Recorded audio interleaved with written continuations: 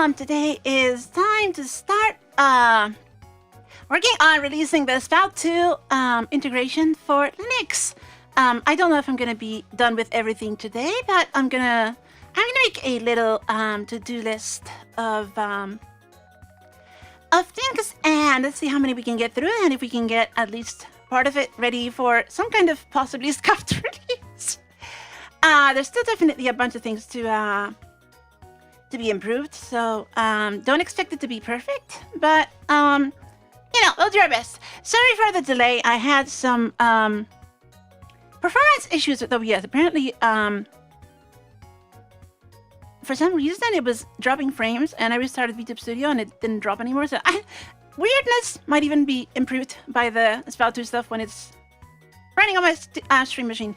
Also, like my mouth is swollen, so my pronunciation's a little off today. Sorry about that.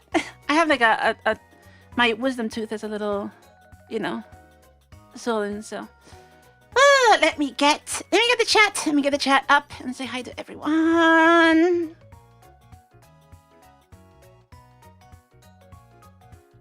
I spent like the last hour doing a silly HTML thing for the stream, so I'm like super scuffed today. Let's see.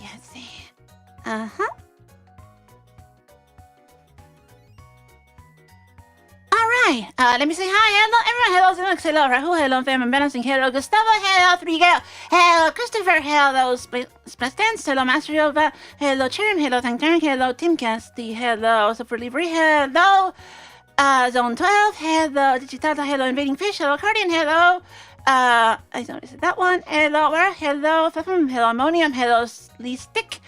Hello Grio. Hello Ort Ice Cat. Hello Night Descendant, hello, Tsuki Hakase, hello, hello, Zaya. I think she's home. She was like buying stuff. I think she's somewhere there. Hello, Kamaneko. Hello, Kentucky. Hello, Game Galaxy. Hello, Christian Joaquin. Hello, I think I already said these. Cafe Com Linux. Hello, Rudy. Hello, Euphoria. Hello, Notix. Hello, Kentonia Yuri. I think. Hello, Duke Scott. Hello, Running Parasites, hello Spitfire, hello Sleeping, hello Dragon Natural. I think I said everyone. Hello everyone! So, the plan today is to try to get as many pieces of the Spout2 bridging magic shenanigans for Linux in a releasable state as possible. There's a bunch of things I need to do, so actually the first thing is going to be writing a to-do list and seeing through how many of them we can get through. So, also, thank you everyone.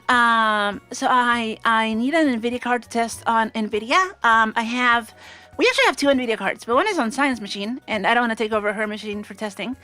And the other one is on my stream machine, and I can use that to test NVK, but I don't want to mess up my environment installing drivers, mess up my stream, and I can't test on stream.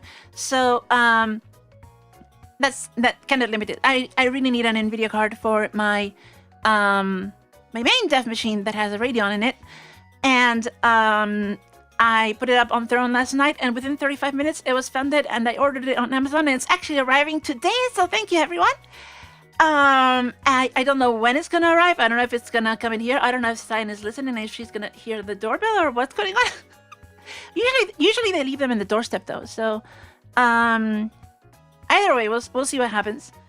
And who knows, maybe I can actually plug it in during the stream and that'd be very silly. It's the cheapest NVIDIA recent-ish card I could find in a 1-slot form factor because I didn't want to, you know, take up 2 slots on the machine. So even then, it's like way more expensive than it used to be with the whole GPU price mess we're in. So, but it's not like ridiculous. So thank you everyone for helping with that.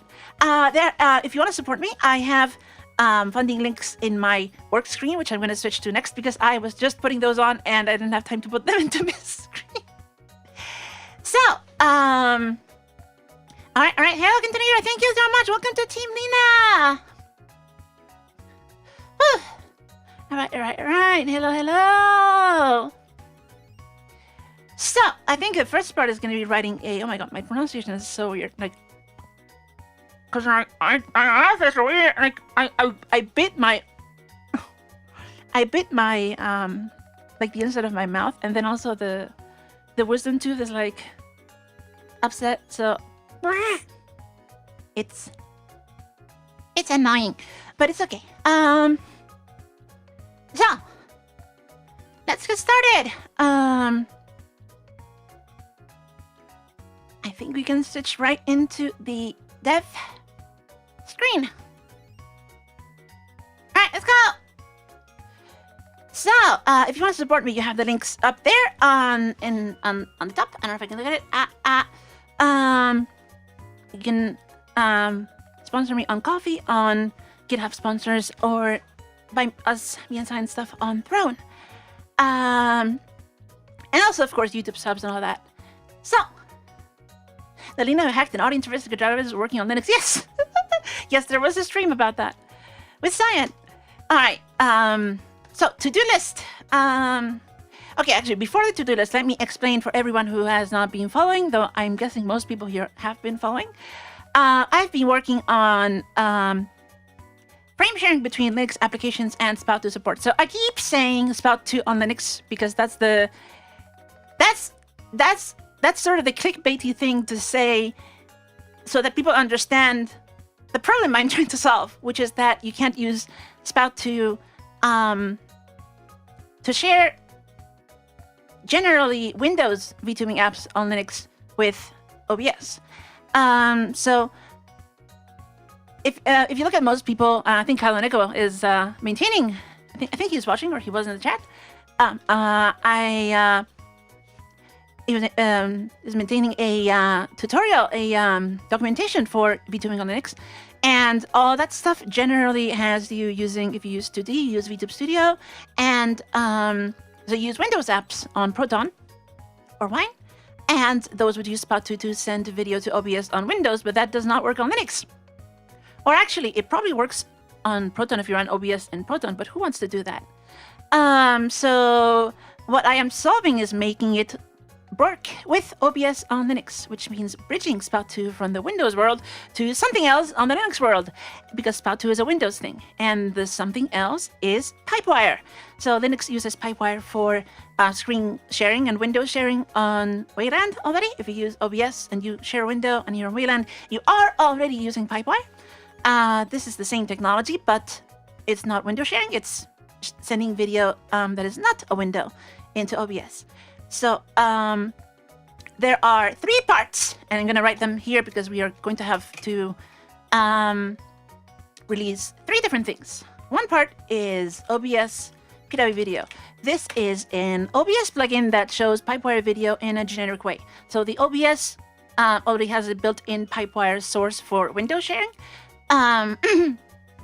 that uses something called XDG Desktop Portal, which is what shows you the pick a window type of stuff. We don't want that. I'm sorry.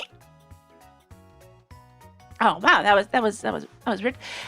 We don't want that. We don't want. I need to get some water for myself. Is Anne watching? I think she saw me. Just ask her.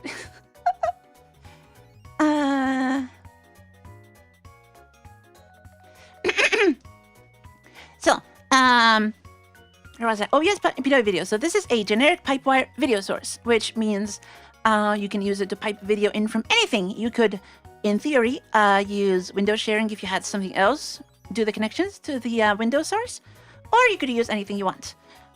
So this works more like the Spout2 source on Windows. Right now, the Pipewire video source that I have is based on the OBS code with a number of bug fixes and also a number of probably new bugs that I need to fix. Hey, hello, thank you so much, Cyan. She brought me some tea. Thank you. So we need to make some changes to this.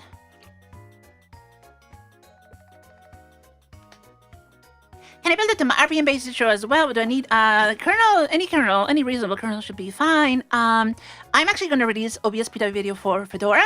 I don't know if I'll do that today if I have time, but I am a Fedora package maintainer for OBS, and it's really easy for me to release this. So, but before release, we need to fix a few things. First of all, fix resolution thing. I think it doesn't report the resolution correctly, so you can't scale the source. That's some silly bug. We can take care of that real quick. Second, this is not a blocker for release, but it's a blocker for people to not hate me. So right now, the way it works is that it just creates a video source and it doesn't do anything. You have to use a separate app, like a command line or QPW graph or something else to connect the video source to the Spout2 output. This works. It's kind of silly. It's not a problem for early adopters. I'm sure Kalanico can figure this out. But, the reasonable thing to do is for OBS to have a drop-down where you select from available video sources. Or choose none if you just want to have an empty source. So, so that needs to be fixed. I also probably need to make sure that... Actually, don't have it yet. See, right now it's called OBS. I definitely need to put some kind of name into this. Like the source name probably should be part of the...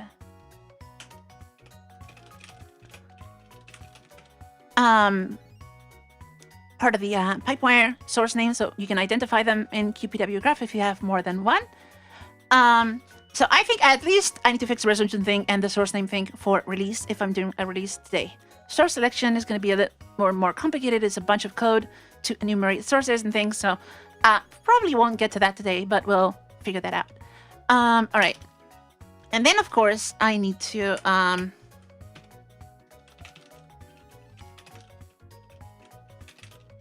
I need to do the release engineering part of it, which means I need to get it to build in CI on GitHub so I can release binaries.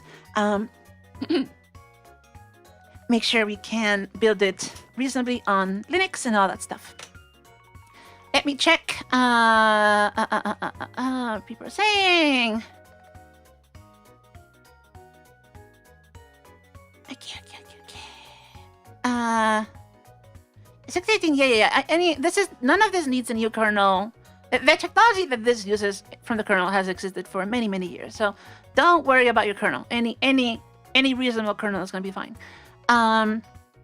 What you do need is a recent version of OBS, probably, and more importantly, to actually run the Spout2 bridge, you need either Proton 10 or Wine 11. Wine 11 was just released like 4 days ago, and it has the feature that all of this requires. So Wine 10 is not going to work. You need Wine 11 that was just released, or Proton 10. I recommend using Proton if you're doing this stuff on Linux these days. And you need DXVK. Okay. So that's for PW video. The second part that we are releasing is called libfunnel. Libfunnel is a library that is basically the replacement for Spout2 on Linux. Right now, it only supports sending. So for we're going to keep that for release. I need to do the release engineering. That's not going to be CI, but just make sure that I have, like something that is installable and can be has like SOLib versions or something. I don't know. Just make sure that it's all kosher. Besides that, we need to fix the log messages. Right now, I am just printing stuff to standard error. That all needs to move into, I'm going to use Pipewire logging. So the Pipewire logging framework, I need to clean all that up. And I think I definitely have some bugs in here. So I think it might be here or in the Spout2 thing. Actually, let's move that later. Spout2 PW. This is the third part. This is the part that goes into Proton or Wine. So Spout2 PW is a bridge from Spout2 to Pipewire that actually uses libfunnel. So it's Spout2 to libfunnel, which is a Pipewire wrapper. So I need to do a few things for this. One, and this is going to be really annoying, I'm going to put release engineering here, but within release engineering, there's a really annoying thing I need to do, which is build in libpipewire. So one problem is that most people run Proton under something called the Steam runtime. And the Steam runtime ships an amazingly ancient version of libpipewire. I need the latest version to fix a bunch of stuff. Oh, also, before I forget... Oh, yeah, we don't support explicit sync. Okay. So there's that. Also, I would like to support if I have time, explicit sync. That would be nice to test with the NVIDIA card if I have time. Because without that, NVIDIA is not going to work like very well at all. It can be released, but it's gonna, people are not gonna be happy. So, yeah, I should do that. But that's if I have time. My minimum viable product to release today is something that works on non-NVIDIA cards or NVIDIA with NVK, and that, you know, might be annoying to install, but doesn't require people to do absolutely crazy things. So for Spout2 PW release engineering, we need to use libpipewire as a static library. The other thing I need to do is write a wine.ini patcher, because this is kind of annoying. The way you install Spout2 PW is that you have to add some files to your Wine or Proton installation and then install a Windows service. That means that you have to add some files to a system directory or a Proton directory, and then you have to add some stuff to your Wine registry. If you are modifying a Proton installation, the easiest thing to do is to patch wine.ini, because then Wine will automatically install the service. If you're using Wine, then you probably don't want to modify your system Wine install. So then the easiest way to do is to use Wine DLL overrides, which is an environment variable, to add the Spout2 PW directory. And then you would probably want to install it separately. So I actually have a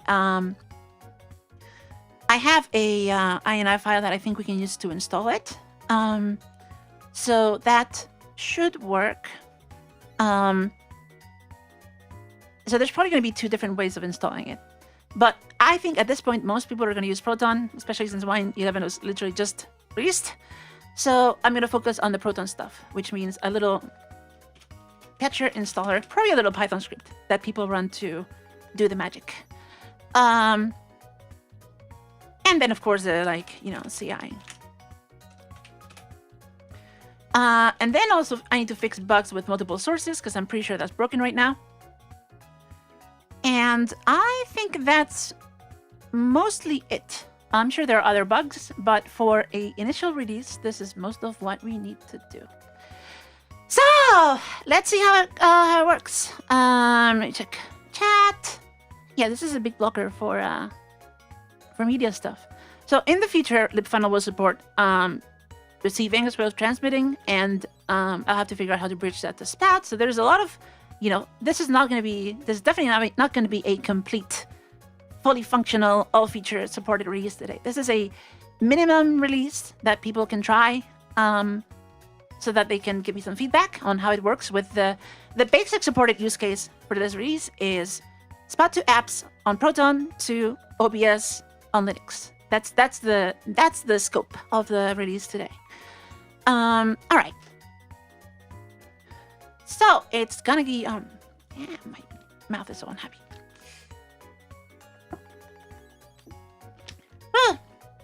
The art and the thumbnail is good. Yes, it's really nice. It's by a new artist. It's the same artist that's doing our new model. Her name is Peterson. She's amazing. All right. Let's see. How this will work with Waterdo? I probably will work. I'm testing with VTube Studio, but I don't see why Waterdo would not work.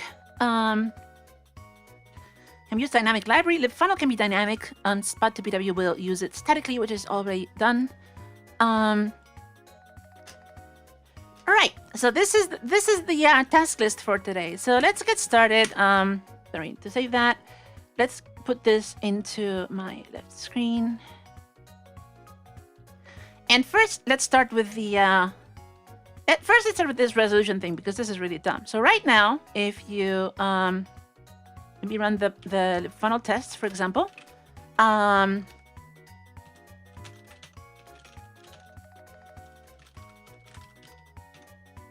so if I run funnel test, you can see it shows up on OBS, but there is no frame. I can't scale the source. I'm pretty sure that's a dumb bug. Oh yeah, and also I need to fix the string resources, because right now this is not even showing the names of anything.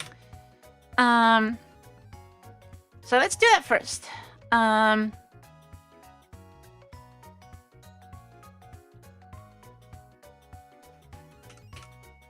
here's OBS. Oh, and also these logs need to be fixed. So let's quit OBS and see if we can work on these. So the OBS code is where? I think it's not even open.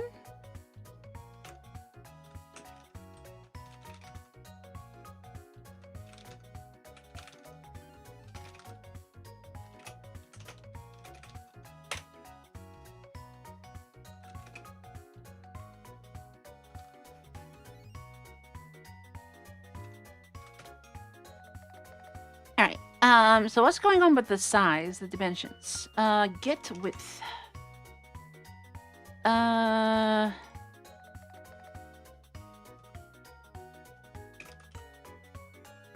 Let's put some debug here. I don't know if this is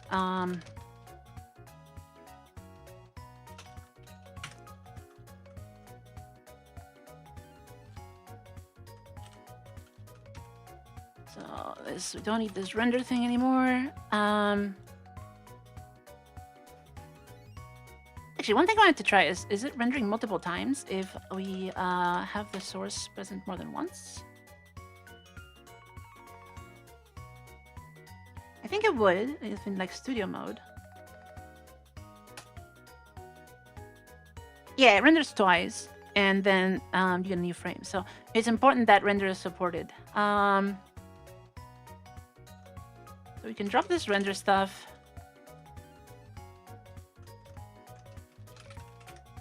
And this does not need to...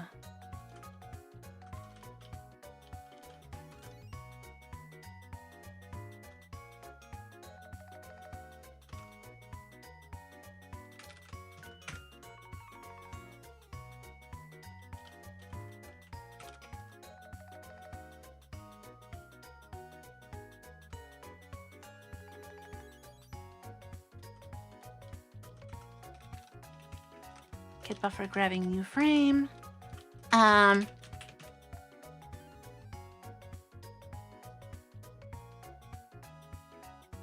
There's also one thing I remember I wanted to do and I forgot. I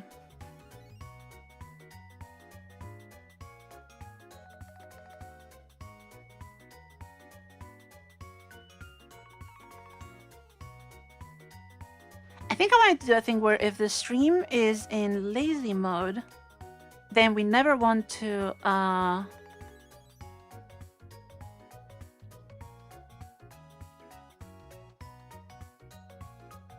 double buffer. But I don't know if at I forgot how this code works.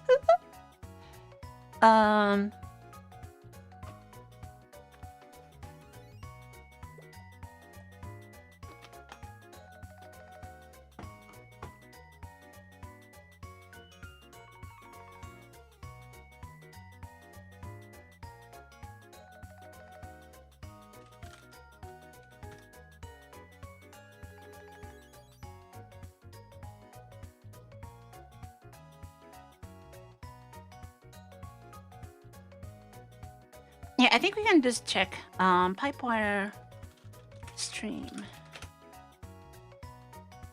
So there's a thing where normally the video source is the driver, but if pipewire is driving the frame sync, then we don't actually want to use double buffering.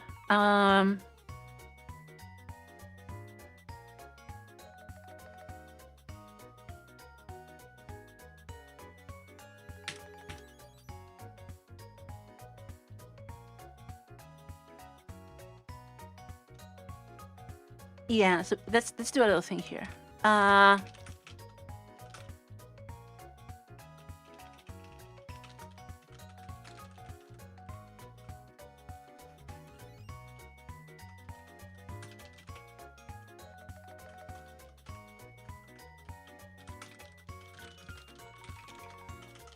So if notable buffering means if we are driving, or if we are not driving and we are lazy, then we don't want to use double buffering. So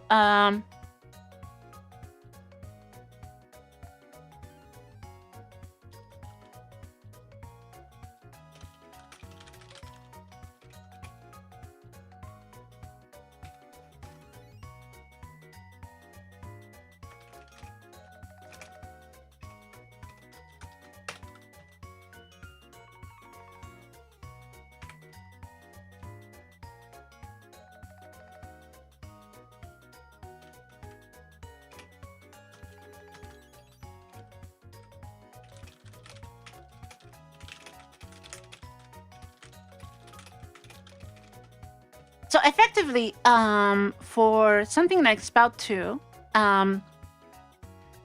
OBS is actually driving the frame rate because the Spout2 does not synchronize between source and destination. So the bridge itself is synchronized with OBS. OBS will request frames from Spout2. And in that case, you never want to use double buffering because it doesn't make any sense.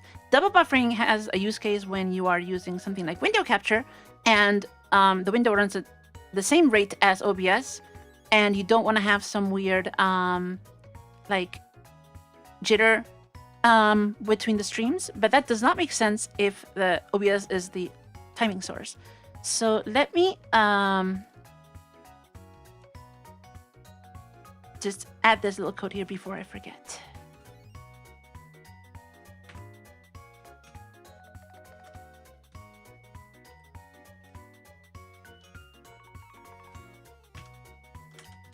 All right, so that's unrelated, but it's a little fix I wanted to add. Now, what are the different log constants? Is there a trace or something? It's just debug, I think. Out of buffers, we do want to report corrupt. And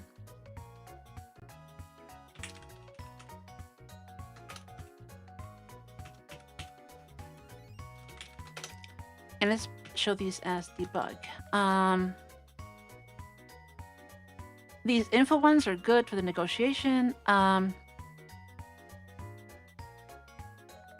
these are good.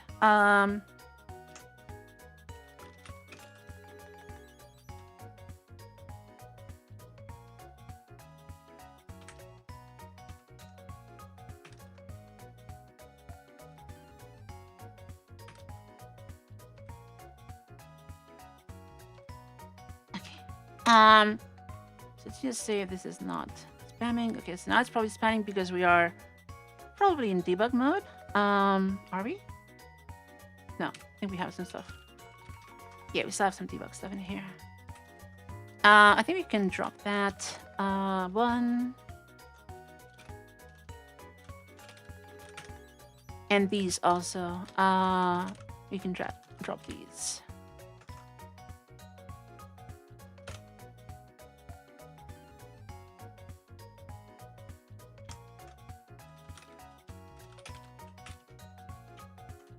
And this one.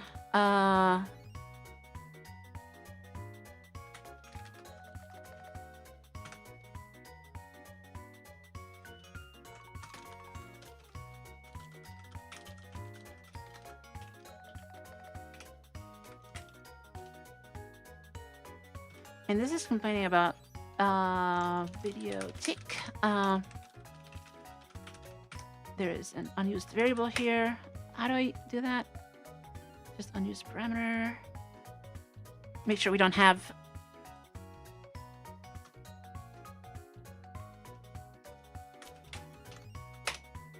any warnings. There we go. Okay, now it's not spamming. And now I need to fix the XY thing. So what's going on with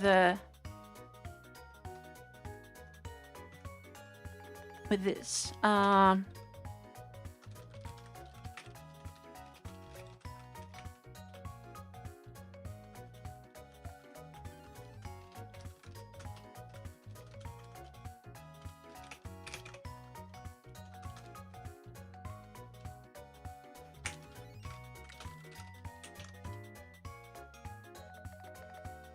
Okay, so it does get the width, and somehow it's not showing here.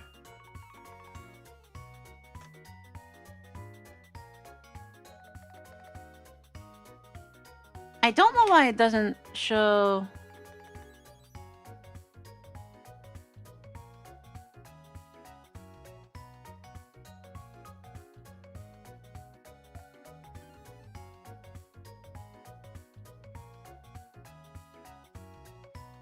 Oh, what's going on here? Why is this not? Oh, it is. Okay, it's just big. But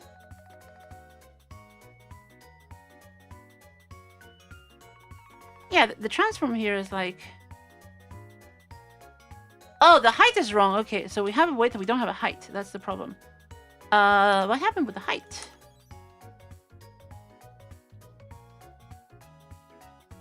Oh, this doesn't make any sense. Huh?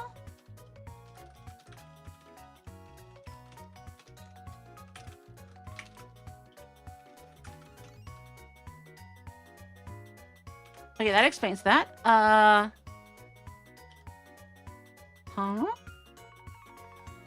Oh, I'm missing breaks here. I'm missing breaks here, that's why. Was that originally broken?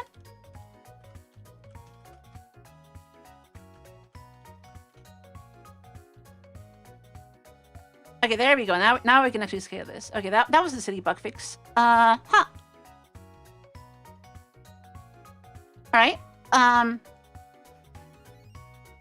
Also, the blending mode used to be broken, and now it works. Okay, good. If I do scale filtering, yeah. So I think that was broken because the dimensions were wrong. Okay, now we're good with dimensions, so we can clean that up. That was a silly bug fix. So let me do some good stuff.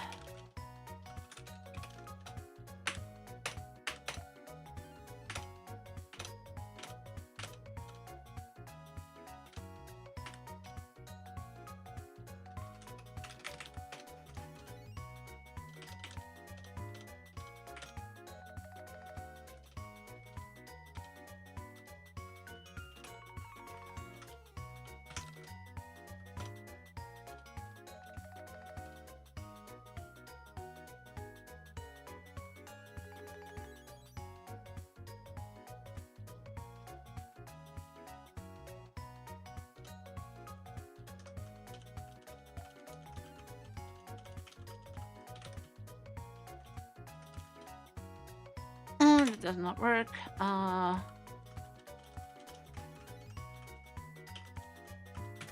does that not work?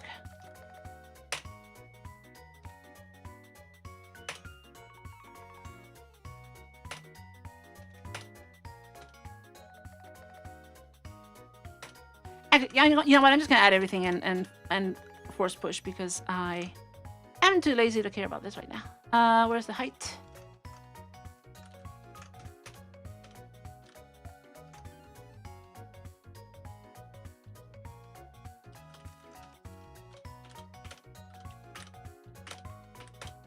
These are all obvious. I'm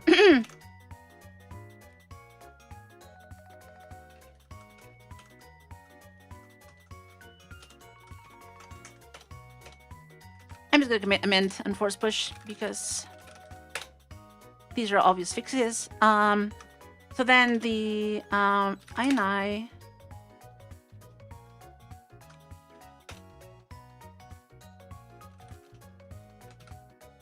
So how do I add the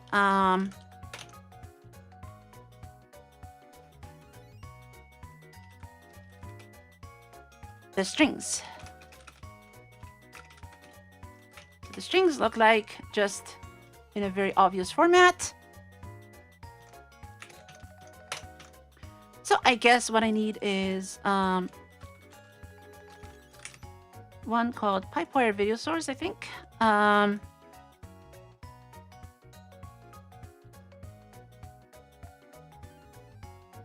Pipewire Video Capture. Actually, it'd be Pipewire Video Source is what I really want. Are the sources called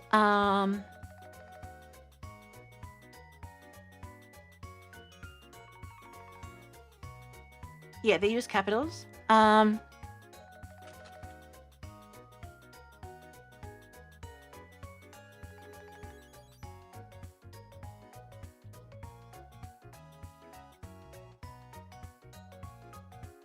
This is called Pipewire Video. Or even, yeah, Pipewire Video. Because the existing sources are called Screen Capture parentheses Pipewire.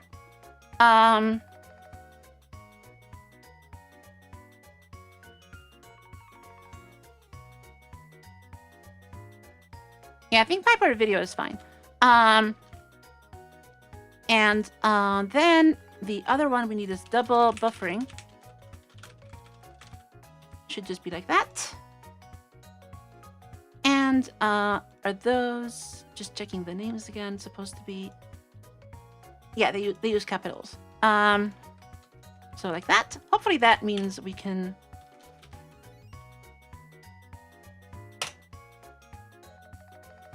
I think data path is wrong on this one. Yeah.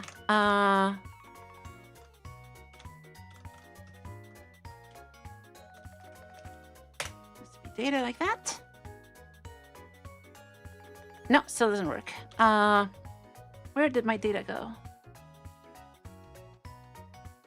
Failed to load EN-US text from module.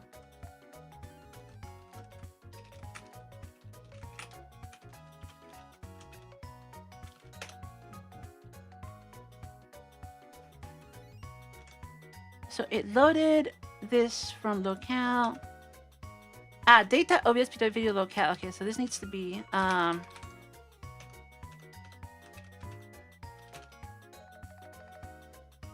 okay, so it needs to be in build from dir.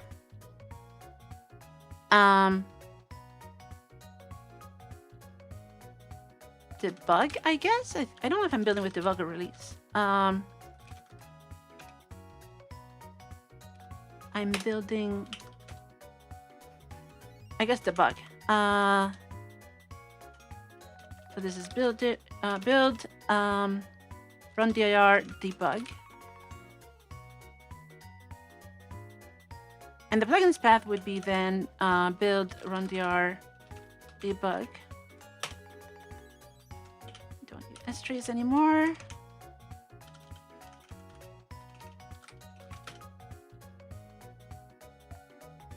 Okay, now we have a string. And if I add another pipewire video source, it actually shows up as pipewire video.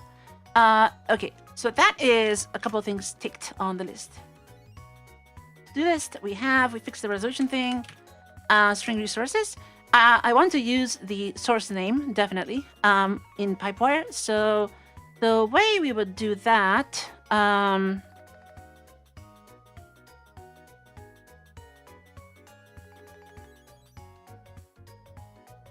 probably want OBS module text in here, right? I'm not sure if it's supposed to do that though.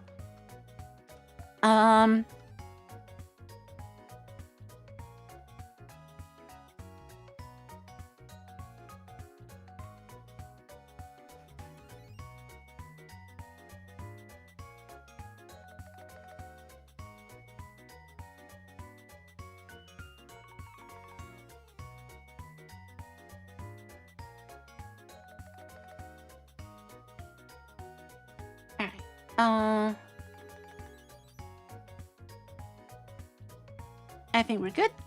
So, so stream name here is OBS Studio. That's what we need to change. We want to use the source name here. And I don't know if you can rename a stream after the fact. You can set param. You can set control. You can get the name, but I don't know if you can set the name.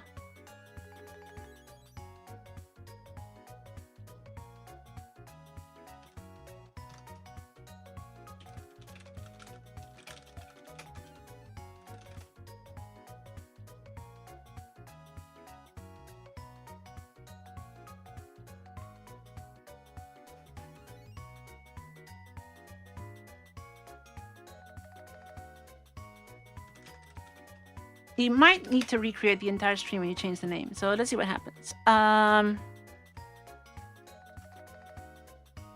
The name here gets passed into, okay, it's called, it is a property, media name. And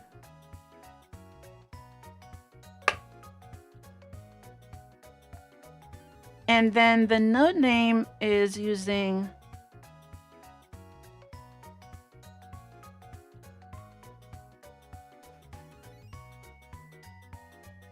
app name or process binary. Okay, what are these keys supposed to be?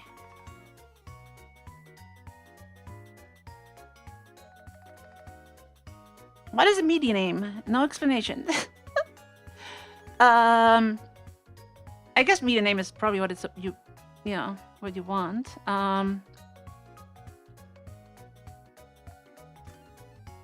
So there's also a node name, which you can probably change. So we have 2 Piper video sources now. OBS has a node. It's called OBS.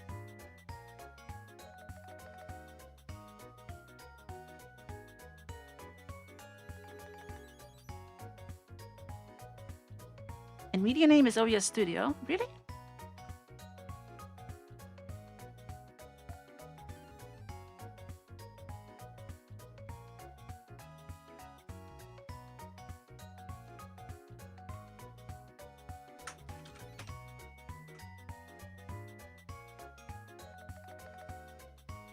Okay, so the audio ones use OBS. The video ones are using media name OBS Studio. That's not what we want. Stream new.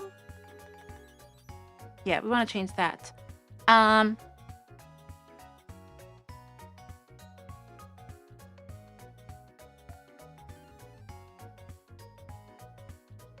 So how do I get the source name?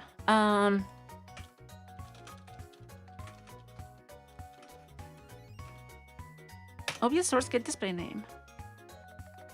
Wait, why is it an ID? I don't want an ID. Is it just source?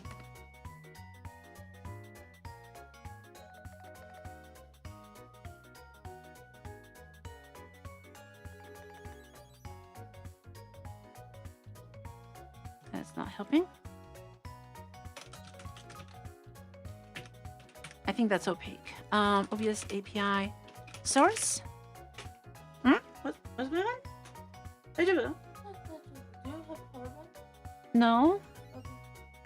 You always ask me for power banks, right? I have no idea what you do with your power banks. Okay. No, where's OBS API? Core API reference.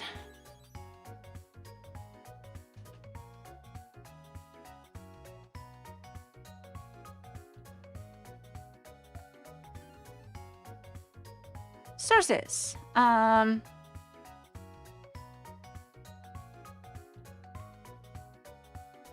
there's get display name, but that takes an ID.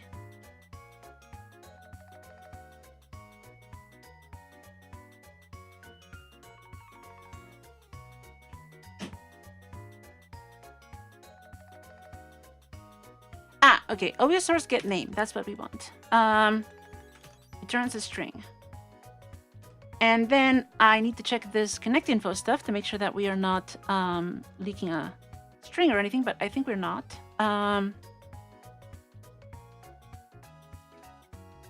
OBS Piper connect stream. Just takes the info and it passes it straight to stream new, and then yeah, source.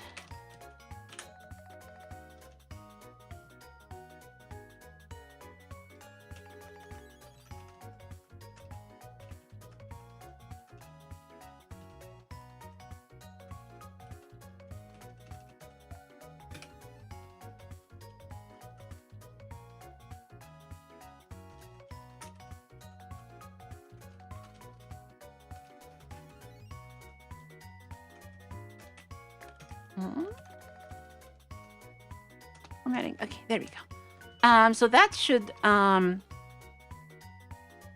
give us a name, which is important. Oh, what happened there?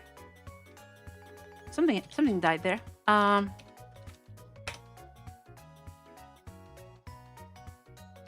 I'm running it twice. Not a good idea. So now in PW graph we have, now we have a source name, and the other one has this is the screen capture, this is the pipeline source, this is the other one. So now we have a source name here. But to make this nice, we want to be able to rename it, because right now renaming is not going to update until you restart OBS. So how do I hook into source renames? There has to be a way of doing that. OBS. Anything with source name, get name, get name.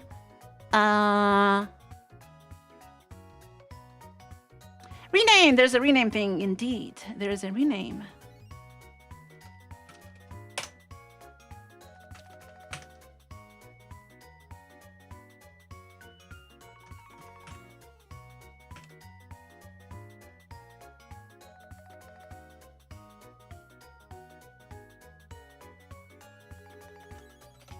So we can connect. What's a signal handler?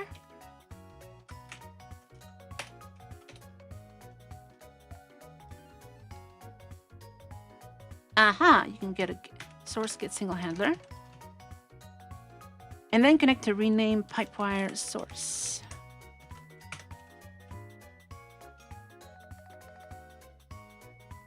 But why is there... Oh, what's going on with hooked and unhooked?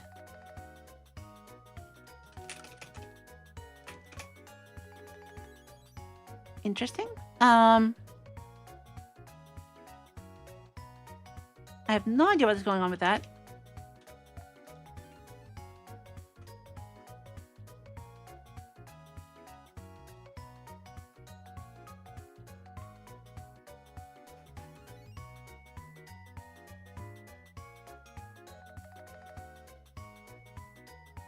I think that's for window capture. But then why is there an audio source? Rename audio source. Oh, because, okay, this is an argument for that function. Okay. Rename pipewire source.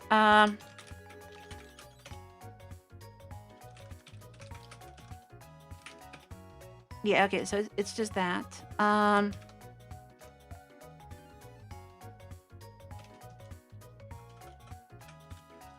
Name pipewire source. Just write pipewire video rename.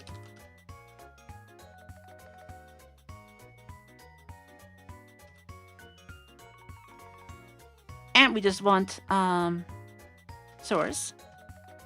I don't know if that even matters, but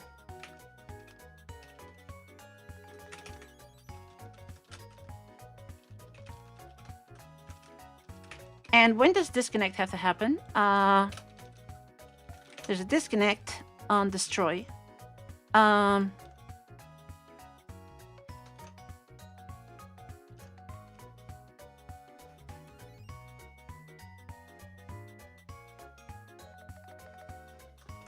So if we don't have a capture, we don't do anything. I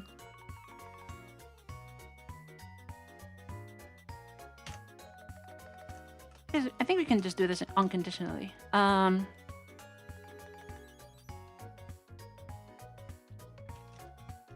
Capture source, disconnect video rename, source.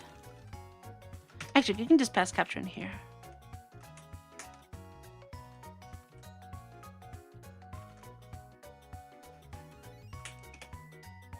So now,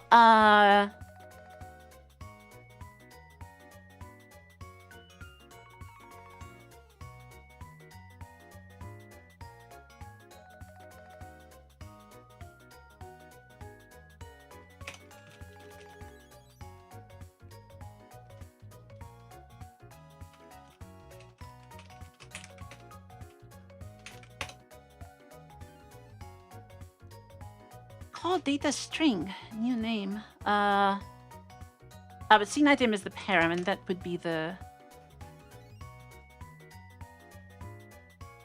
Yeah, that's what we get. So, for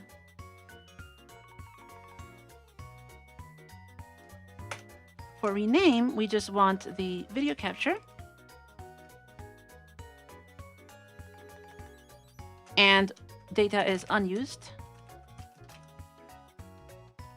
And then we need some kind of function to rename this. Piper stream rename. So obvious Piper stream set name.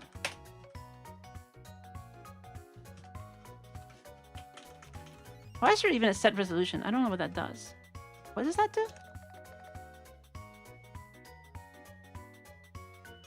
That's for like renegotiation, but I don't think we ever do that because we always use the resolution from the...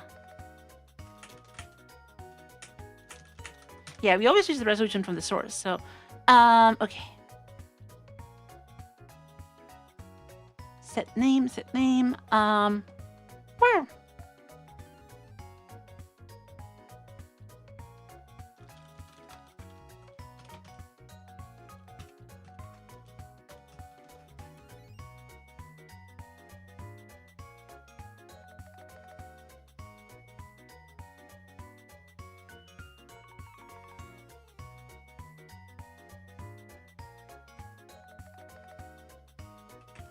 Why is this even a callback? This doesn't do anything.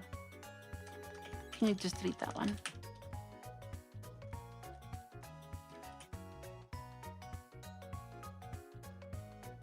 Oh, and then I can type desktop capture. We want to use a different thing for this.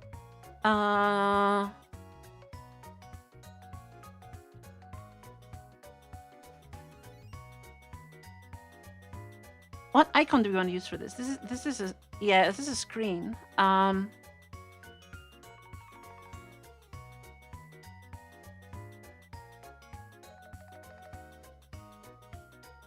What's a good icon for video, I wonder? I guess... Because it's not really a camera. What's game capture?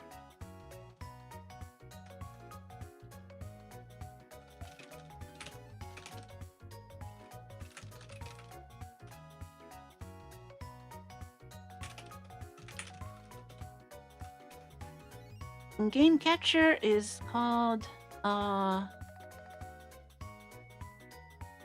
okay, Siphon uses game capture, so we probably want that one too.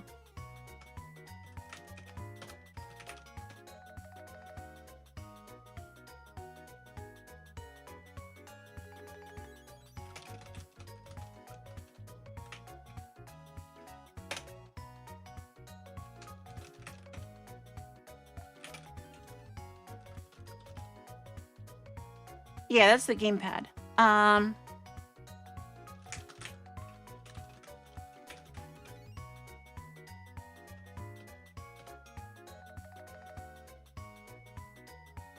Yeah, so either media or gamepad. Yeah? They say your screen freeze. Oh, it did. Huh. I missed that. It's been a while then.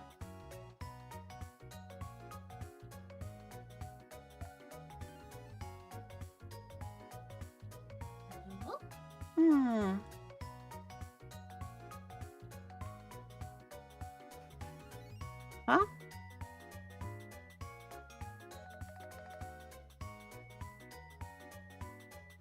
I wonder what happened here.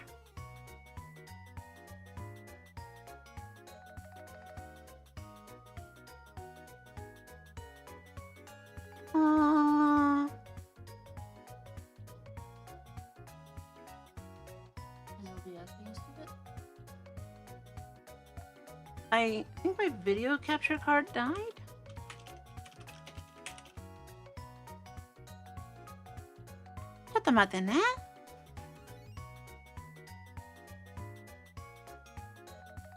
Sorry about that.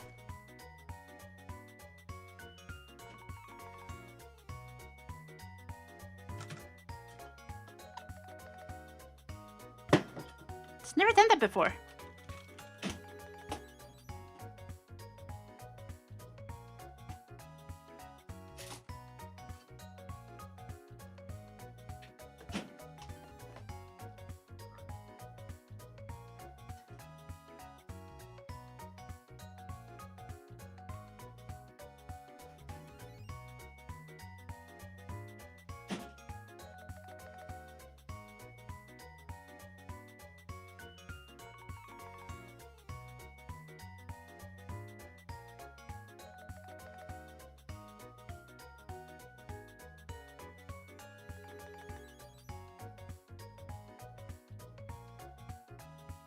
Well, this is really interesting. My screen capture died, but I have two capture cards, and the other one still works. So I'm just gonna switch to the other one. Because I have like an auxiliary one. So I guess we're using the auxiliary one now. Don't ask me what happened. I have no idea. I don't know if this is OBS or...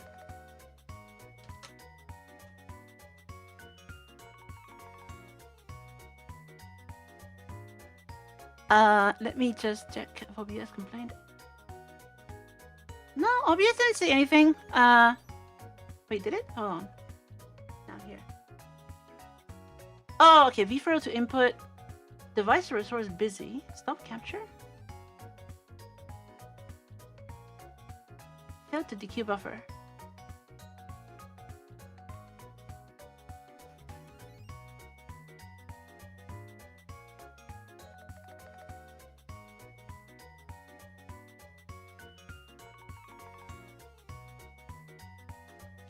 Device resource busy. Huh.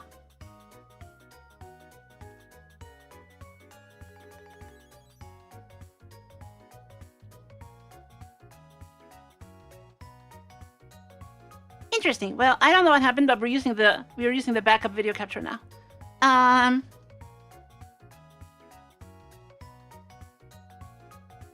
Very interesting. Anyway, so what icon should we use? Siphon uses gamepad. It's not really window capture. It could be media or gamepad. This could be a camera, but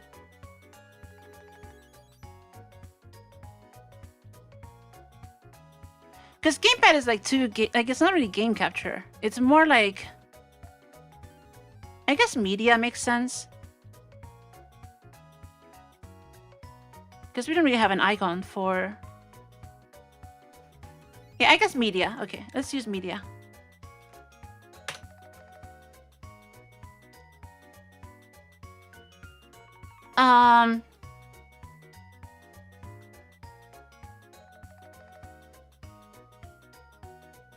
Sorry about that. I like didn't notice how many people said that, because there was like a whole discussion in the chat and I totally missed if that was mentioned. Sorry about that.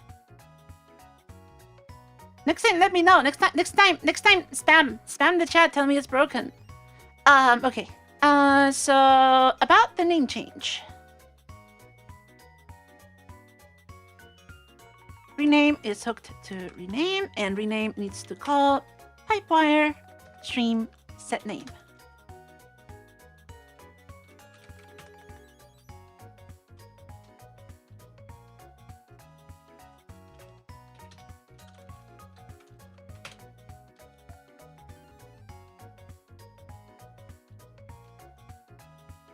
Actually, is rename using the old name or the new name?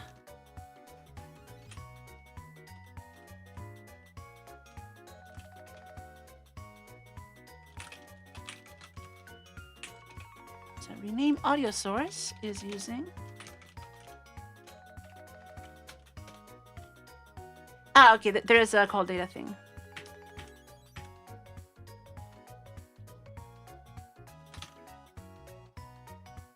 So there's a whole thing here where we can take the source, if capture return, just to make sure it was safe, and then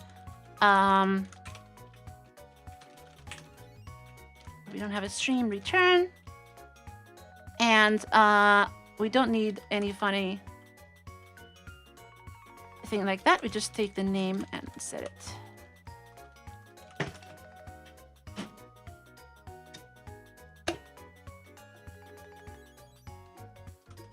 And that's the struct. You okay? Oh, thank you. More water. Thank you so much. So now in the pipewire side,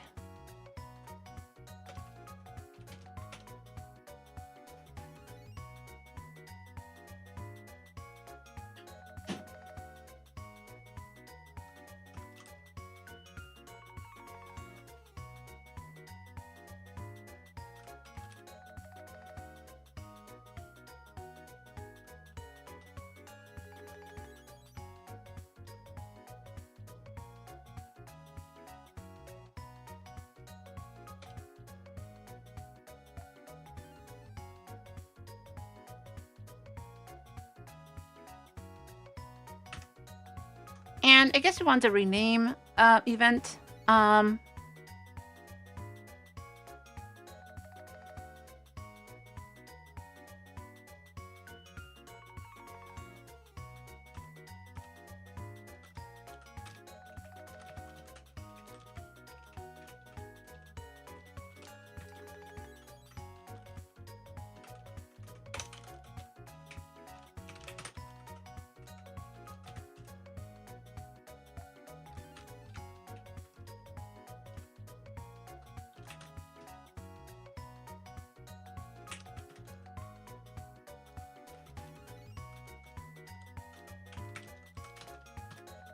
And then we need to set this name somewhere. So I guess in obvious PW stream, we just have a name in here somewhere.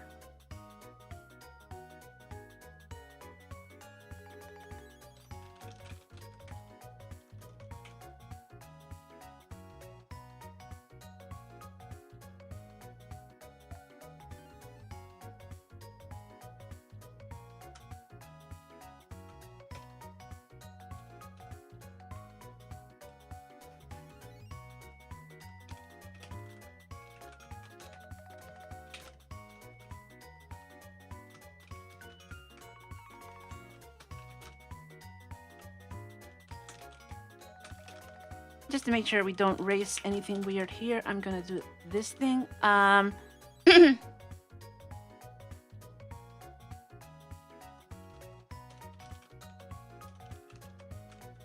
guess it would have to be atomic for this to be completely clean. I'm not sure if we can relock the thread loop.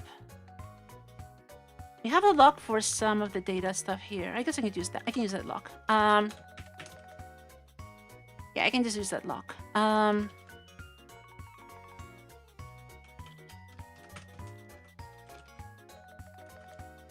If we have a name, free it, and then set the new name.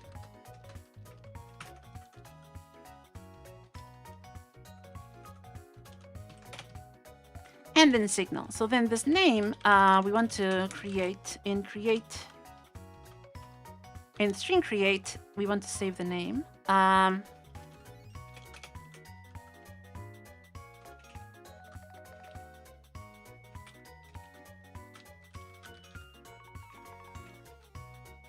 Stream name.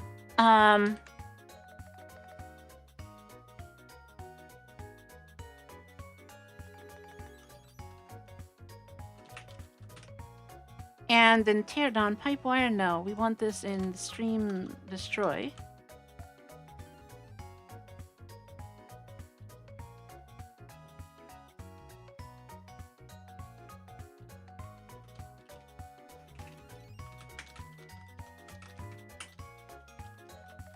Just double check that we have a name.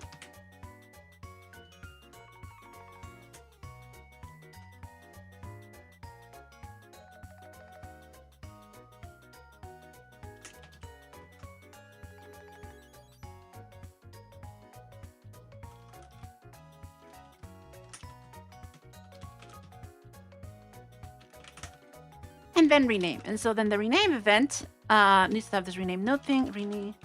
Negotiate.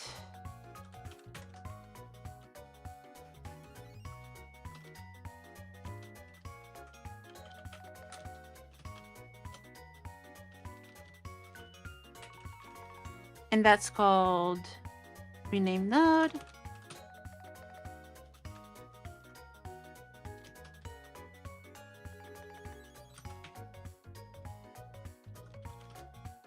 And so then we want to get a lock. And this is just locking the thread loop anyway, so I don't know if we have to do this, but I guess we might as well do this. Rename node. Take the lock, grab the name. I guess you can.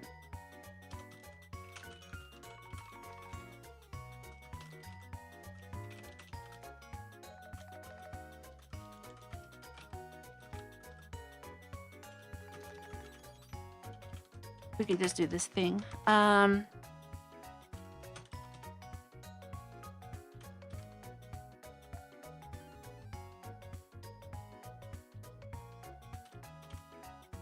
So grab the new name like that, and then how do we set the new name? Pipewire key. No, so what we want to set is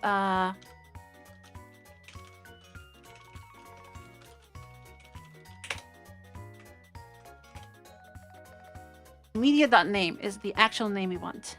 Media.name on the node that is the stream. So to set media.name, how do we do that?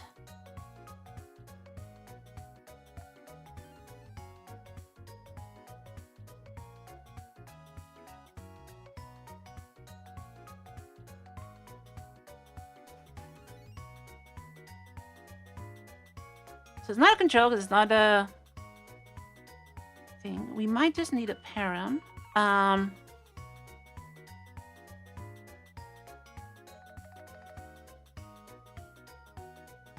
But it's actually update properties is what we want. So we want to take the thread loop. Yes, it's basically this, right? You take the stream. And then we have to actually I did this in the funnel, so I think I can just steal that code.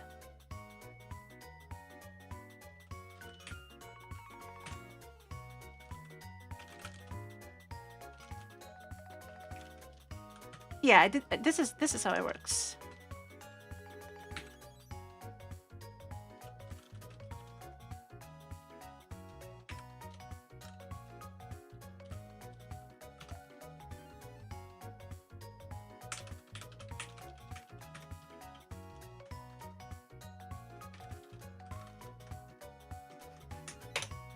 Does this actually, I think this probably clones the name? Let me check. There's always all this ownership stuff with C applications where, like, you don't know what it's actually, what is owned, what is borrowed, all that stuff.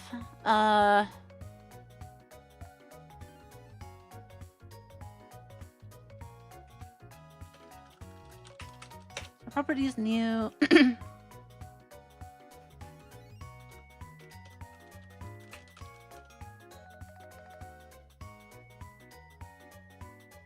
it doesn't add item. Add item.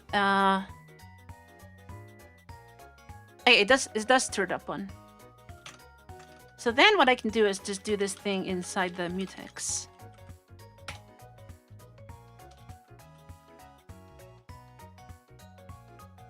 And avoid this whole thing.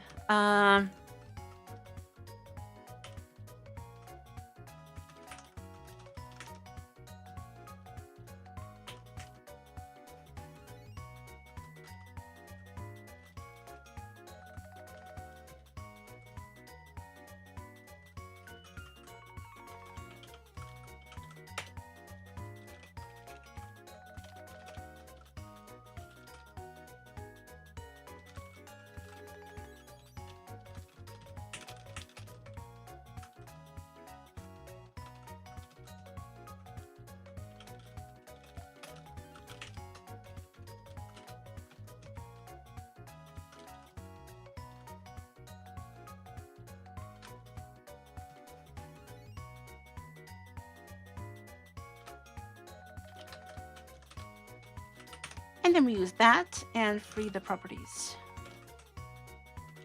There we go, that should work. Let's see if it does.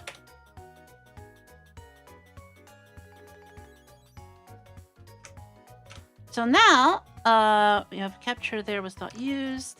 Where was that? As in what function? Plugin main.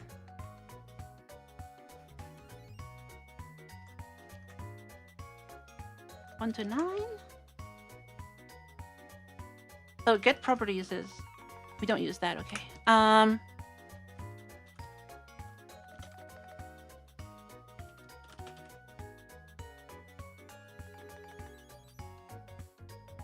So now Pipewire has capture 2 and video. And if I rename this one, it renames in Pipewire. Excellent. So now at least the media name is updated. And then I think the PW graph is still matching because, yeah, this is still called OBS and OBS1, which is a little weird.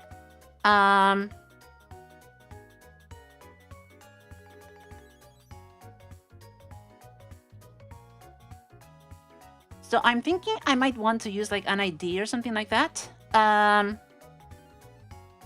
as part of the node name.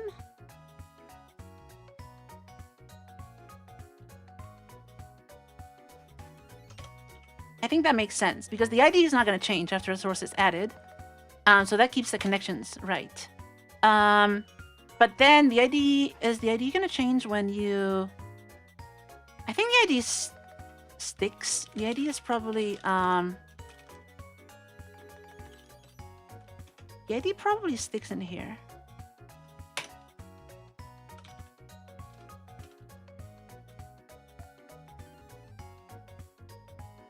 Yeah, the ID is part of the config. So I think I can just get the source ID and stick it in there. Which means the...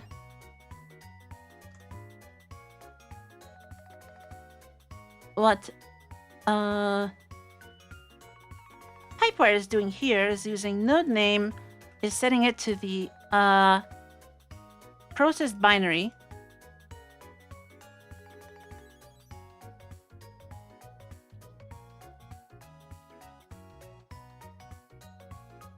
Why are there two sets of properties here anyway?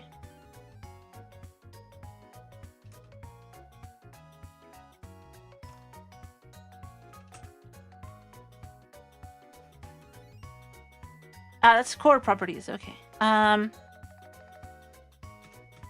So you would just want to set node name in the main properties, and that we can, I think, just do here.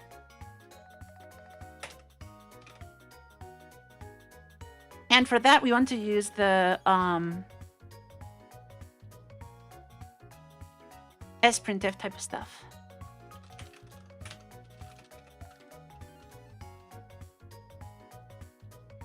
I guess dstir printf or something like that.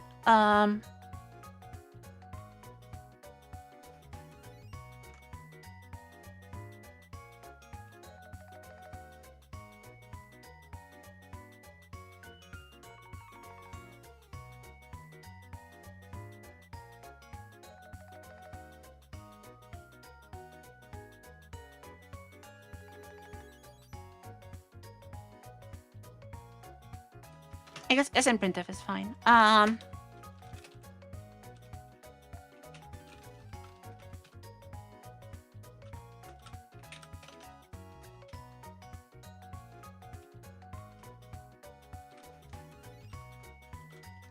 many characters is this? 1, 2, 3, 4, 5, 6, 7, 8, 9, 10, 11, 12. Yeah, I think you're probably not gonna have node names that are...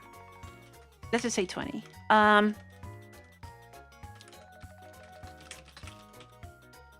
Source get ID. Source.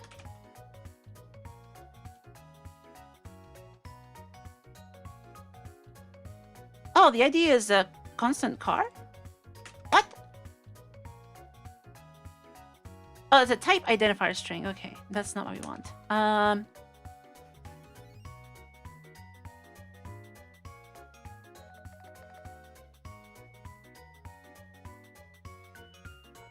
What's a UID?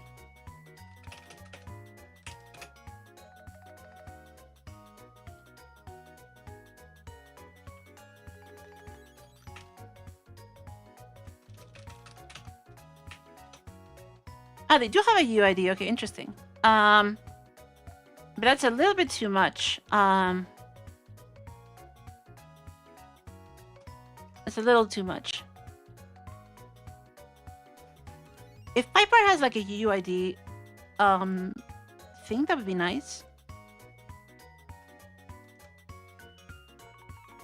I get the feeling it doesn't. Let's see.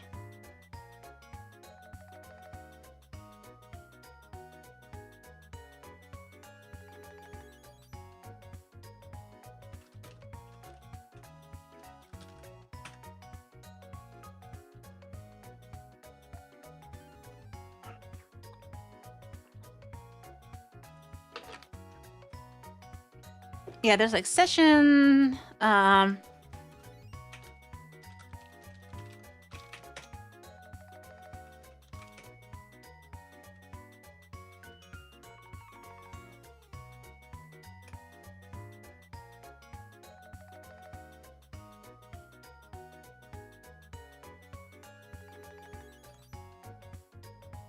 No sync, no transport.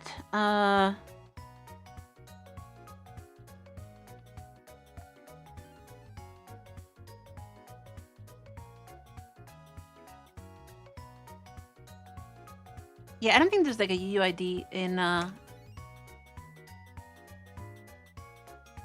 there's no .id, but I think that's just this.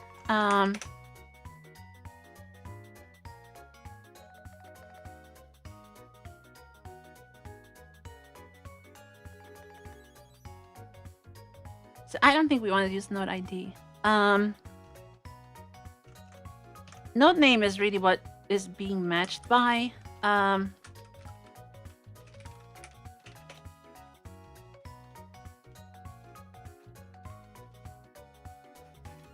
Yeah, so node name can be a pretty complicated thing.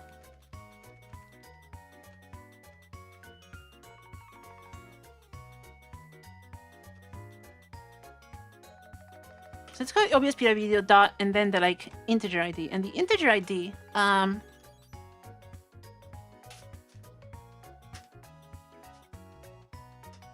the integer ID is what?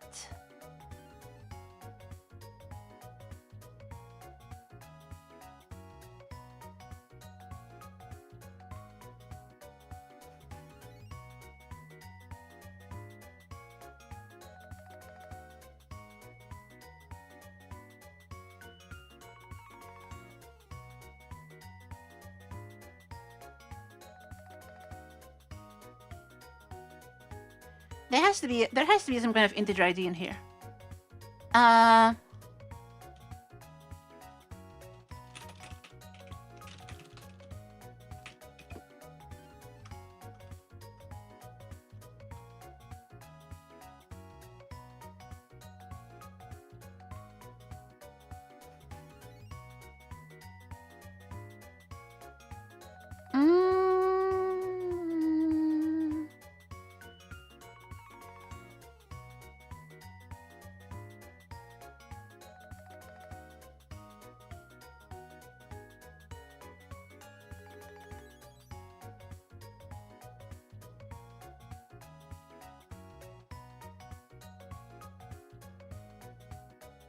I could just use the user ID in here, honestly. It's just that I want to like not have underscores and things. Sorry, not have spaces and things like that.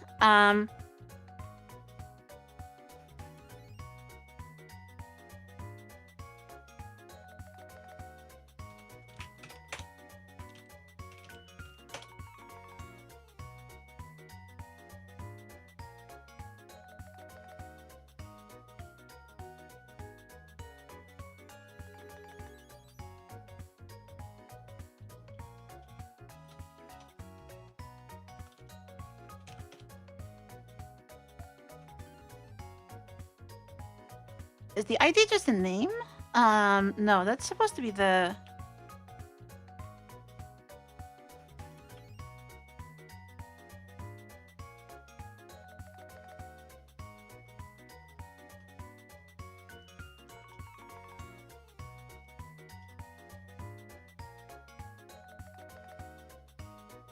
Okay, so this is the actual this is what that ID means.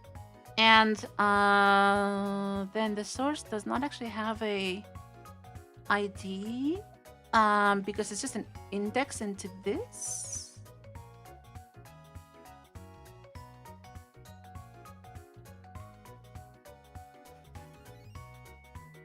So it's just the name. There's no integer ID. So I guess we have to use the name if we don't use the UID.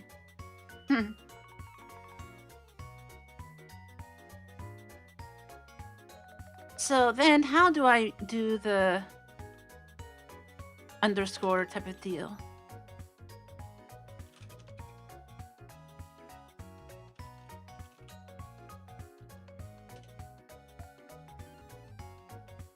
This dots by underscores.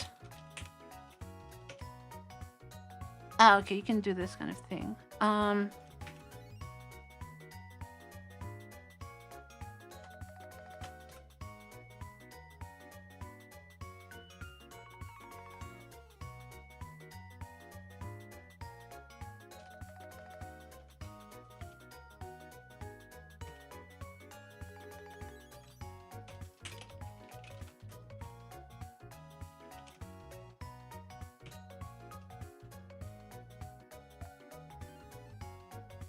So I guess in this case, we want to actually just do the update in the inside here.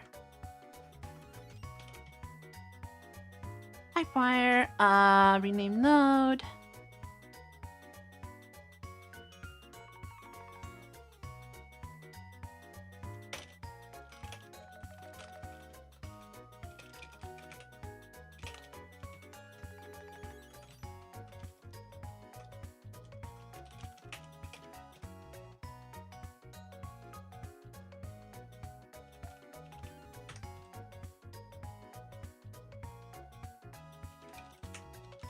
Is there a car? You get both.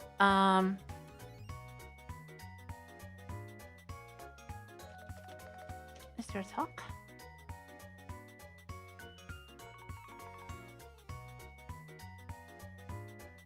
Oh, that's using the weird thing. Okay, no. Let's just do char and use a dot.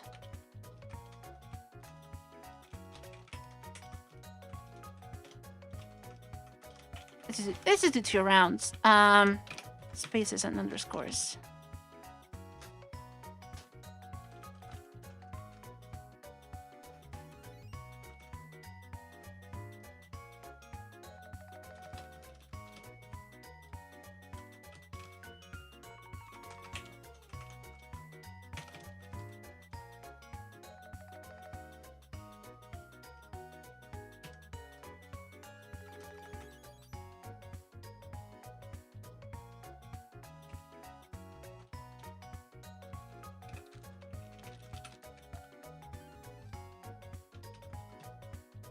Oh, and then in this case, we need the whole source name thing. So I guess we want to use the d-stir thing, d-stir printf.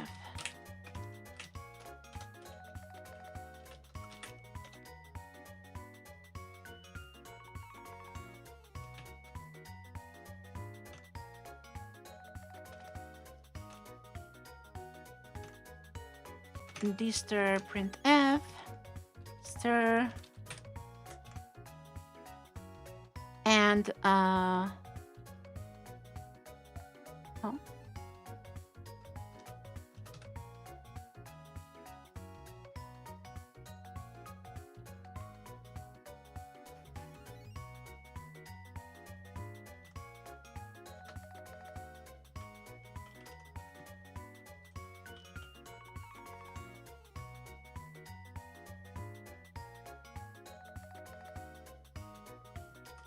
Grab the name.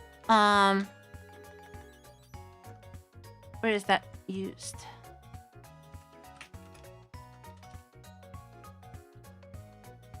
Util d-stir.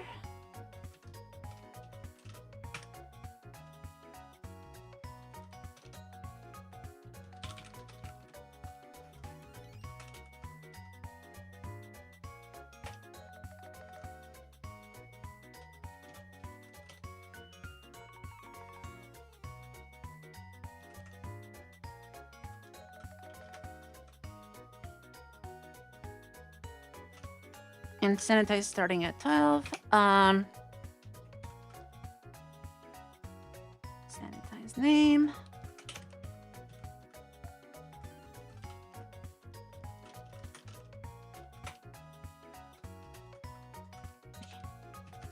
Okay, this is how we clean up the name. And then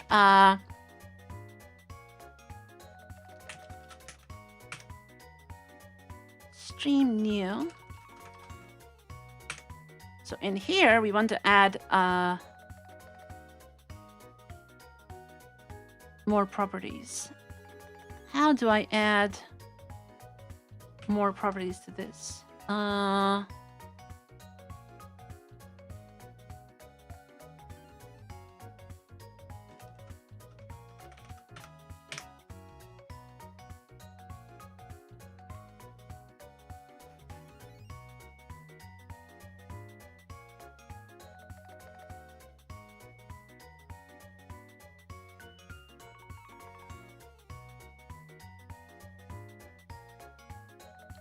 Maybe I just want to use separate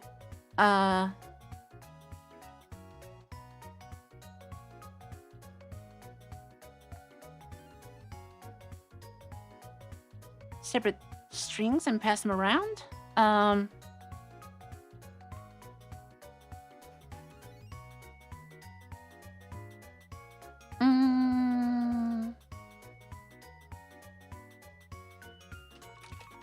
Can I append to an OBS properties API?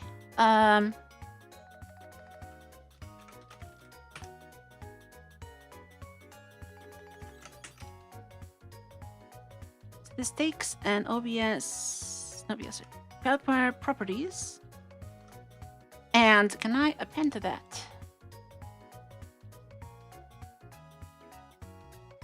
Separum. Modification properties set.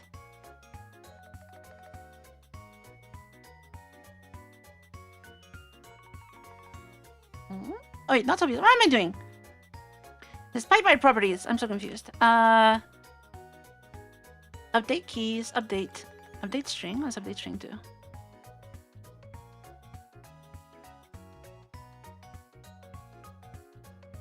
Ah, okay, that's a key value. Okay, so we want update takes a dict. Set takes key value. Okay, good.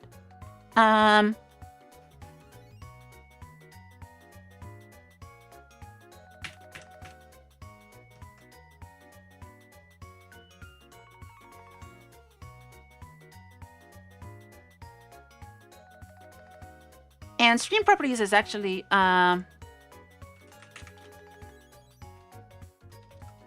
owned by the pipewire code, so we can just do that.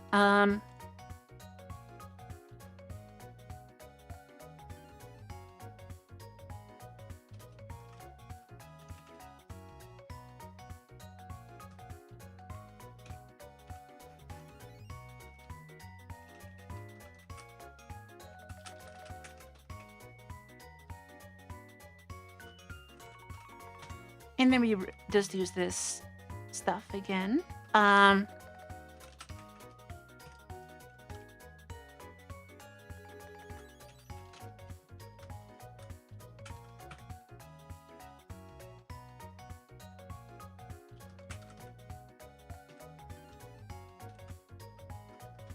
and this is not getting freed, so we need to actually free that also. In stream destroy,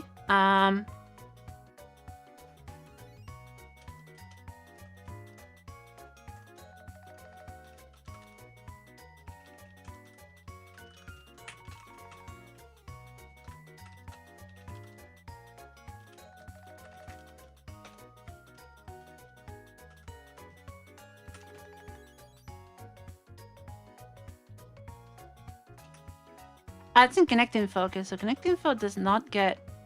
Oh, because stream new takes over the properties. I think stream new takes over the properties. So then, that we can just leave.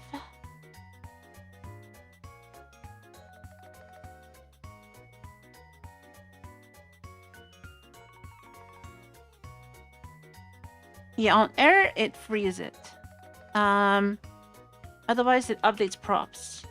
And I'm assuming that takes ownership of them.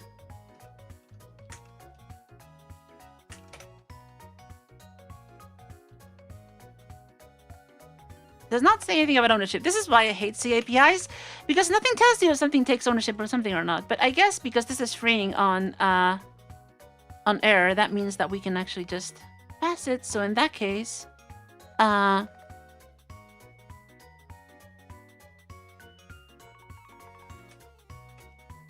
we don't need this.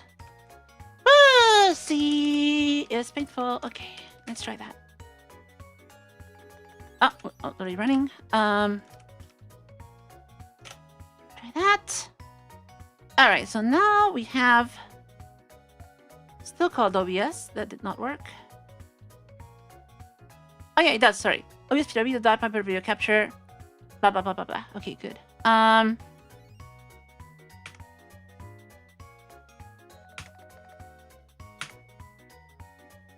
Why is this called like?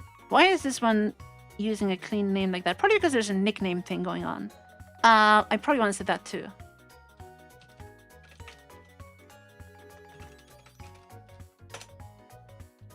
So we have a media name. Oh, no description. We want the no description.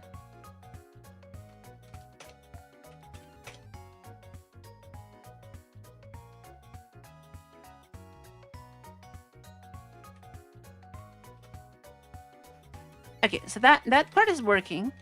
Let's actually call this obs.pw video. And then we want to set the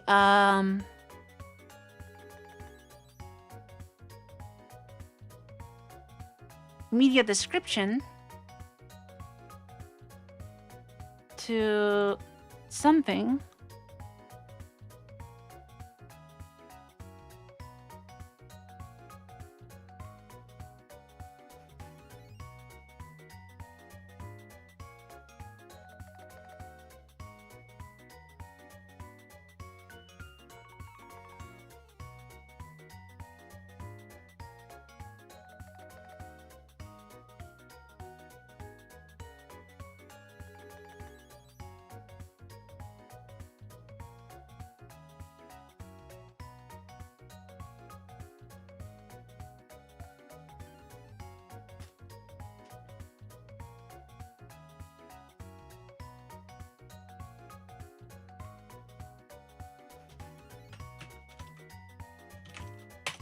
No, description can just be the name in here.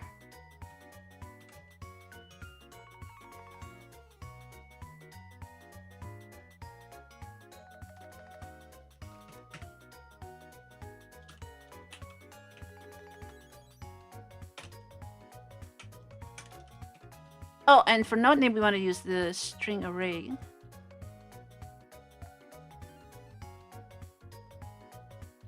And node description, probably use the source name. And then what do we want to use for... hold on.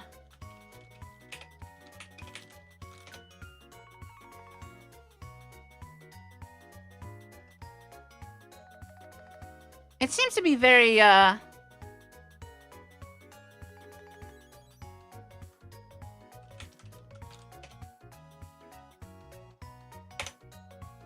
Okay, so we have a device nickname, real device one line description. Okay,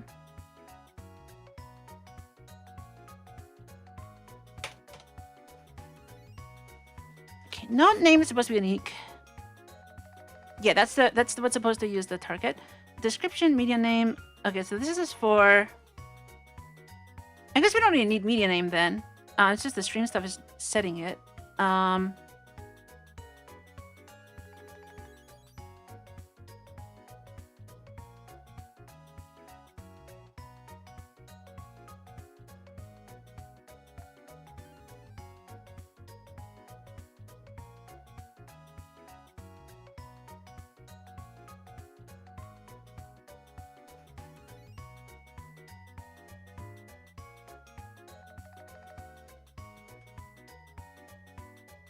So I guess with description we can use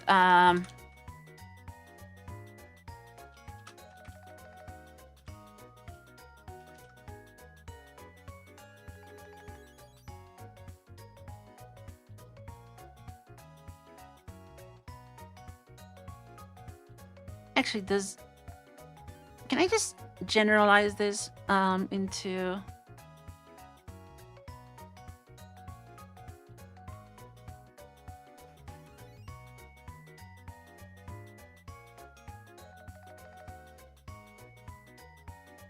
this uses name for the media name. And then for a bunch of other stuff in this name. Okay, so actually, yeah, we can just set the media name as a separate thing in PyPy here. So let's just have a void. Void set name properties. And we take a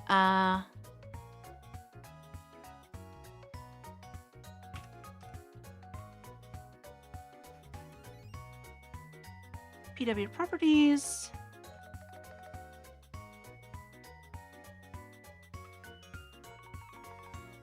And OBS PW stream. Or even just the name out of this. Yeah, that makes sense.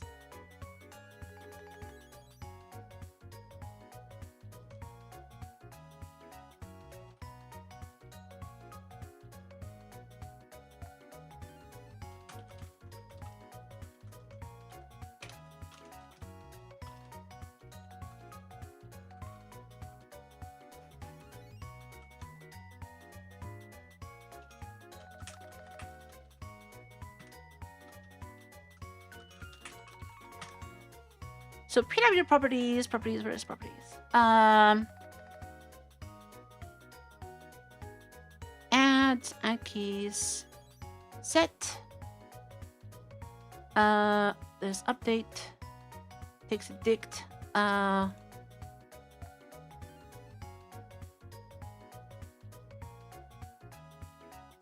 think just use set multiple times.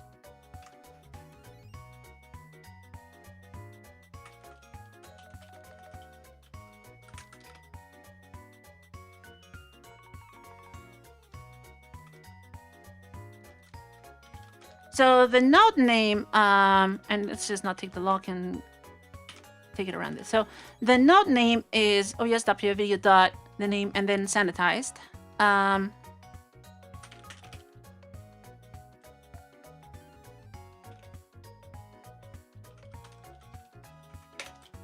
The media name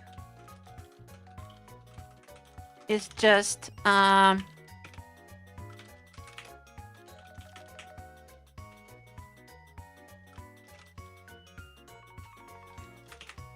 percent as source or something like that, because that comes in as yeah.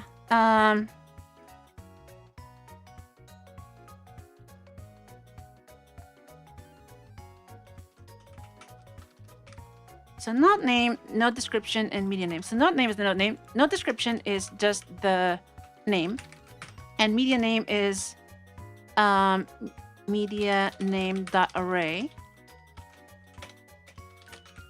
and then we just free them. Node name,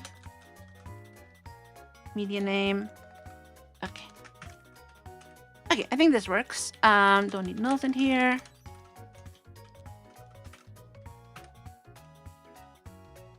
Set name properties.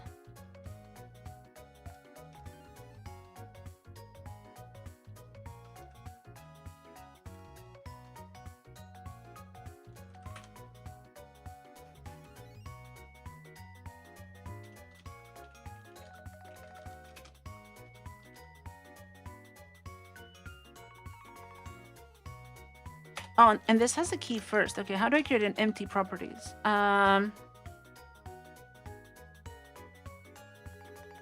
Does this work with a null key? Let's find out.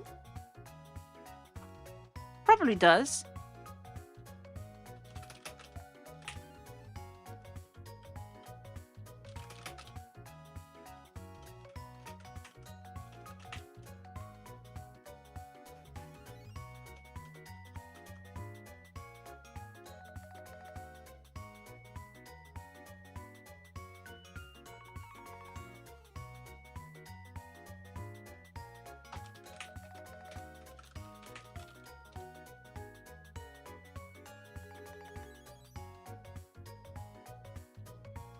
Yeah, it just checks the key, so just do null.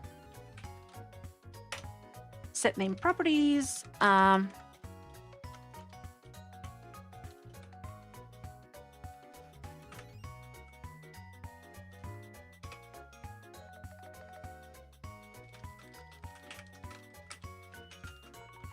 And here's what we want to do, the pthread.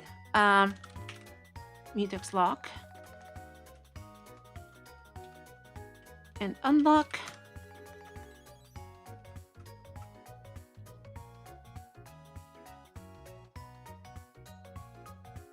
Not enough variable arguments. What?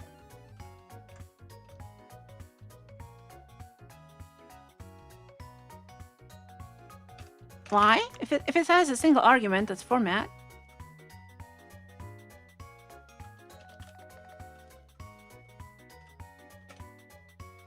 It does compile. What? I don't know why this is complaining. Function has been explicitly marked Sentinel.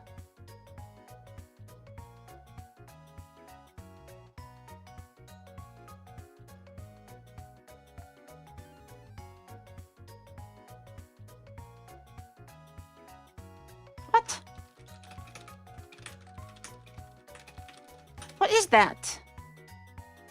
Oh, is it because it needs a null?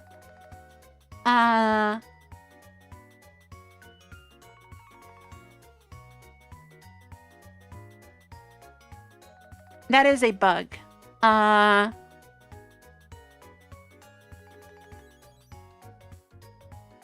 Because I want to allocate an empty properties.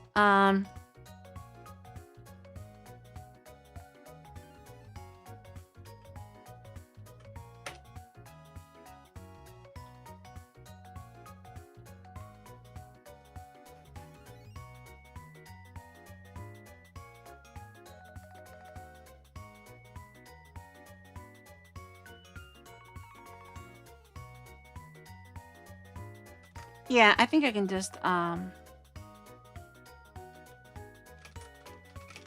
essentially yeah, it's Sentinel doesn't really work because of the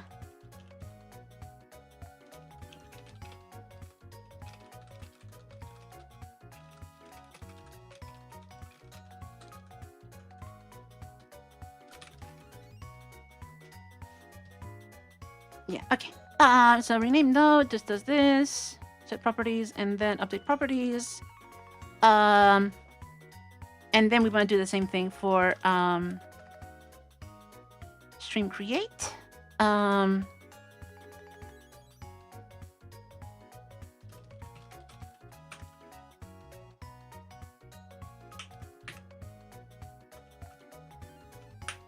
obviously there's no lock in this case because we are creating the stream anyway. So just use the name.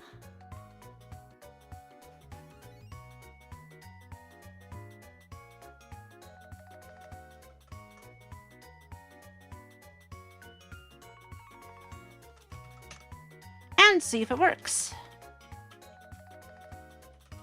Okay, there we go.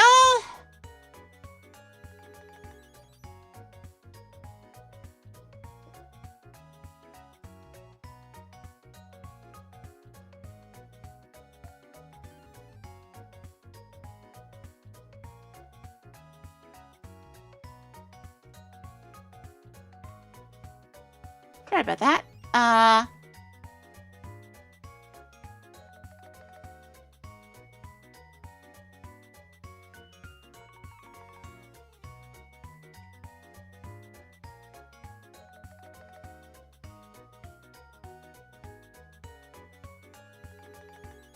Let's just clean up the chat a little bit.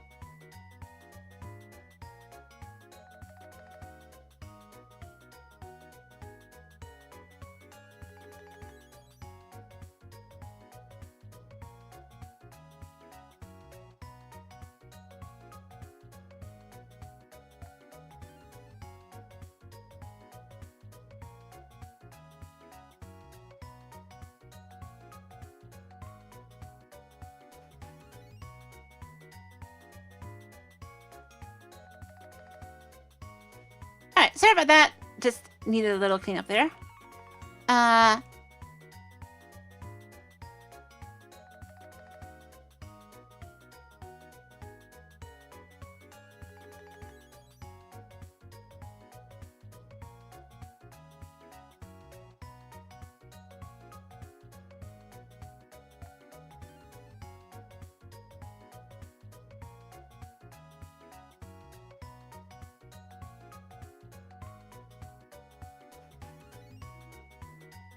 I know. Siren is calling me. She's like, I know. I'm good.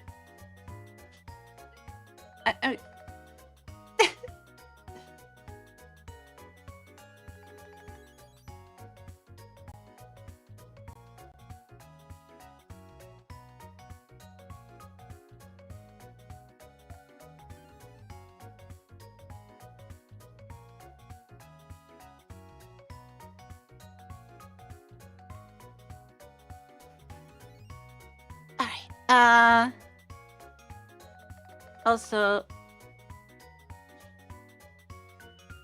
Kyla gets to be mod.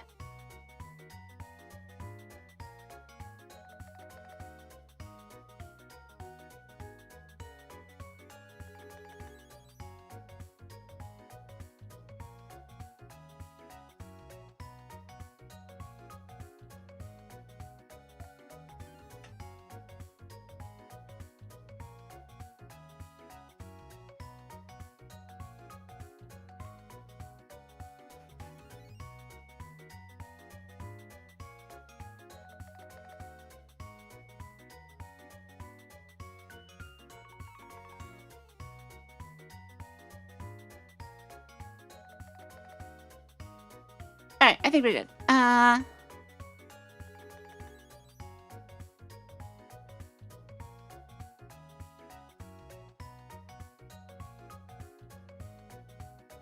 Yeah, okay. No worry. Alright, yeah. Sometimes it happens. It's okay.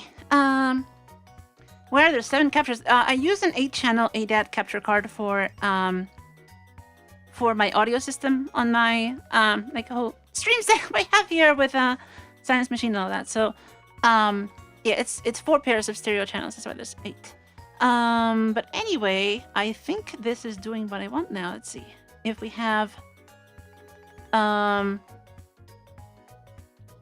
hyper video capture whatever, and there's the source and the it doesn't show the node name, but the node name is that, and if I rename it,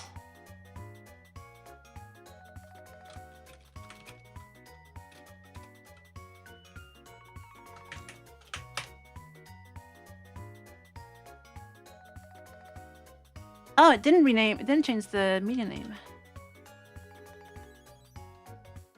Interesting. The port did not get renamed.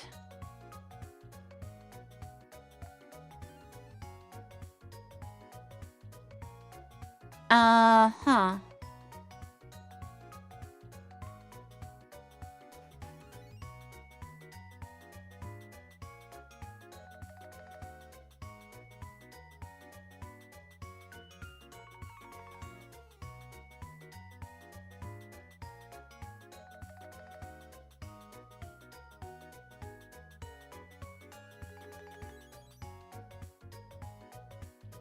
That's a little annoying. I guess changing the node name is not great.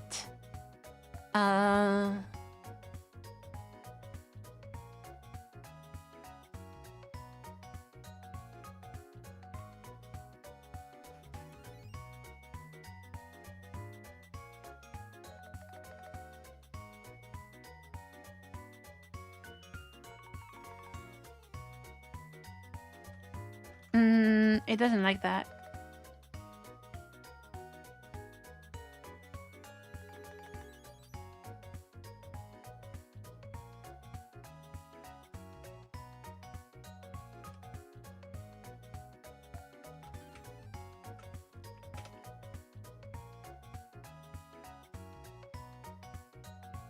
Oh, why is it still doing that? Where does that name come from?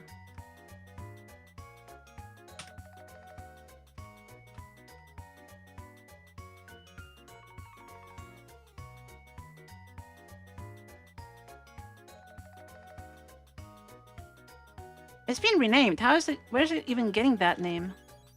Is it from the input sort name? Huh. That is strange.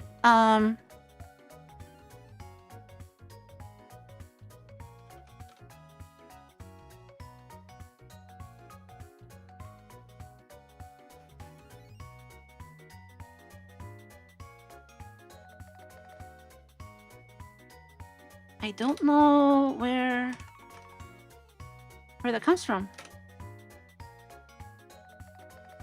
Is it the port name? It might be the port name, but then I don't know how to rename that. Huh.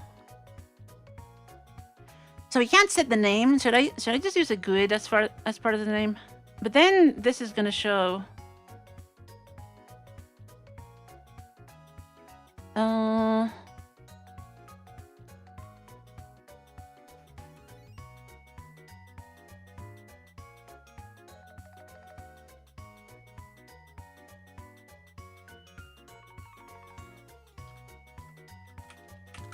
How does BW graph work? Ah, there's always some weirdness.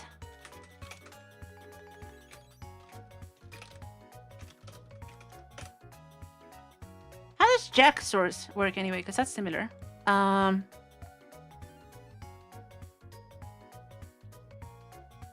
So Jack is called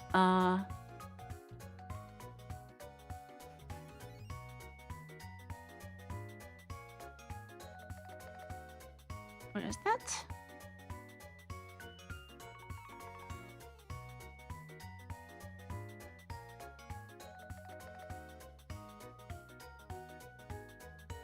Where's my Jack?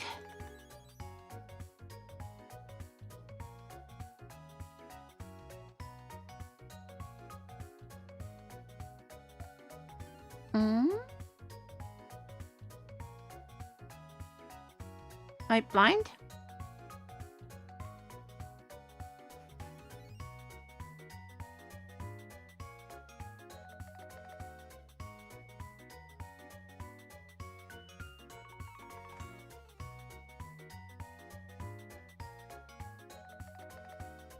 Ah, here. Sorry. OBS Studio Jack Input Client. Okay. And how is that named in Pipewire?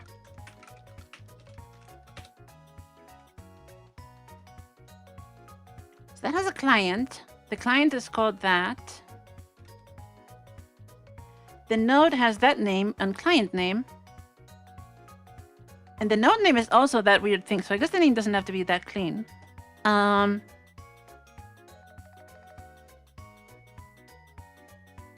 And the object ID and serial, I want to keep these because I want to see what happens if I rename it.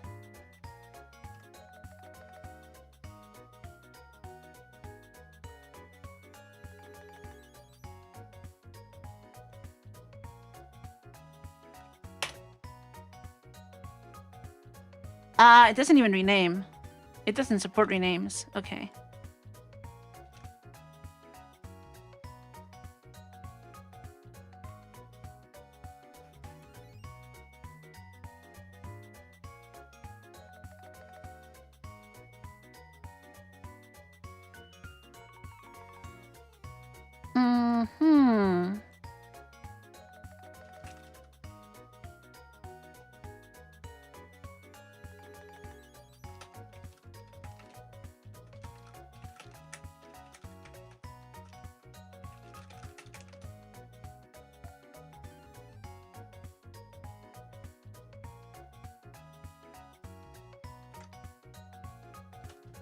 Probably want an underscore there, but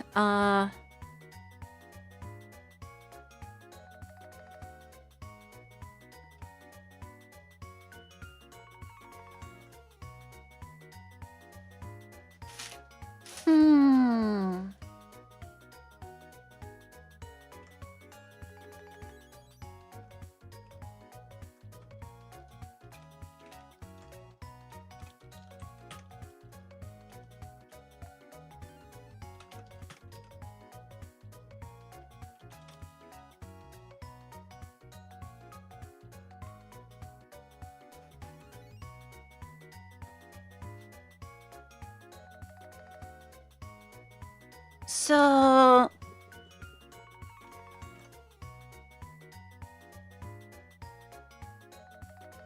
if it doesn't like me renaming a node,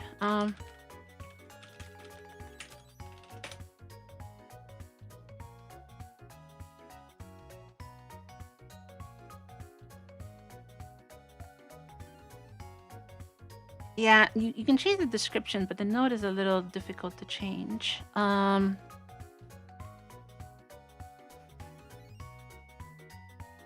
I guess I could just use the GUID as part of the node.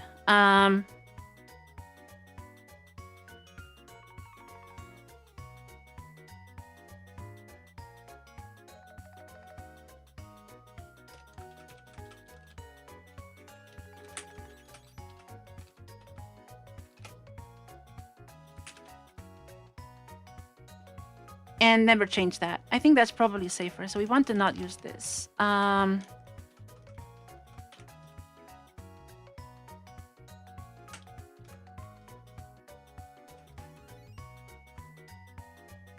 Detail DSTR.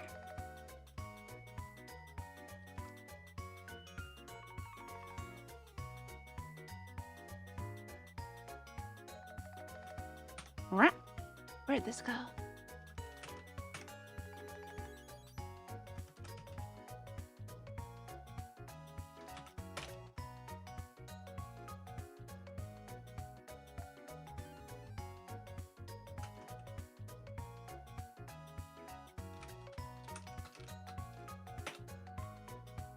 So wait, does the source have a UID in the...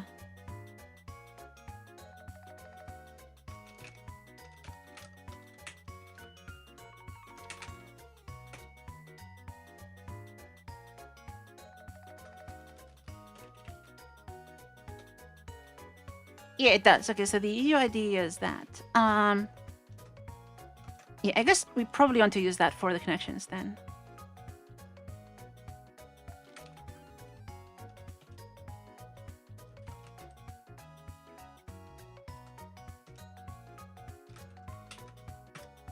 Okay, I think this makes more sense then. Never rename the node. Use the UID for the node. Oh, sec fault.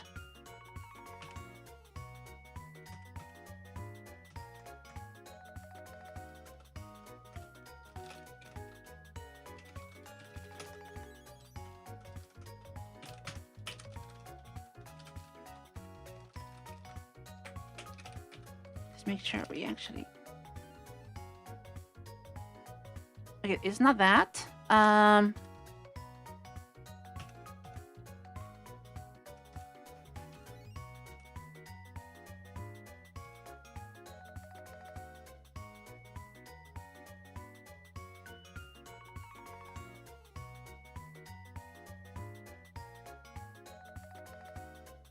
Oh, sorry. It needs to be like that.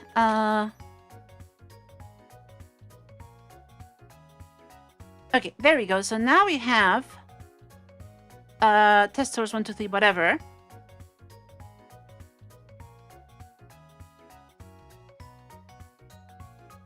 And we can connect it.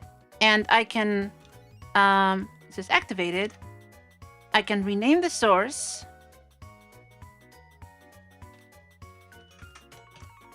It does not rename. Oh, it renames the... It changes the media description, but not the nickname?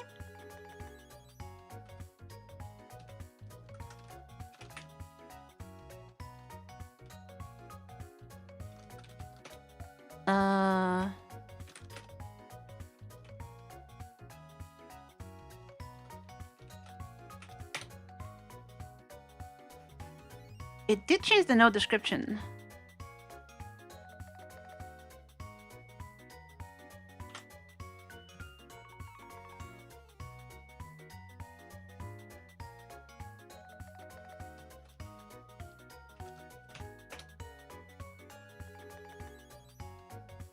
Huh? Where is that coming from?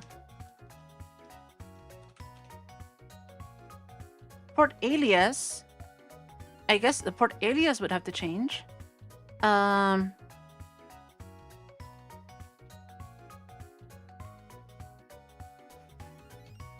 How does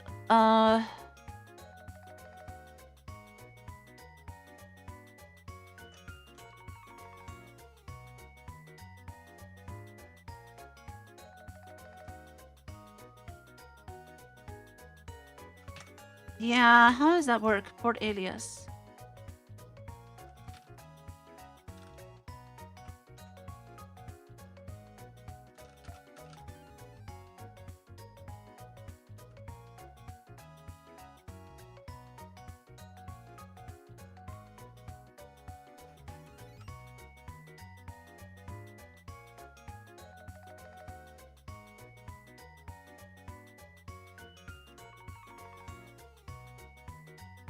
Oh, they do the same no thing here. Funny.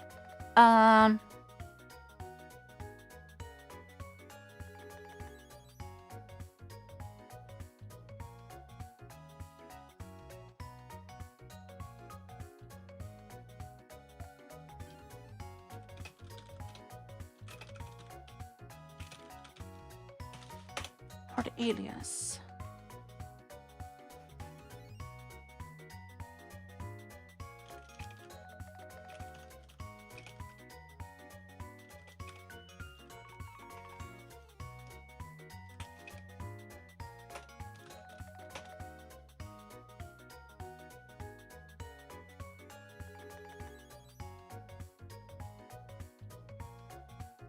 So this is using port.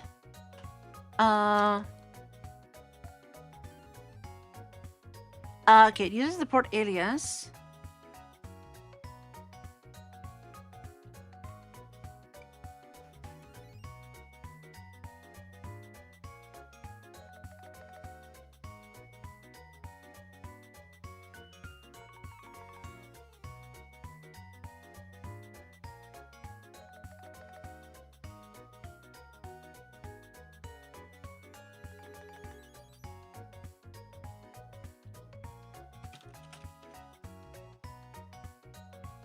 And then it does a create port.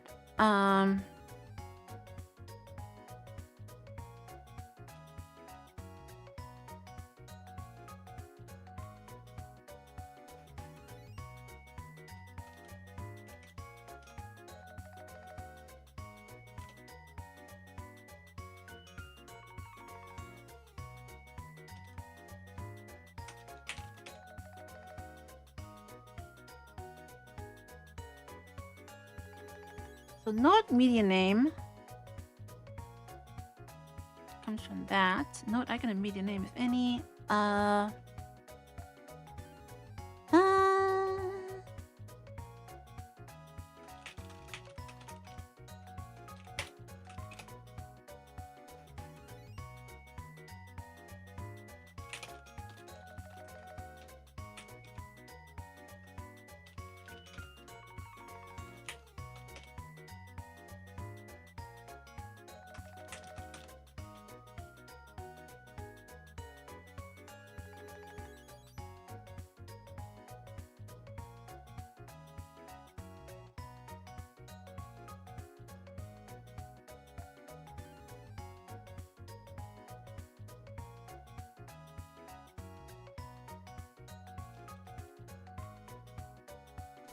Name label.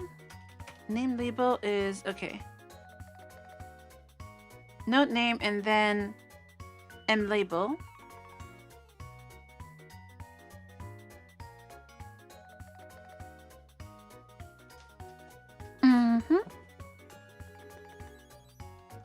And so node name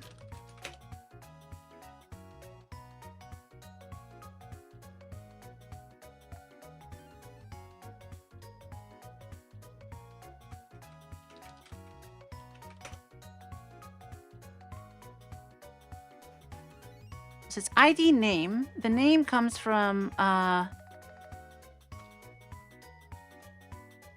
argument.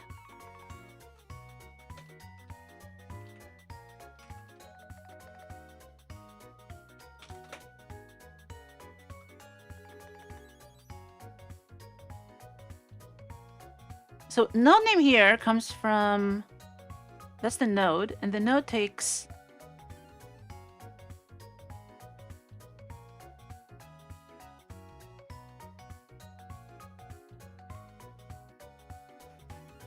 The node name takes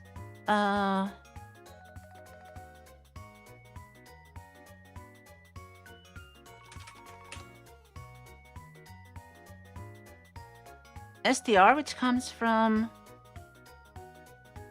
key node name,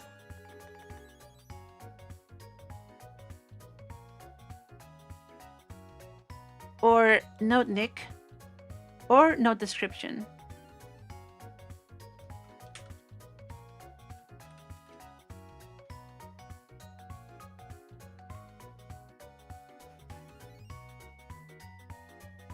So we have description, we have...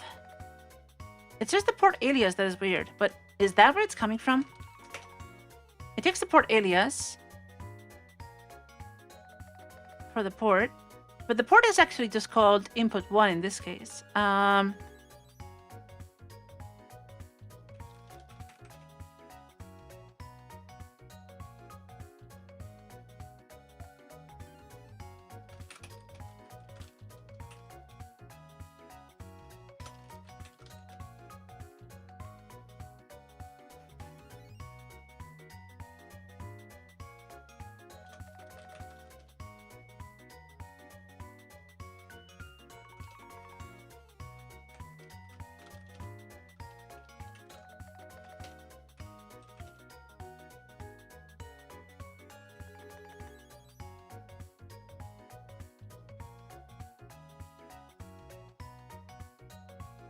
Okay, set port title.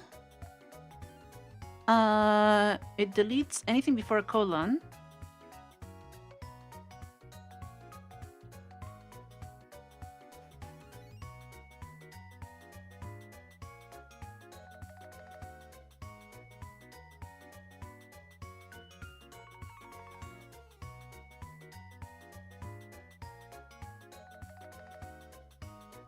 I don't get where this name is coming from. I mean, it could be from the port alias, but this is just taking the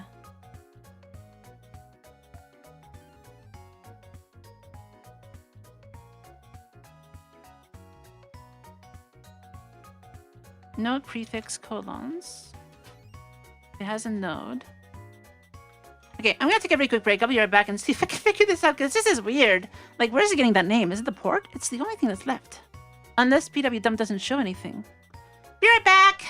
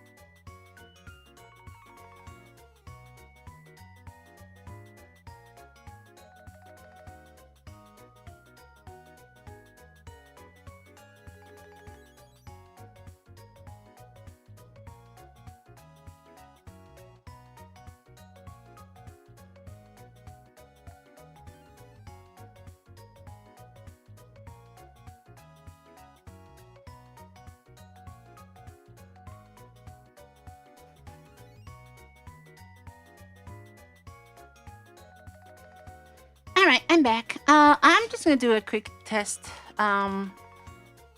with PWCLI to see if I can set a name. Can I change a name here?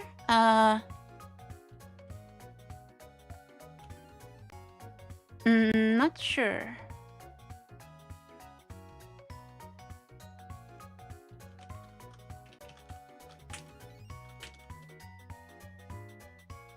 So if I change the node, the port, it's not a param, it's a prop. I don't know if I can set props. I think I can't set props. So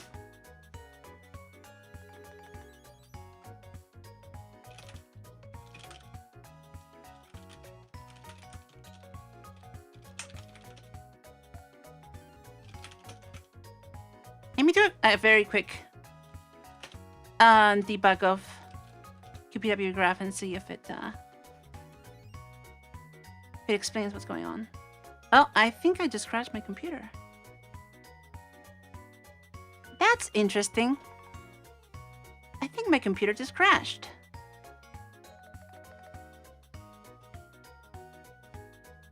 Why is everything going wrong today? Why is everything going wrong today? How did my computer just crash? Huh?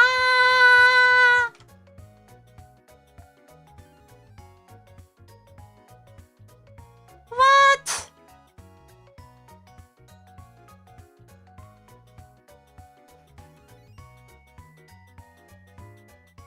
All the work is on a NAS, so that's definitely nothing lost there. But, huh?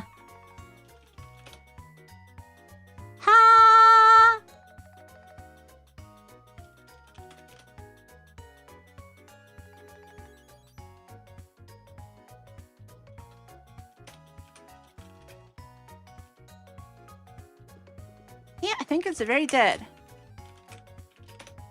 No, it responds to pings. It responds to pings, but not SSH. So something definitely went very wrong.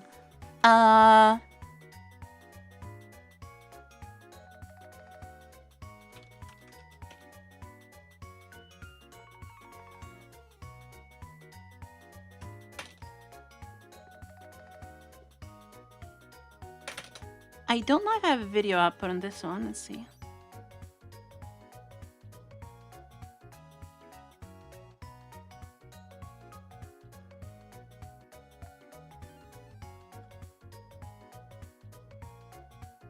Hardware error is... I don't know if this is the... No, but this does not make sense as...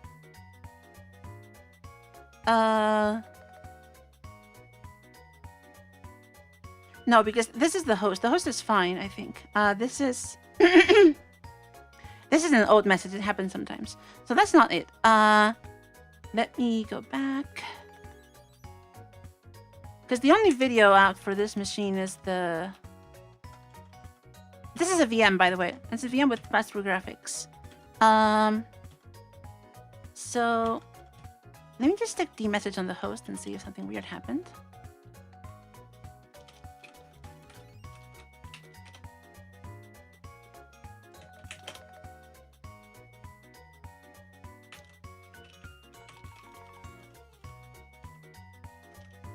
Yeah, no, nothing, nothing whatsoever,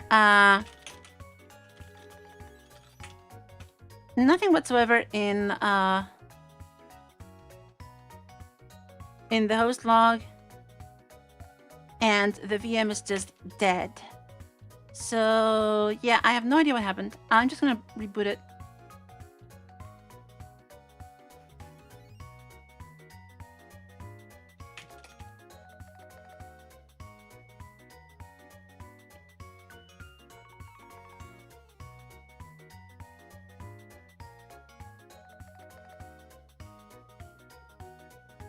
I have no idea what happened.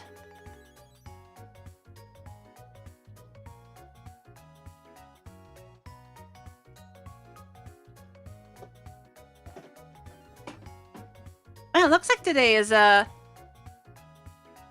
unlucky day. How is this? Anyway, let's see if we're back.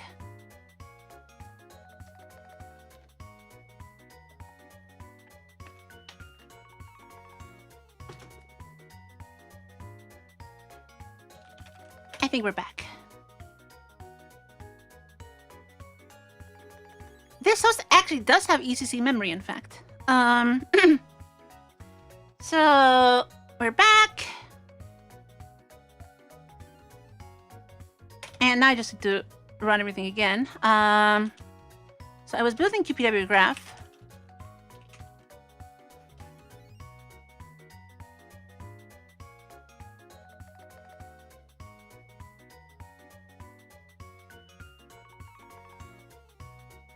It could have been just running out of RAM, but I do have a lot of RAM in this machine, and I normally don't expect that. Actually, let's check journal CTL.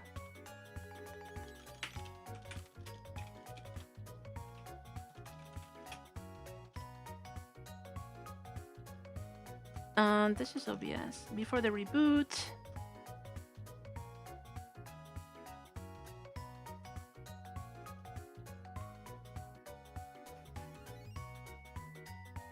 Oh wow, okay, a lot of stuff died. So the boot is there. Right before the boot.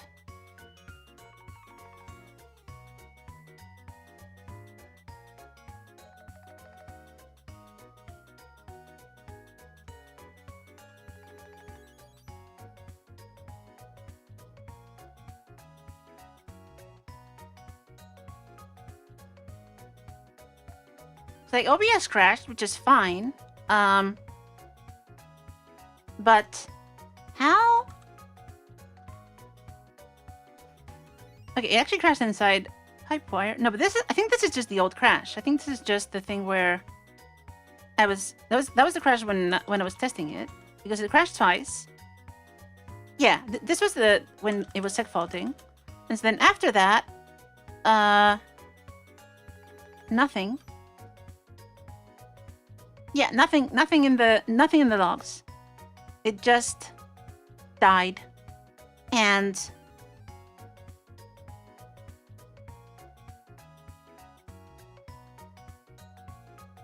it just died, and there's nothing in the log. So, yeah, I have no idea. All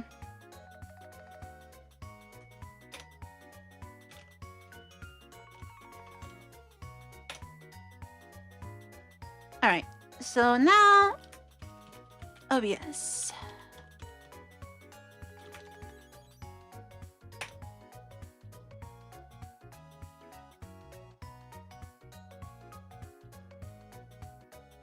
So now this node is actually called what it's supposed to be. And if I rename it,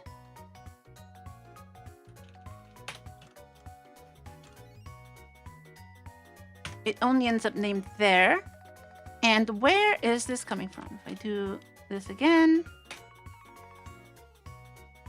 still have some to blah, blah, blah. Okay.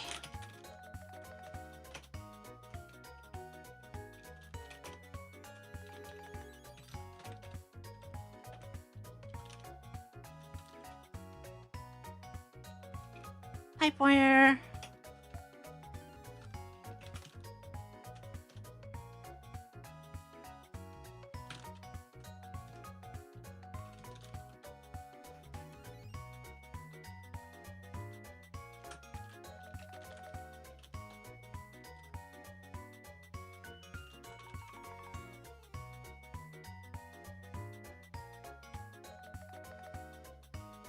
Node name, node nick. How do I log stuff here?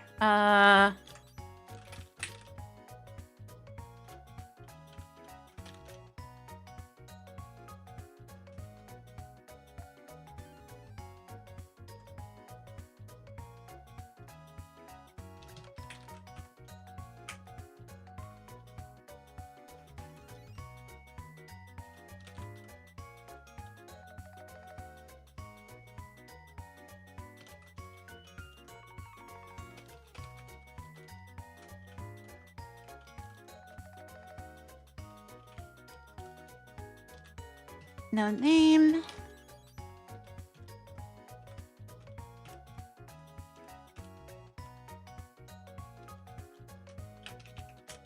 No nick.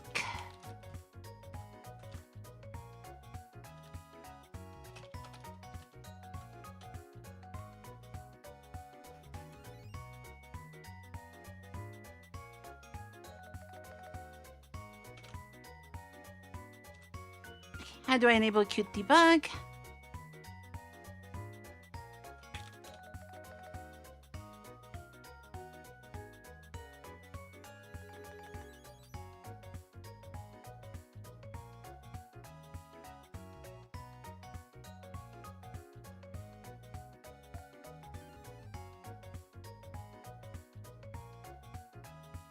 Qt debug plugins, Qt debug, how does it work?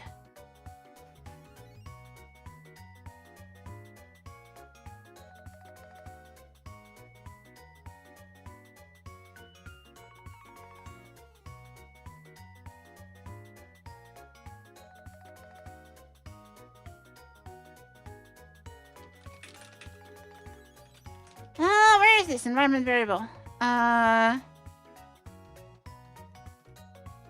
Qt message pattern, I guess? No. It says it prints a standard error. Do I need to build with debug?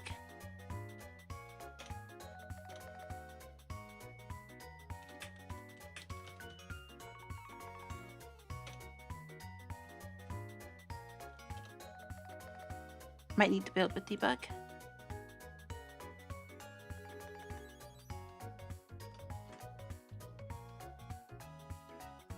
Ah, Qt logging rules, okay. Huh? Oh, once ascend? Okay.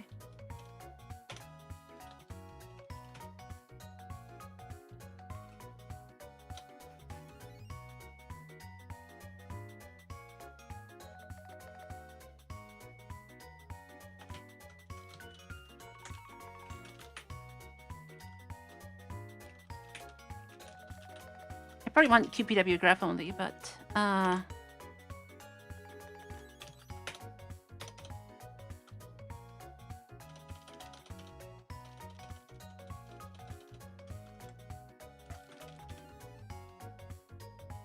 it doesn't even have the ID. Okay, how do I do that?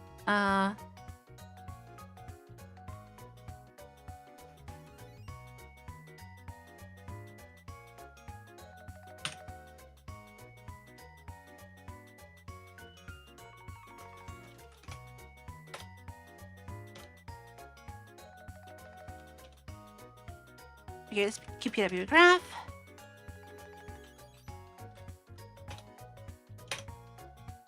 That does not work.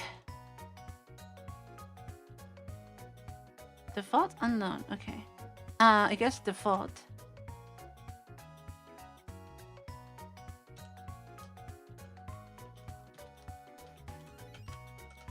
Or maybe that? No.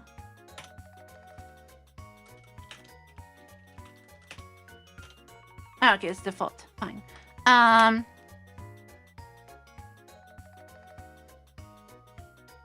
So where is this coming from? That's weird. Node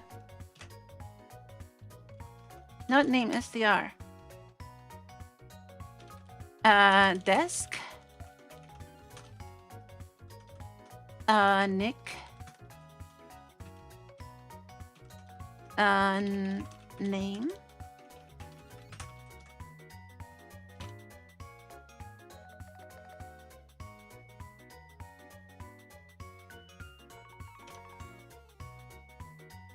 Description. It's the node description. 1, 2, 3, 4, 5. No, sorry, Nick. It's the node Nick.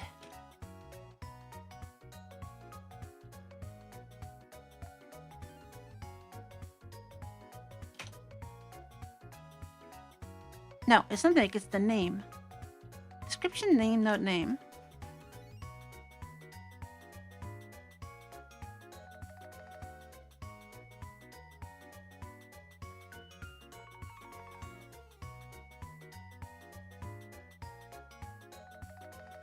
No, it's description. So it's no description.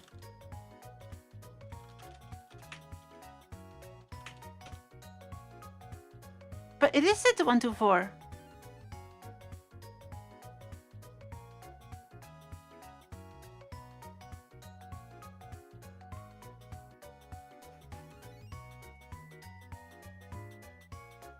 Registry event.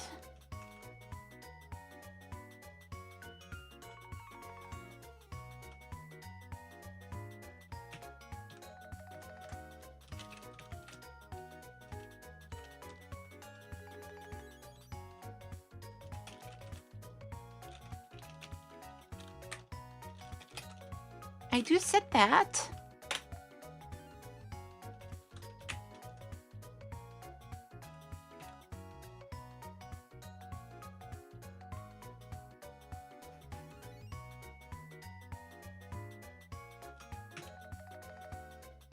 Why does it know Nick?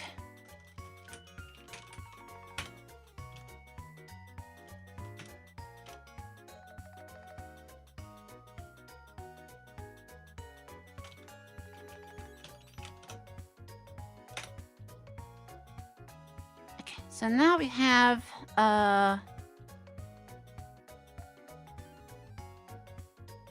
this sorts 1, 2, 4. And still is just not renaming it.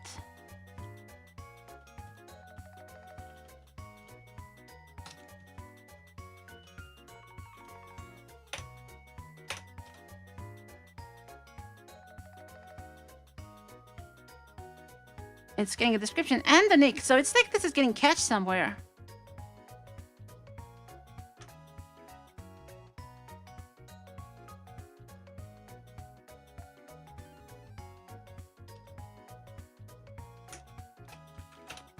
Is this a pipewire bug? Maybe it doesn't work.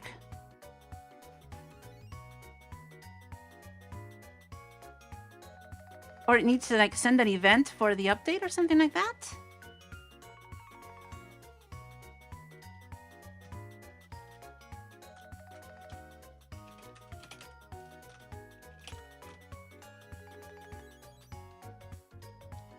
Actually, I can do the pipewire log.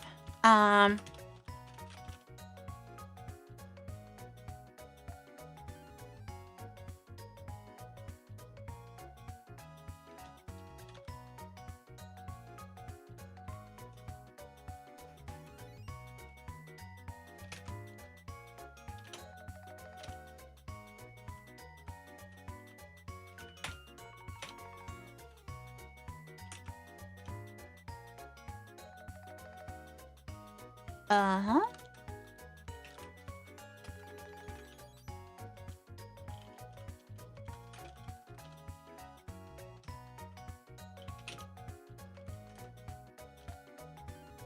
Mm-hmm. Okay, 5. 5 is the max.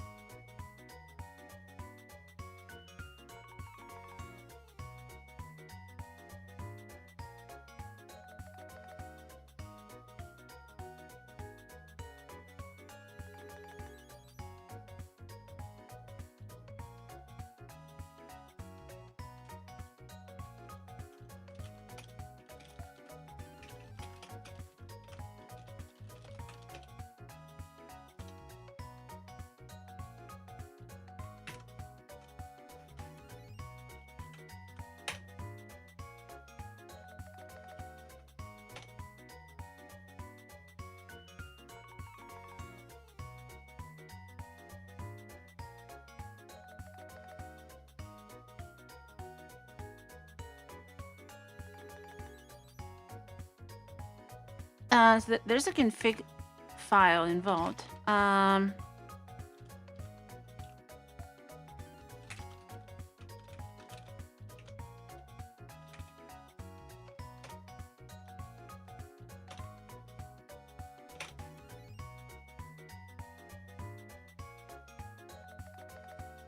wow, it actually has to like do them one by one.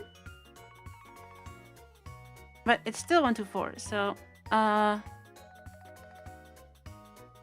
okay, that's the message, but it receives that.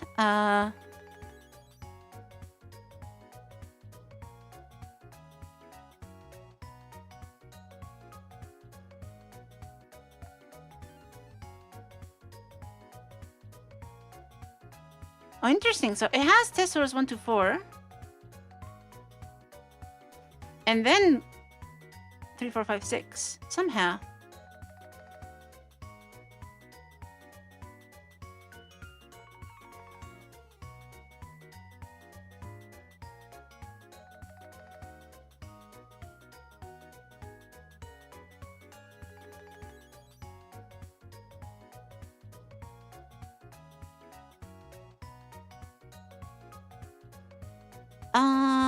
I like somehow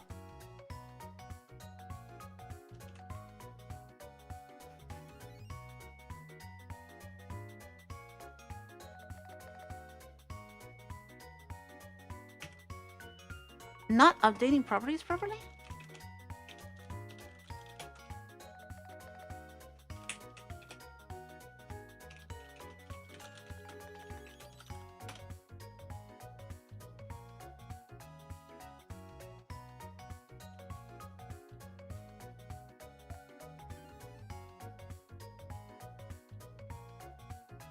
So you have client ID, no description. Okay, let me just copy and paste this. This is all like encoded SPA stuff, but let's see if this makes sense. So we have factory ID, client ID, no description, no name, no nick, media class, media type, media category, media row. And then we have like node name again, media type, media category, media row, supports request, node nick, node description, media name.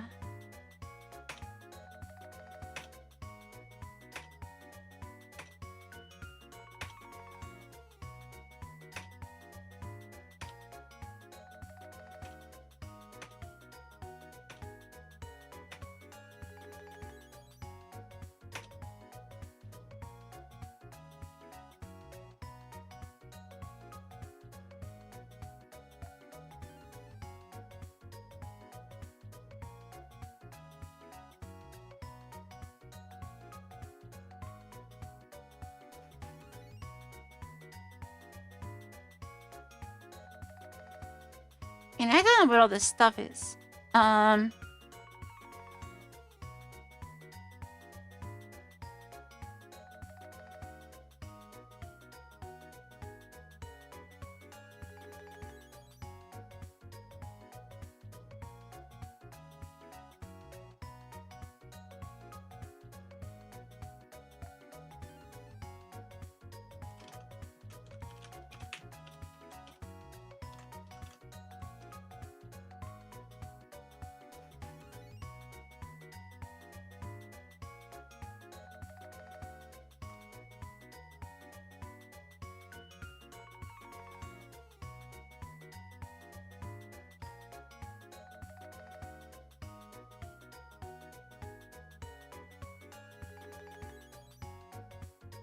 I feel like something is appending properties instead of replacing them.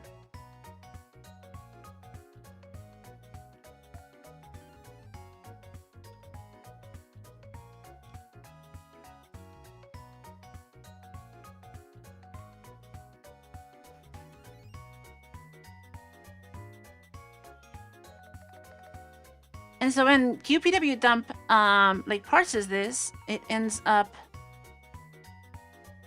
like taking the last one. I think that's a bug somewhere, because it's not just the name. It's like media row is also getting set more than once. Huh? Is that a pipewire bug? I think it's a pipewire bug.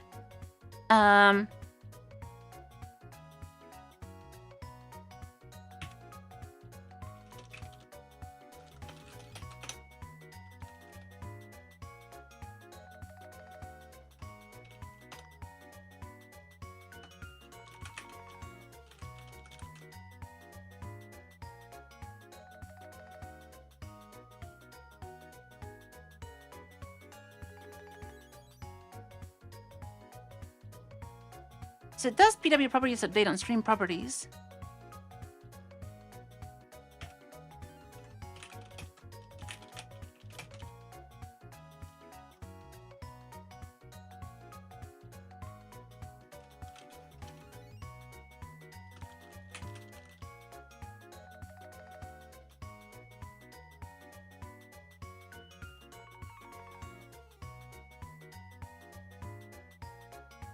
And then it is this property set.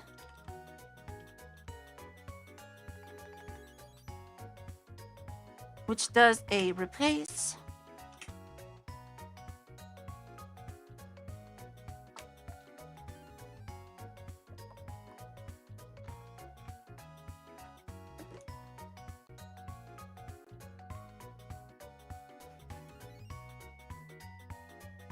And it does a lookup item, and then add item.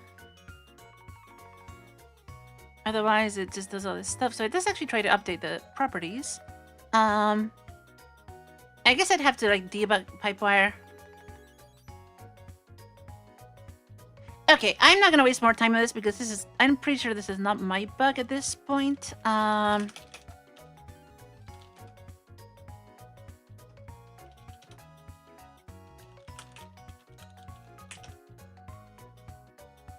Update properties.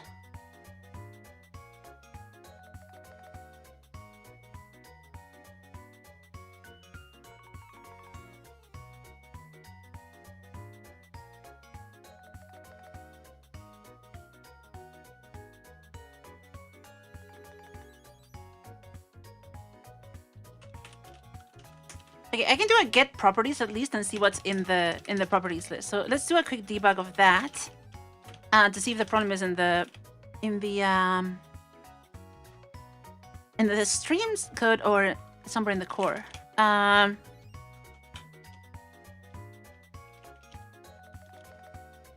here, sorry. OBS video. So as a quick sanity check here, does update properties, get properties.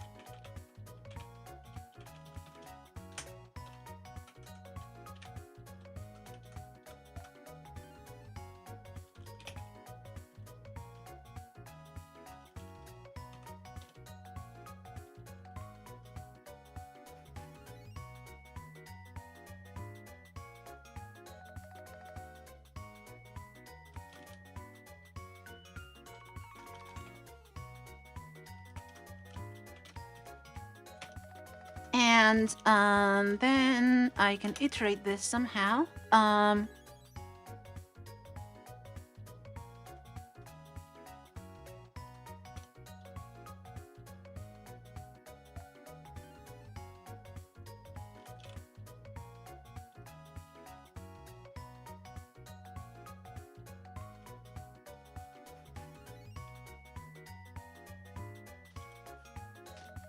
So I don't want to look up a dict. I want to just print everything. There we go. SPA dict for each. And that's what I want. So in Pipewire, I need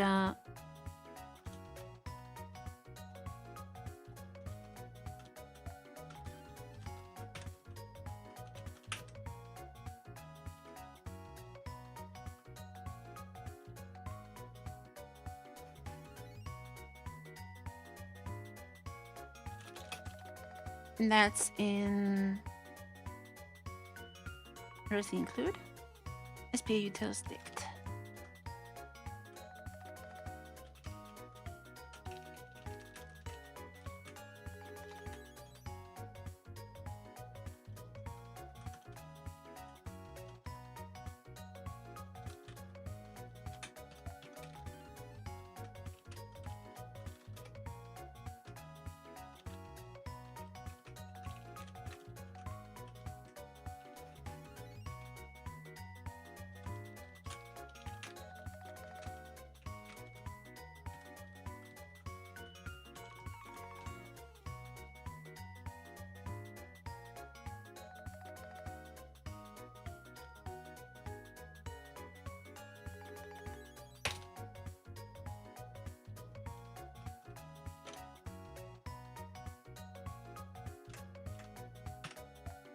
So now,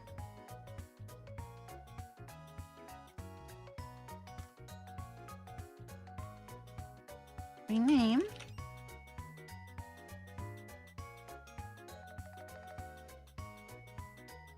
Okay, now so this is actually this one is actually returning the properties correctly updated, which means the bug is in OBS.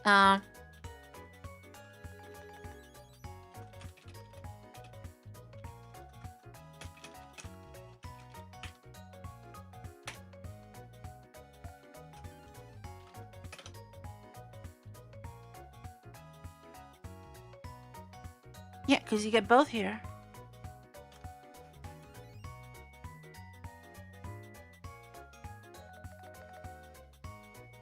It's a bug in Pipewire in the core implementation.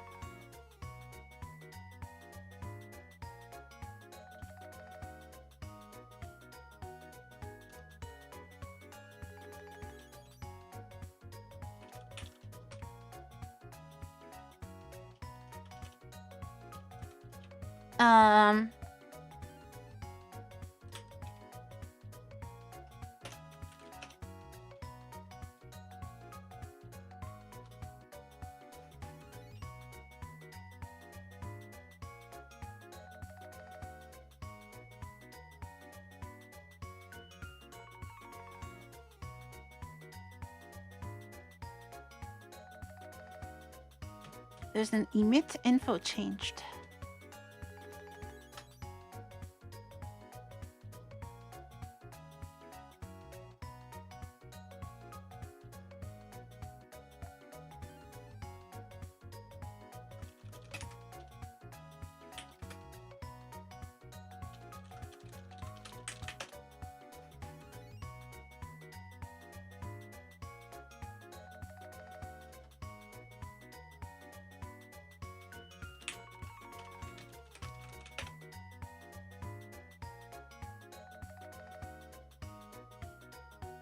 And we have update properties.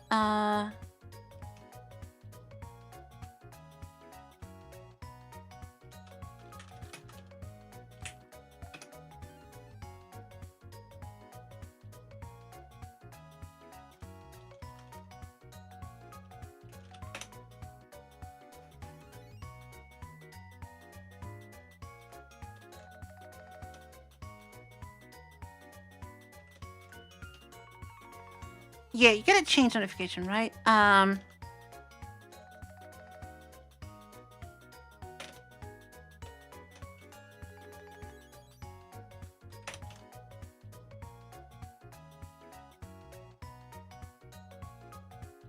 you get it changed. And the properties have changed. And you get the new properties here. So it's just like the merging on the Pipewire side that is broken.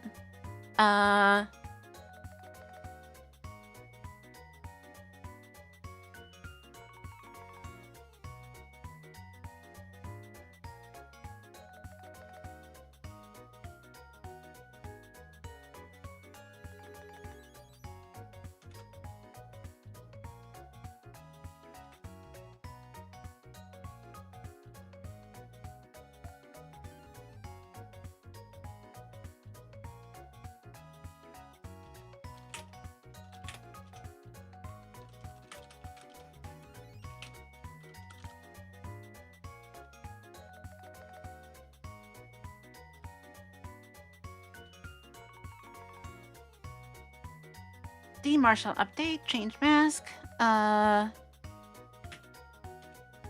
it doesn't update.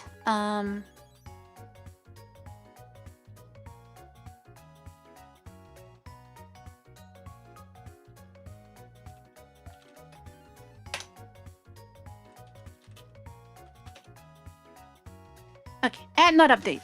If we update the props, not the params, the props.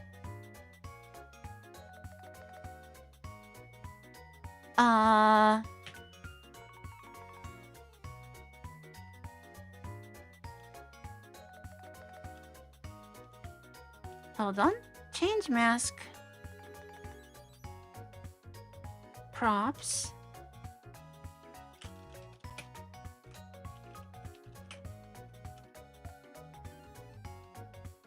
Remote node.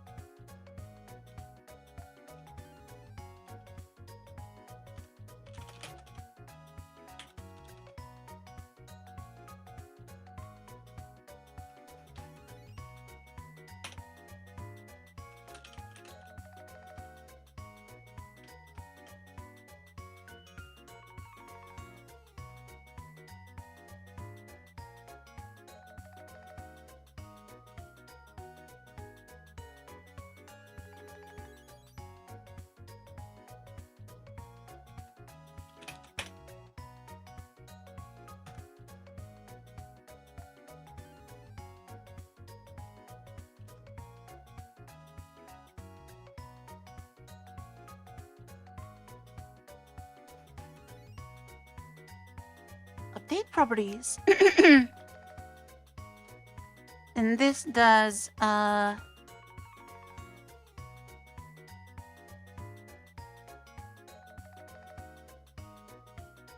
properties update ignore.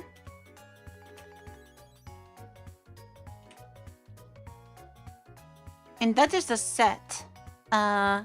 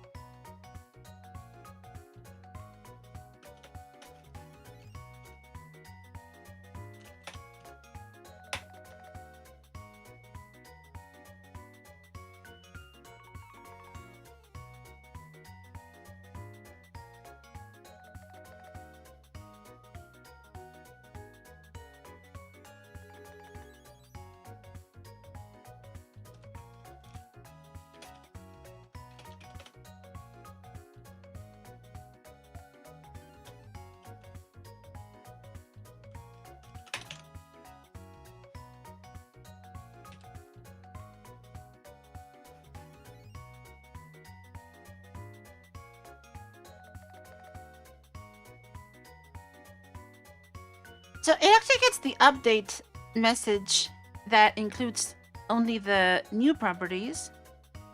So the update makes it to Pipewire just fine.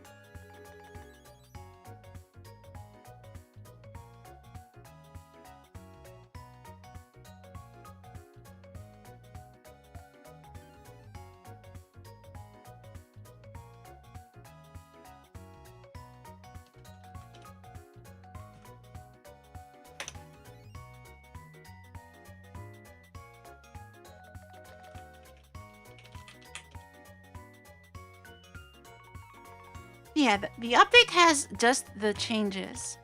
But then somehow Pipewire just like doesn't actually... If I keep doing it, does it keep appending?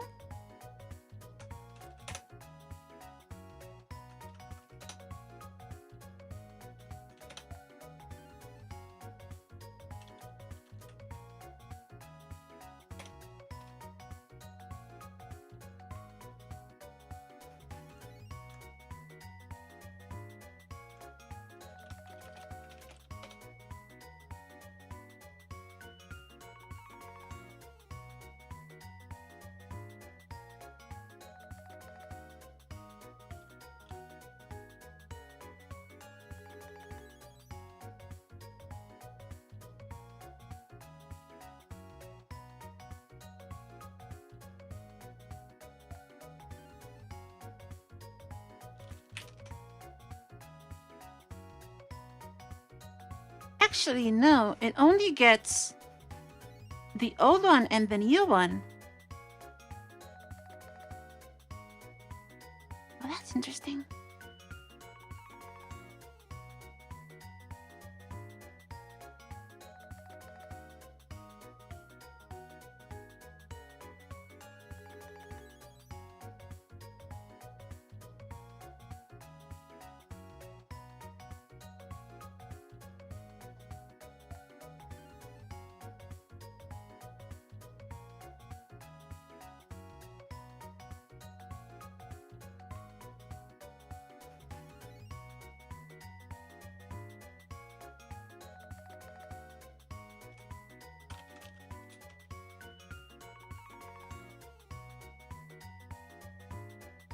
And actually, media name is always updated properly. It's just node description that is somehow special.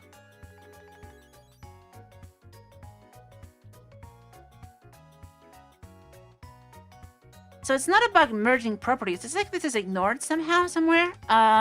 Node description.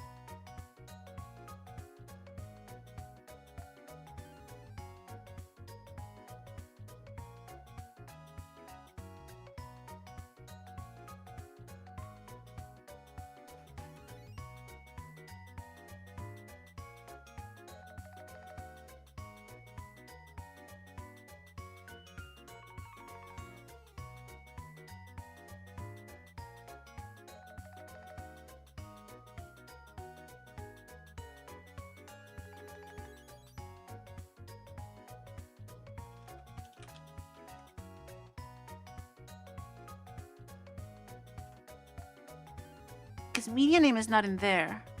Huh.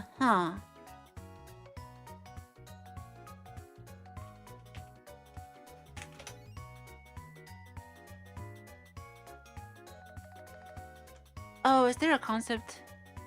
A global object is visible to remote clients.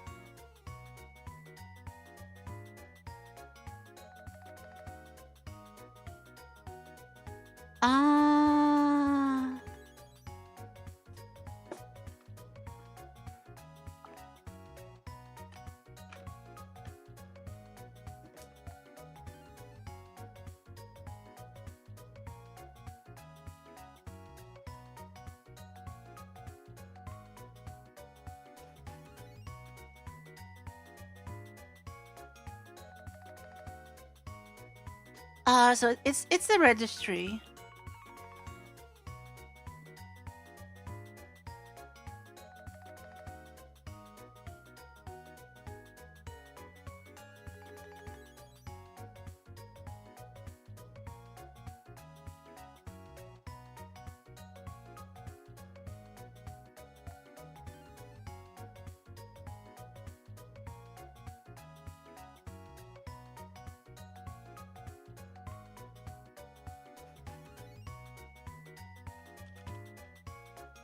I think that, yeah, okay, I think that's what's going on.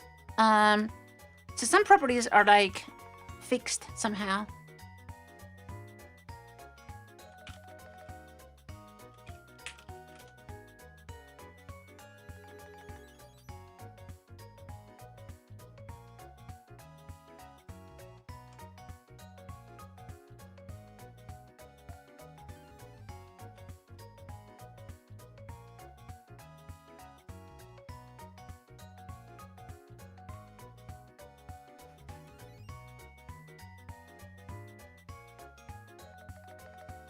So then what QPW graph is doing,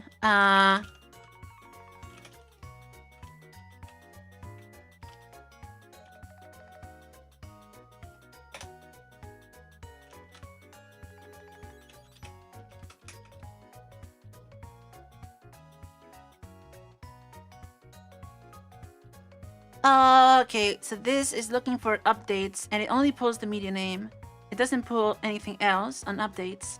And the media name is not even used for anything else. Okay, so this is pulling from info props. Info is the node info, and the other part, this thing is using the props, which is registry events.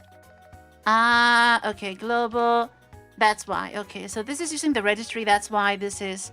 Okay.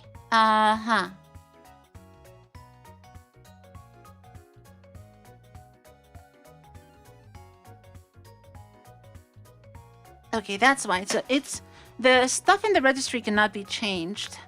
So we would have to unregister and re-register to change names. That's painful. Thank you so much for the super chat. Okay.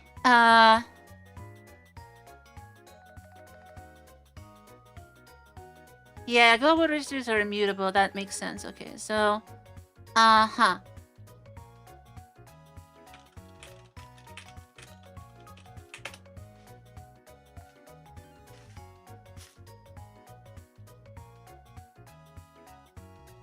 I guess we can't really do much about that then. We can just update the media name and that's fine. And if people rename it, they'll have to just remember.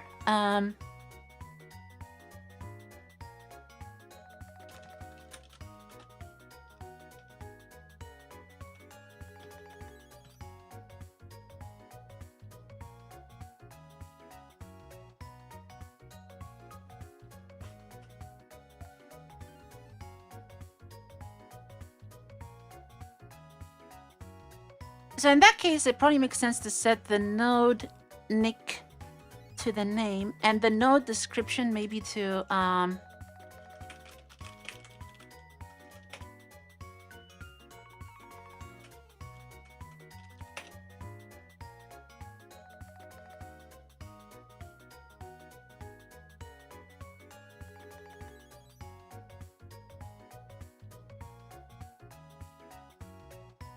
maybe you can just set the node description to something fixed.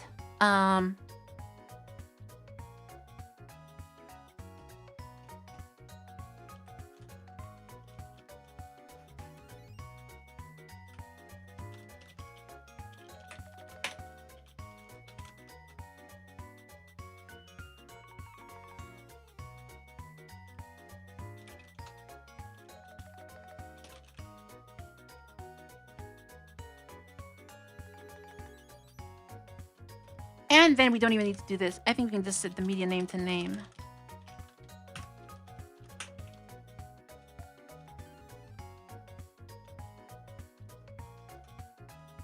Yeah, I think that mostly makes sense. So then what we get in QPW graph, just pick something here. What we get is, whoa, this is really weird. View, can we like, is it like an organized nodes? Arrange nodes can't do that? Okay, there we go. Oh, that's interesting. So now we want the, yeah, so it looks like this now, right? OBS Piper video and OBS Piper video 1, and that one is just whatever OBS, whatever QPW graph is calling them. But the important part is that software, no, NAS git the funnel. The important part is that,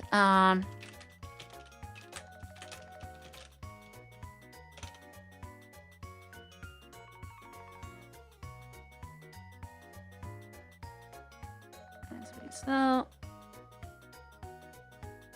if we connect that and activate and then kill it and start again, it will remember the connection because it uses the UID, and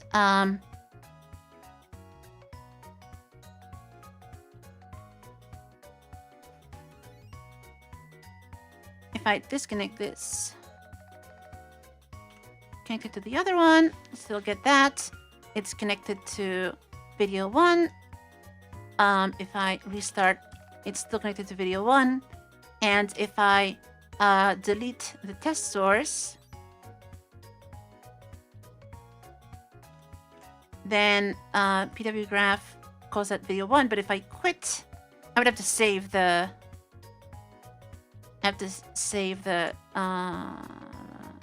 The patch bay. That's pod PB.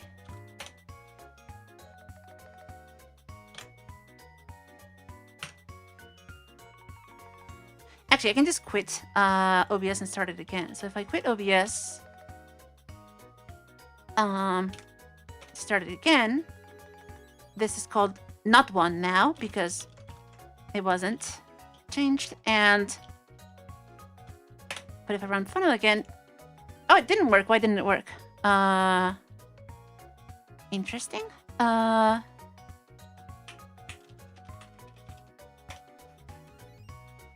no, it doesn't use the unique names. Oh, it's because it's the port name. And the port name, it uses the port name as a connection. And the port name in this case is... No, it's using the node and then port piper... Wait, what? So it doesn't use the... It uses the nicknames? It's not supposed to do that.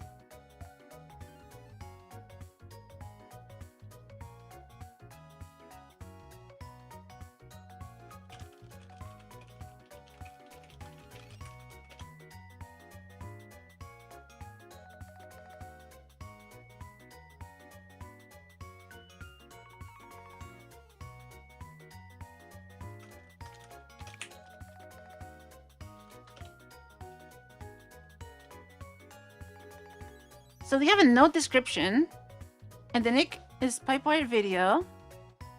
It's using the description? Shouldn't be using that. It should be using the unique name.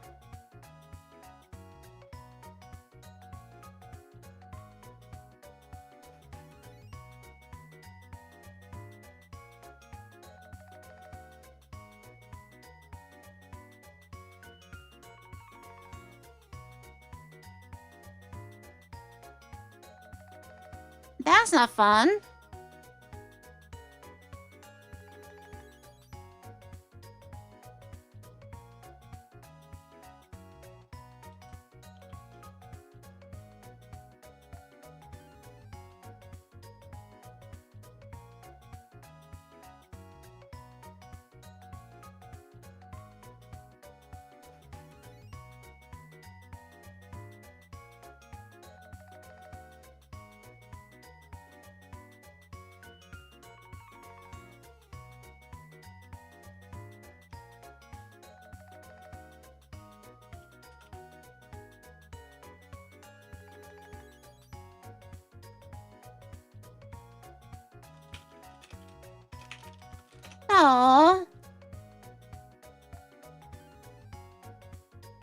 all.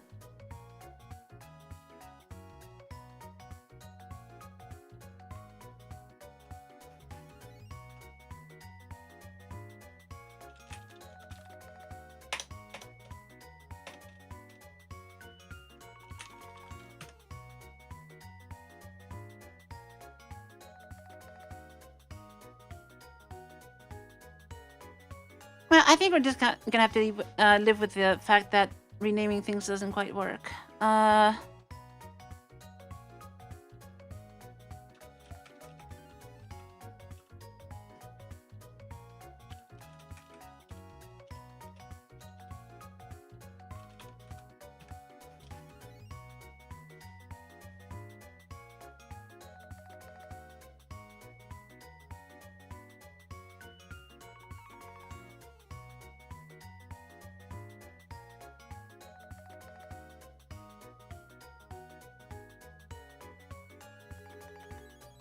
And in this case, the port is also using the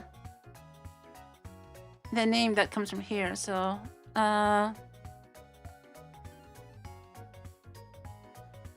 guess we'll just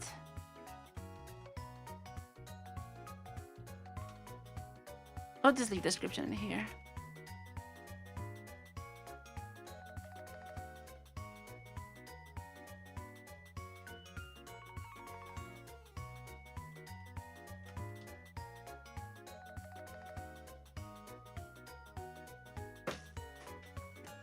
This is also poorly documented.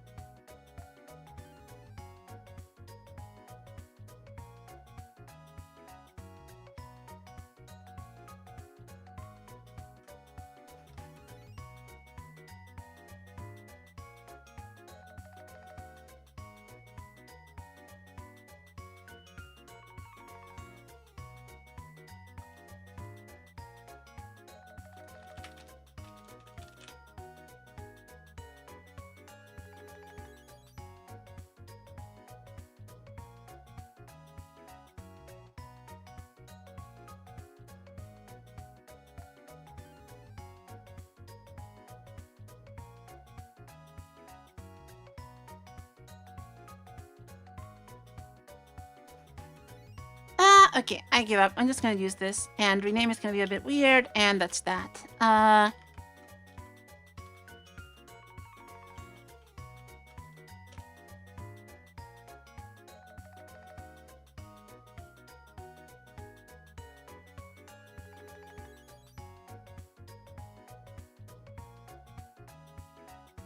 Oh, where'd my note go?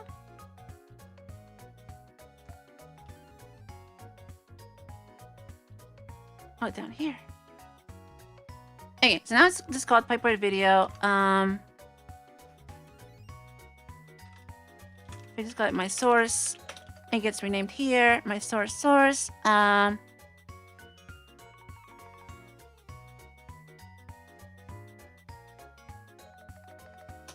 save the thing has Pipework Video. I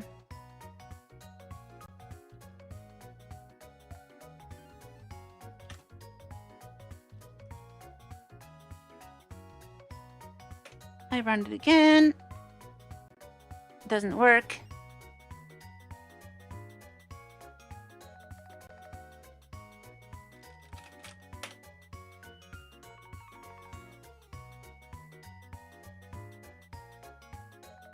Yeah, I think this is gonna be like this. Yeah,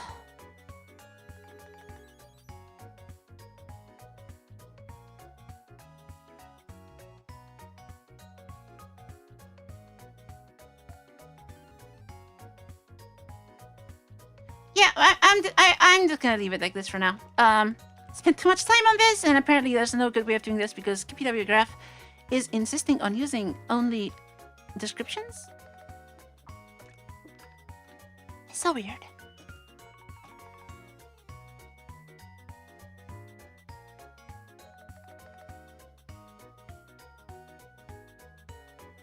But as long as it's doing that, we want to keep these at least named. So, and at least the names are using the GUID. So if someone really wants to mess around with that, they can. Okay, fine. I give up. Let's call that done. Okay, NAS git OBS PW video. So that's looking good. Now git status.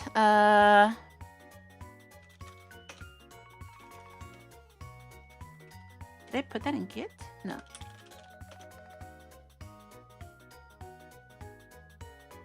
Okay, it just includes stuff like that.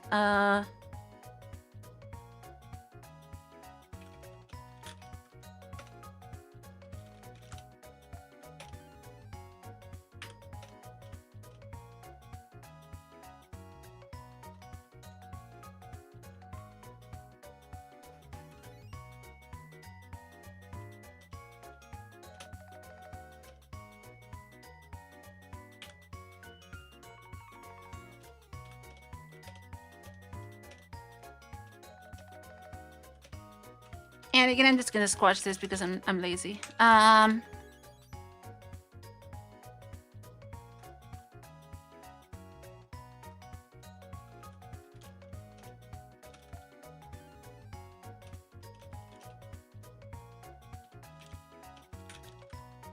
right, how do we actually CI this? There's a .github thing. There's a GitHub workflow stuff here. I'm not even logged into my GitHub on this machine. That's going to be annoying. So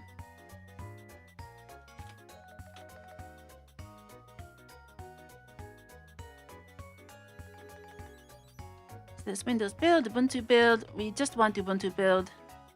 So how does this work on GitHub? I can't push from here because it's not my main machine.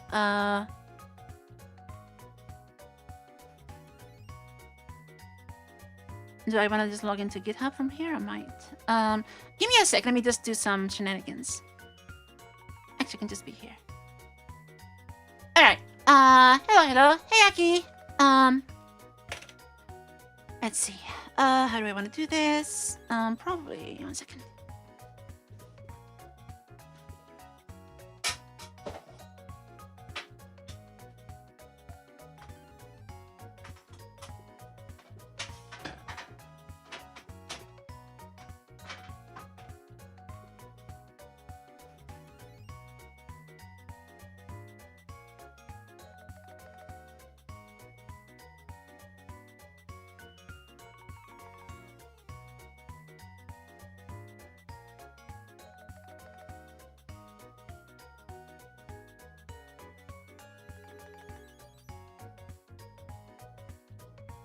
So the problem is that I don't actually have a YubiKey plugged in here that I can push with.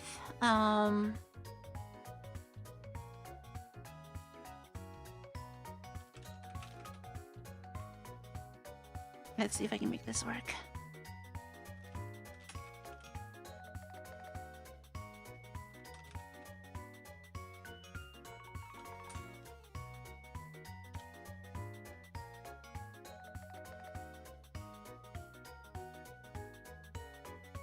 I'm gonna need 1 second.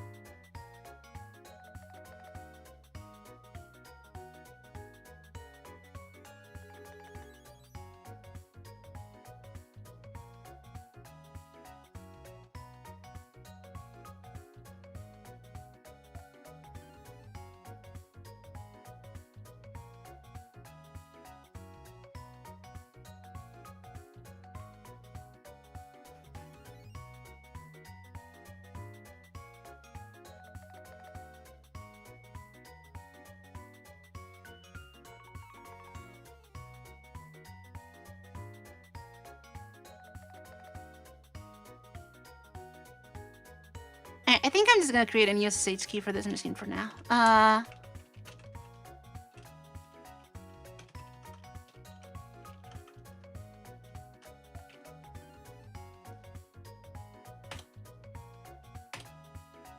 I already have one.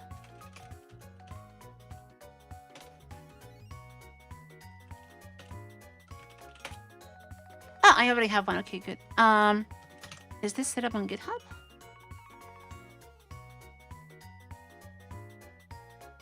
Oh, I do actually. I do have it. Okay, good. Okay, that makes life easy. I should be able to push and test all this. Just wasn't logged into GitHub.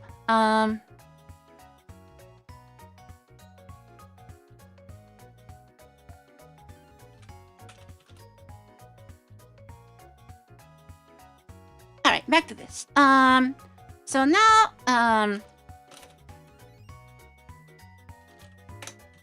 nas git obvious video push -f. And how does CI work here?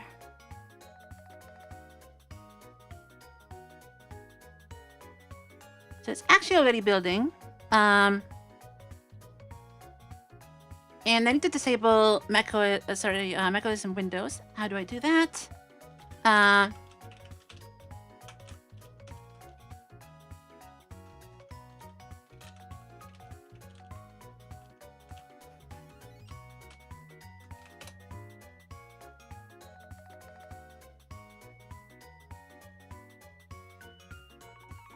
So this is a build project.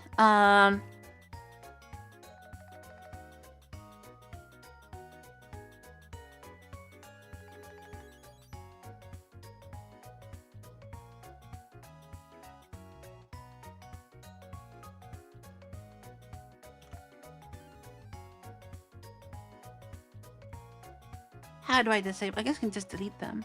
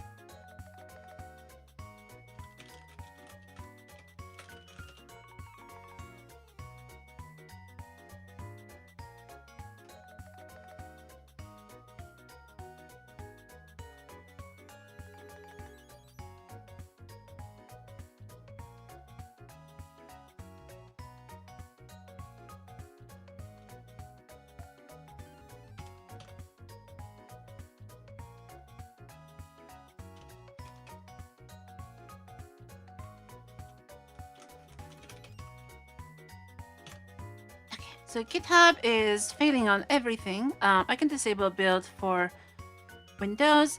Build for Ubuntu probably failed because it probably needs to install Pipewire.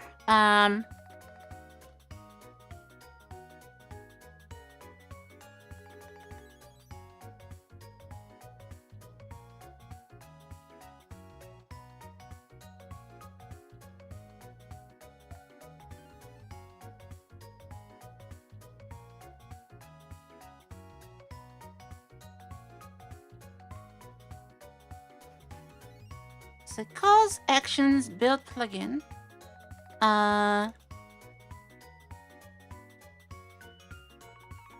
So here it has the dependencies.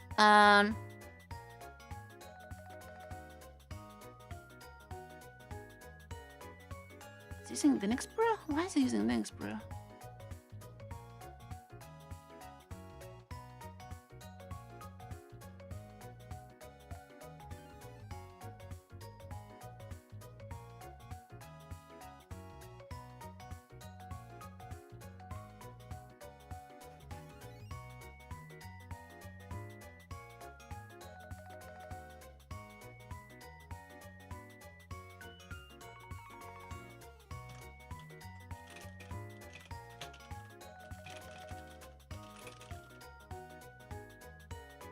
Okay, there's the setup Ubuntu. That is actually what I want.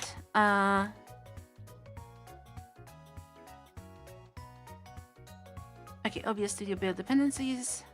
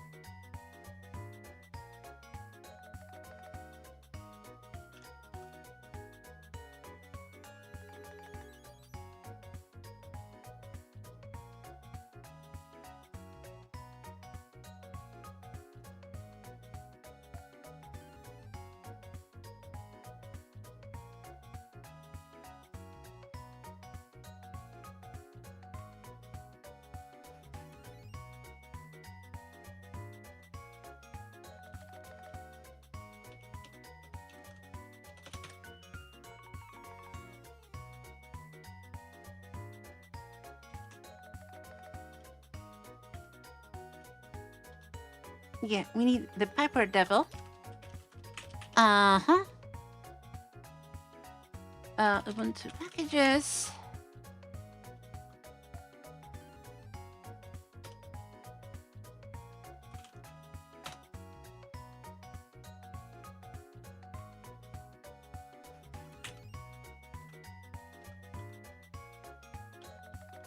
Okay, it's that. The Pipewire 0.3 dev.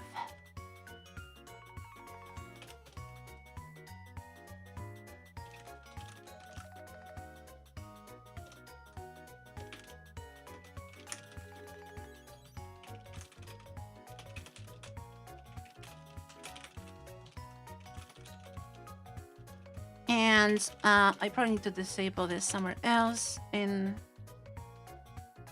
package.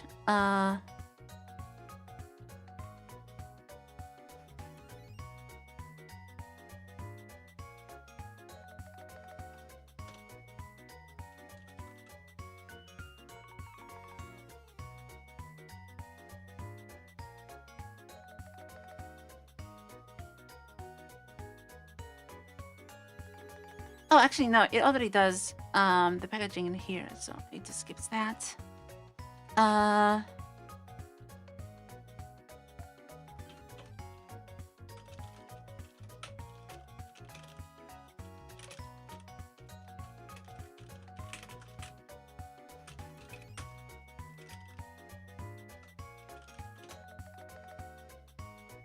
Let's see if that builds now.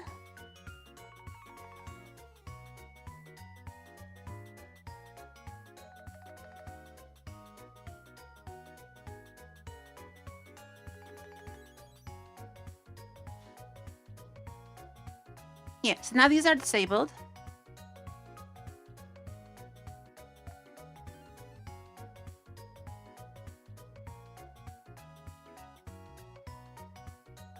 I have no idea why it's using ZSH from brew. Like, doesn't Ubuntu have ZSH? What? That doesn't make any sense.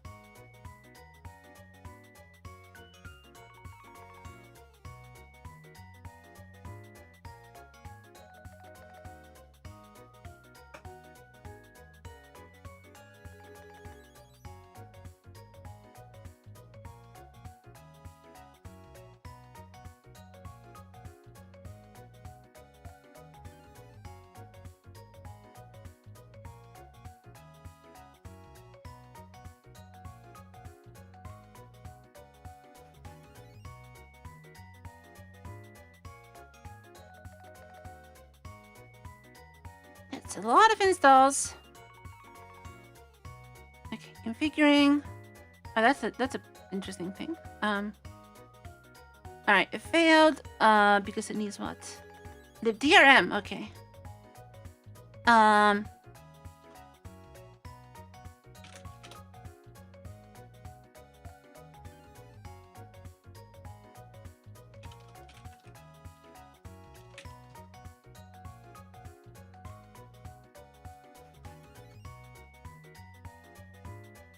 And then what's the JQ that just failed there? The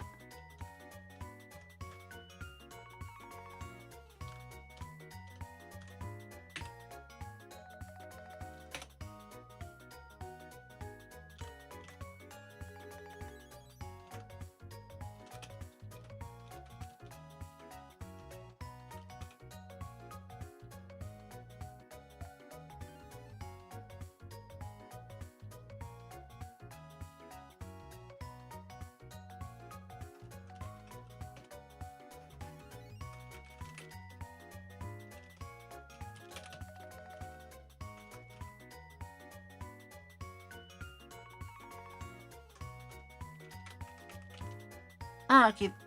This is broken. 7.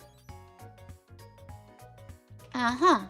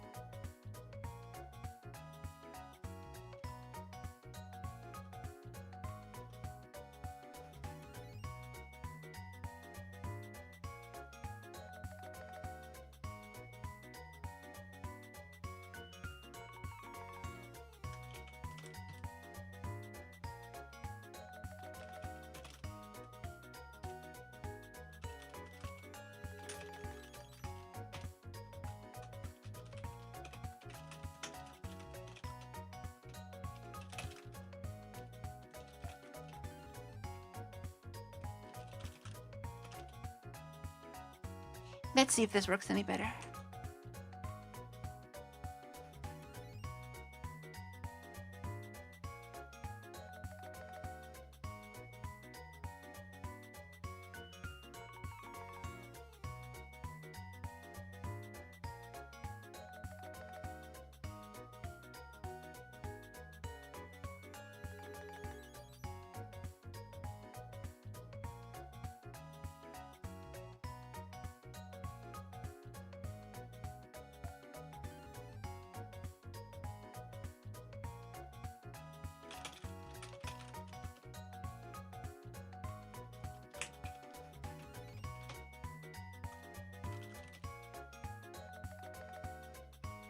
There's a .apt file.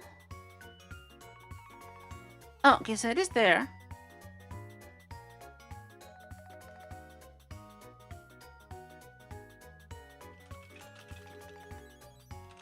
Ah, okay, so we do have that. Ah, okay, so we want those. I guess. But, like, OBS itself is not in here, so I'm not sure if this makes any sense.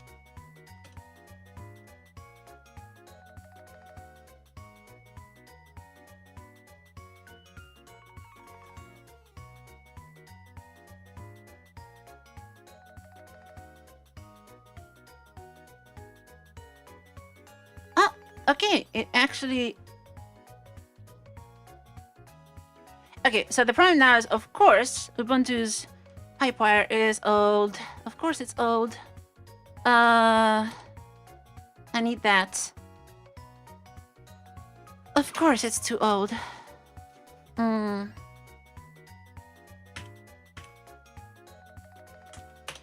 was this added? Software, Pipewire.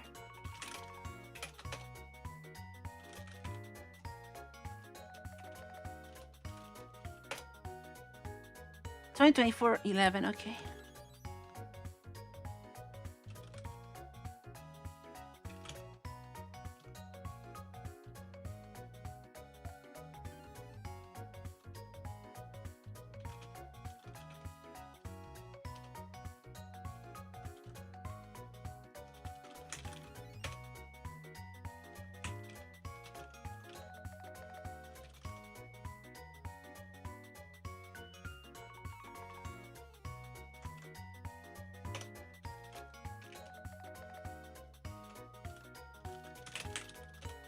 Change log.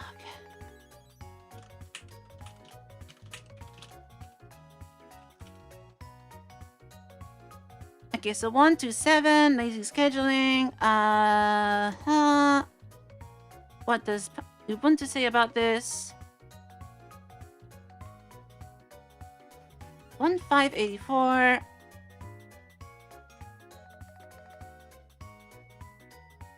Wait, which version of Ubuntu is this?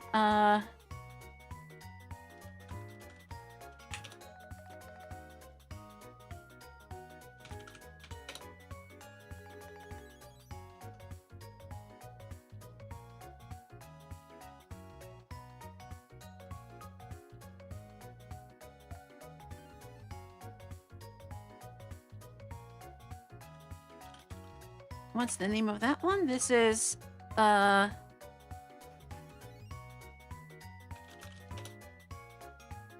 okay, 2404 is Noble. I might just need Noble backports actually. Okay, this is Ancient. Whoa! Whoa, okay. Noble updates. Okay, yeah, 105. This is old.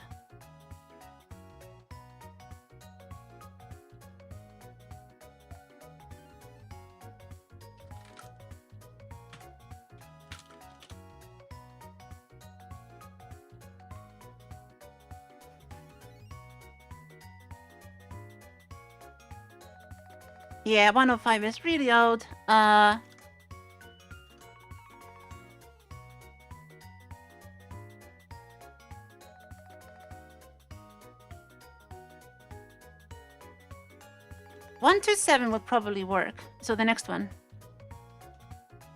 GitHub. Ubuntu version. I get the feeling we don't have anything newer.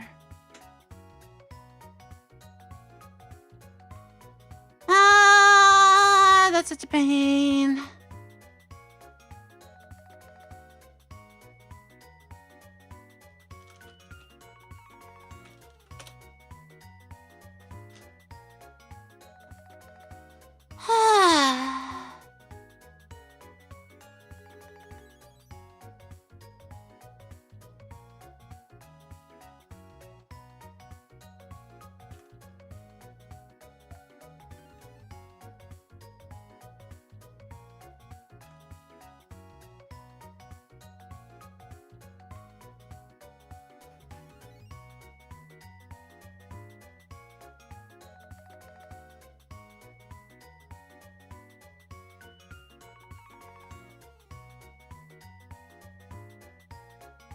Because I definitely want people to use the lazy scheduling stuff for Spout, so,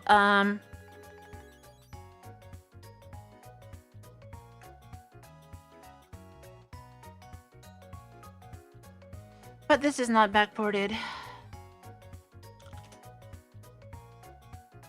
Please tell me someone has a PPA with Pipewire.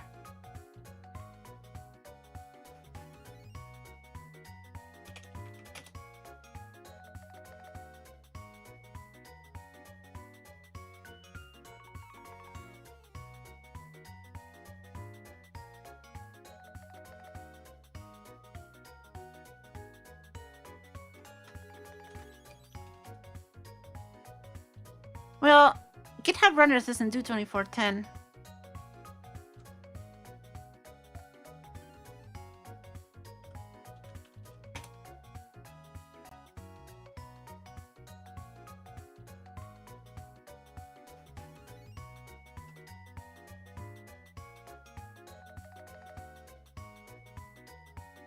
Ah, 149 backports. Virginia and newer. Ah, okay, yeah, this is what I want.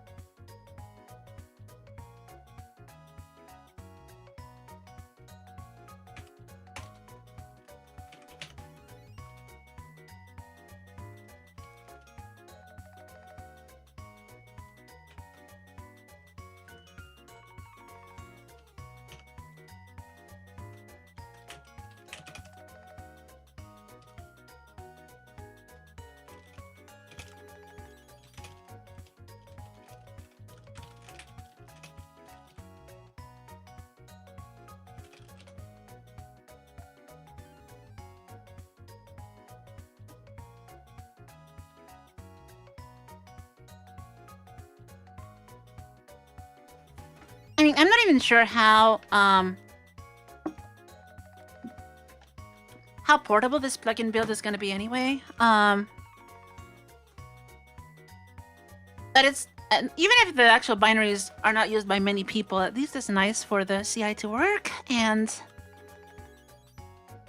like verify that it builds. I probably should start writing a README from this. Let's see.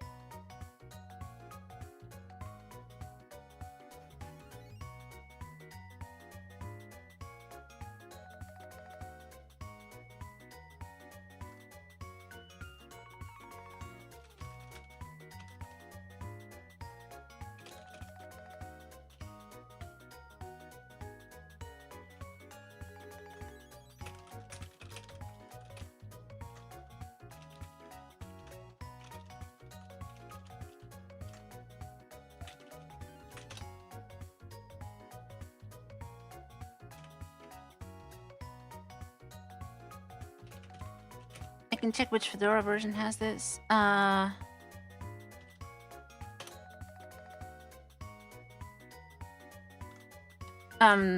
42 definitely has it.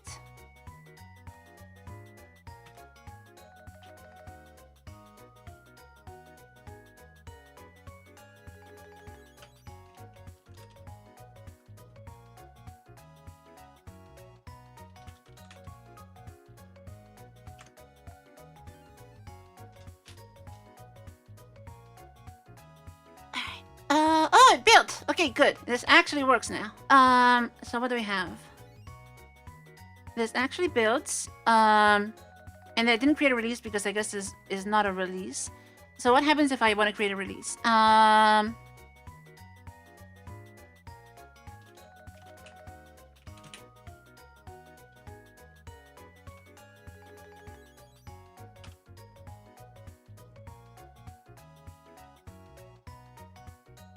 Create release. Okay, you need a tag for that. Download build artifacts, rename files, variants.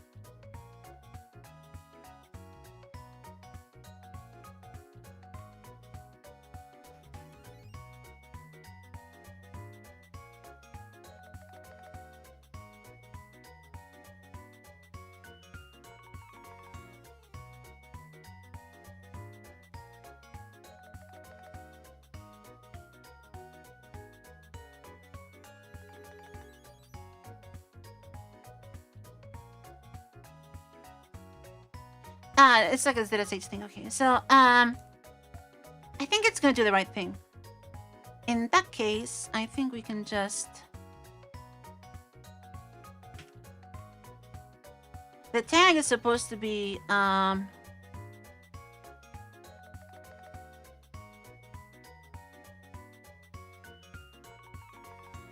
like 010 RC1 or something like that.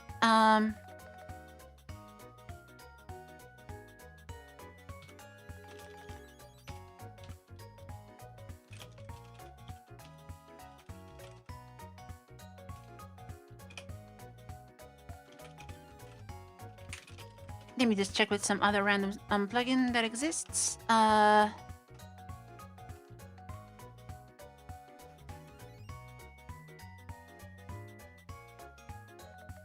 Yeah, you just tag them as with no V in front. So and it's supposed to be 3 and then dash RC1 or something like that. Okay.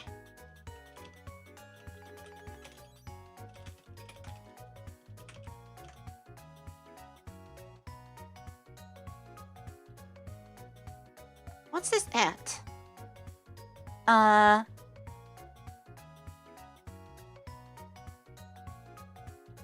Oh, this is some kind of weird globbing. Okay. Oh,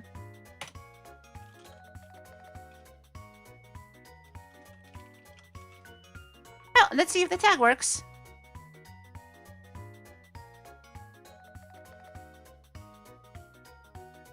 Let's see if it works. Actions.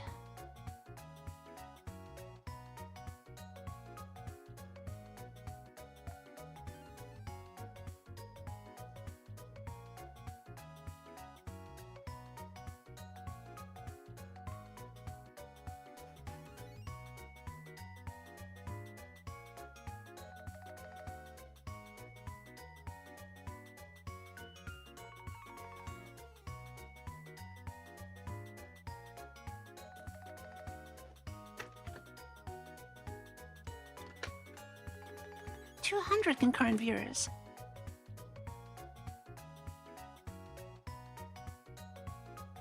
I'm getting hungry. So I haven't really had lunch. I had like breakfast.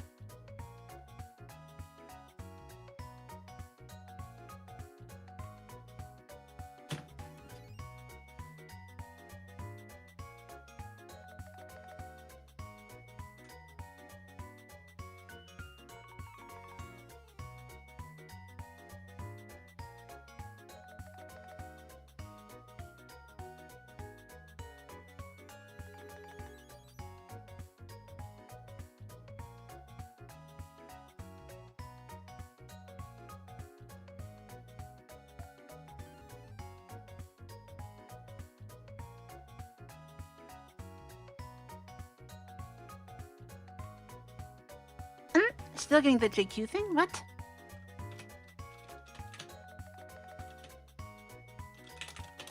I thought I fixed that. What's going on?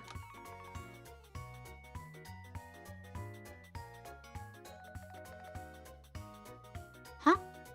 Oh. It didn't save? Wait, what?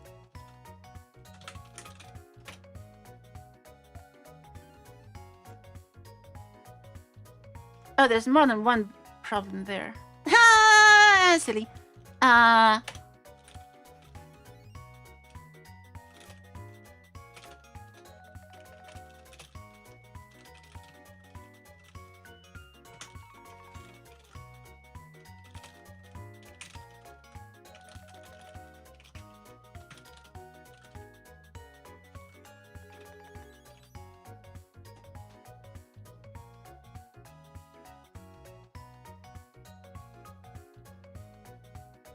But it didn't update any artifacts, possibly because that was broken. Okay.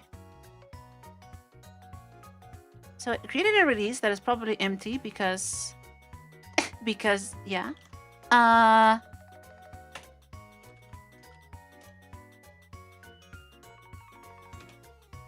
Let's try that again.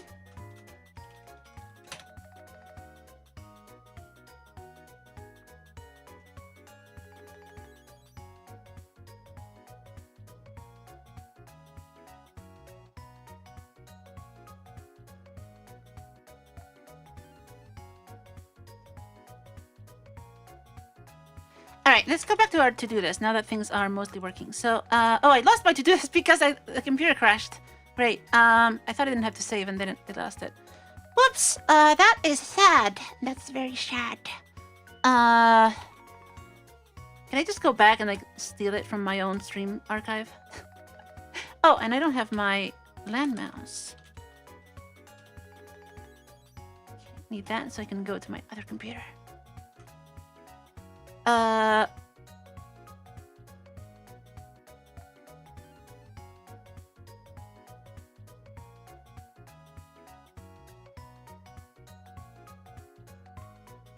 Alright, yeah, that's just... I'm gonna copy it from my own stream backlog.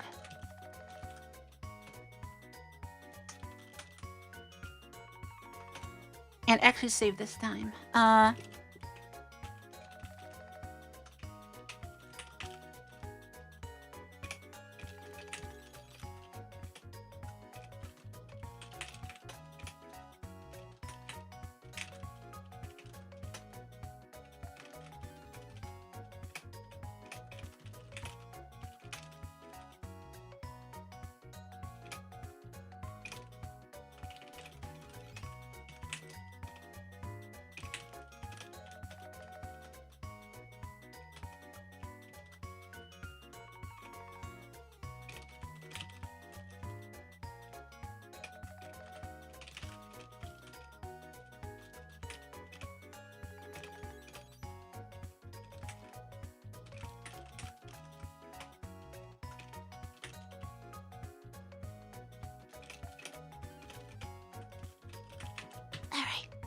So the ones we've done, assuming this works, is resolution thing, source name, and release engineering.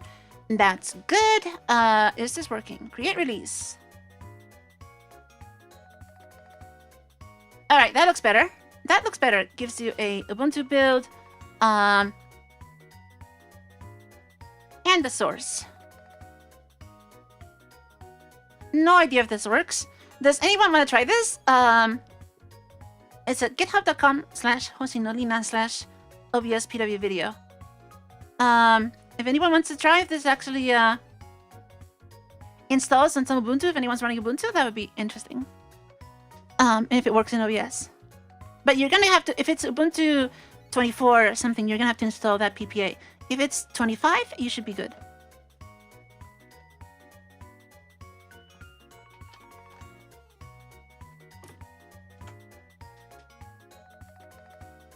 It's actually that Debian package should have... How is that built? I would like to... I'd like to make sure that has the right dependencies. I'm not sure how that works. How did we create that Debian file? Package plugin.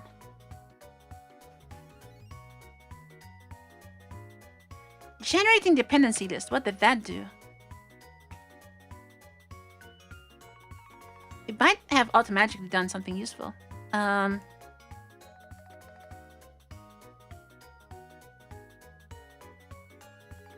Let's see.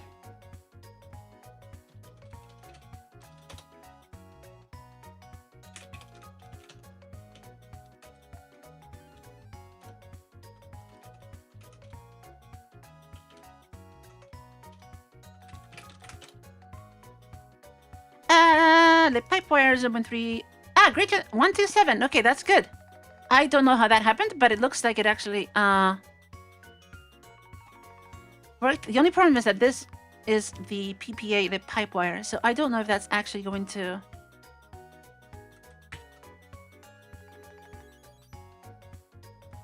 I don't know if that's actually going to do the right thing. I think.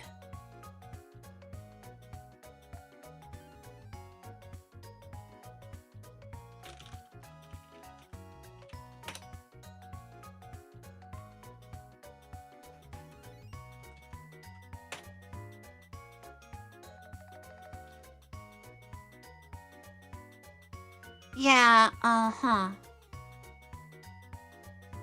because it used that version. So it's probably not gonna do the right thing in that case.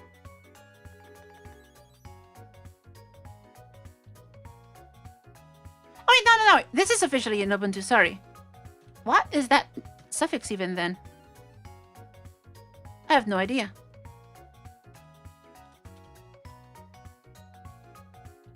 I have no idea what that suffix is, but it looks like it's fine. So, okay. I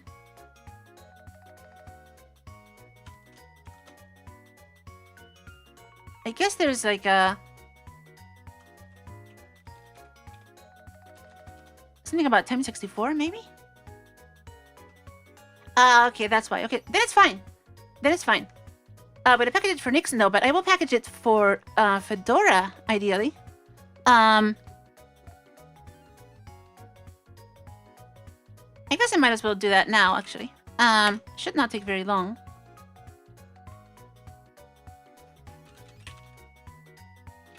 Do I have Fed PKG in here?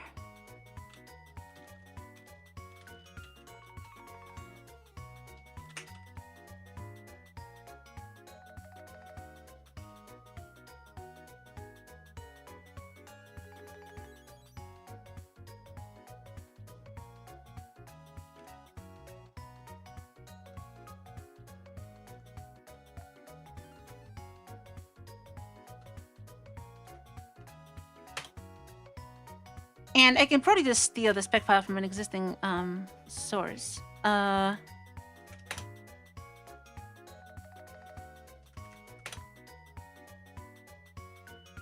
OBS Studio, plugin VAPI, all this stuff. So, not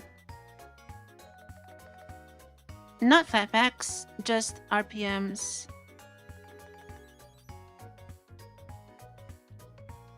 Yeah, like this droidcam one is probably close enough.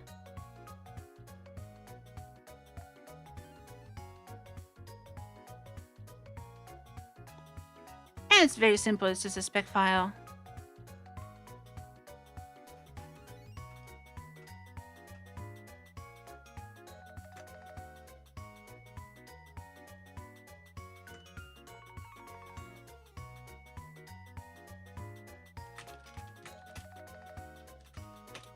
I can just steal the spec file for now and then do that. Raw.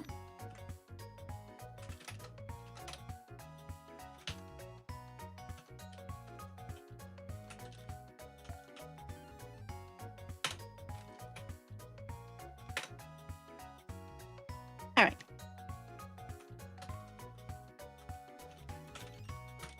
Version 0.10 RC2.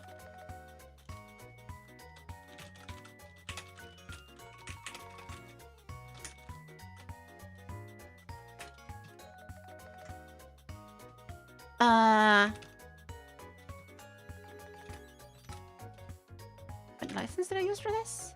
Is this just OBS licensed? I guess it's OBS licensed. Yeah, it's GPL.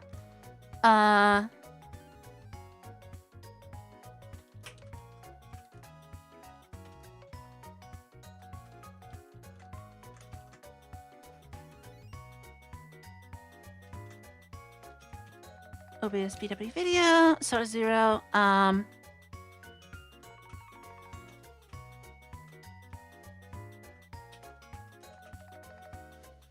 archive version.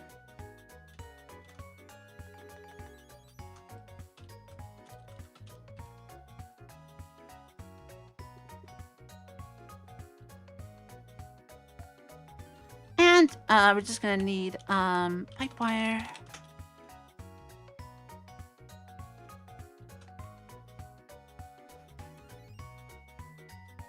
And the OBS.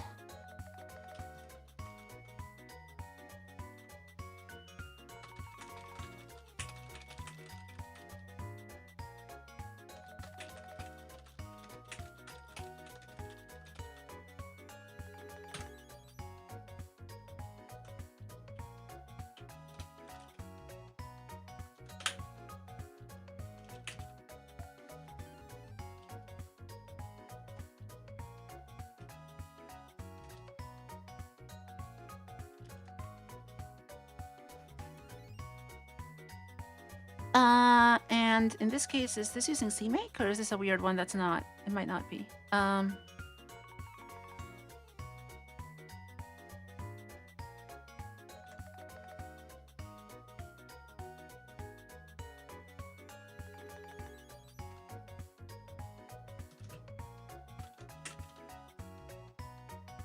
Okay, this is a weird one that's not using that. What about VA API?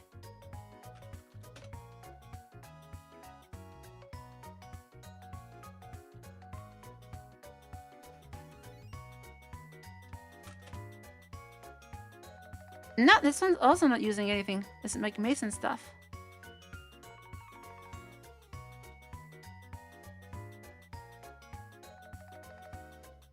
Maybe nothing is using the CMake thing.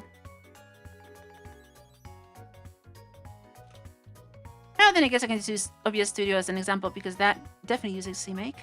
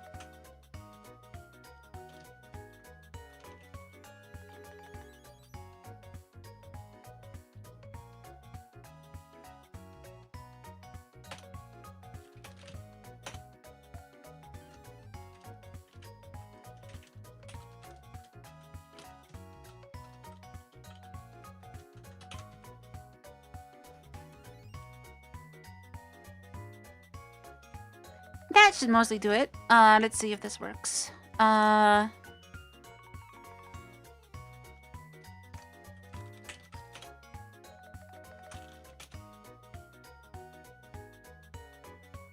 this kind of stuff. And then need the spec file. I always forget the command line for this. Actually, just...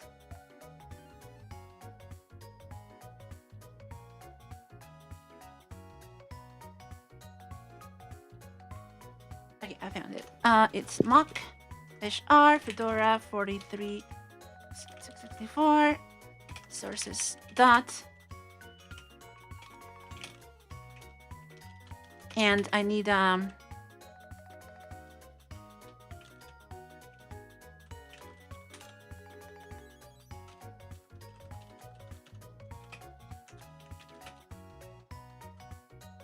hold on. Where am I?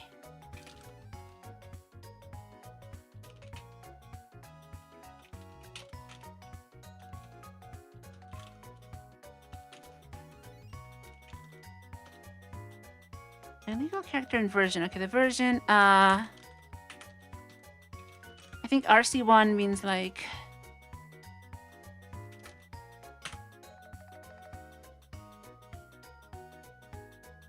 Yeah, it needs to be tilde.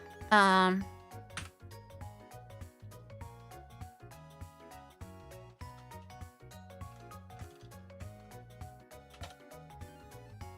then this needs to replace. How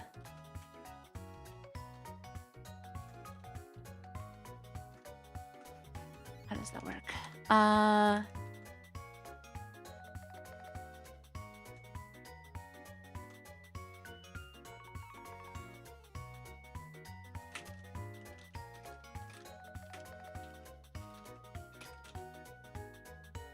There's a thing here.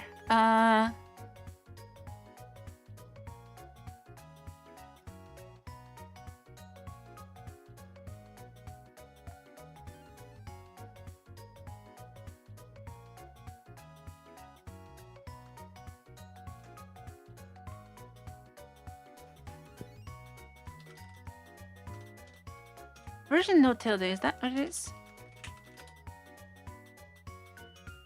Ah, that is a thing. Maybe that's what I want.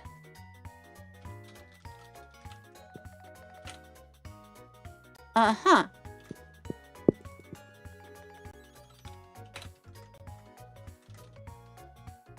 Okay, cool. That works. I need to cheat.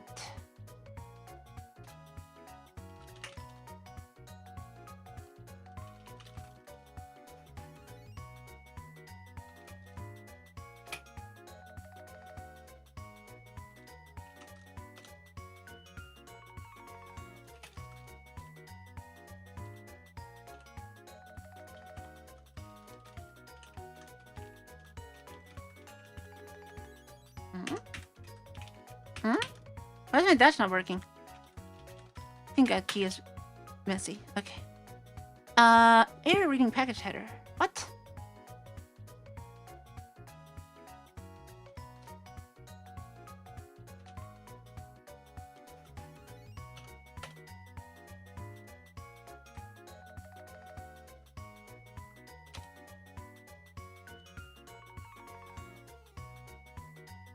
I think I ate something. No. Error reading package header.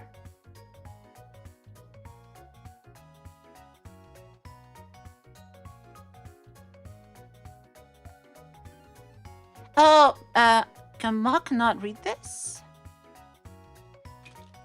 No, it should.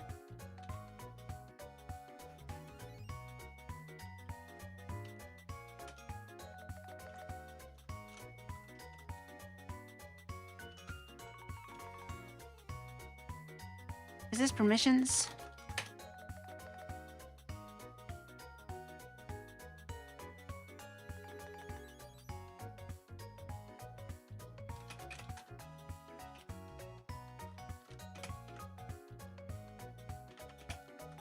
Probably just that. No.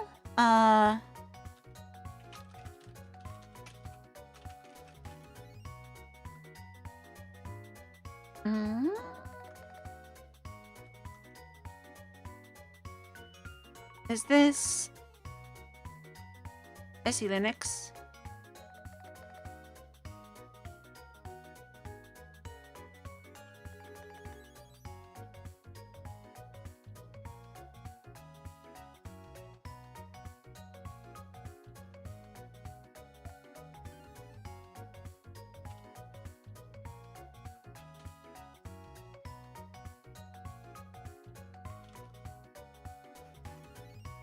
Oh wait, SRPM. Wait.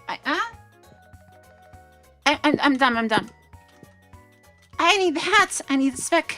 Okay, I'm city. Cyan's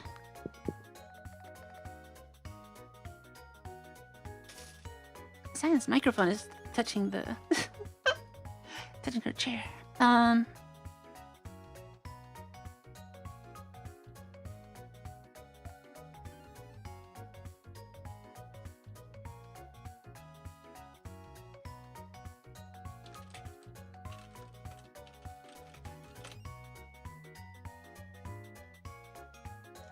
I forgot how to do this. I'll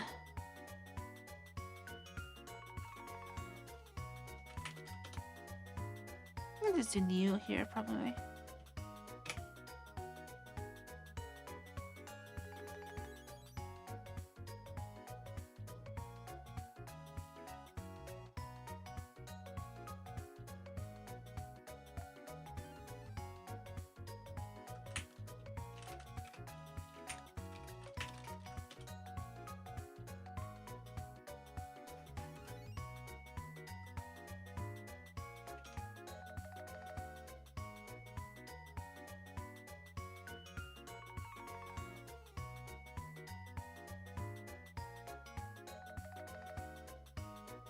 Request repo, that's what it is. Okay.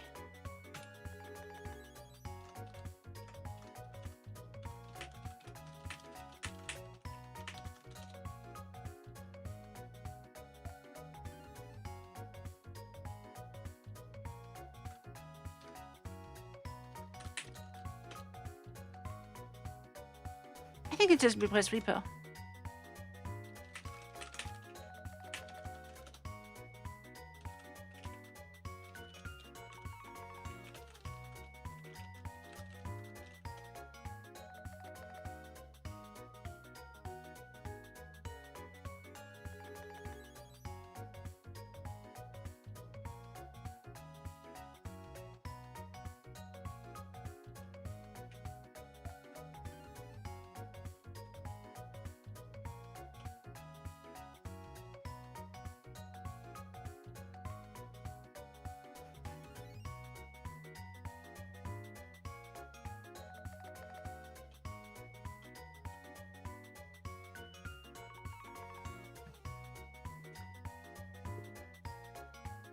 So did this build work?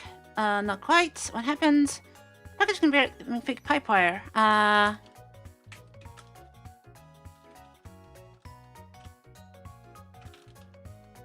It's lit pipe wire.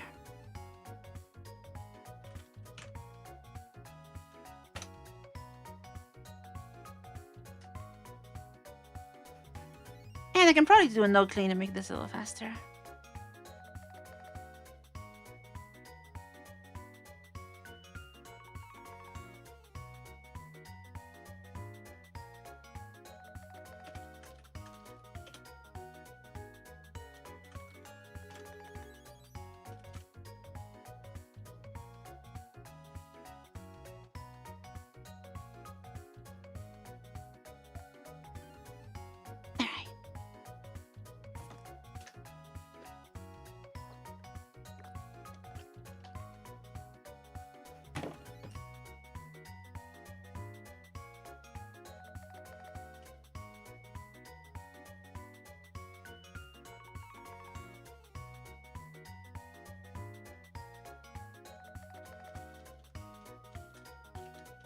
Also need slip DRM actually, so let me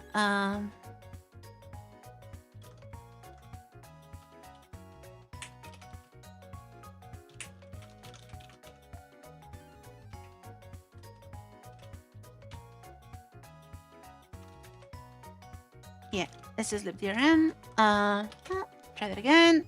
So now it complained about no CMake lists in the source directory.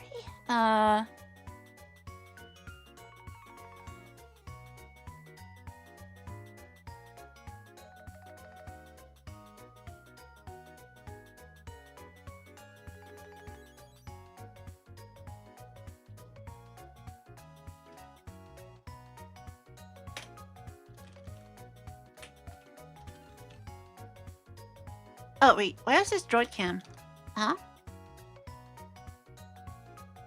Oh, I'm silly.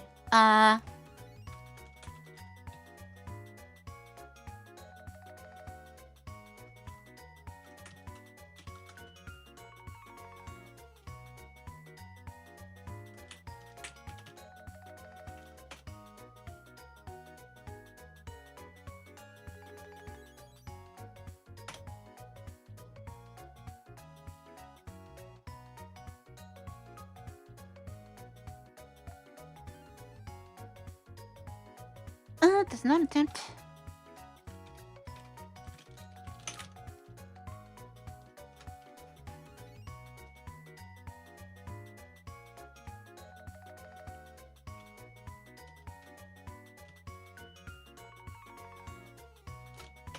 I didn't extract, I guess. In prep, I'm missing something.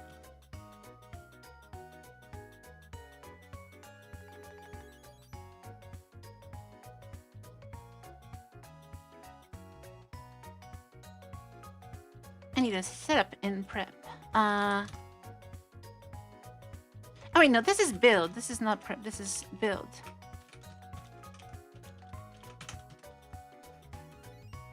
Name, commit. Yes, no commit. This is version no tilde.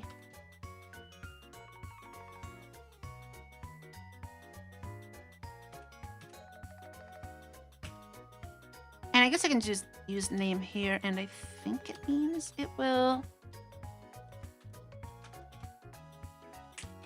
possibly use the right name for that. No, it doesn't. Okay.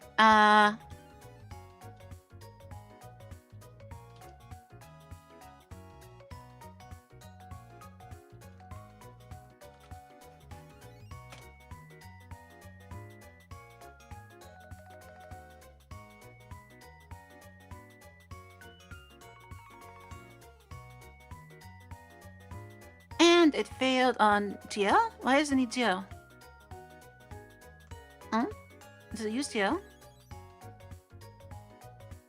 I forgot if it uses GL.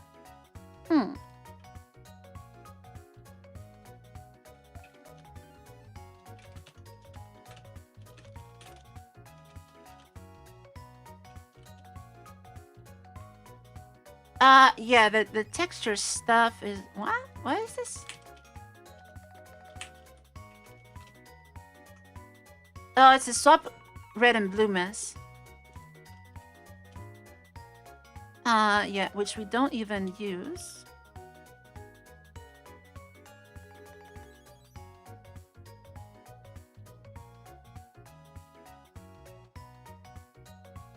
I think I can just drop that.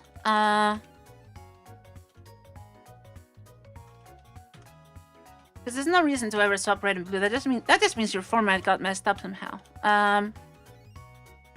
We should never need to do that.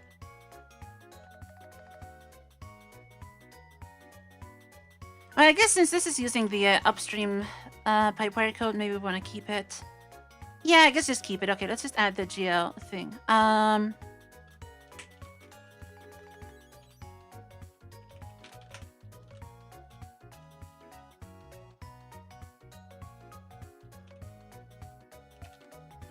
It's just GL, okay.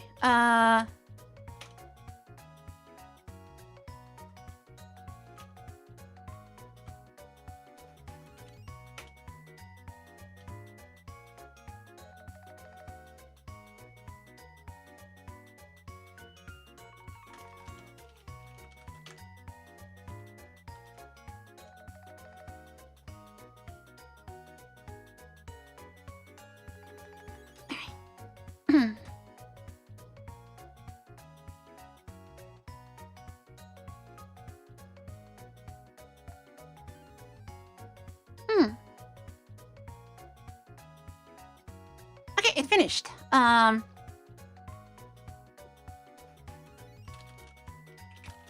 version is this? This is on 42, so let's do a build for Fedora 42.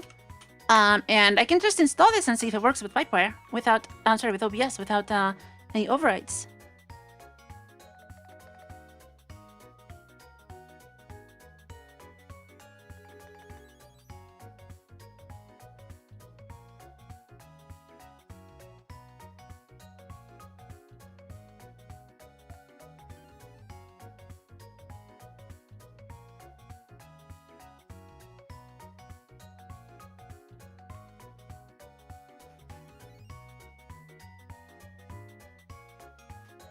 Let's see if that works.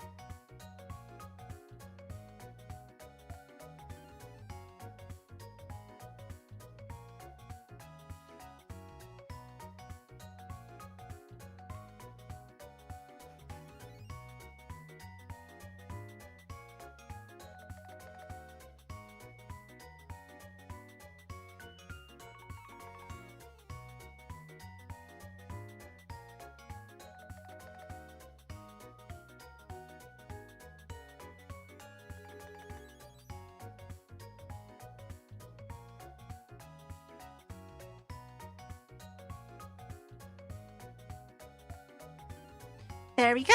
All right, let's try installing that.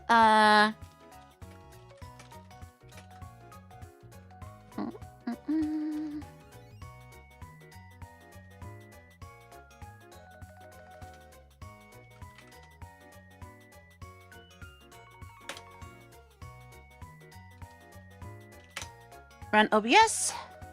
And it is there, my source. It works. And then I can just, actually is the, yep, the language file works. And I can just run my source. Where is this?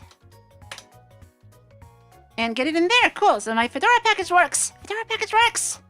Nice. So that was easy.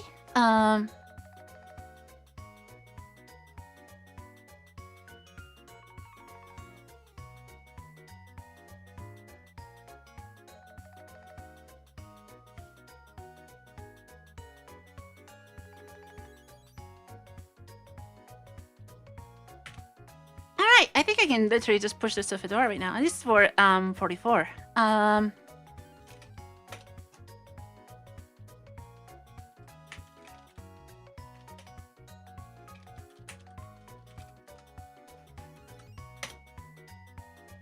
Ah, it needs a bug. Okay. I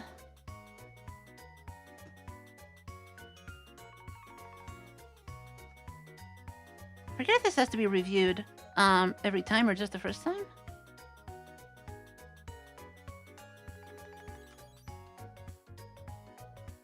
For existing contributors.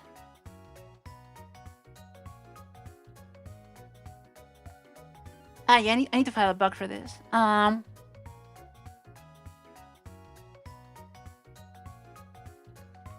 I guess we can do that. Uh-huh.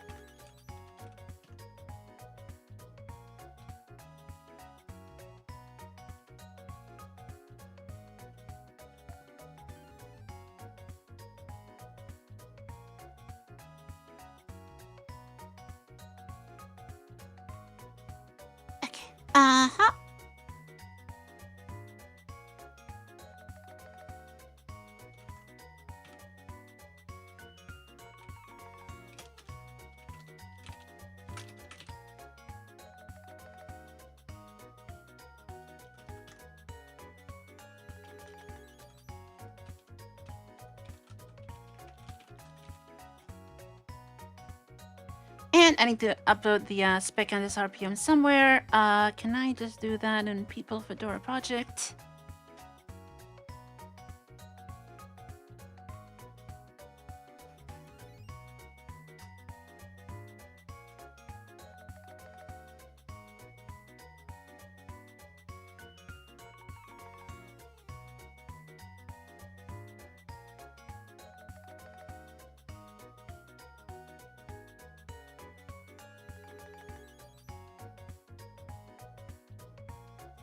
I can just copy these over.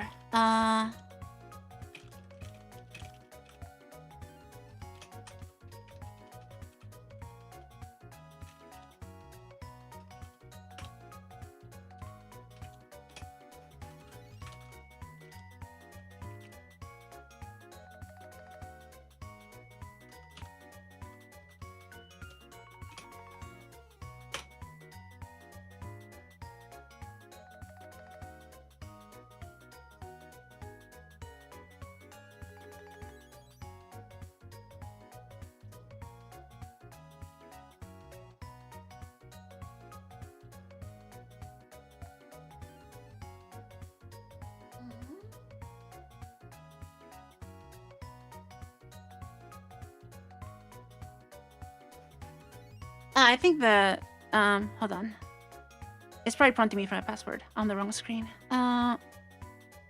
Just 1 second.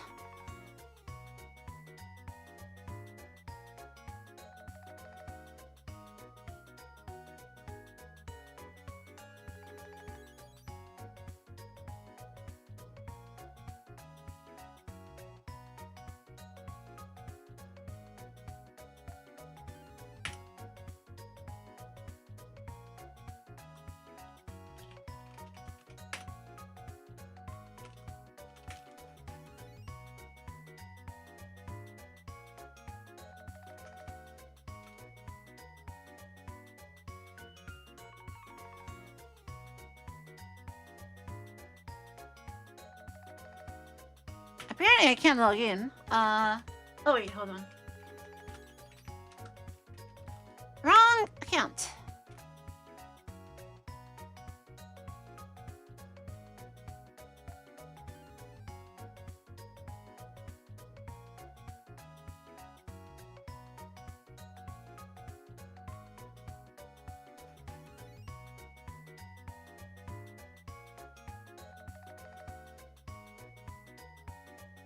It doesn't seem to like my account. Okay, I'll just throw this into Nextcloud or something.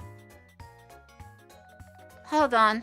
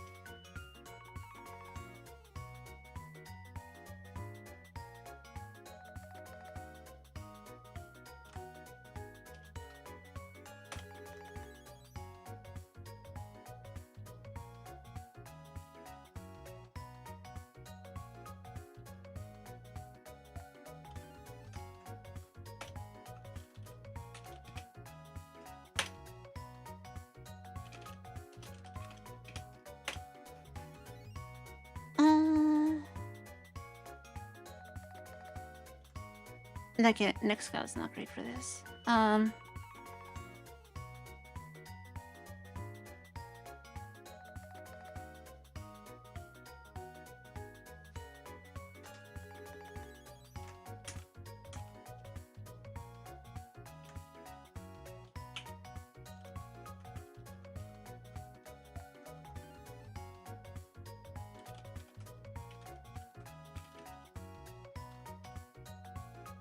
Okay, I think I'm good. Sorry about that.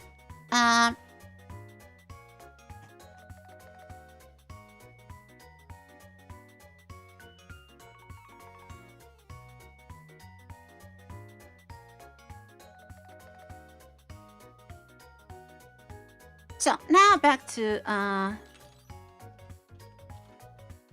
I got some silly links here I can use. Which one's which? This one is the SRPM, and the second one is the spec file, so the other way around. Sorry that it's a random Nextcloud link, but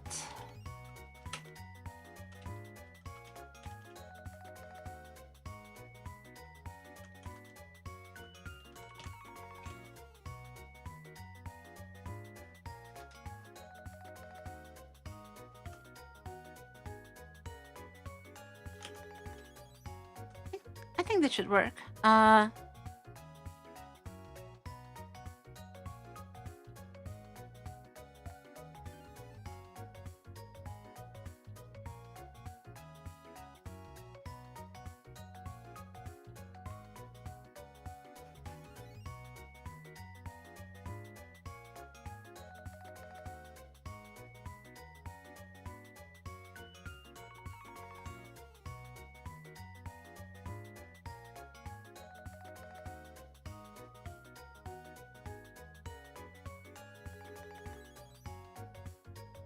Okay, I think that's good.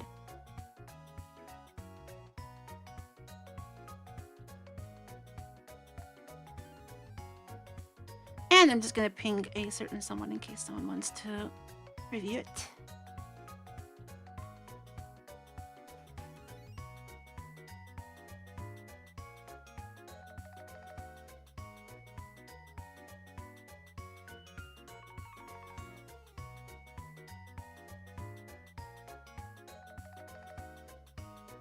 Alright, good. So that should take care of Fedora for the most part. Oh, sorry about that. I was gonna switch. So it's all done. It's all done. It's all done. So wait for that to be reviewed. And next up, where are we on the to-do list? To-do empty. So we got PW video. Let's add actually here. Fedora package, which is work in progress. Then let's fix the lib funnel log message mess. We definitely need to do that first. So all these printfs need to change.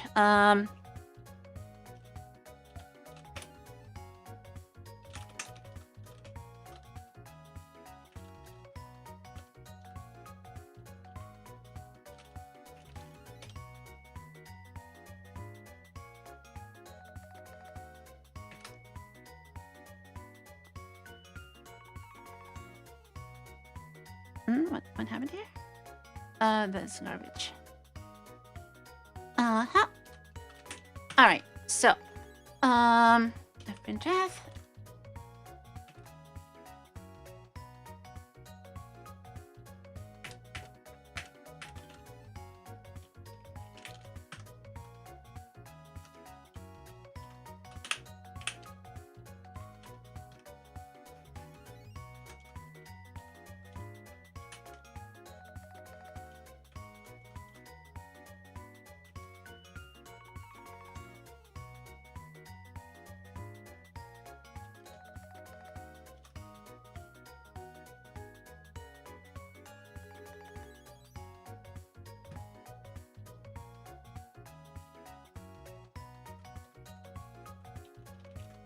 So this one probably should be info once they change stuff.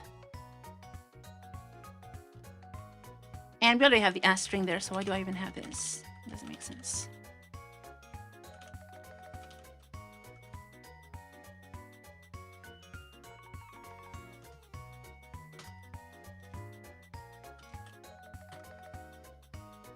This I think we can just skip. Parm changed. Back to debug.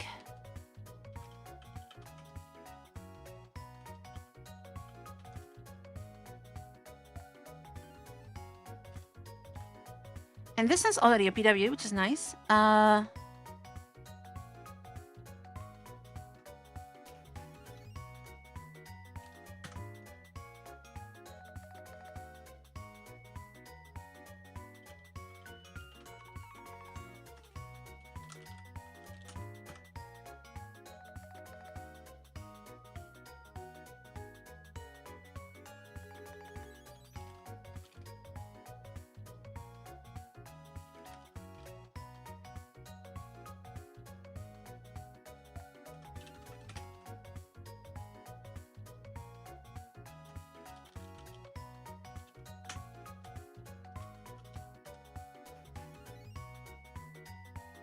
And this I can just drop.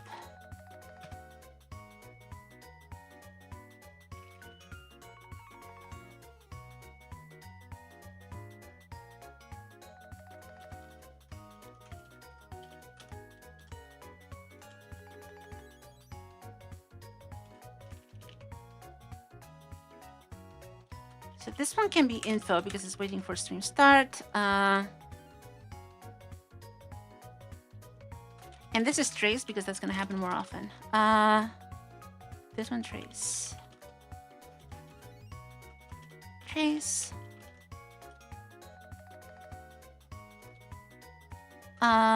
This one though. Is there a warn? Yeah.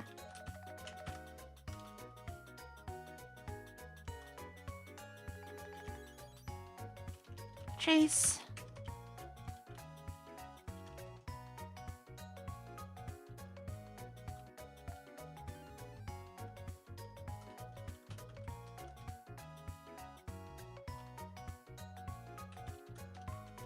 Error.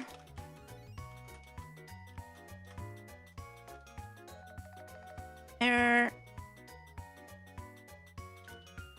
Error. Error. Okay.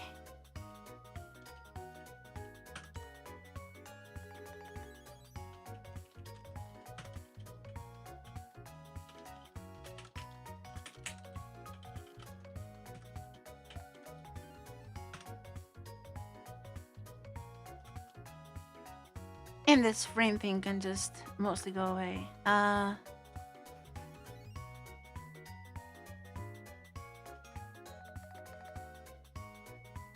guess I can just stick a frame number in here in case it's useful, but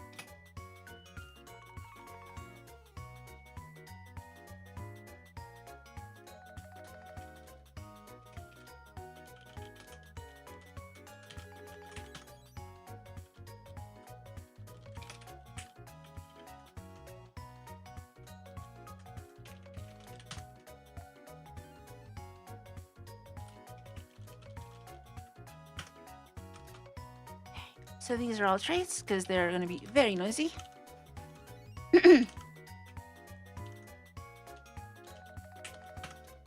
On timeout, there can be an info.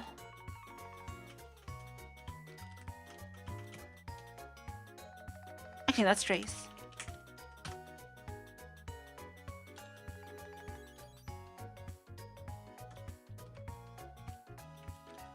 And this is info.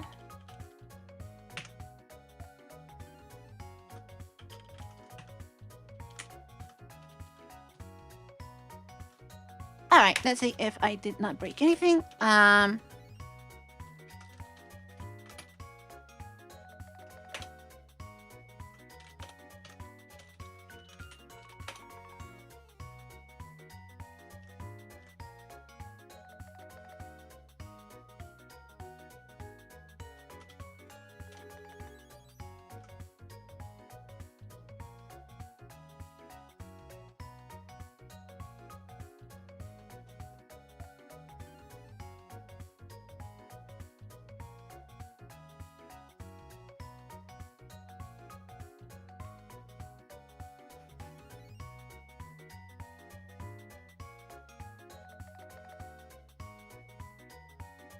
Works, and it's just printing got buffer. I think that's from the test, so that's fine. I do sync. Okay, and async.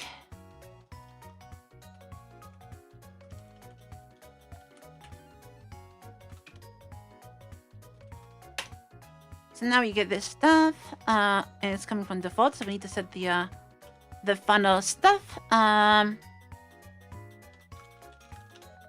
Hyperlogging.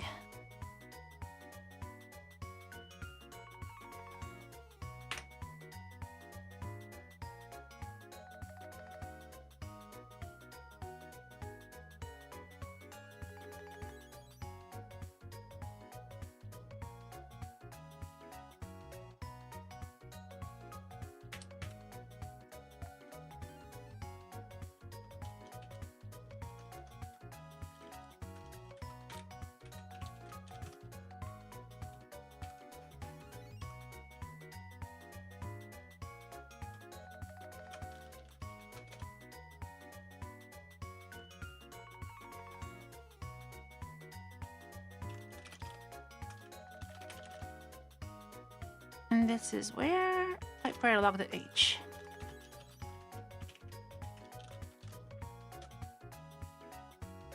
Mm-hmm.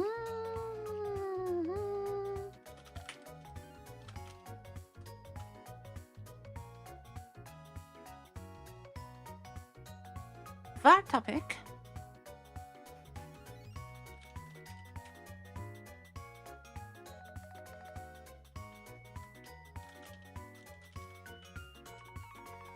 That's a little mistake in the... Okay, the funnel. And that works. And then we need to do this for EGL and all the other stuff.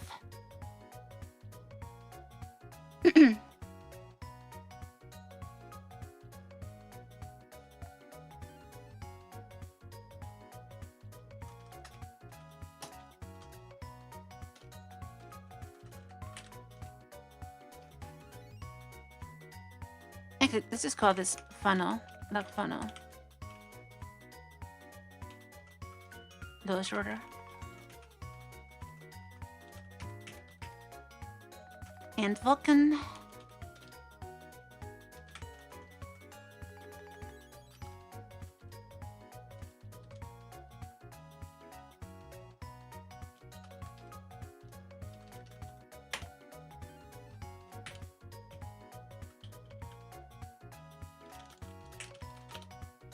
Because it means you can use glops.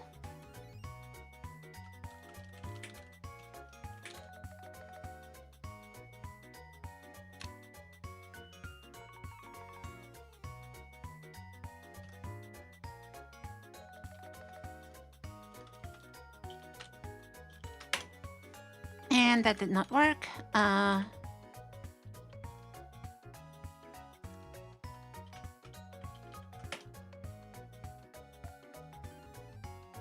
Let's call it funnel core.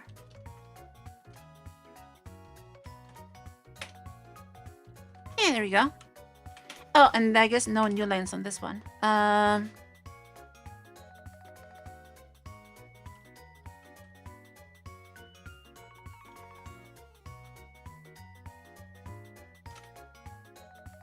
There we go. Now it's pretty much doing the right thing.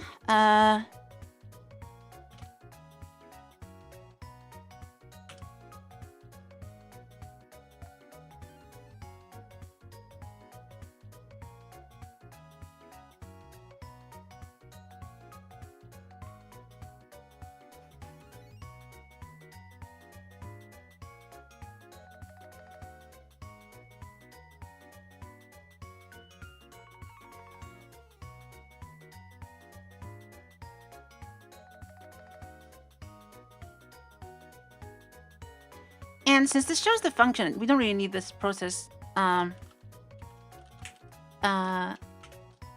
thing anymore. So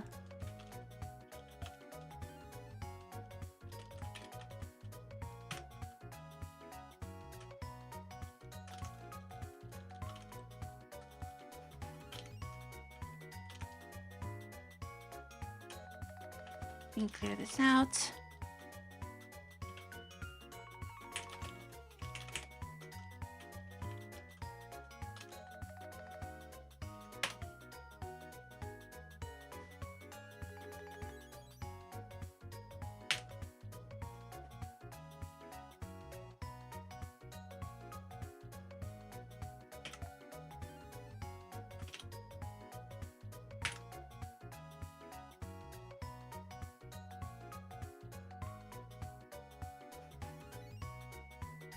Oh, this is weird. Why is it doing it once every 2 frames?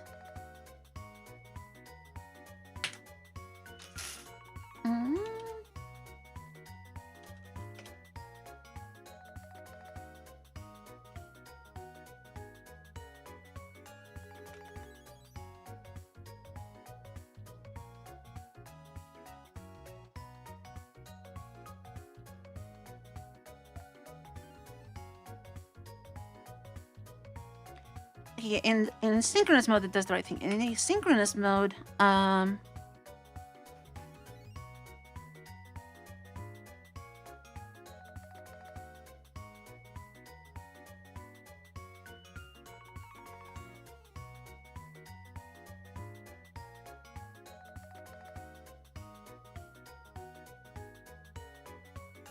Somehow the frame rate is different.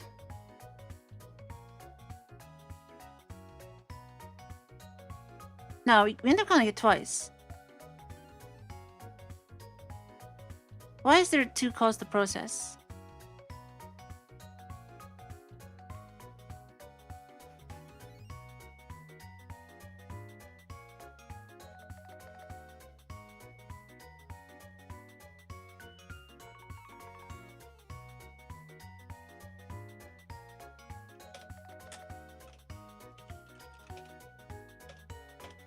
Are we enabling timeouts for no reason?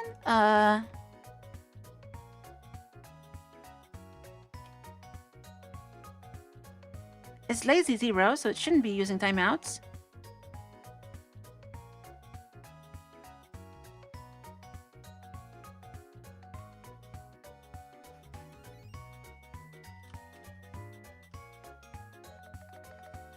Oh, it's because enqueue triggers a process if we are in async mode. So in async mode... okay, that's a little bit... Wait, but if we're not in lazy mode, then request process shouldn't do anything.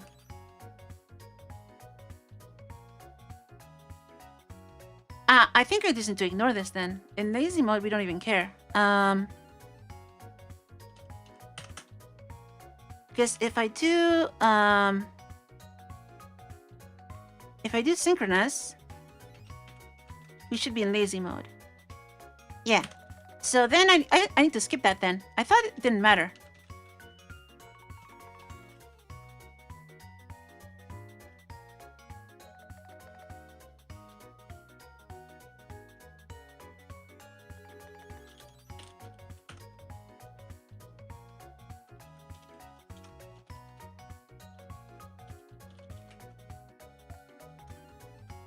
Okay, so now if I do async,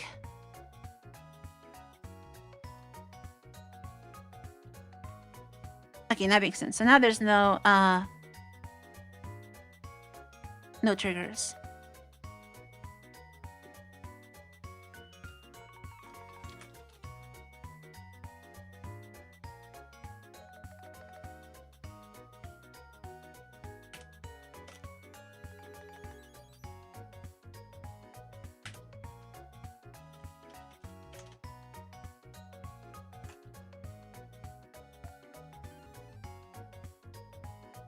Let's try the Vulkan one also.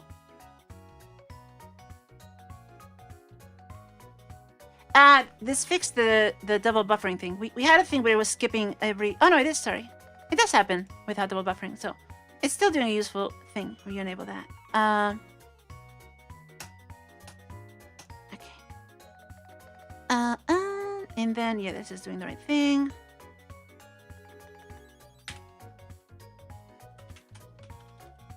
And in synchronous mode, I did not set that right.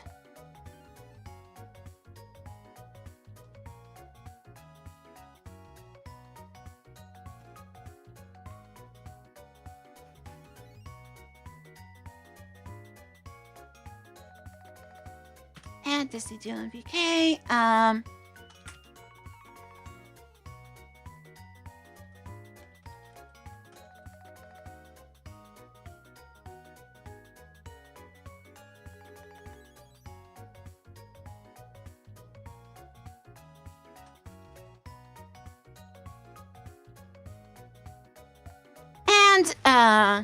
That makes these the same.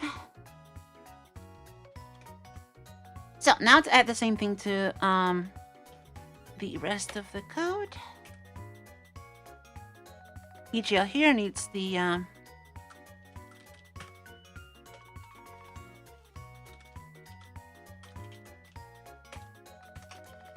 PFA log info. Error is already there. Check formats, info.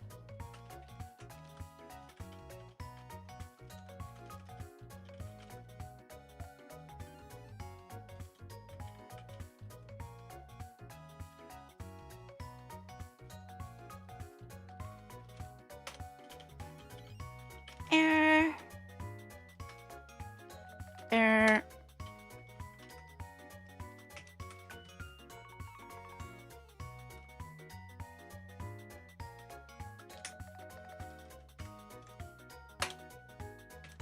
And so now the initialization stuff. I need to fix the new lines. New lines, new lines.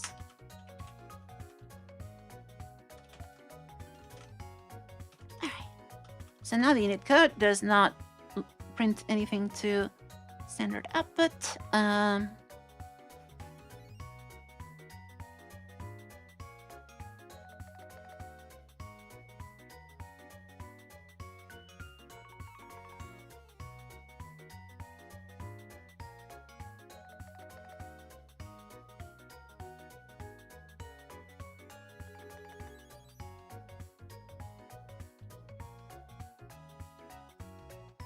Yeah, that works. And now Vulkan. For Vulkan, same story.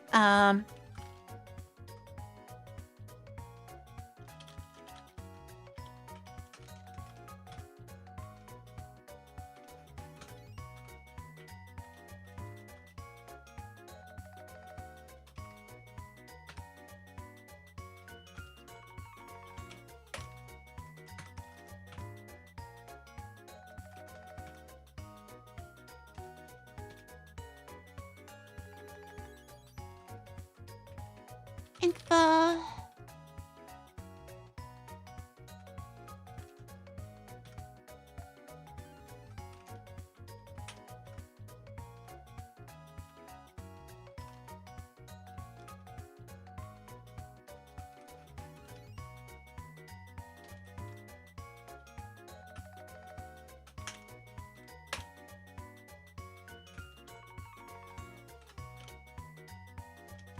There we go.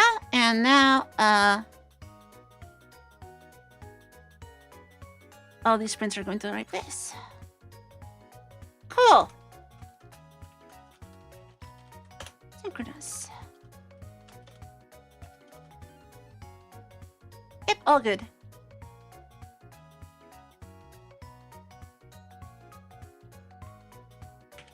All right, let's...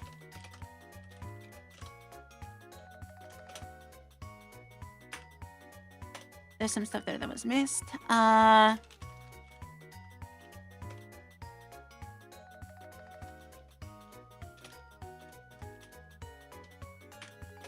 need to add the skip frame stuff.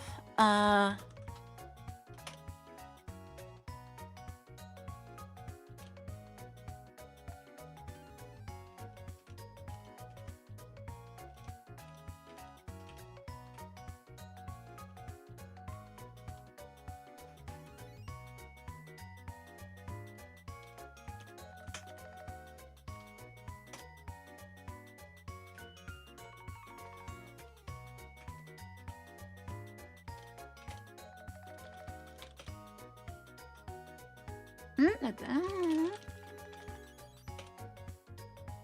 Oh, script frame, sorry.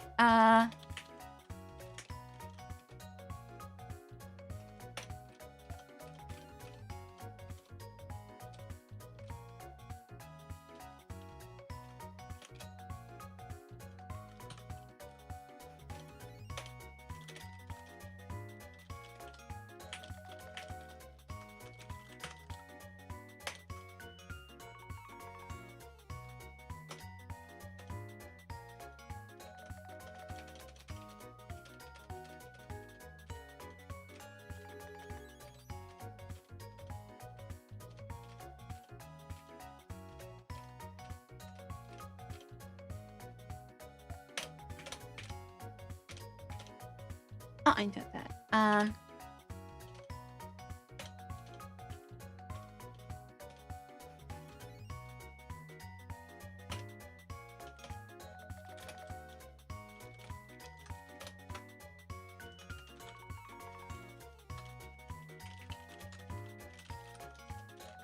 And then let's do the makefile stuff first.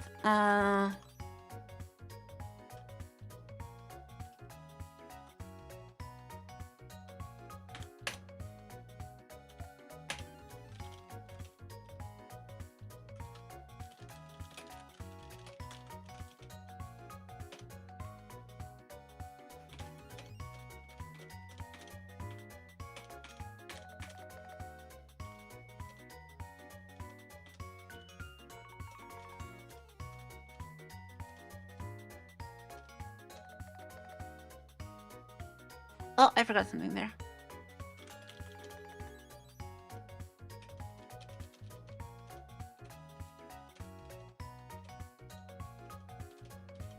That script frames code needs to go in the previous commit.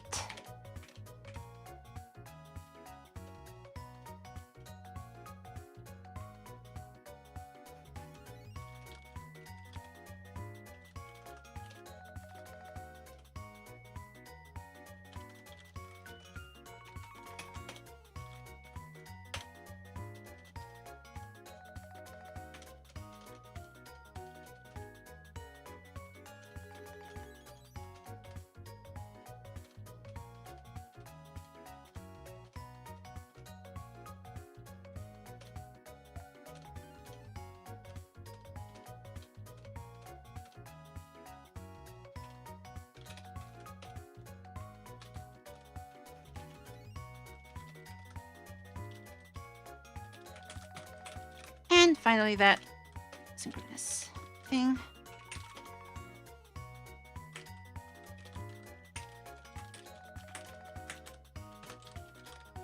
Alright, there we go. So this is now mostly clean for release-ish. I need to see how it installs though.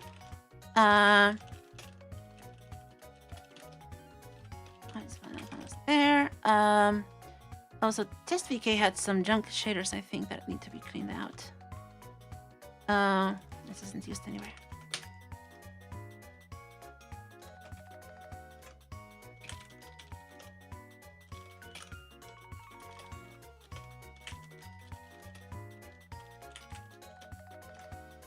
And now about the install stuff. So, if I do Ninja...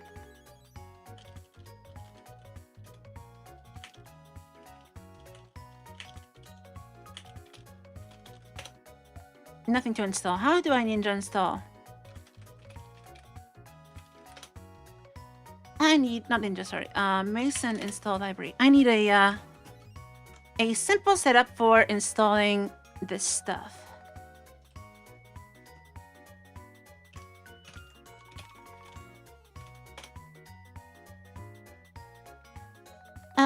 Also, I probably want to have like build flags in here for EGL and Vulkan.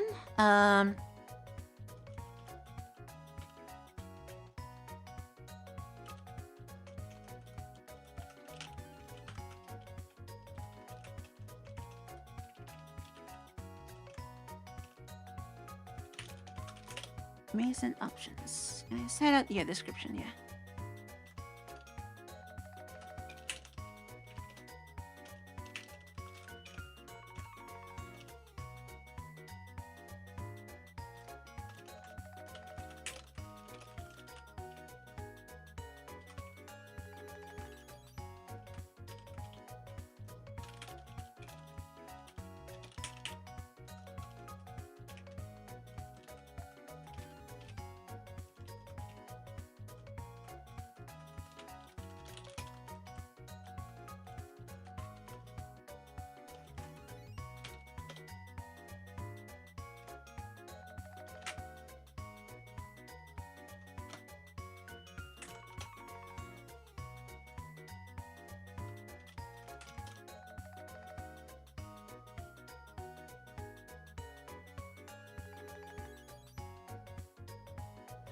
How do I enable minimum version?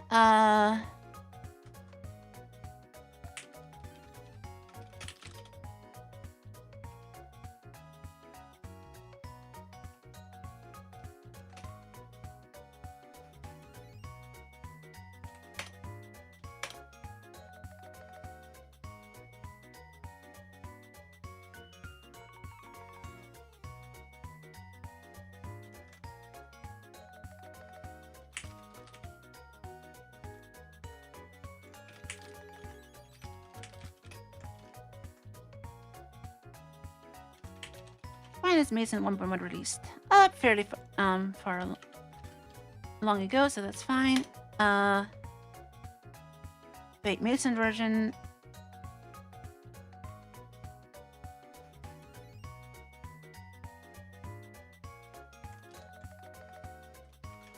Greater than or equal 1.1.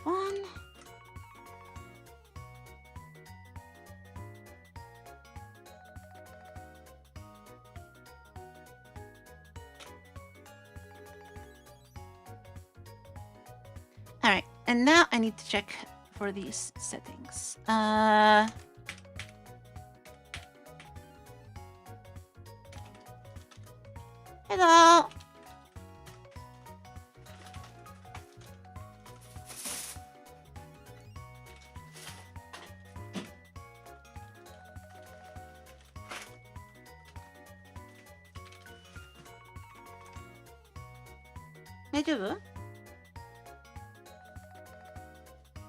What's this?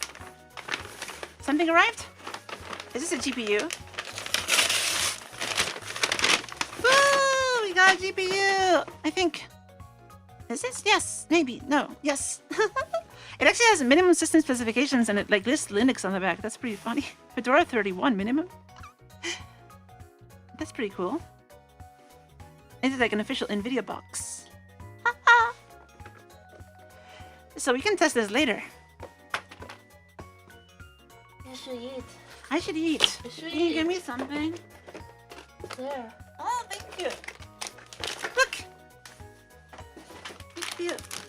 And just thank our sponsor. What? And just thank our sponsor. I thank you everyone who's the 2 people because only 2 people had to donate before it was made.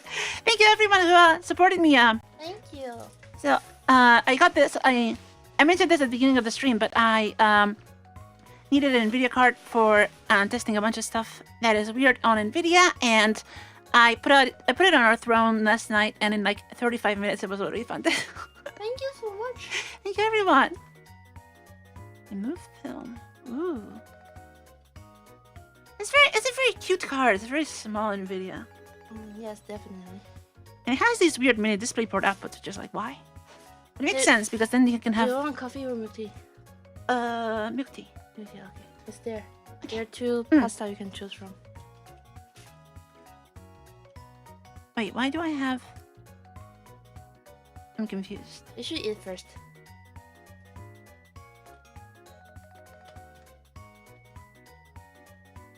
Like that.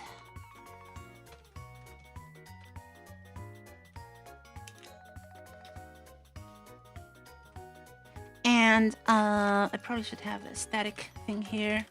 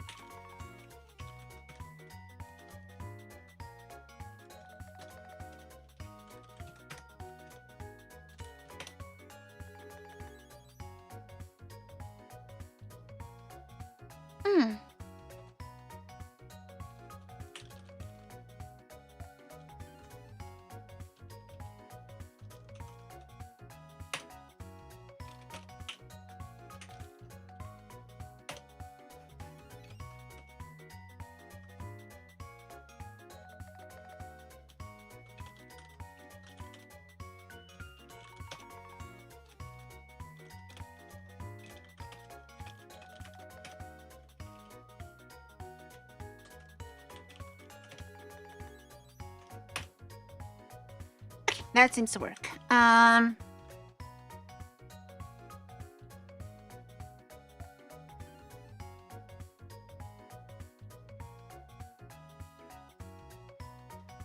so then we only need Vulkan for Vulkan.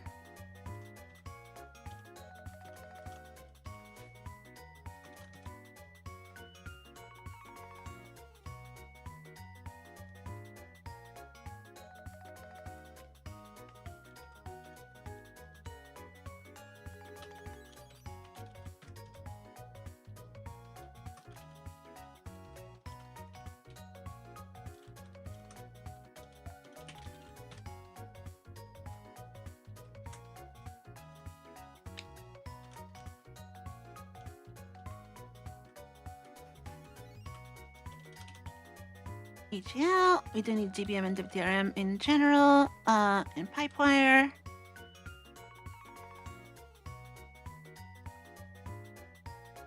Yeah, I think that should work.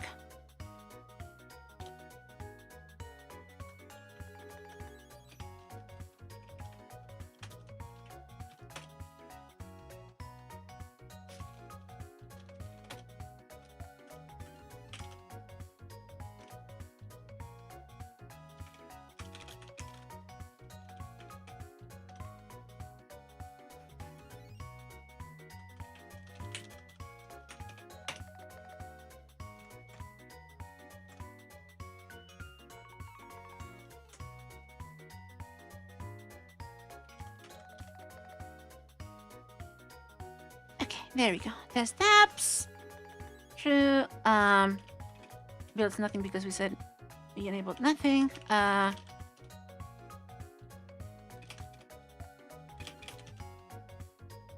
looks like it works. All right.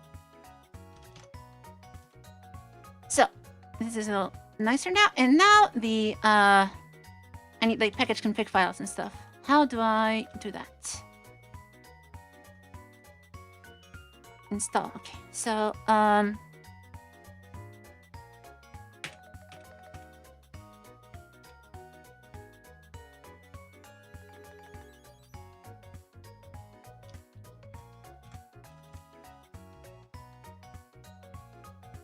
that's both libraries.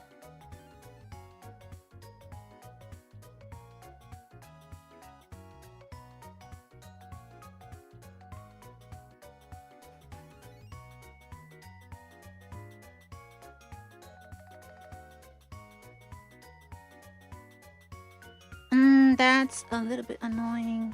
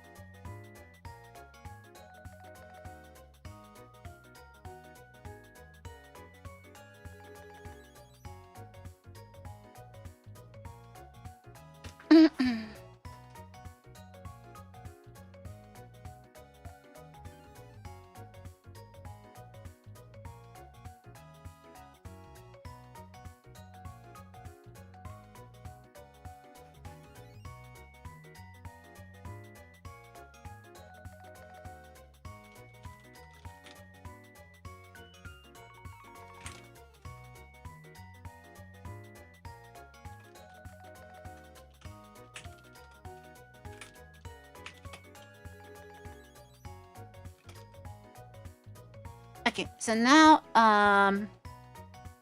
this is also installing static, which we don't necessarily want.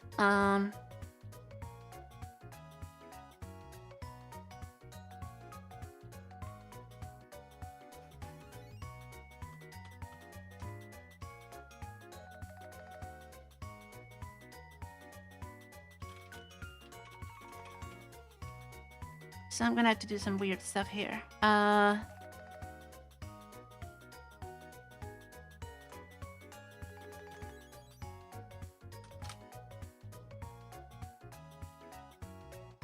And this isn't keyboard arguments.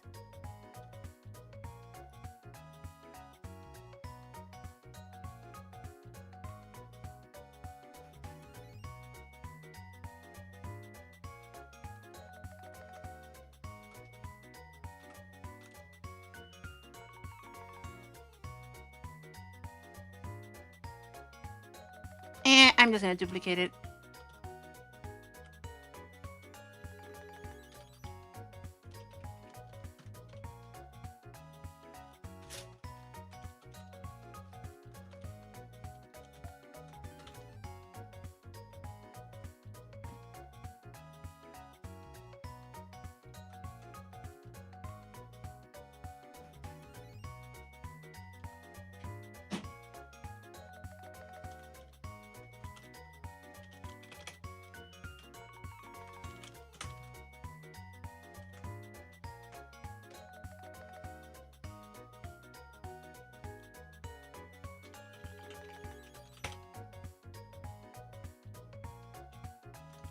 Oh, static false is not working. Why? Hmm?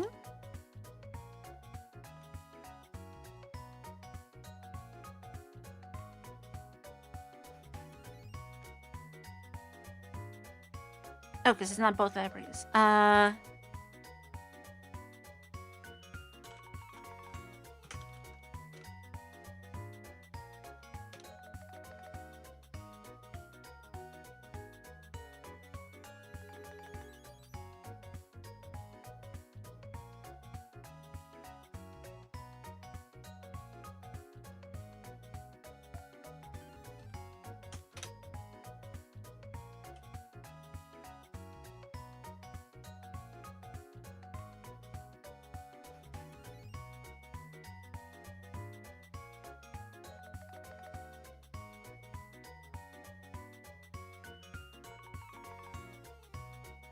Both libs, I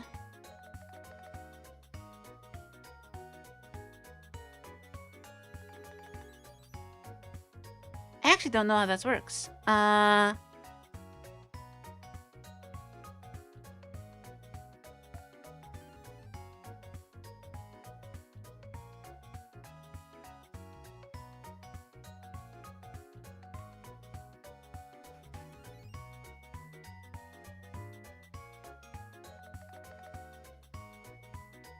I don't know how linking works when you specify both libraries and then don't check it, but I guess it doesn't really matter. Alright, let's just do this. Let's just do this.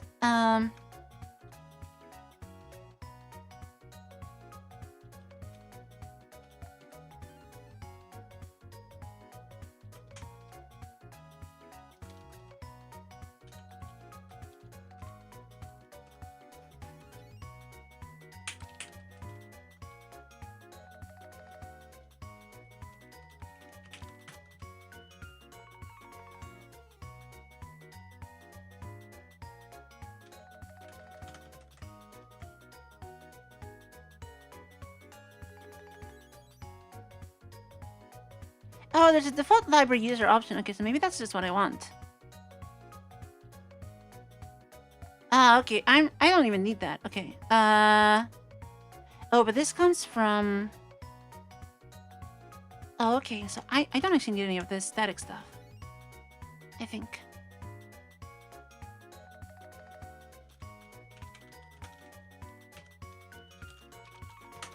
I think I just need to do that.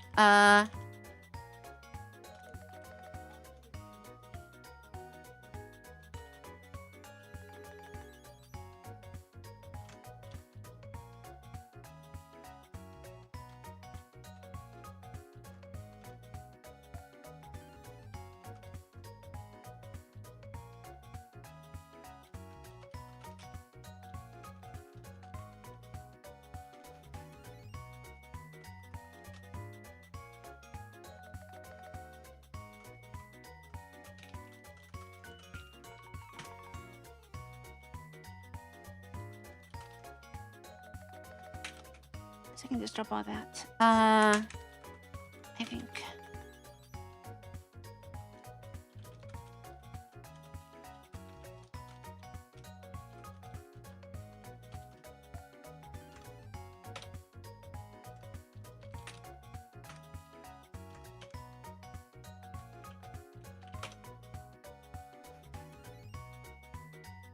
Okay, so that works. But how about the wine stuff?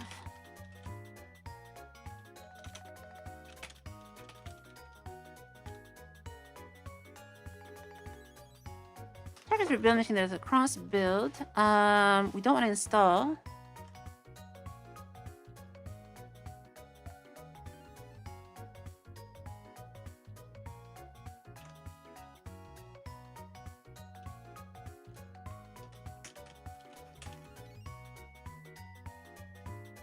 How do I not?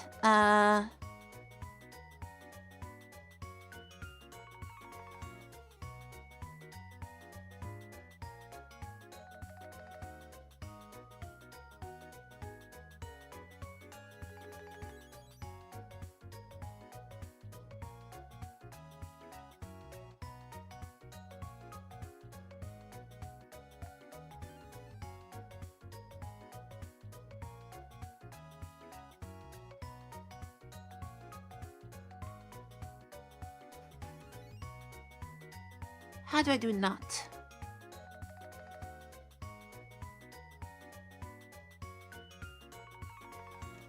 Just not.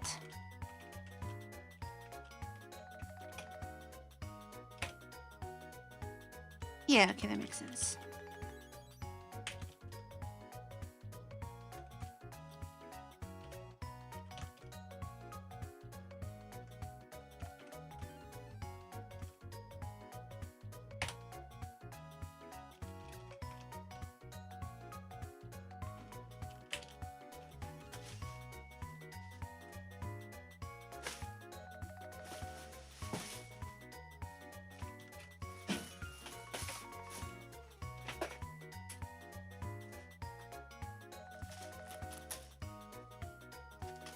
This tabs is mutually exclusive with native, but I did turn it off.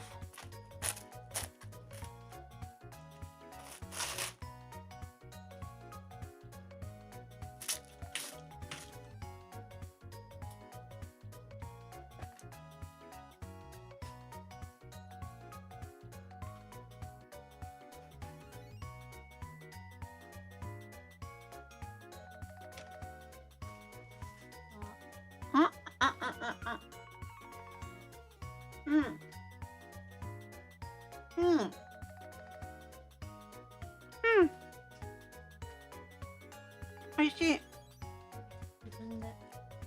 Apparently I have to eat, so I will eat. Katarina is eating. Unbelievable. Why is this tabs not doing that?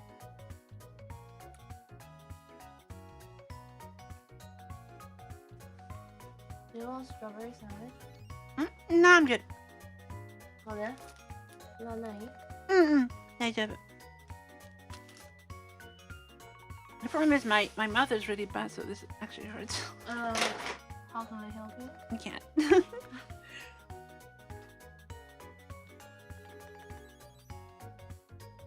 you want a spray? Maybe a bit later, but let me see if I can eat something. It's on 12. The GPU arrived. Thank you for donating.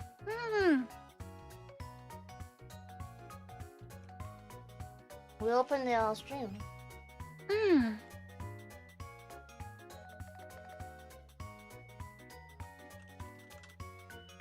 Yeah, they put it on the door. Just like on the floor. I pick it up and give it to Lina.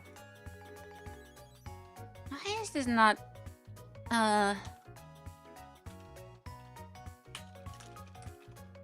Does dash not work?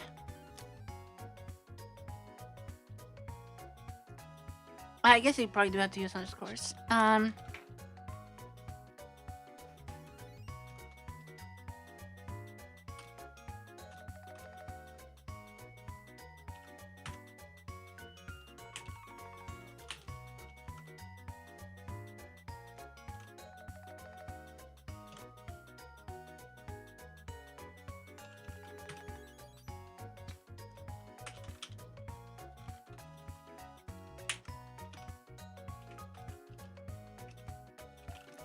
Don't need EGL for that one. Okay.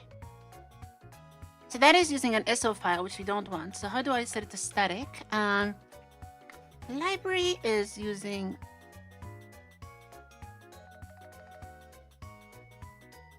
default library.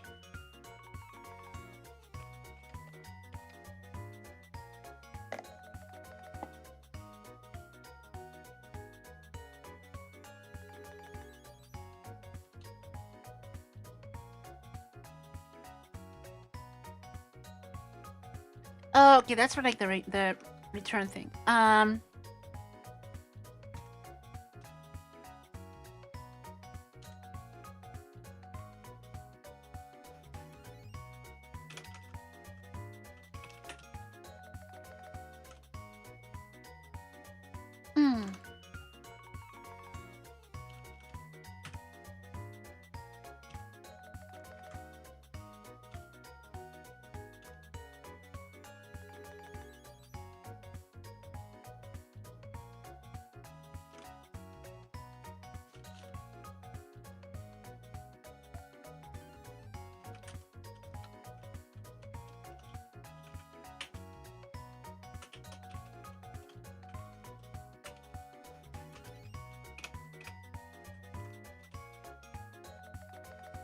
That seems like it works.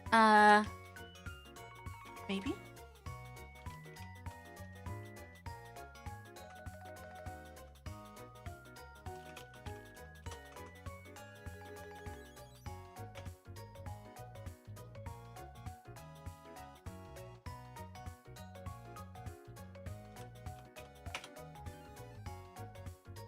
Nope, it's not using static. Why is it not using static?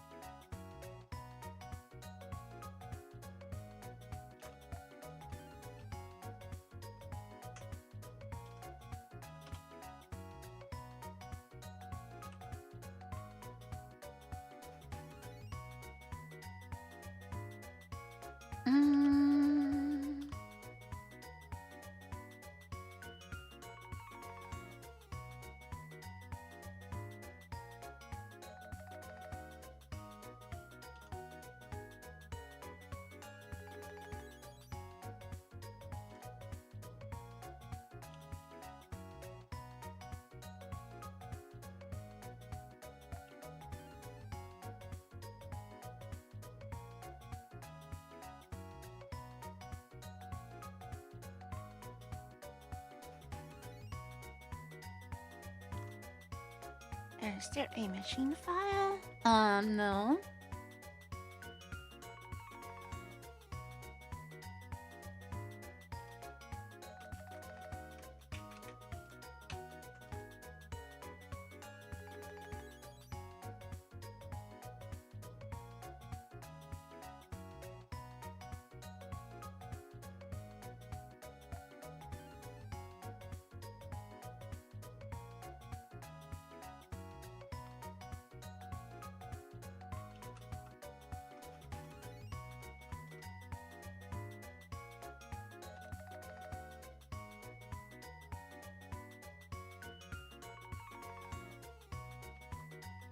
Let's use an array for this one.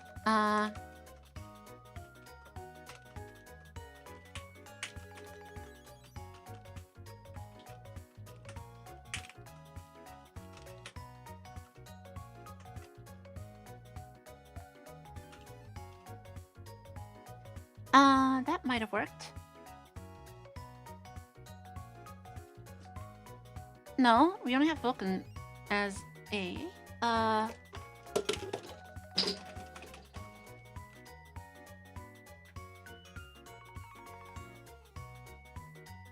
Why is only Vulkan static?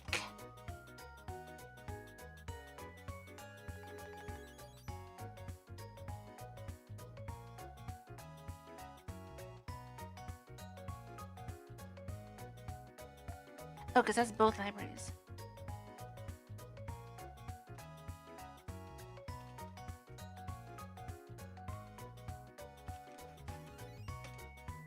No, why is it not?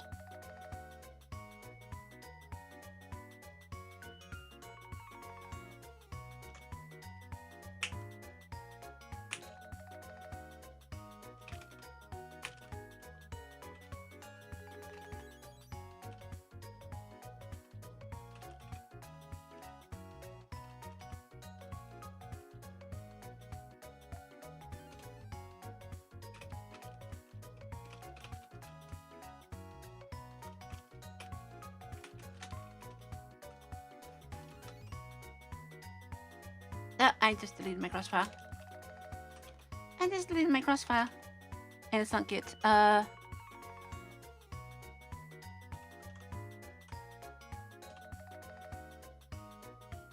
Sorry, it's not.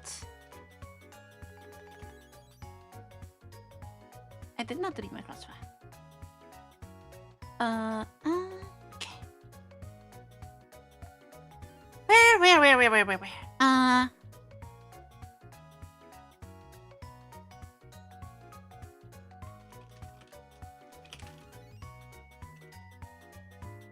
Okay, now it works. So I think it was just buggy.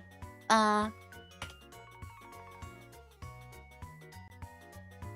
I think that makes sense. So it's actually working now. Probably just doesn't know how to reconfigure a subproject properly, I guess. I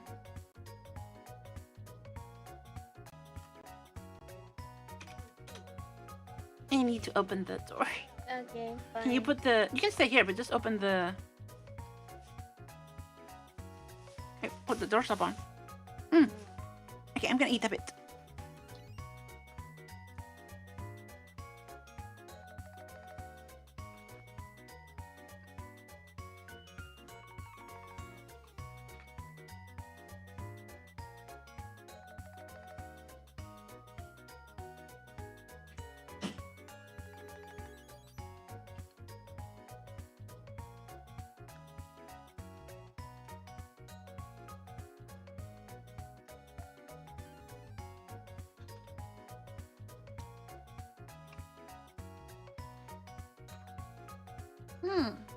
I see.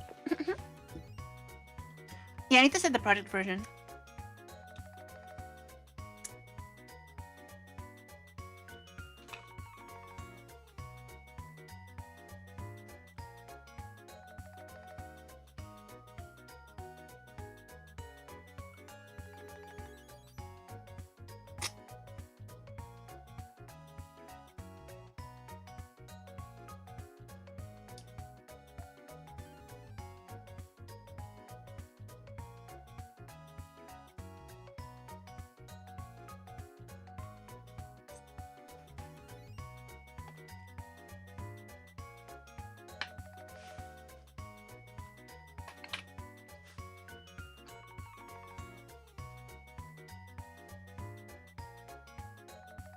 My headphones are falling off.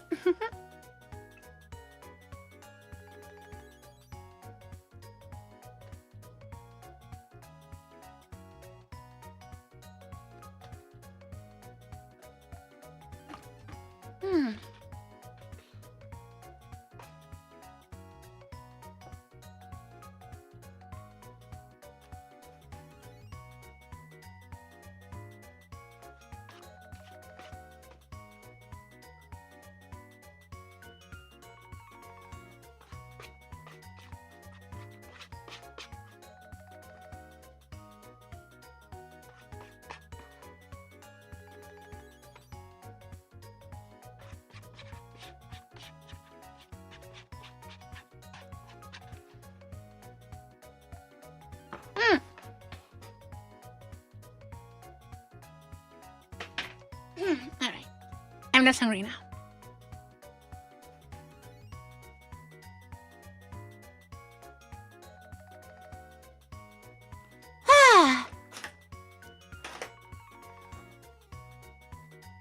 What I Spout2 was answered at the beginning of the stream. It's the technology that is used on Windows to share video streams from applications to things like OBS for streaming.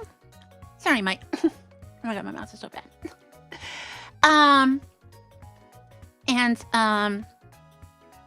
And the problem is that when you run Windows apps on Linux with Proton or Wine, you can't use it with native OBS. So I'm working on a bridge to make that work.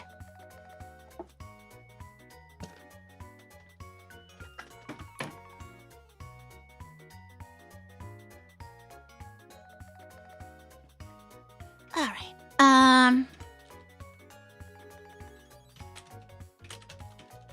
So I think we're good here. So lib funnel.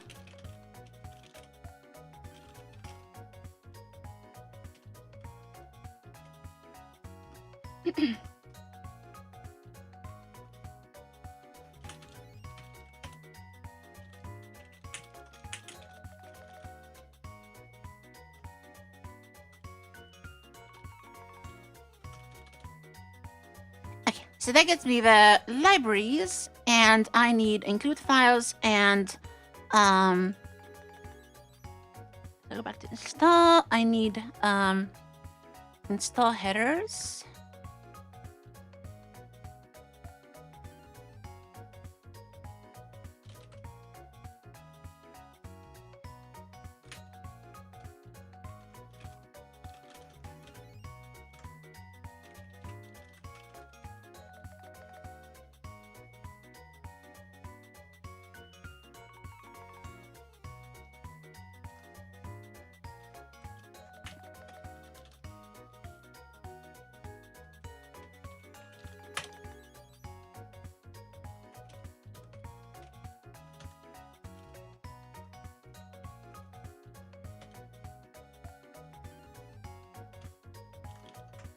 I guess we can just call this lib funnel.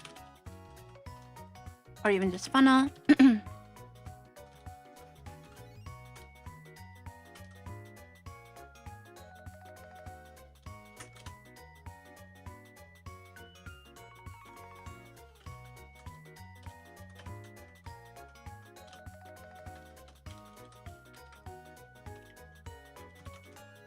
And then we need EGL in here.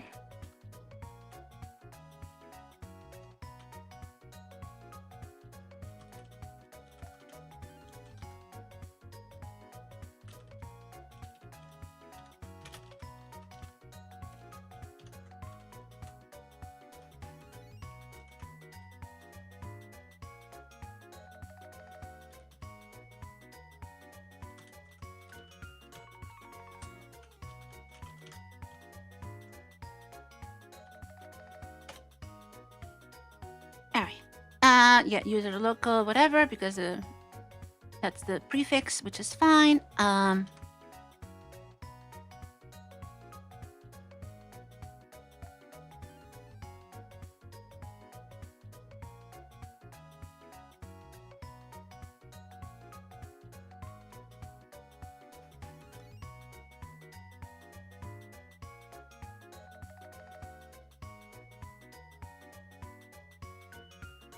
And then I need some kind of package config file. How do I do that? Aha, you can generate them. Excellent.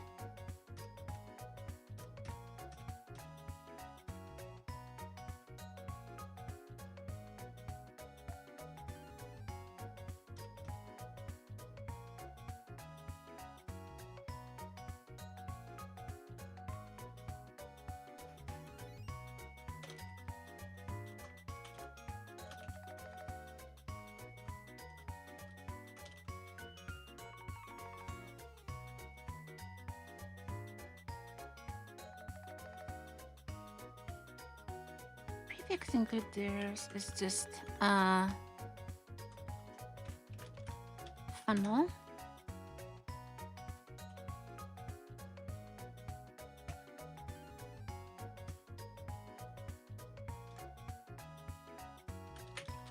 How do we declare the project version?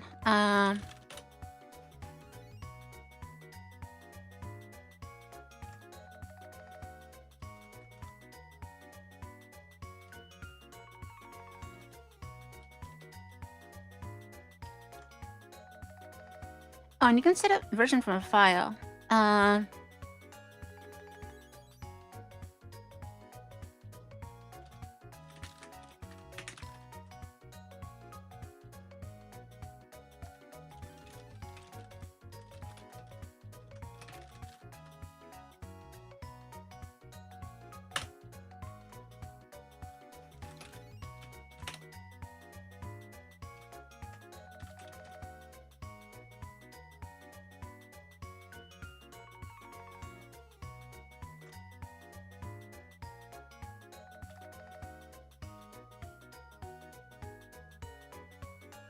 Is it a file?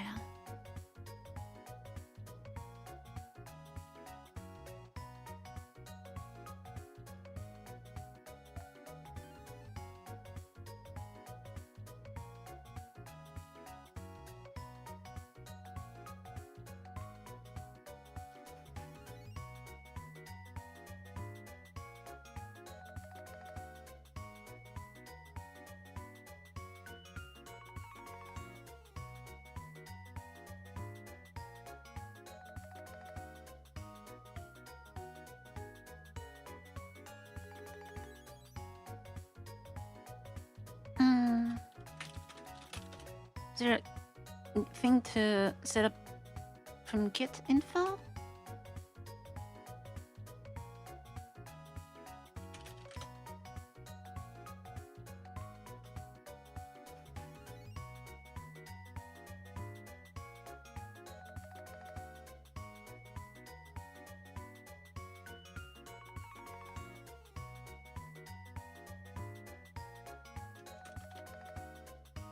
VCS tag.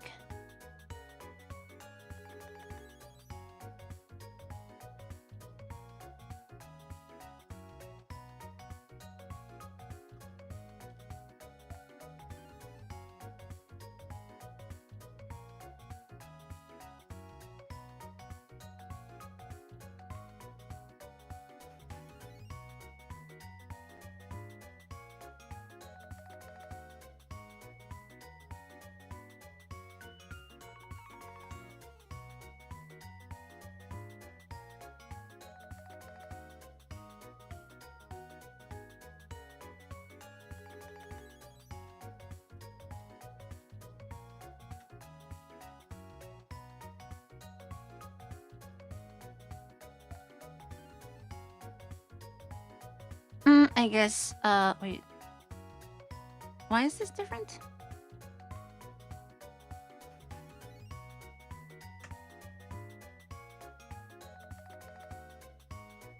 I guess I'm just gonna set it manually.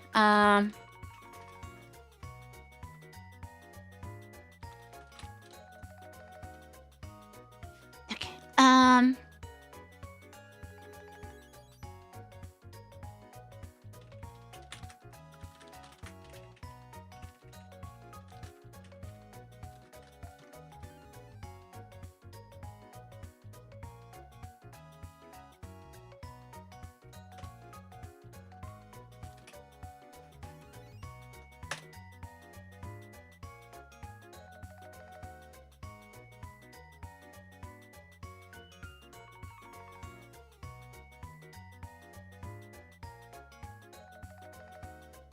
Yeah, I think this makes sense. So then we just add funnel, Firebase funnel, I guess. Lib funnel is fine actually.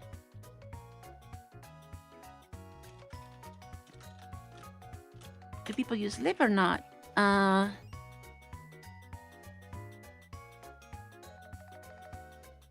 guess it's kind of both.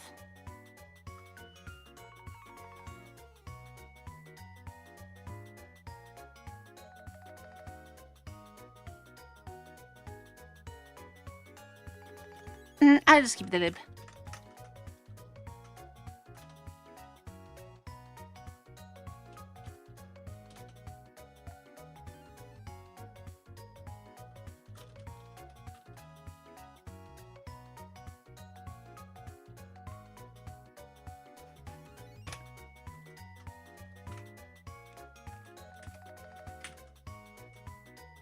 Pipewire video sharing. Maybe something like that. And then yeah, I think that should work. And then we just want to add the EGL and Vulkan versions.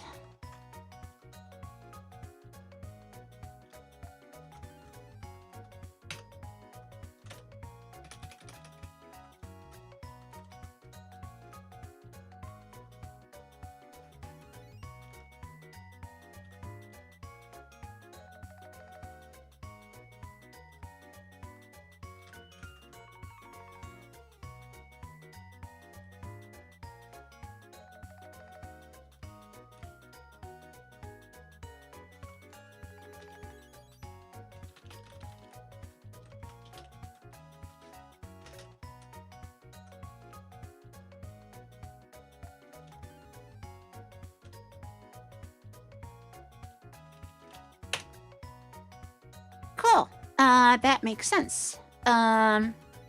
Requires the funnel. Get the version.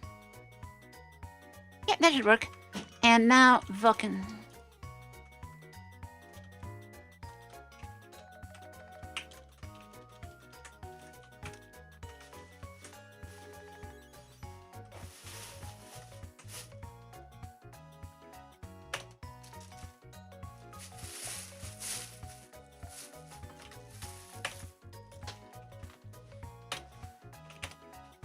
Cool, that works.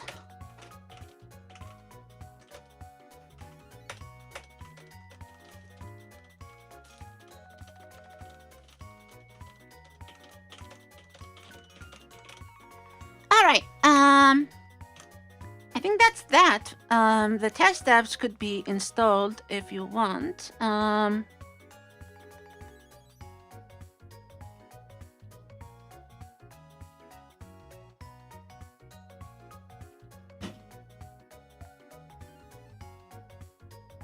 I guess I might as well enable installing for those. They're just test apps, but if you're building them, you might as well install them.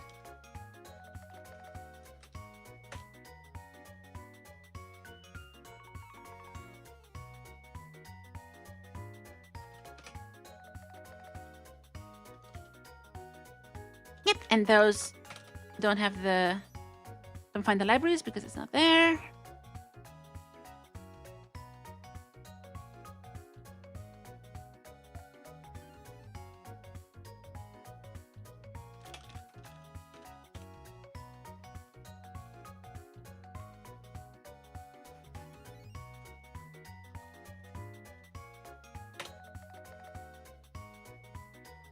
I think this is pretty much done.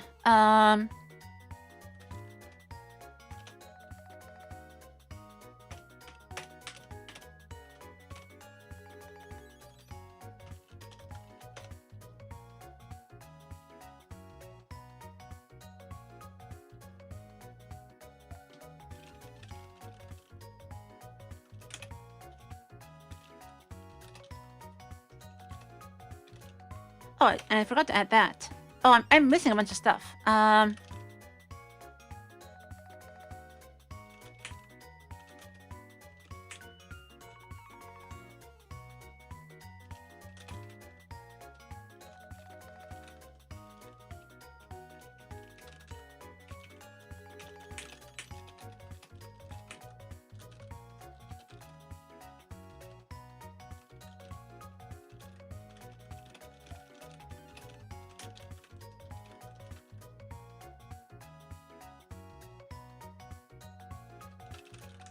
And that's gonna be a fix-up for that.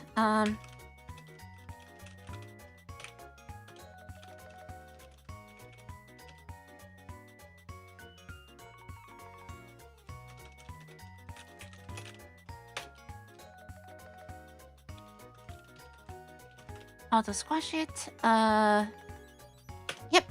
All right. I'm just gonna force push that. And I think we're good for tagging this as 010. Other than possibly fixing the bugs with multiple streams. So let's see if I can do multiple streams in EGL as a quick test. Just to see if this works, I'm gonna do 2 streams here.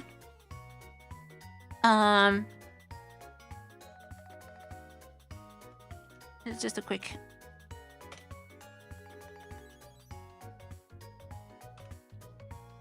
sanity check.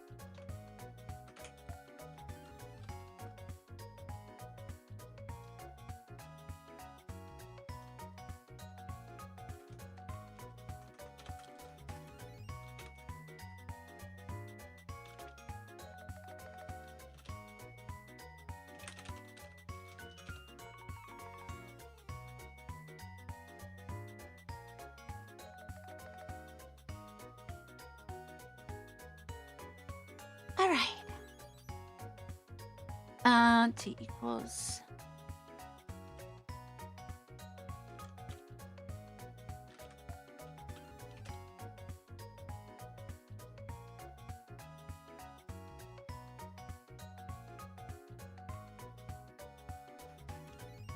That did not work.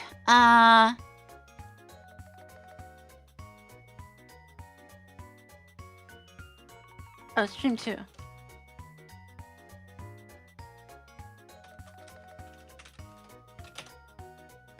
So now we have 2 streams. And we're going to add another Pipewire video. Maybe move this one here. And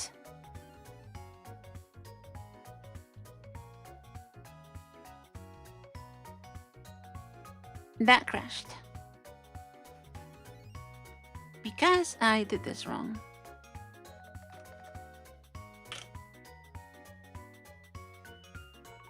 Oh, it does work. Okay. So libfile seems to be good with multiple sources, at least in principle. So the Spout integration is probably broken with multiple sources.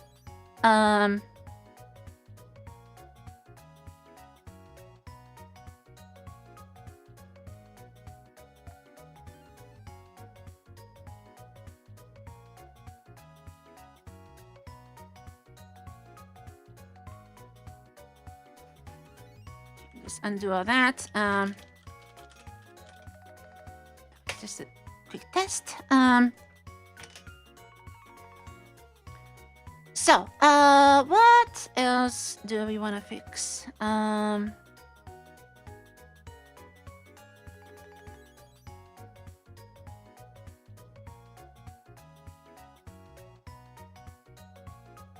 Thank you so much for the super chat, Martin.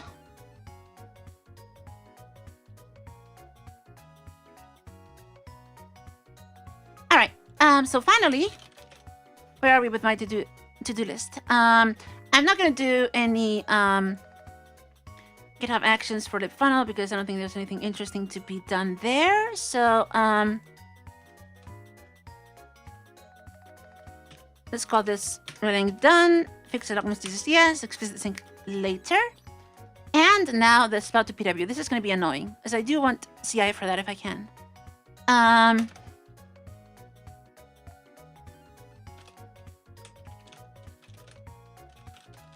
Okay, so this does build. And now the painful thing is going to be...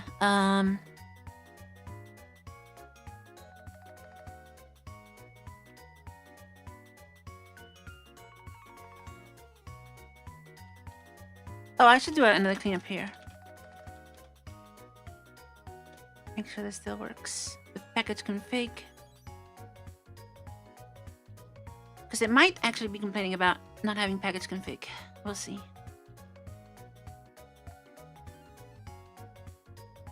Yeah, it does work. Okay.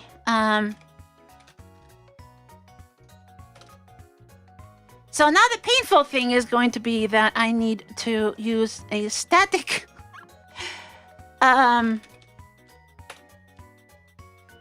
a static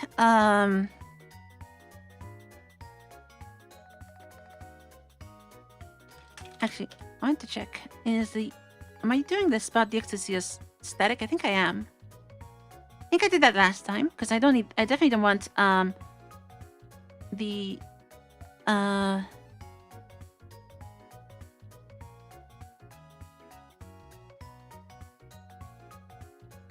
I don't need the DLL.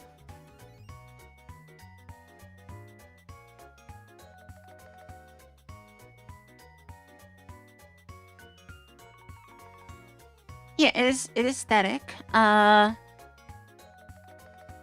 it's not actually.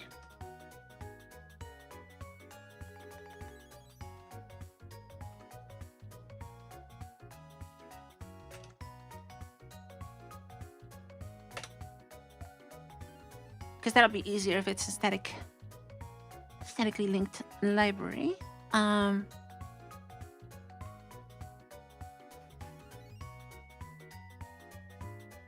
VS module defs. What? Alright, we don't need that for static.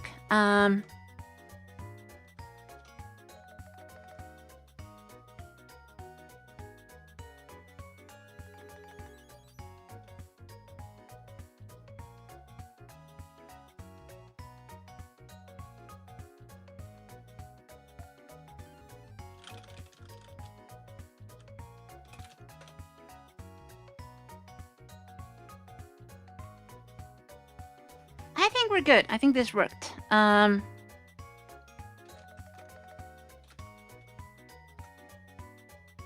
exe should be building all of that inside. And it kind of looks like it does. Yeah, lots of C++ stuff in here.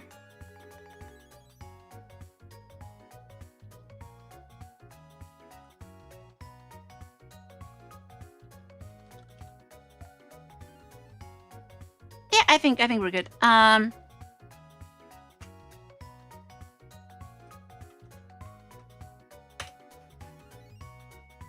So now libfunnel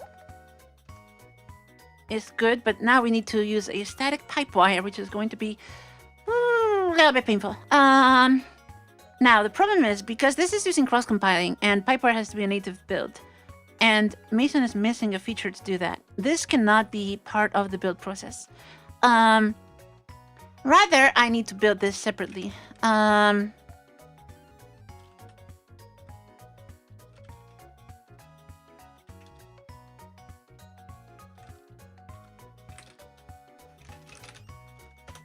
which means pain.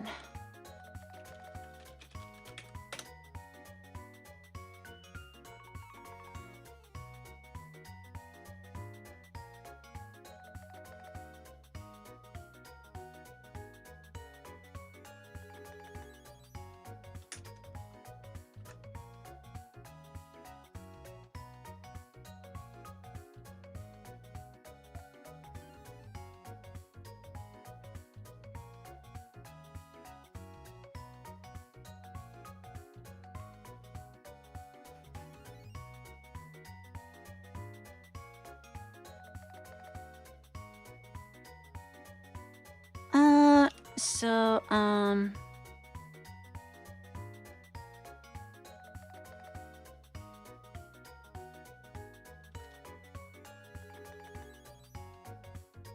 actually need this one. Eventually we'll need this one. So this is 1581. I actually need these RCs, yeah, so technically 1.6 isn't even released yet.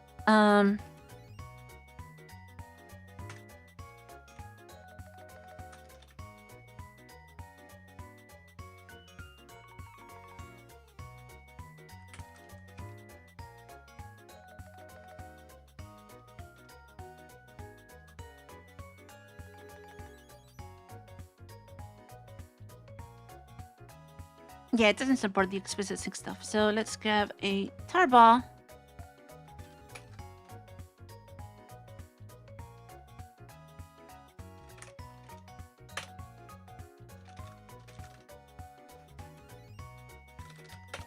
Do I need an autogen?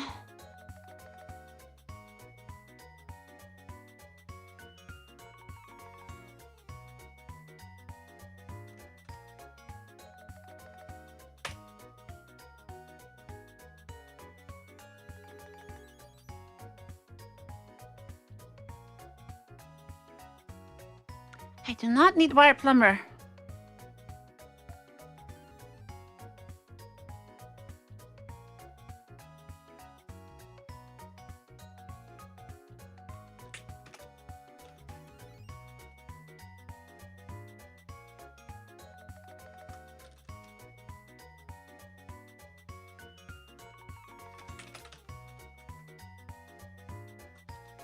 How do I turn off everything? I need to basically turn off everything. How do I do that? Let's see.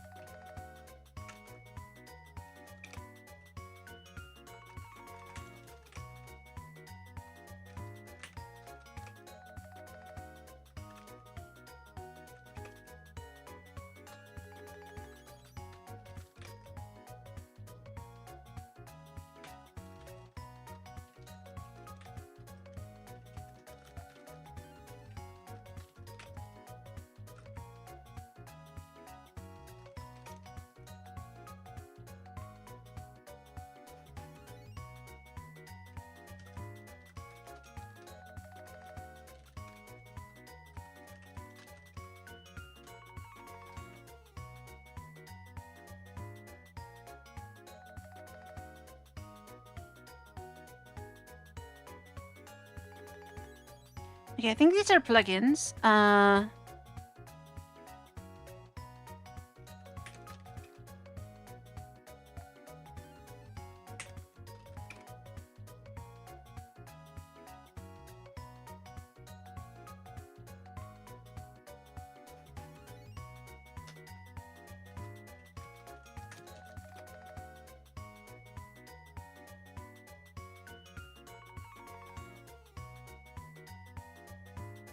So much junk.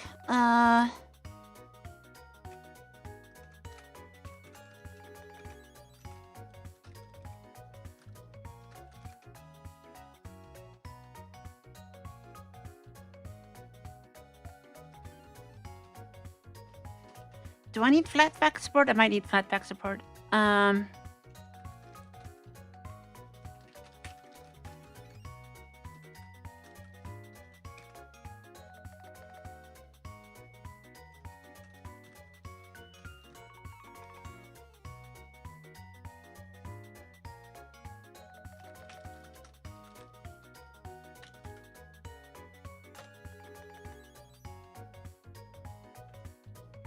Okay, it needs all these. For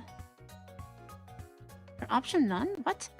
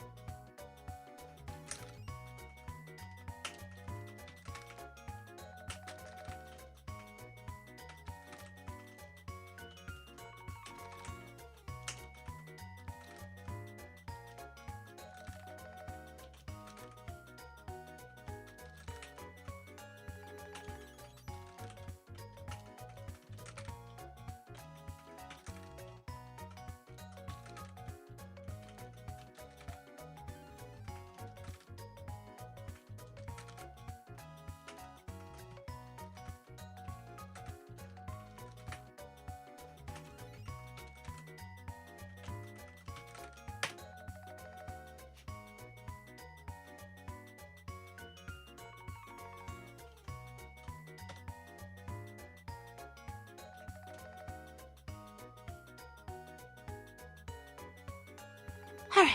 Session managers. With this other stuff.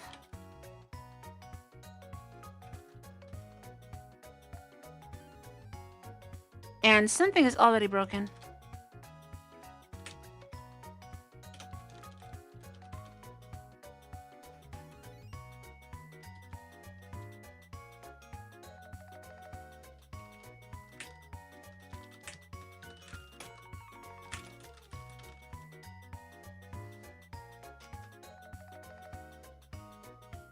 Oh, that's a bug, all right. Yay! This has not been tested.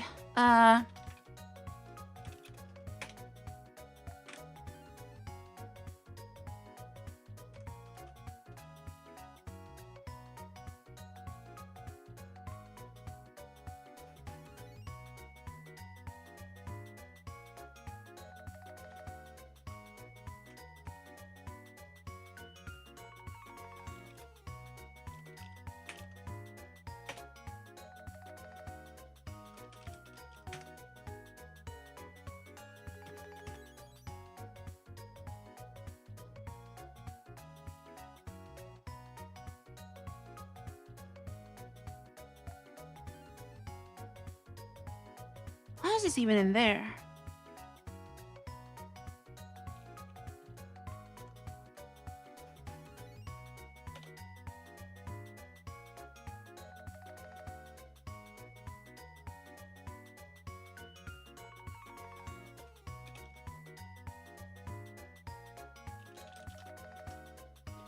Alright, now I need to make this static by default. Same story as with this one.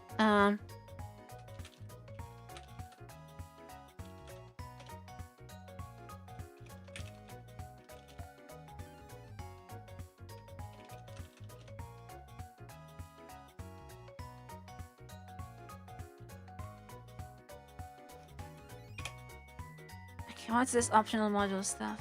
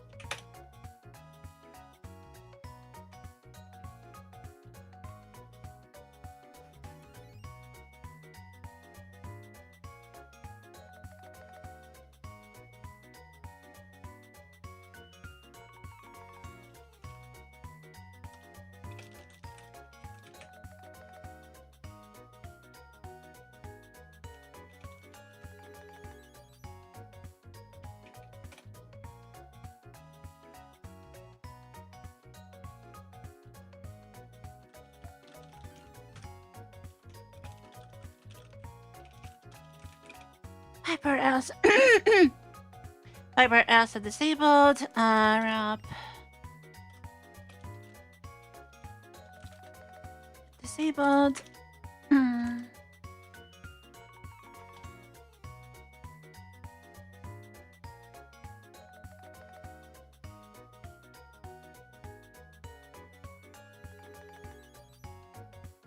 AVB. Disabled.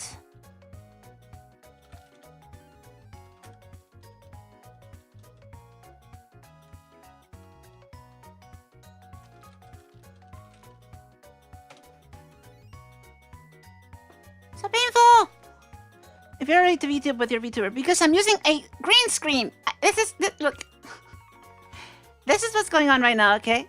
I have a ridiculous green screen. That's how I get the background transparent. That's why I need the Spout2 stuff. I don't like this. It's terrible. And you can see the... If I open the UI, you can see the UI. Yay! Spout2 fixes all this.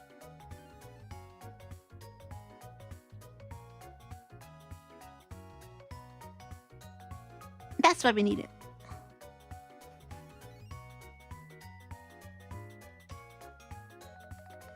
And it's not green, it's a purple screen, but whatever. My eyes are green, I can't use a green screen.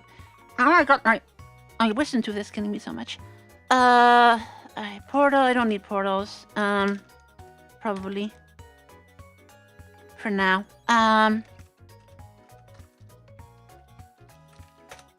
Not the way I use it right now anyway. Nope, okay.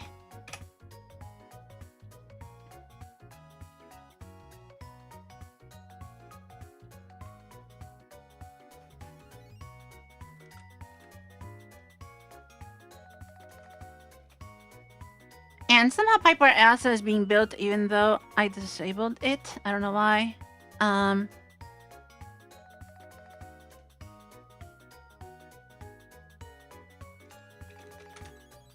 So, how painful is it to compile right now? It's building a lot of stuff I don't need.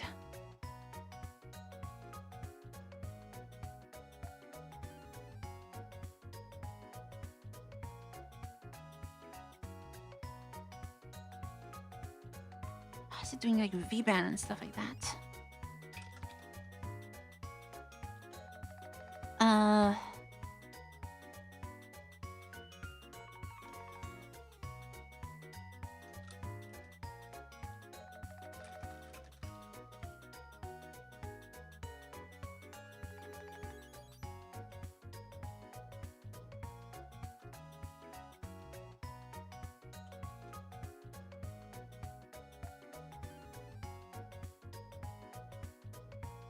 Actually, before I do this, I guess I should check whether the funnel thing is using any plugins.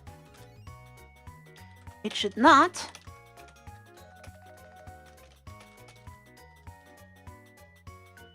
Oh, actually, it's loading modules. Metadata adapter client device. Oh, yeah, because it needs the client stuff. That's gonna be really annoying. How do I build these things as... Oh, no, this is not gonna work. Oh, this is not gonna work. Oh no. How do I build these things?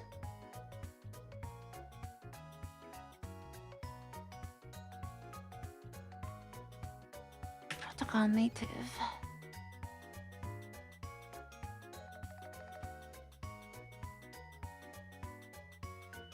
Ooh, okay, this is gonna be extra painful. Really painful.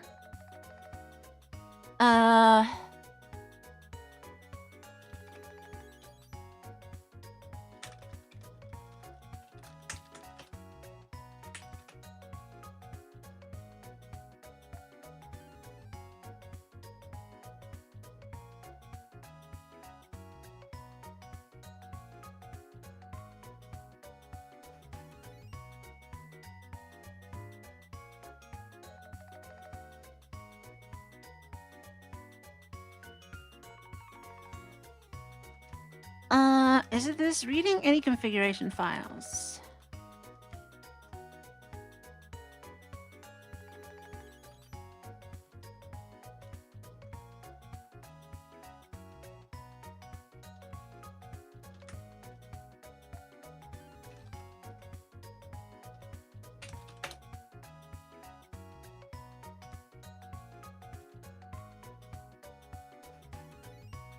Okay, it reads the pipework config files.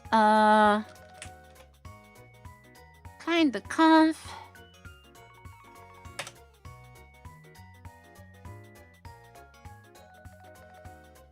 Yeah, okay, so this is these are the config things it reads. So we don't need real time. We do need those modules though.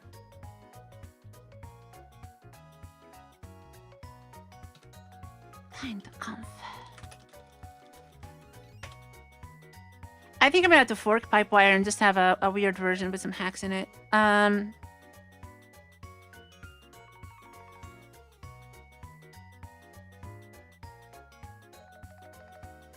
Because I doubt this is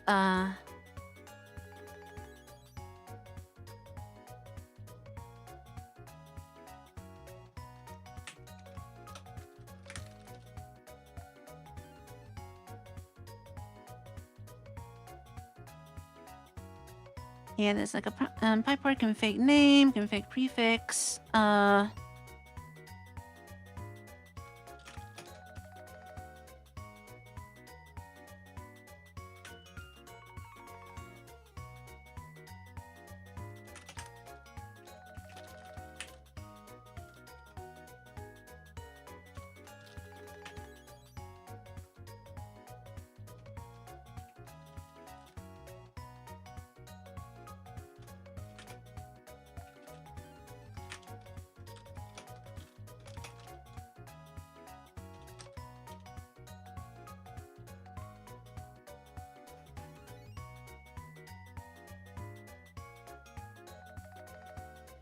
so I need like a Pipewire no config stuff.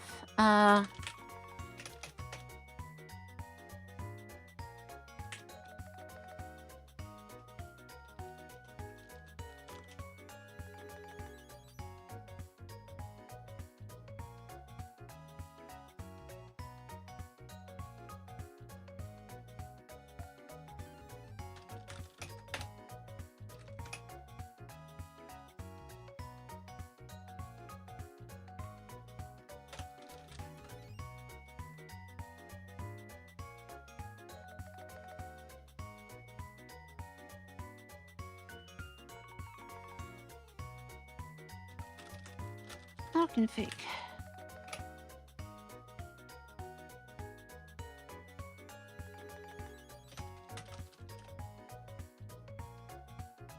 PW unit, and it has okay, so it has a Pipewire no config from the environment. So I can probably just make my thing use a bunch of things like that, and then uh-huh.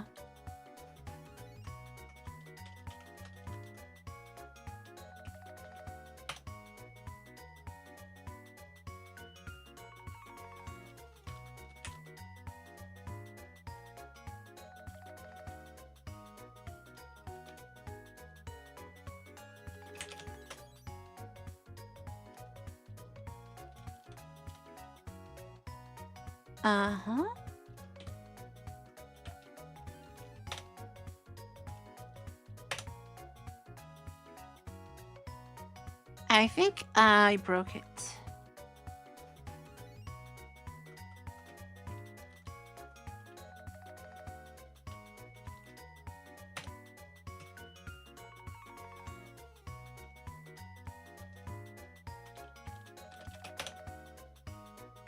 Oh, infinite loops. Great. That's very broken.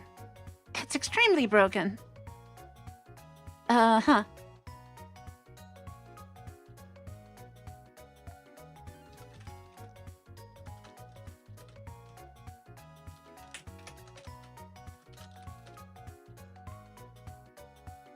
Alright, I'm going to first of all get this changed to Git.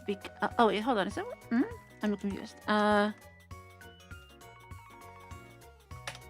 Yeah, okay, just infinite loops. I'm gonna get this changed to Git repo. Give me 1 second. I'll be right back.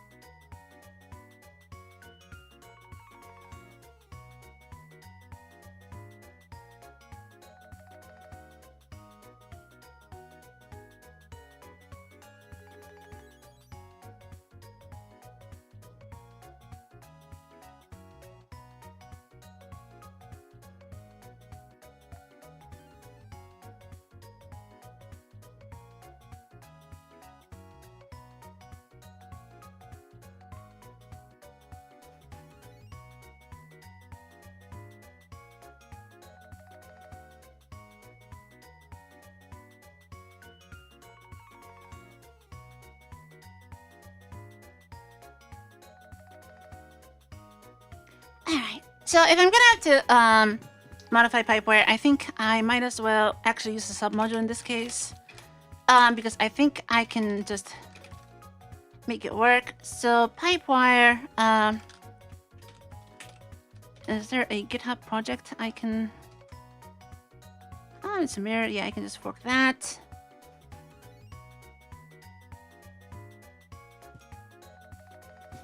But this isn't really pipewire. This is pipewire static.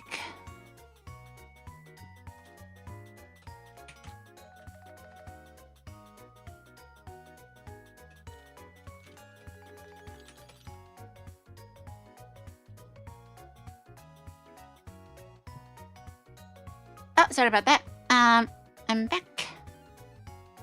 Pipewire static.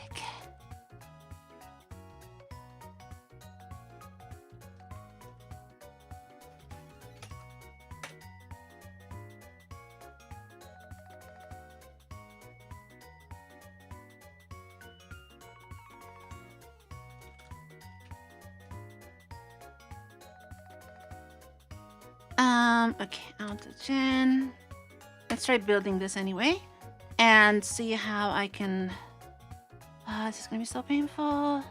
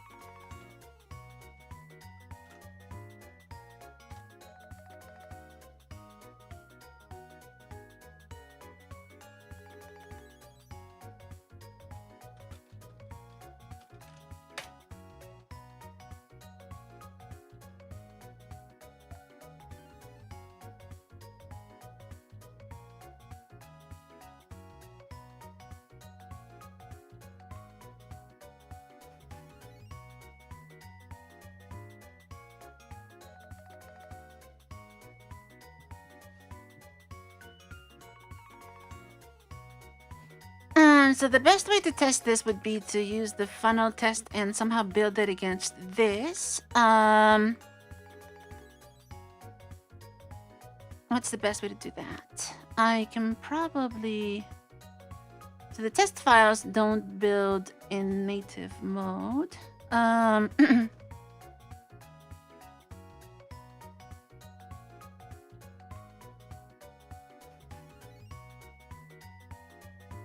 Wait, why is that even Mewtwo exclusive with native? I don't know. I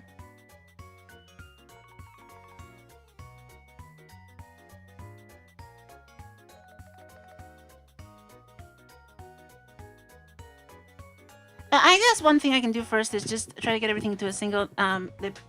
Why is the chair touching the microphone? Into a single lip pipe wire.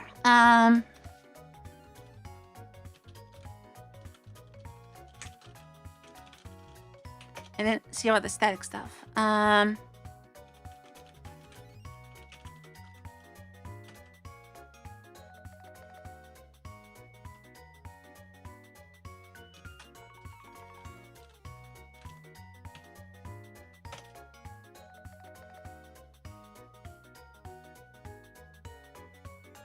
make support system handle no such file or directory.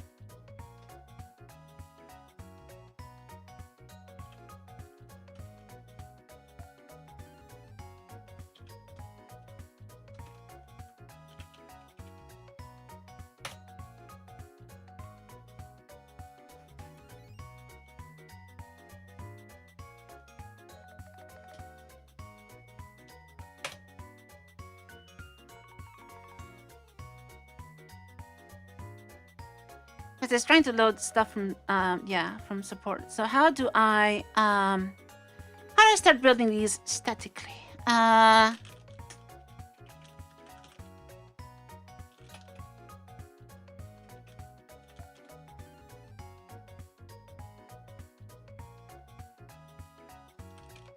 Yeah, this is like explicitly a shared library.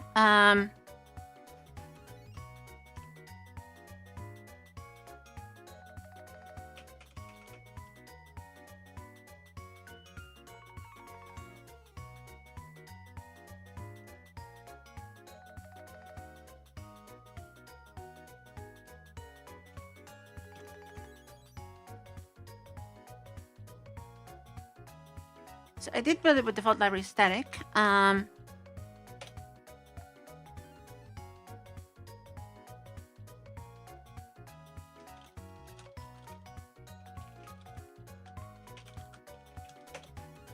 It's not even building this. Why is it not even building this?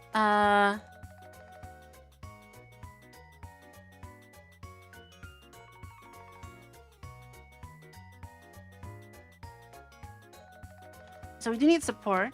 There's support.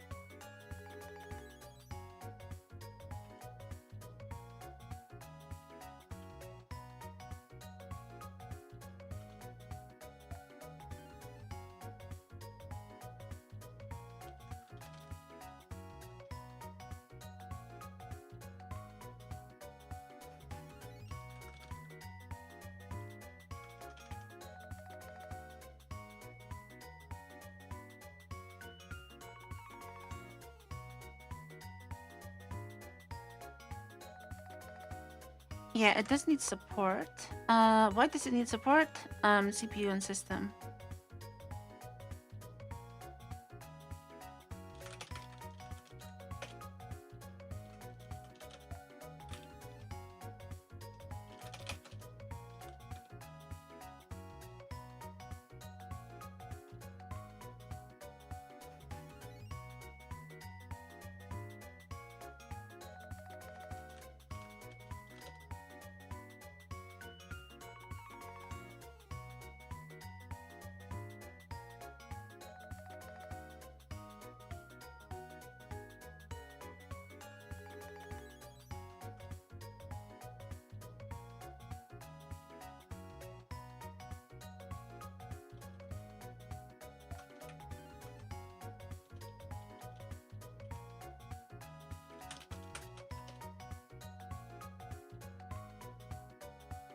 Yeah, that loads an interface. Okay.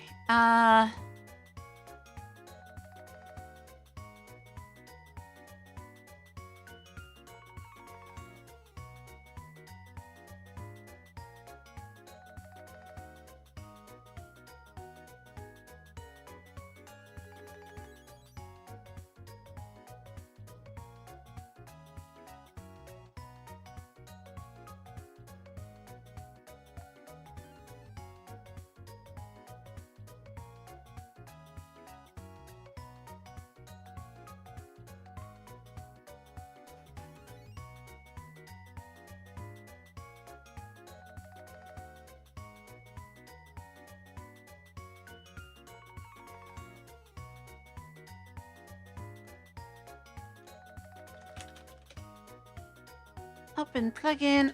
Okay, I'm gonna have to hack other stuff in here.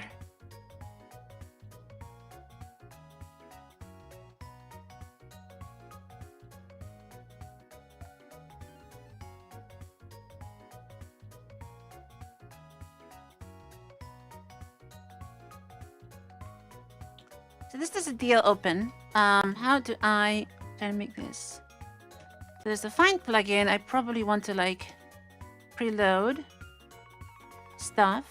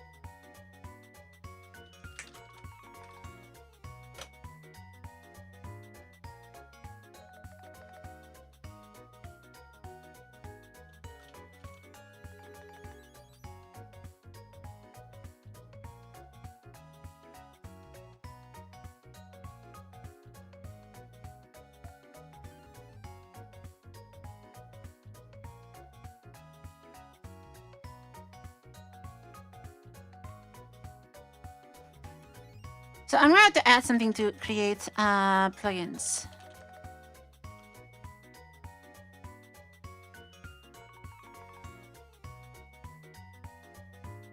Essentially, something for building plugins here.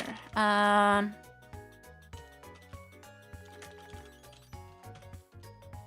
built-in plugins. Okay, this isn't even formatted properly. There's no clang format here? Okay, fine.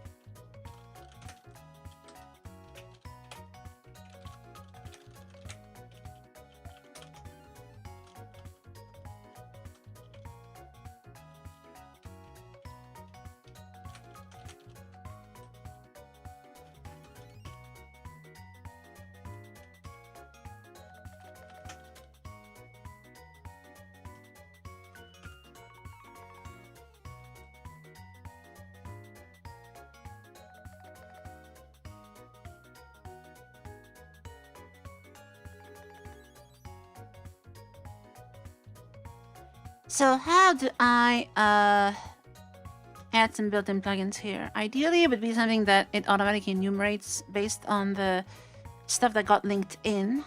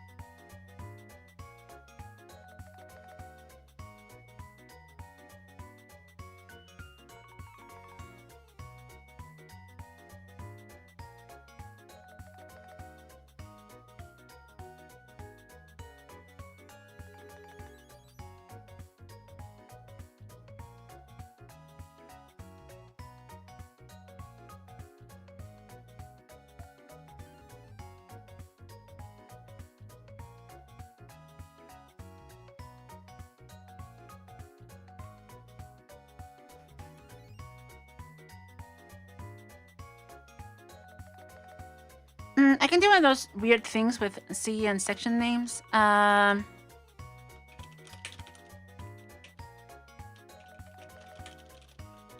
don't know if there's an easy way of doing that though, without messing with linker scripts.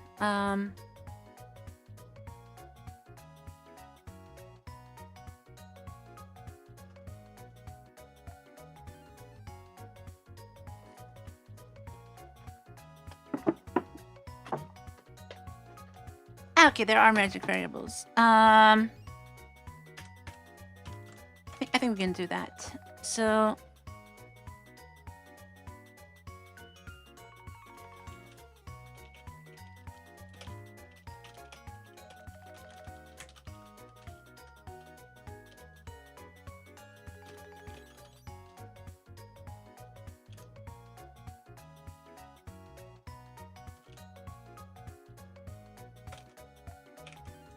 okay.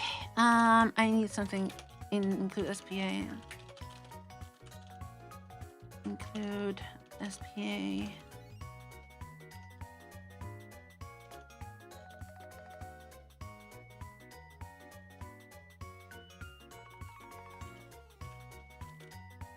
Plugin.h, okay, that's...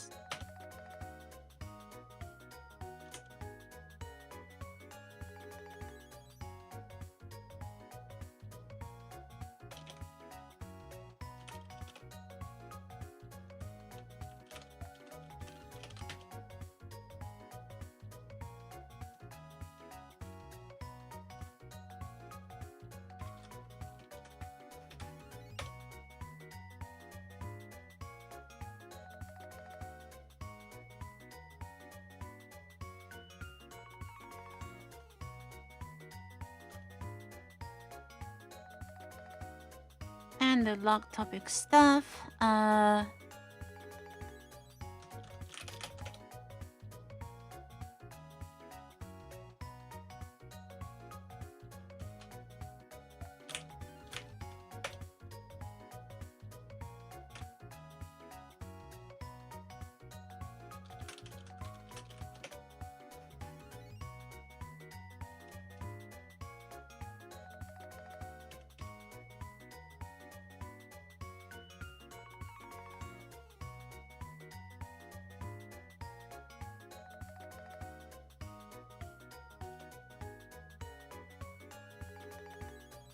This is gonna be a lot more painful than I expected.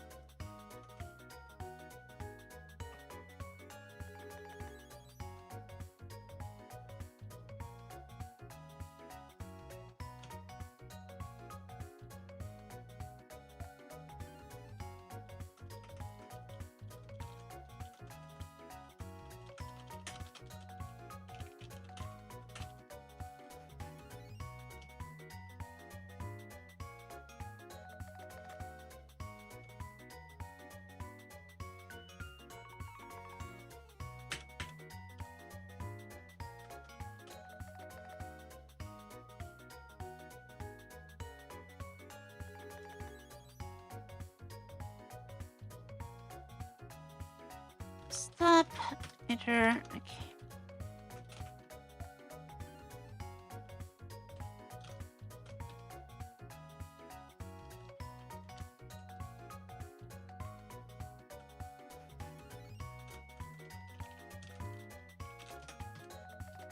Add built-in plugin. Iter. So it's built-in, and this would be built-in. That handle factory num.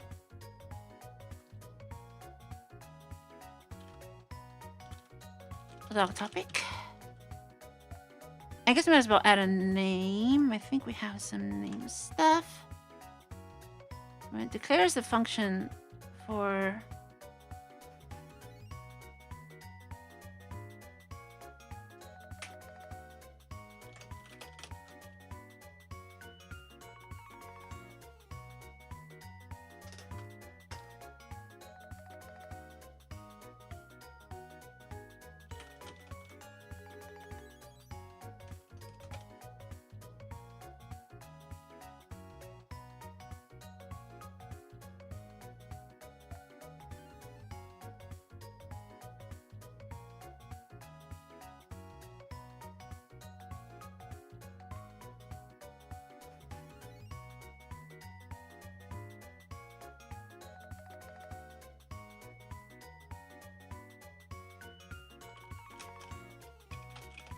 how does this work with a native module? Are pipewire modules and SPA modules different? It might. Okay.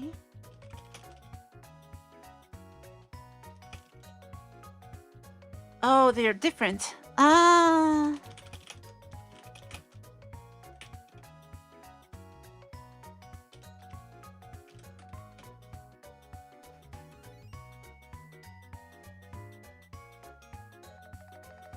So plugins and modules are different things.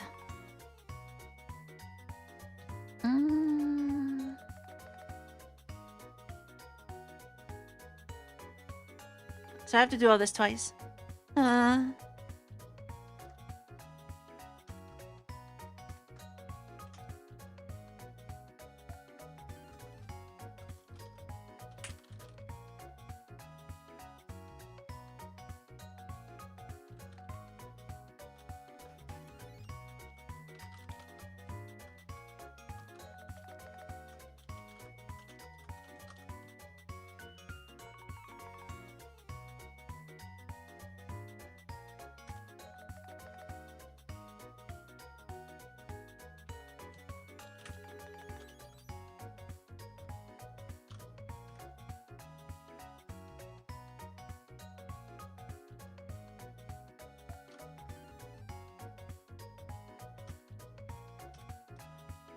This is checking the file name, so we probably want to know the file name for this thing. And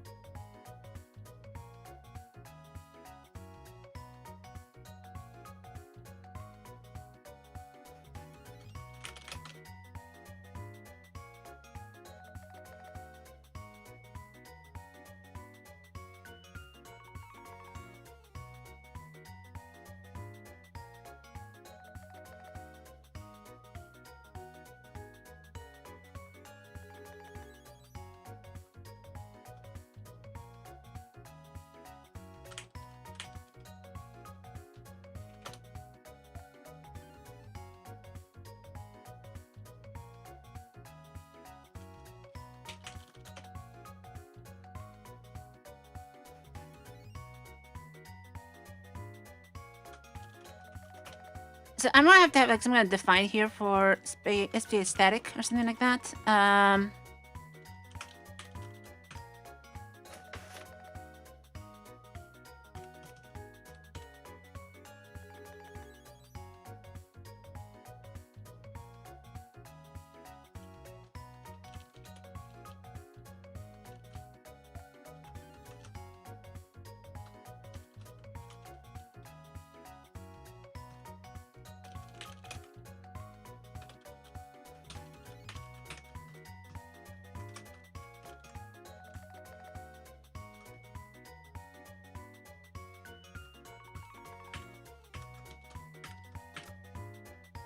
And then I probably want a name in here. Actually,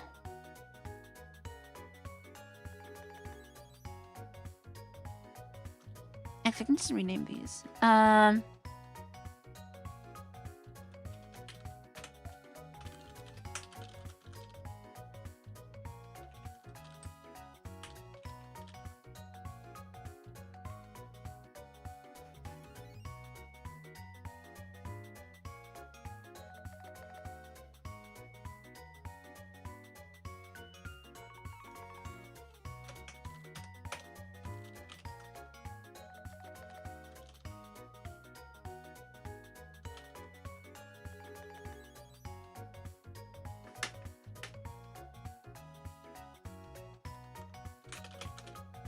So what does this do? The define registered? Okay. Oh, this actually is doing the whole... It's doing the same trick, actually. Huh.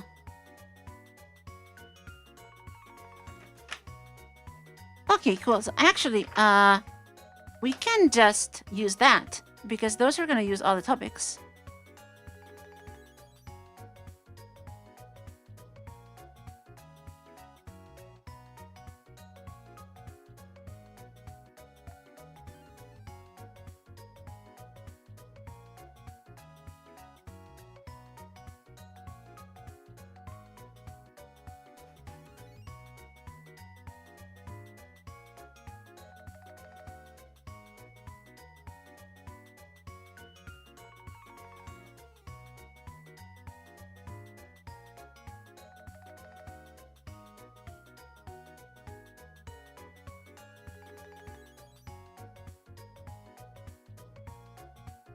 So we can actually just use all these topics for everything and ignore the enum stuff for static plugins.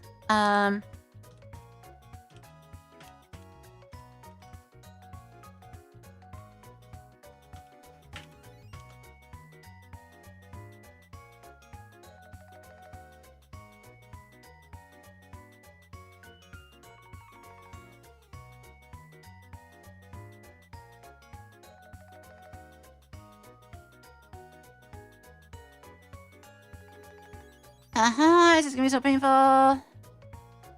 Okay, so we can ignore that and just declare SB8 declare plugin.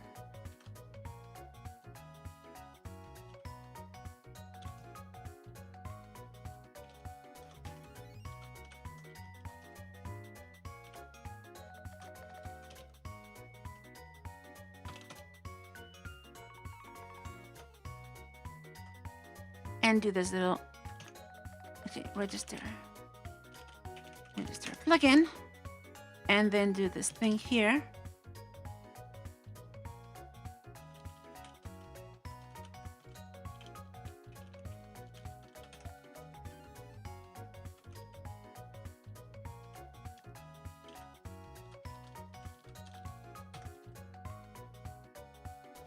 And then we only really need the name.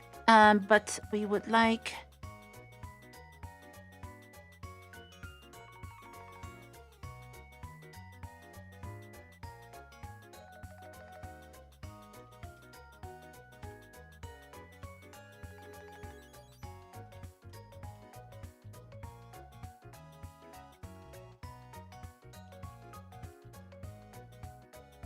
probably do this at the top here.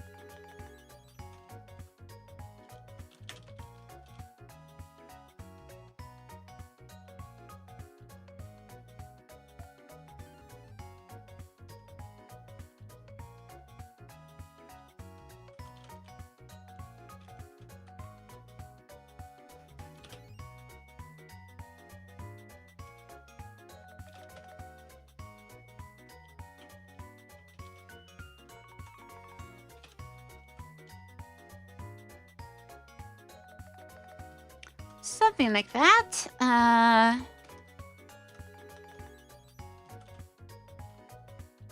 So now I can do register plugin in one of these things, and it might actually work.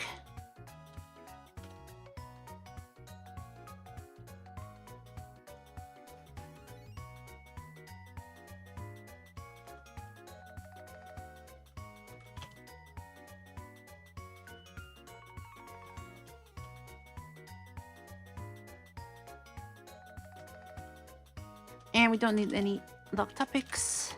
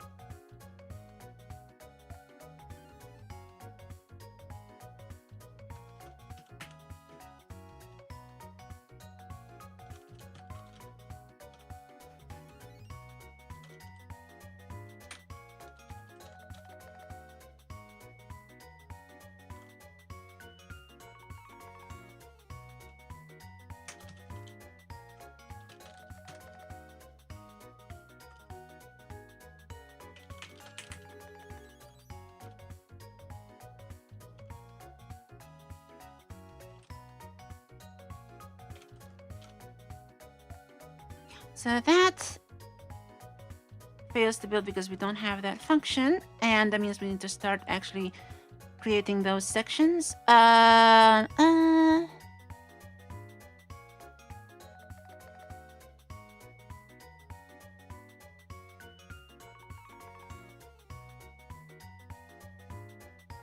let's add a little option for this.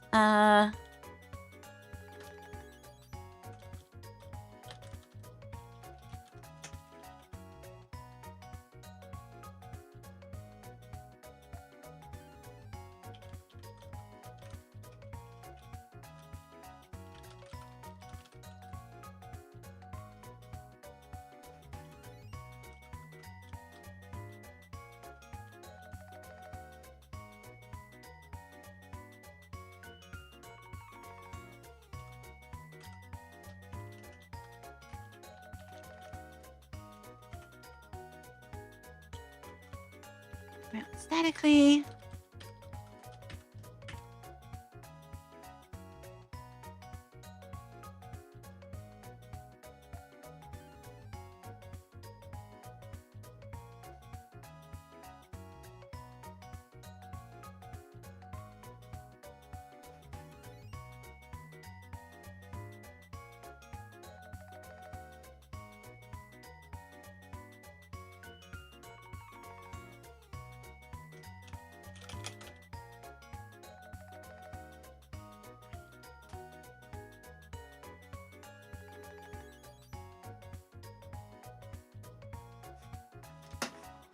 So now we want to have static plugins.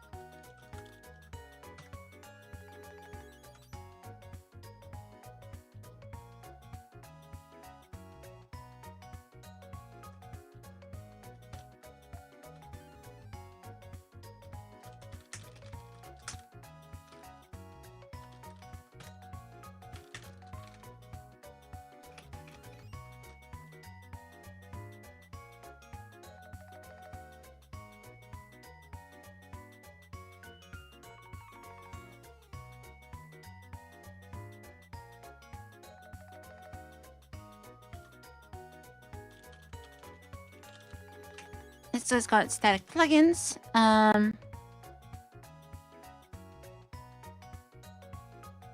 This is going to be so painful.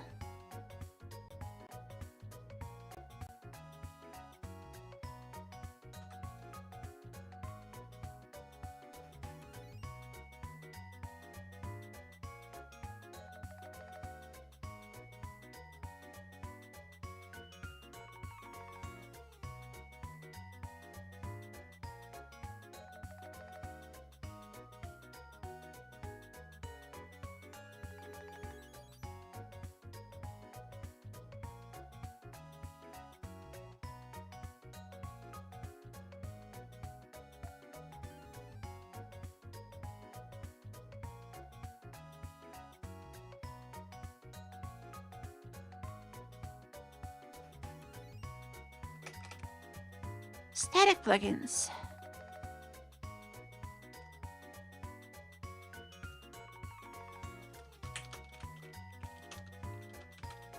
Okay, so shared library in Mason. Let's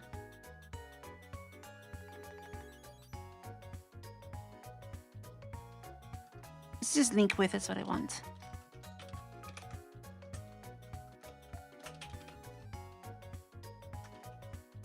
And so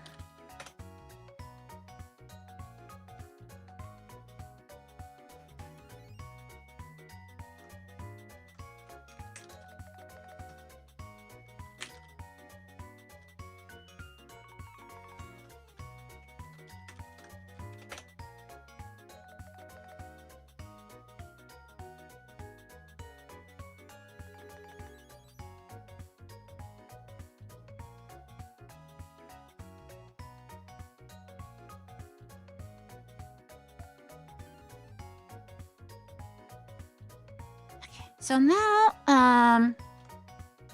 why are we not linking against that?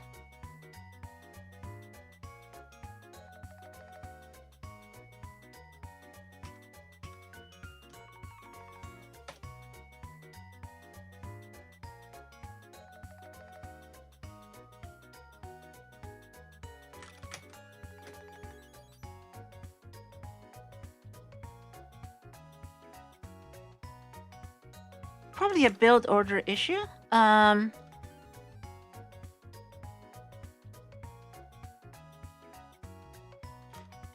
Maybe.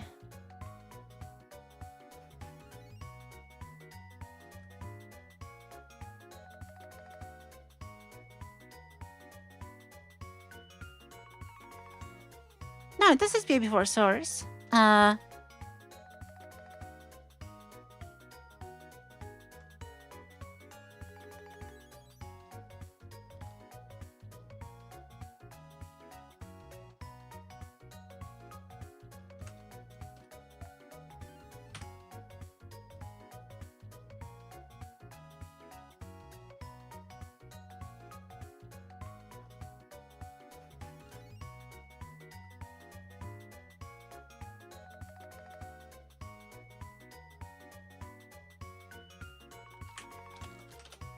I need to print.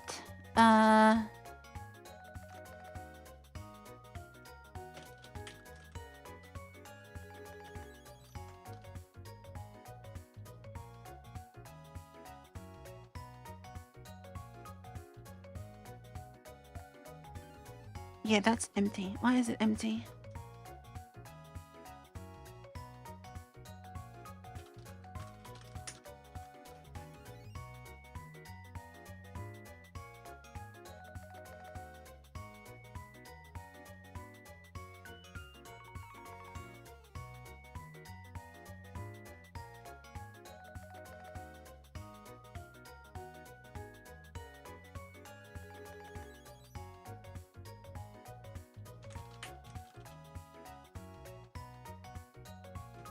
Why is this not even getting called?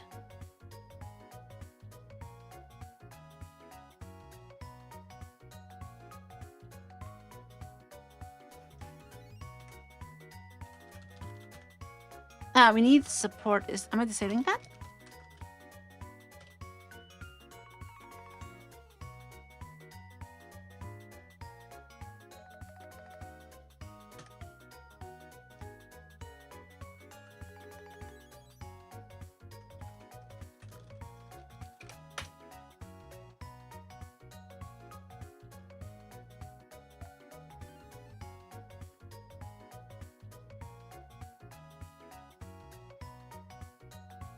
Is it because you disabled the SPA plugins, all of them? Yeah.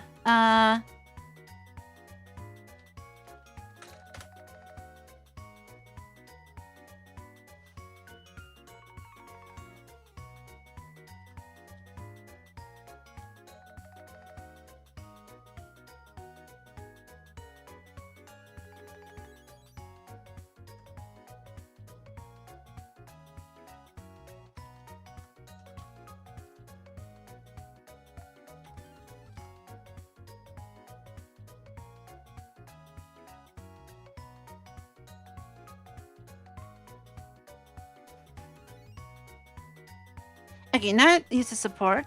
And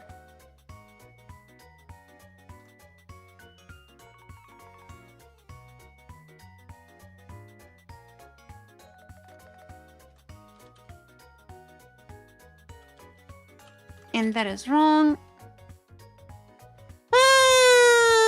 This is getting complicated. Okay, now it fails on the same thing. Why?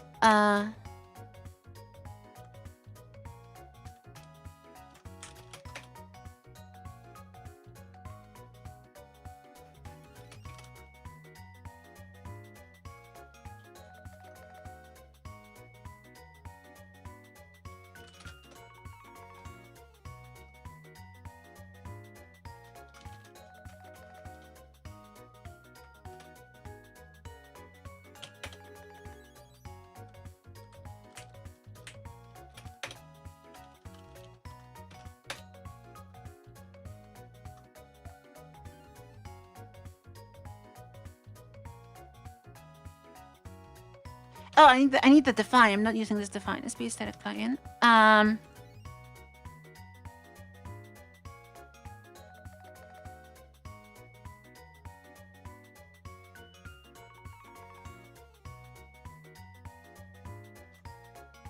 Okay.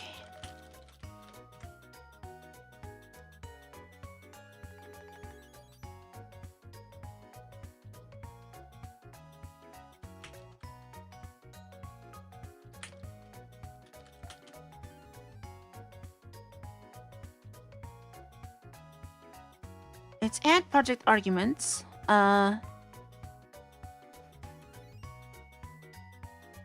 I don't need that. I need it for...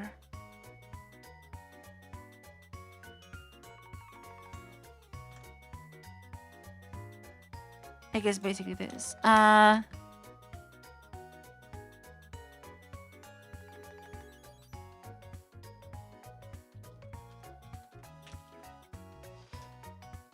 Is there some way to get the target name as a...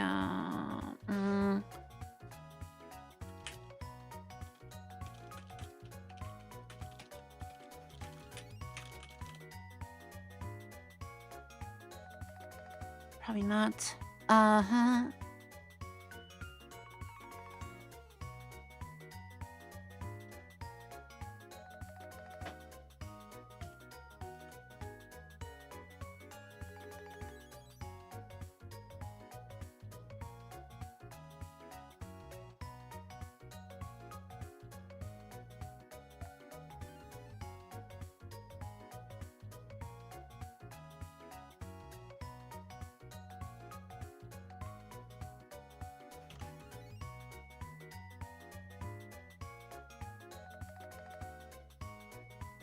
But you can just see static args.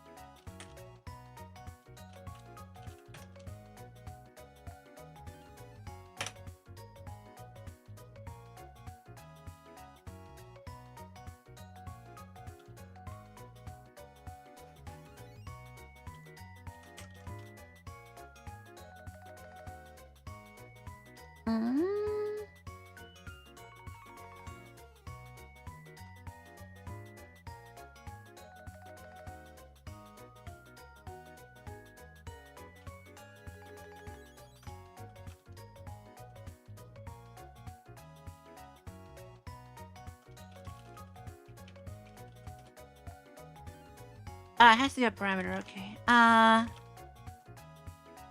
guess I can just use this.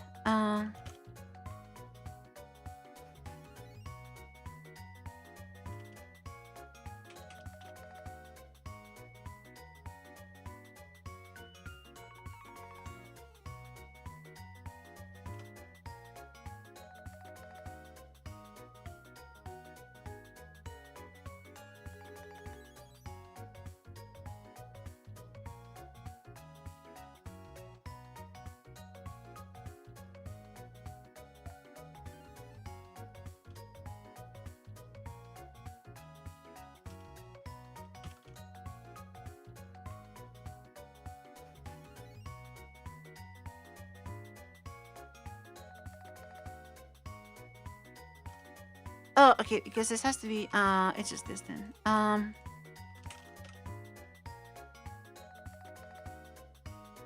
So you have factory num static but never used. But it is used. I guess it's not used in all of them.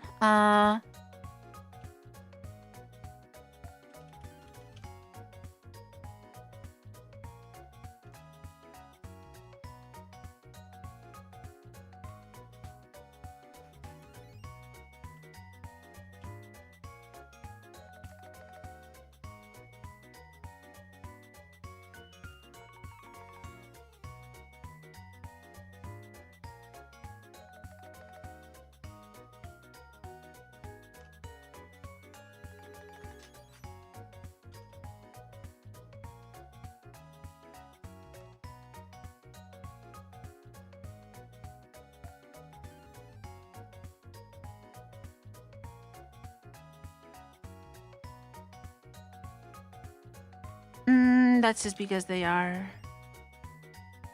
I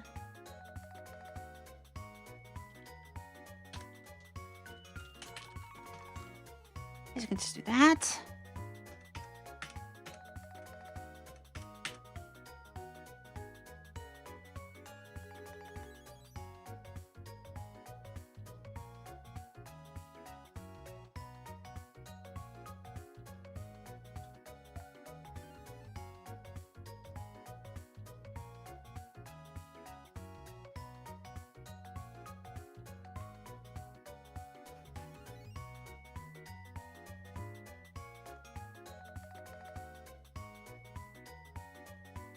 So then for logging, for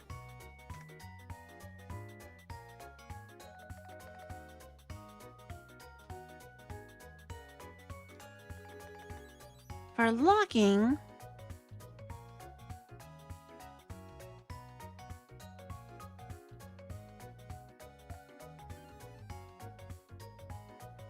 I need to add like an attribute use to this.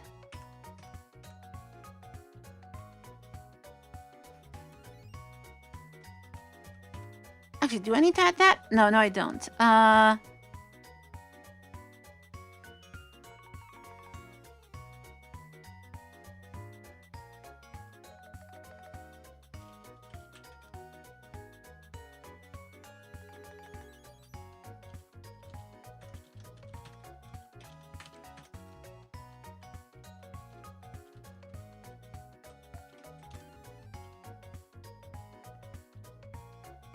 Okay, so now static plugins is still not showing up.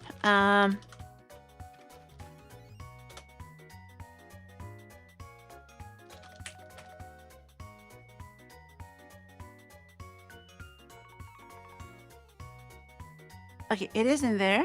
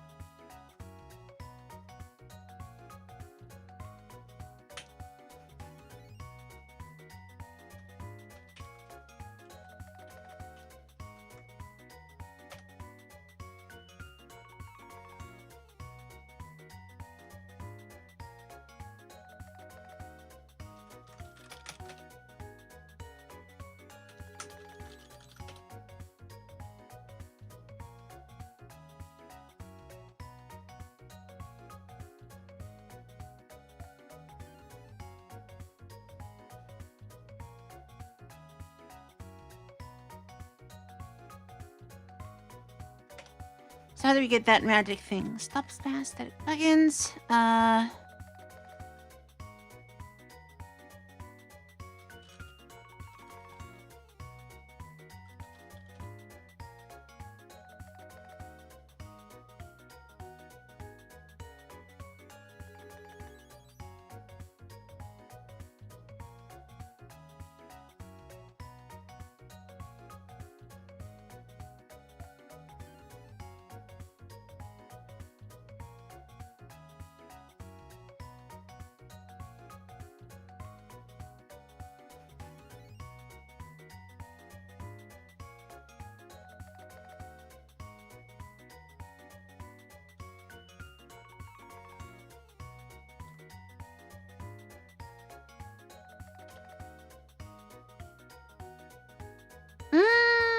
Why is this not working?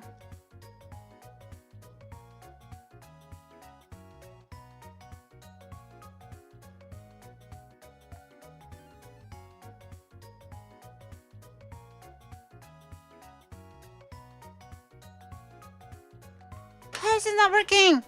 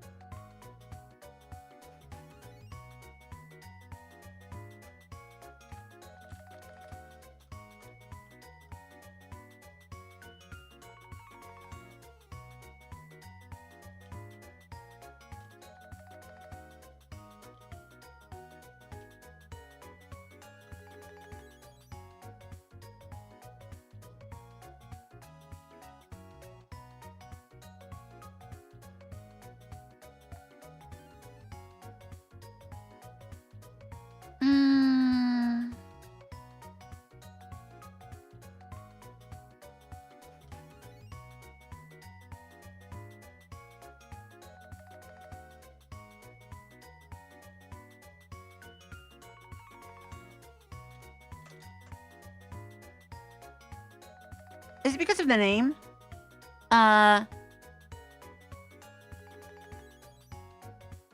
Is it because it gets truncated?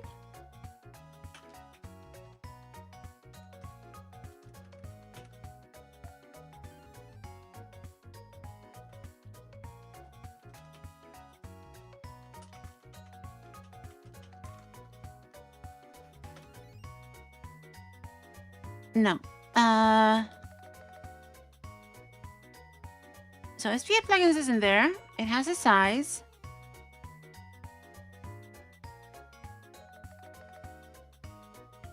So it should be in there.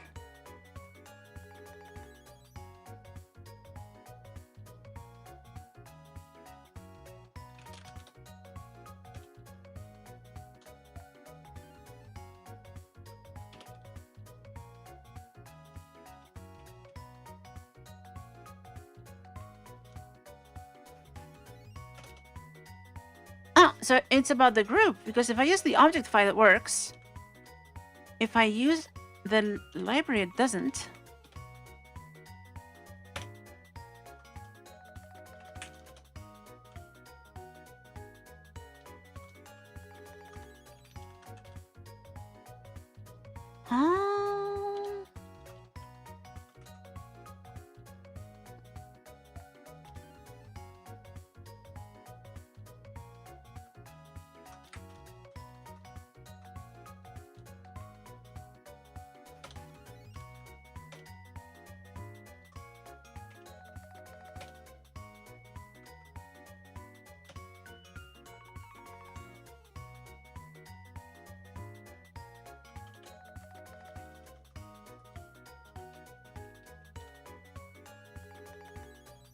Does this not work with libraries?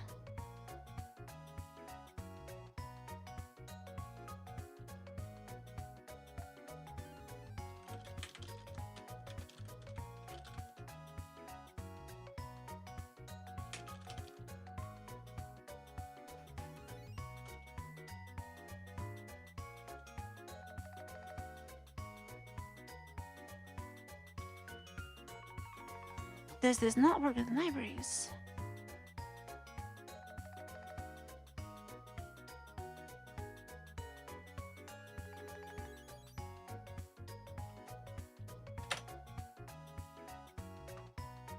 There's something about visibility going on here.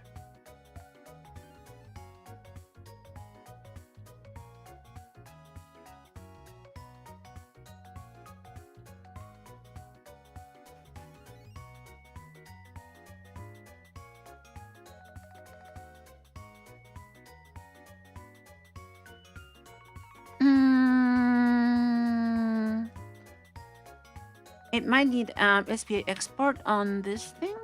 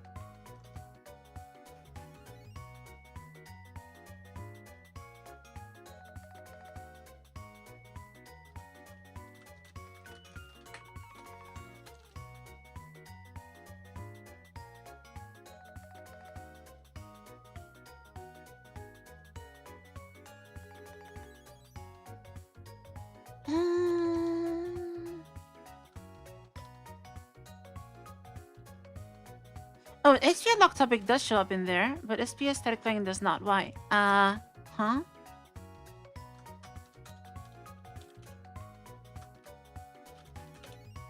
Oh, it is there. SPA plugins.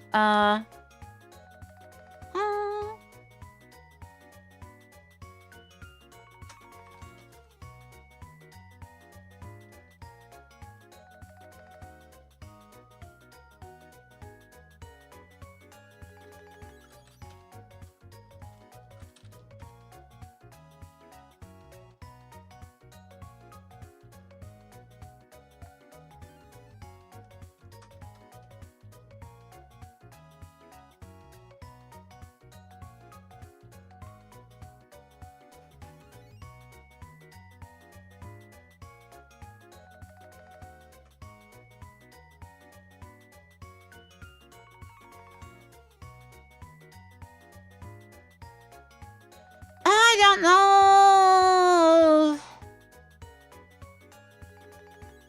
I think it doesn't work with archives, and then that kind of throws a wrench into everything.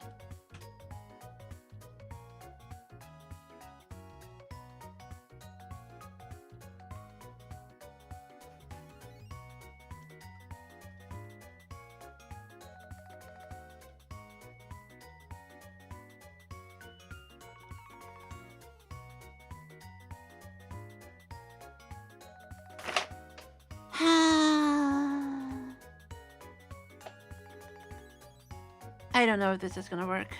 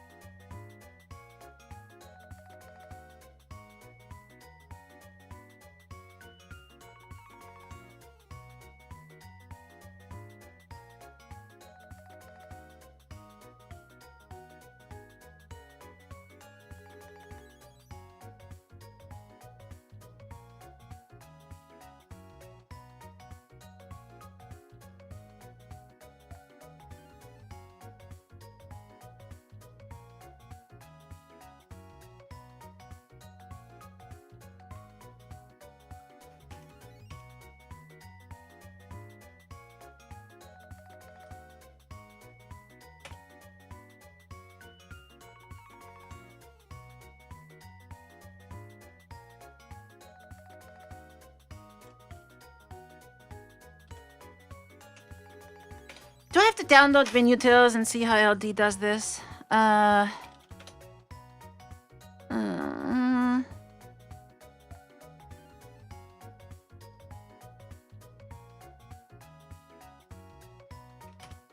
why? Frame under the editor. Yeah, I don't know why. I think that's because I when I reconnected the output, it's it resized my Windows for some reason. Okay, there is a so it's both. Okay.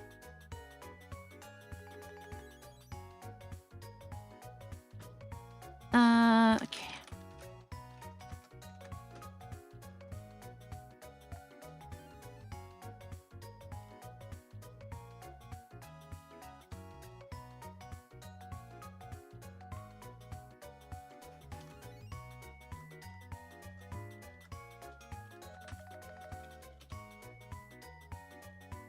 Let's use GitHub, it's gonna be faster.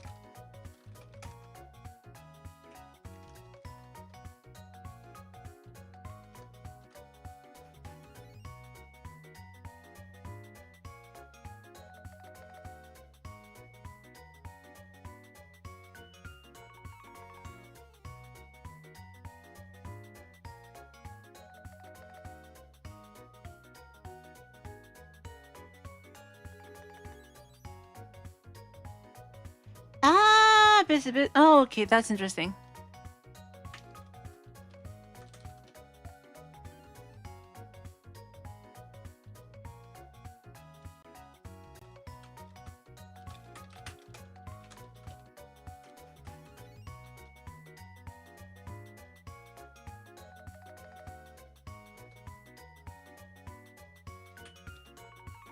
So gold has that.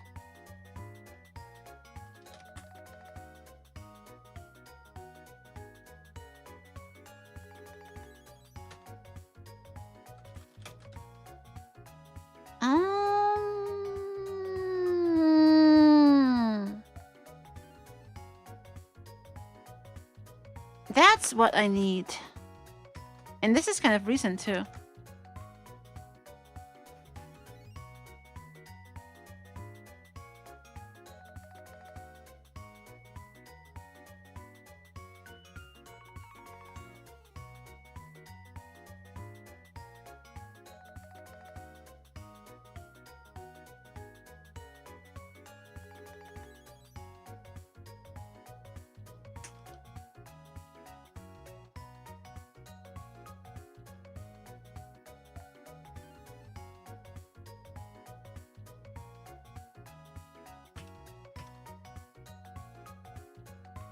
I think that is related.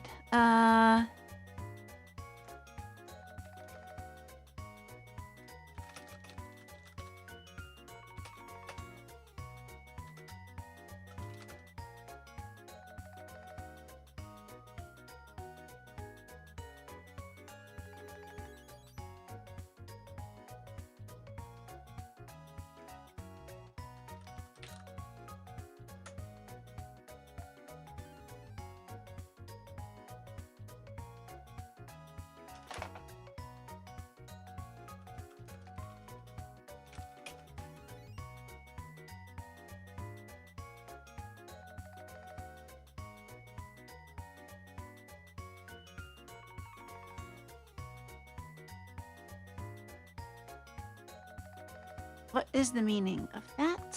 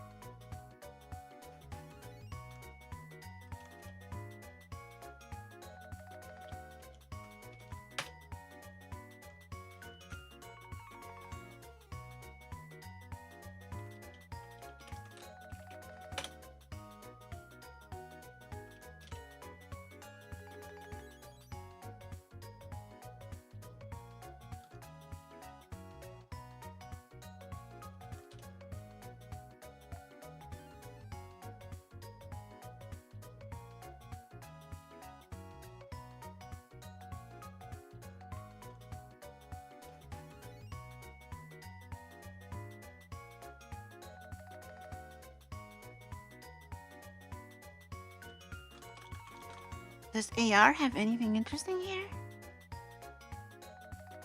No. It's the final link then that needs the setting. So in here.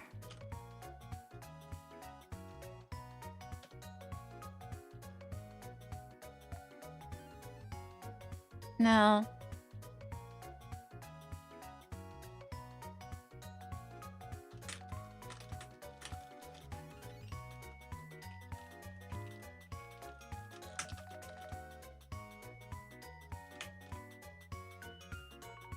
No, that doesn't make sense because that would be for the external libraries. The problem is that something is getting garbage collected here. I think this there's something going on with the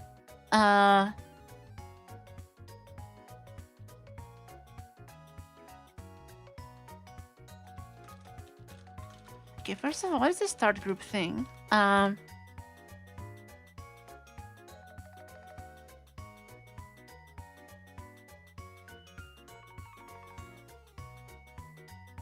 Okay, that's for that.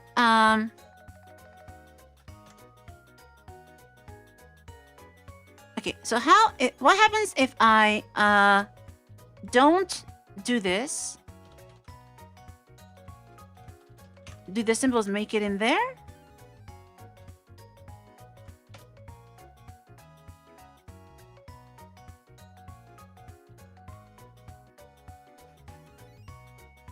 Because at least I should have those symbols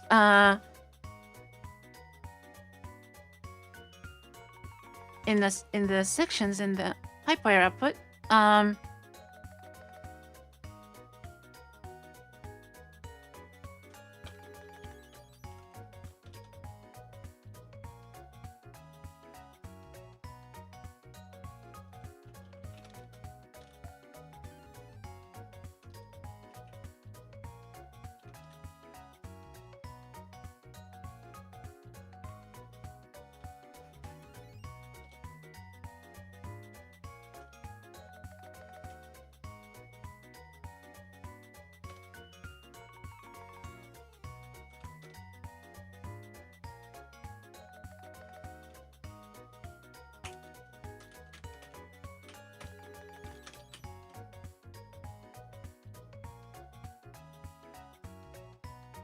Okay, yeah, they went away. Why did they go away?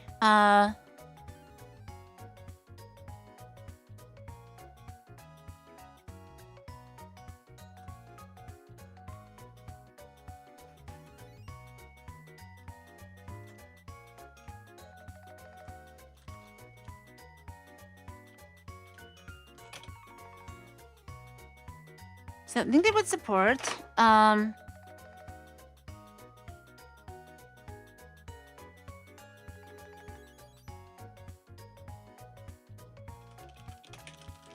Is it because of the garbage connection?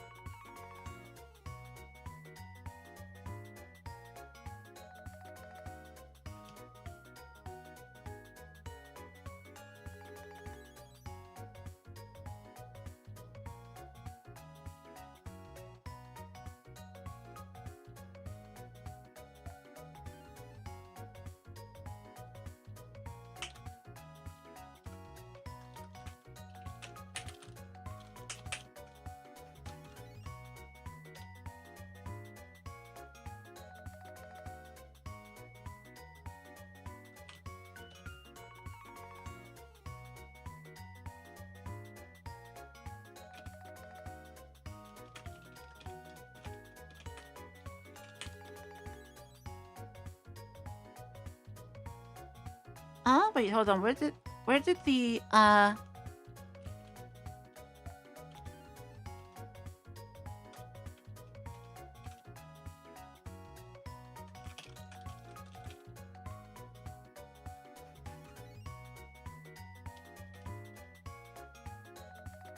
Oh, lock topic is there, but not. Oh, what happened? What? What happened to the plugins?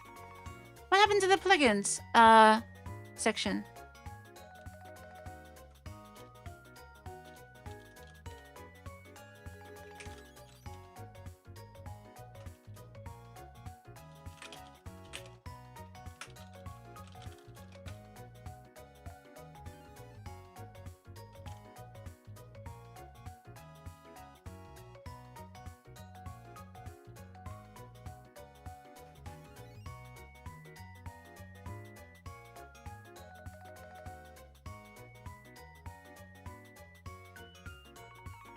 Let's not do the visibility thing.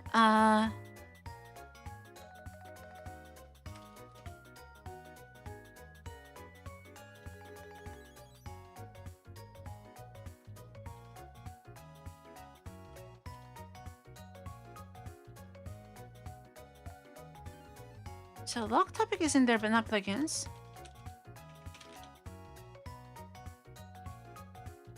Oh no, it is in there. Sorry, plugins.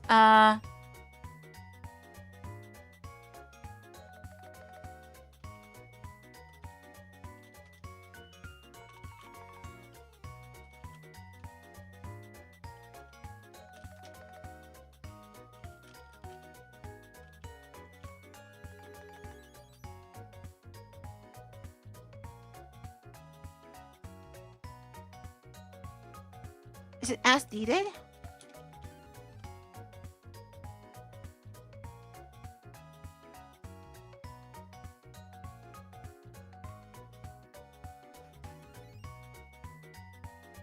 No, that's our SO files.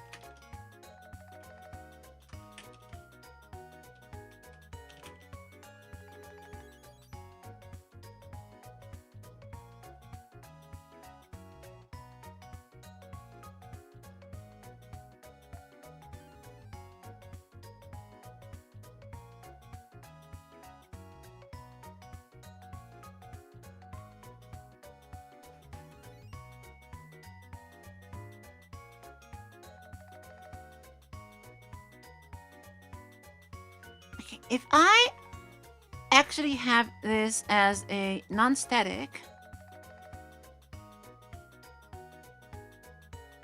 which it is, why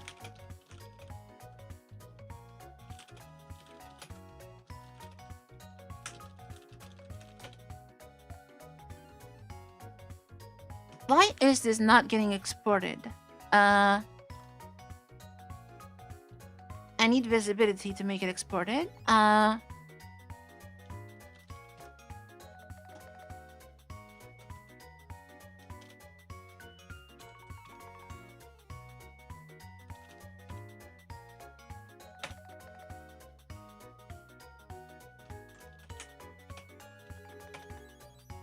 Why is it not exporting?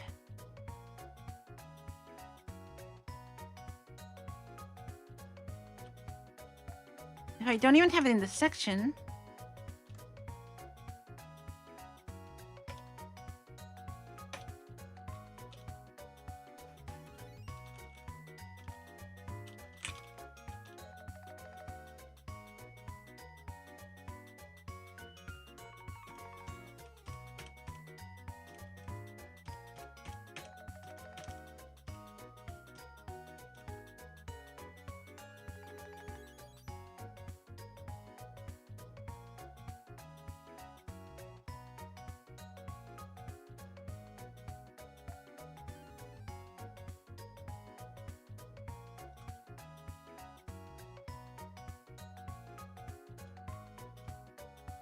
If I just literally access this from piper.c,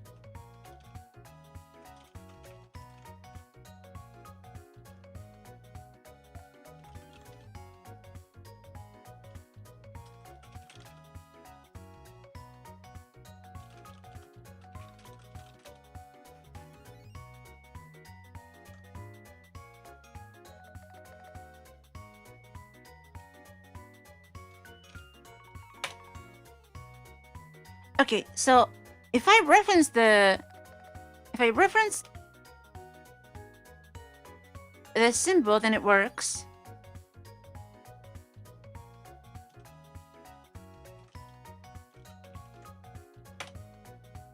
If I don't reference it, it does not work. How?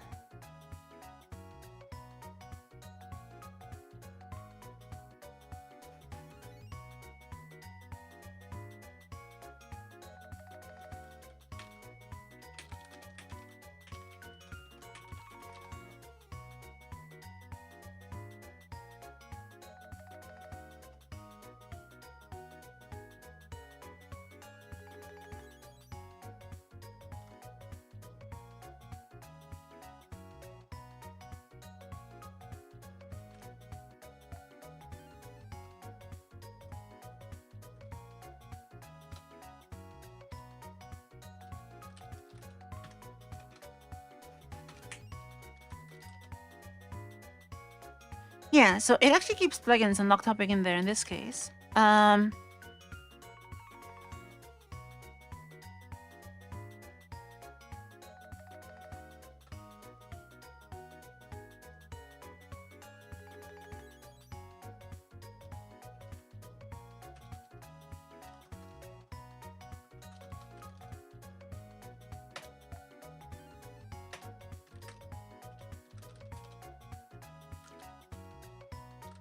And this is like, it's just, I think it just ignores the entire Okay, how do okay, I think that I know what the problem is. The problem is that the archive stuff is only using object files when you use any file within. How do I make it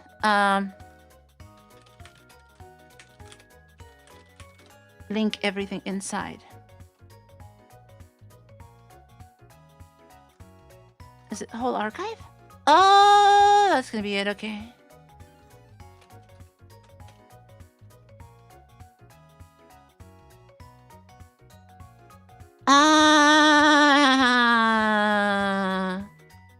Okay, I think I figured it out.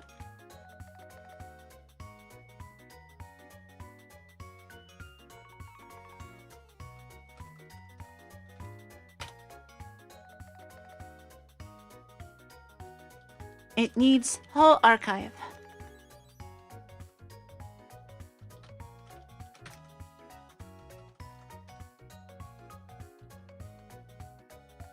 Oh, but then it's doing a lot of nonsense that doesn't make sense.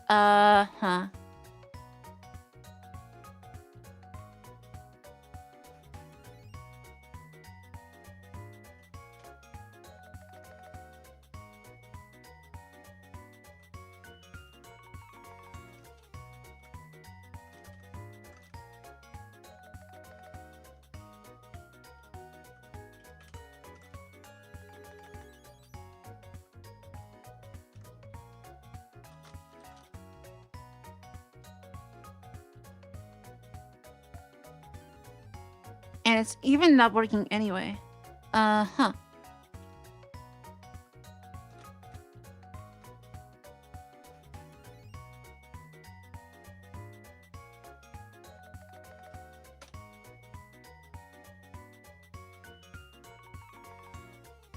because it gets called after, okay.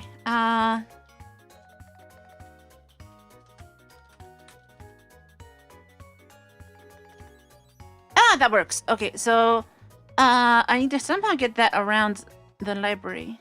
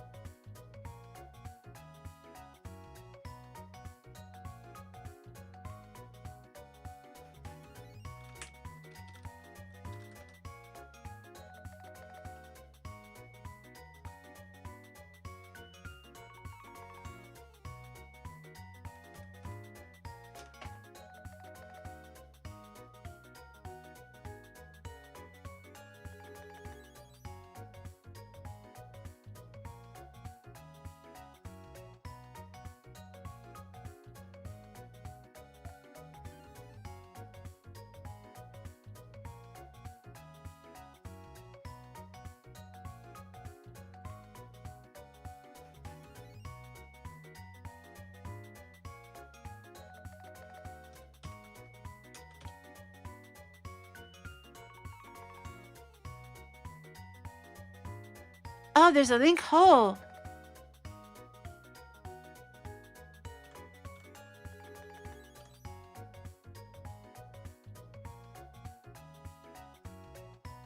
Oh, I'm... Well, that...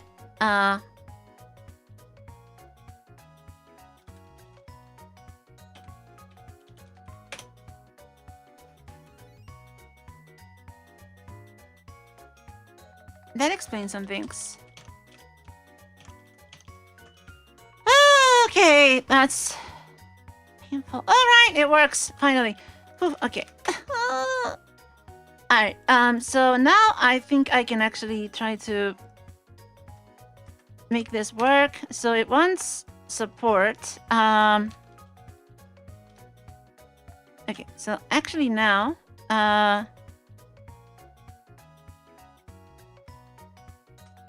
we want this to be a source pipe wire. It does not work.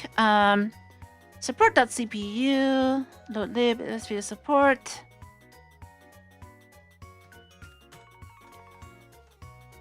Okay, so in built-in plugin,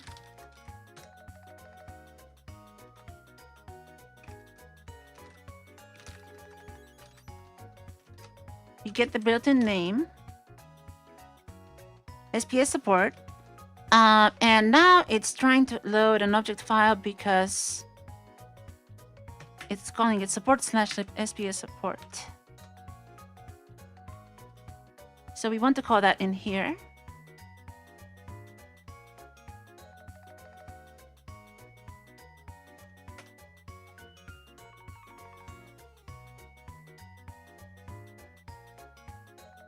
Still doesn't work. Why? Why?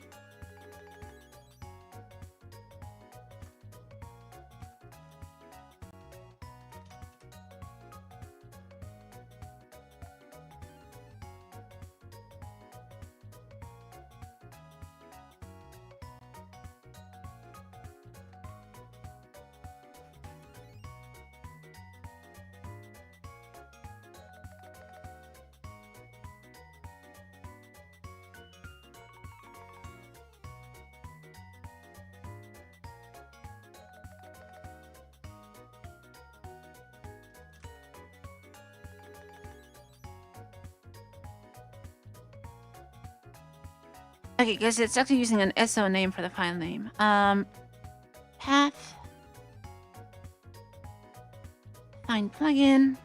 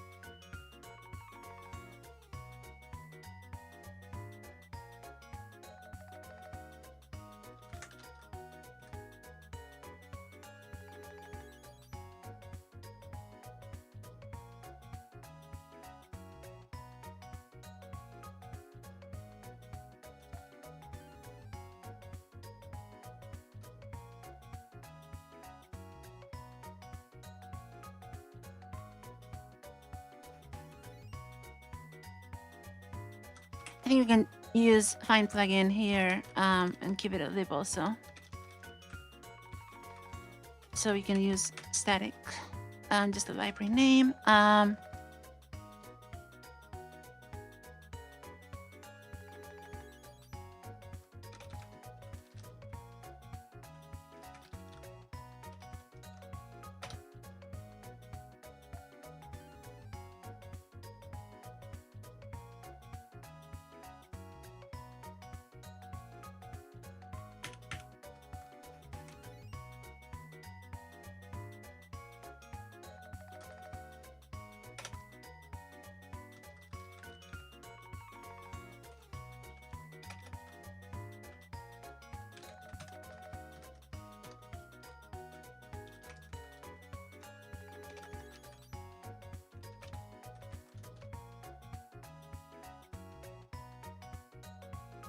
Oh yeah, I called it built-in. I need to call it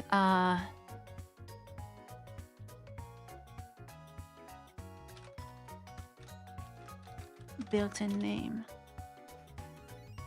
Okay.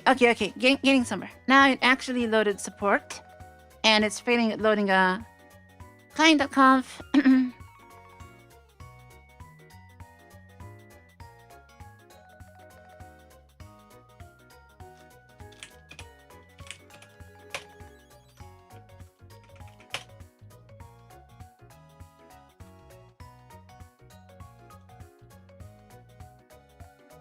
So I think we can just let it use the official paths for now.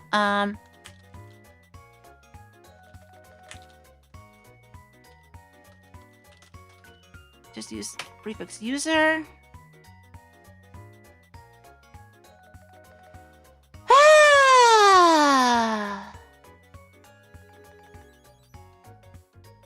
I need to get rid of that.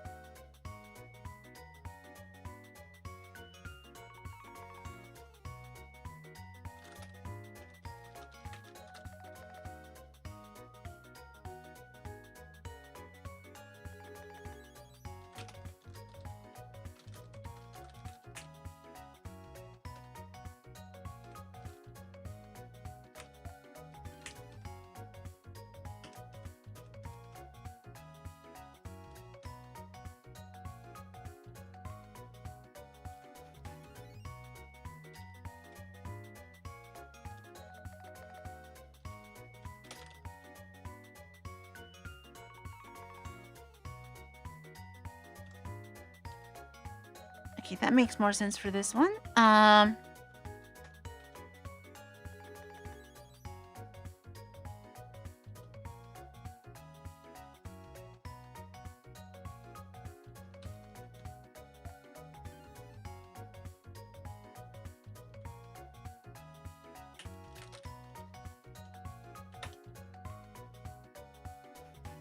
So now it's defaults probably because it's loading plugins that it should not be loading, but at least it gets much further. So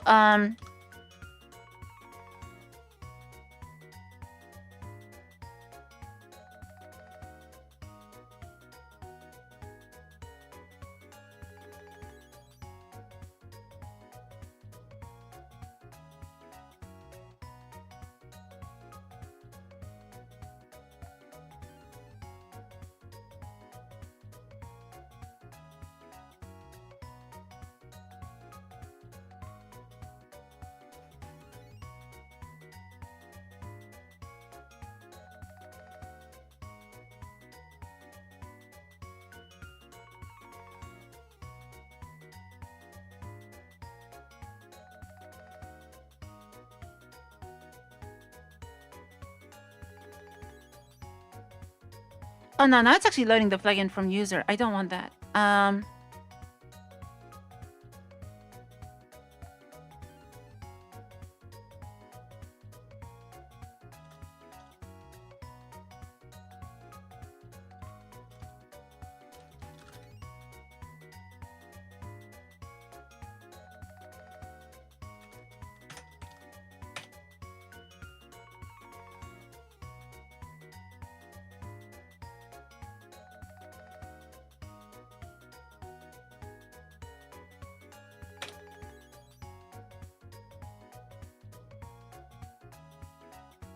Okay, it wants video convert. Why does it want video convert? I don't know. But we can fix that.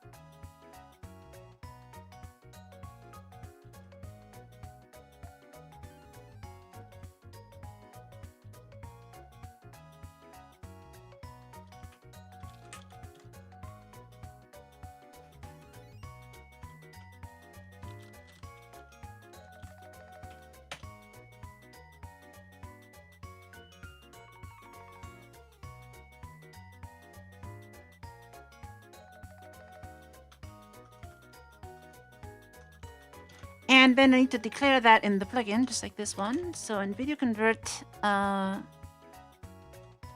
just put that at the end. And why did it not build?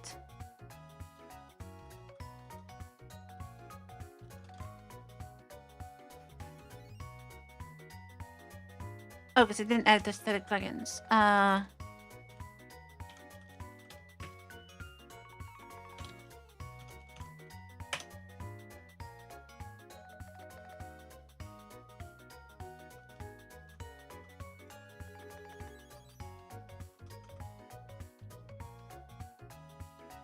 It did not include it. Why did it not?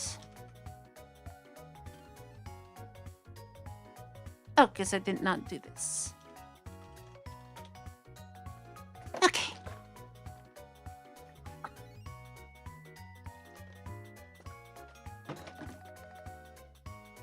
And now it says multiple definitions of this, and that I think we can actually make it not. You can actually make it static now.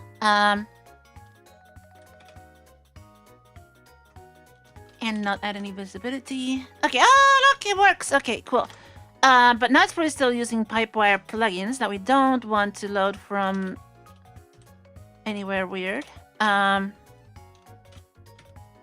now it's doing all that stuff.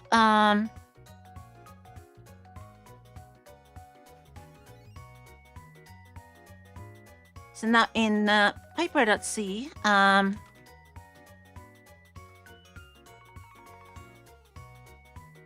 let's add a define here for static only.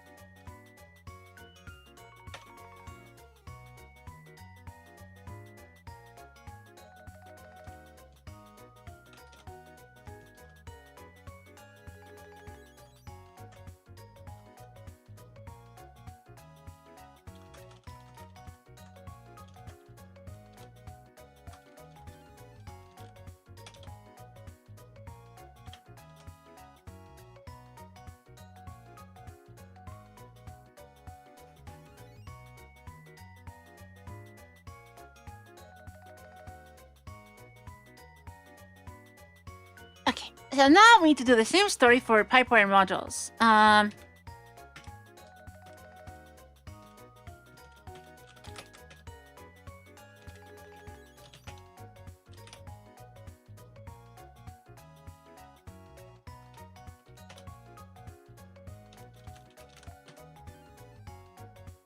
Why did it just end up in a different place?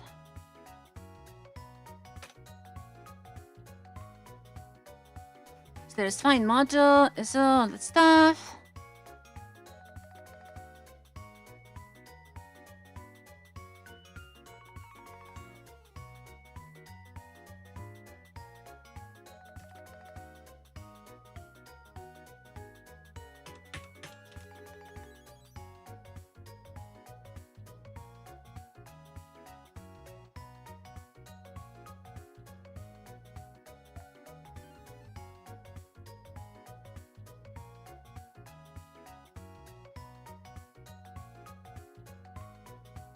And in this case, modules are loaded and instantiated, so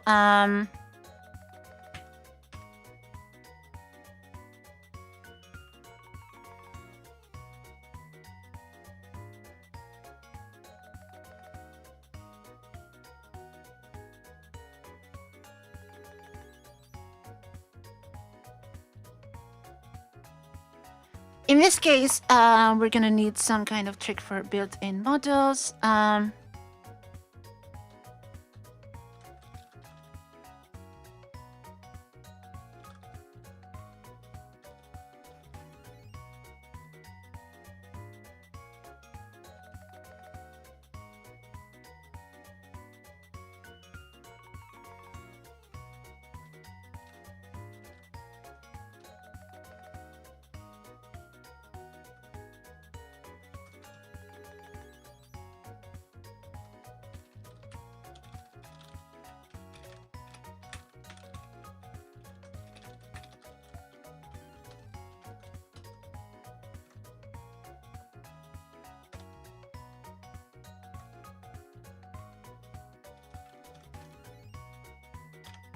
That did not work. Oh.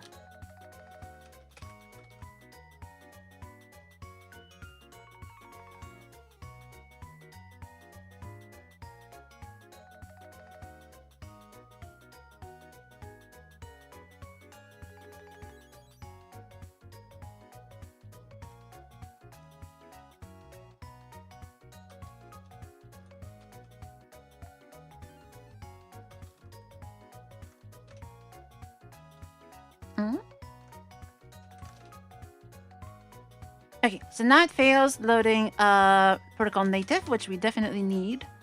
And so that's the one that we definitely have to add. And then pipewire, static source, pipewire, no, modules, module protocol native. Okay, modules are, where's the Mason?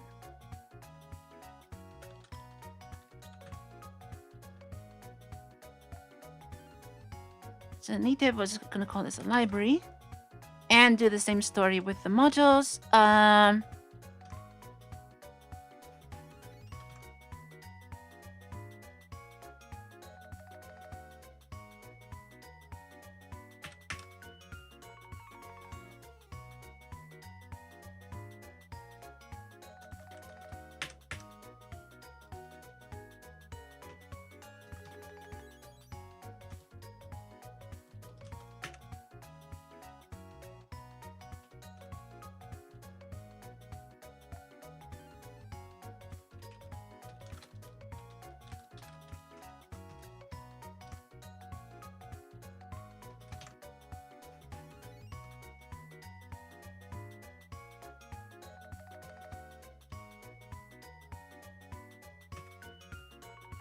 And so the same story here.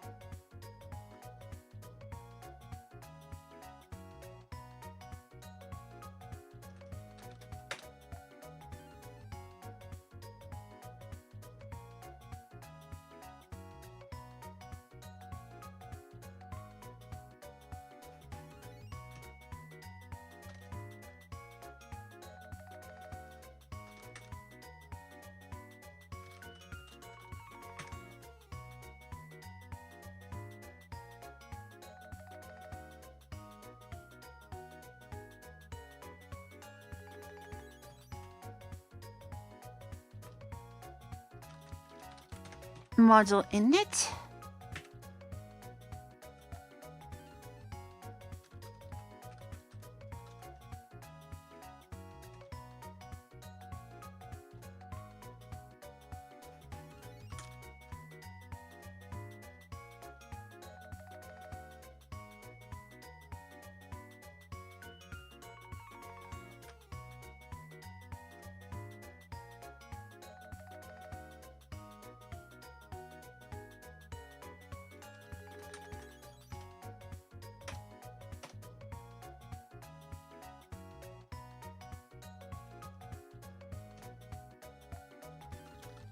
So let's call this PW modules.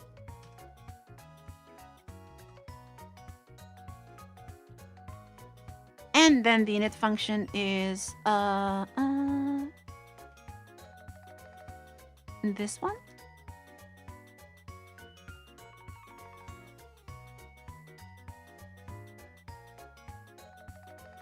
Oh, and the log topic thing, this is wrong. Plugin.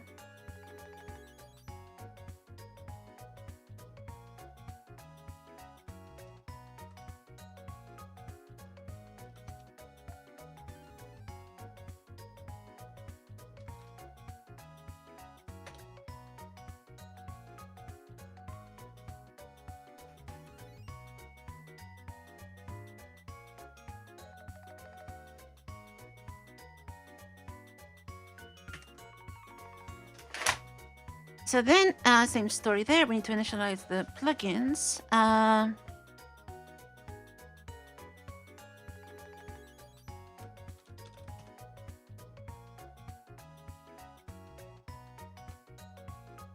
We don't need to initialize them, actually. We can just look for a built-in module.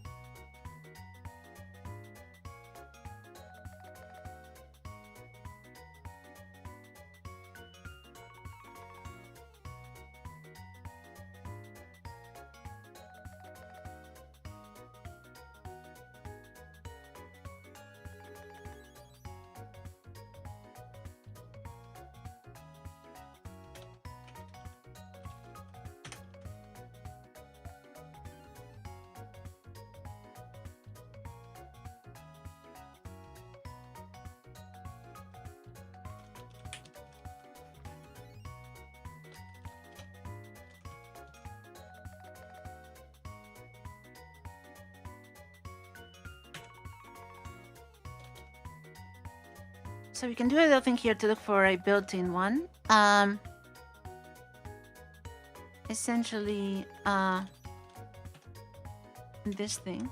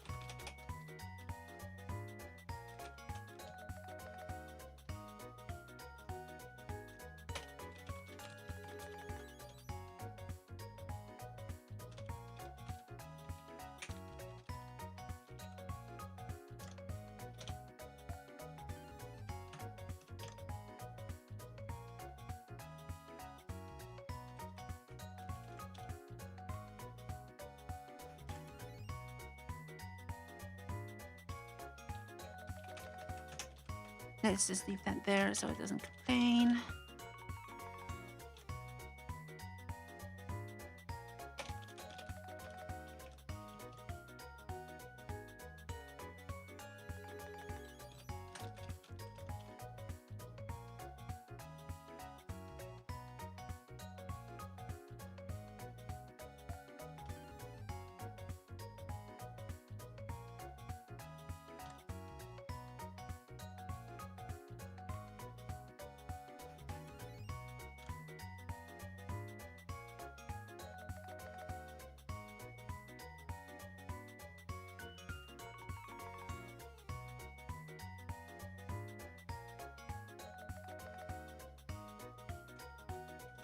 In this case, we have to put pipewire first, the modules first, so it actually populates that.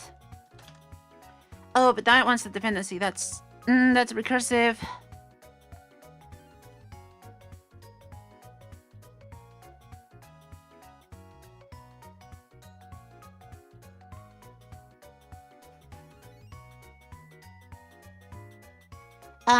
That's painful.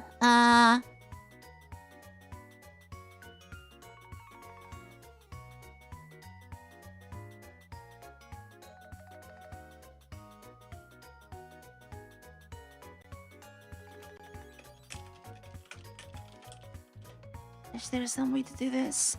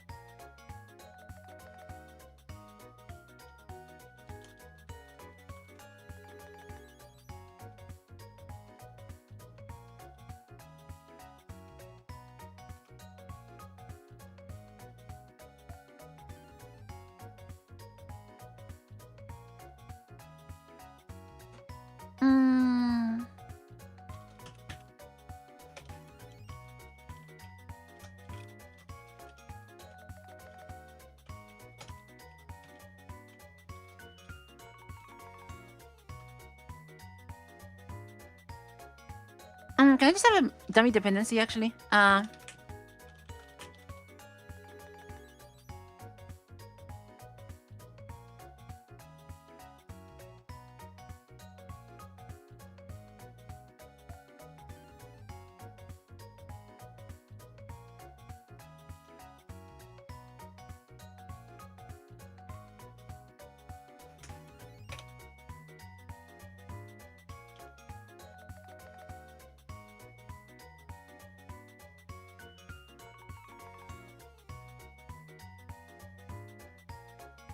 Maybe I can just cheat.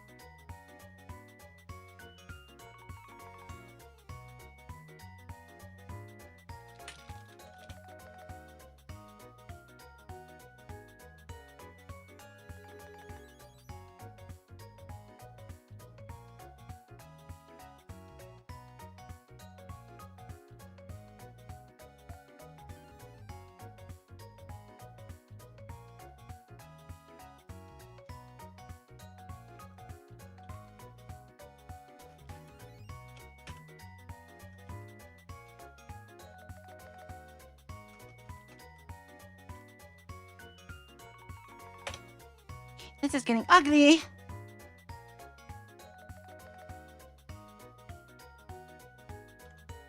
I have 1-7.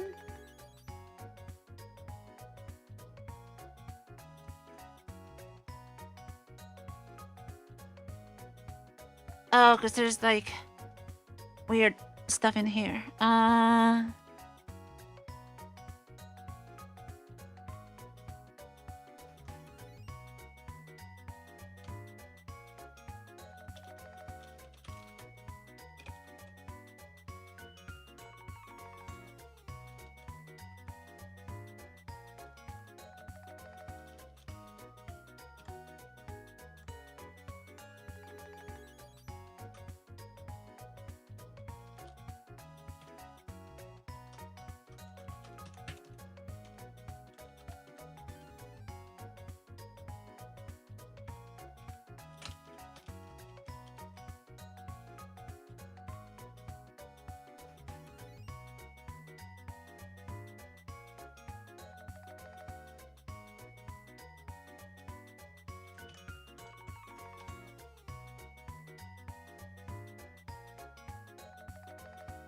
Okay, now it really doesn't like that.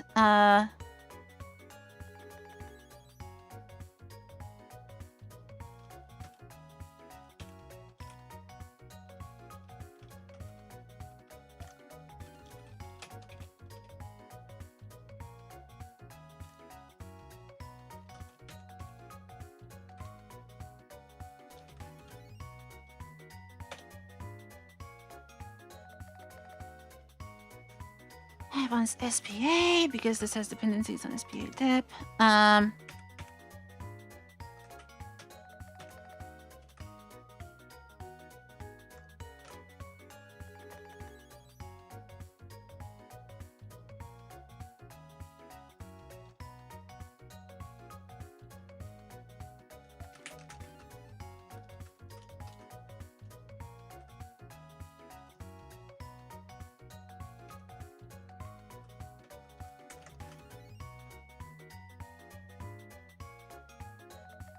Okay.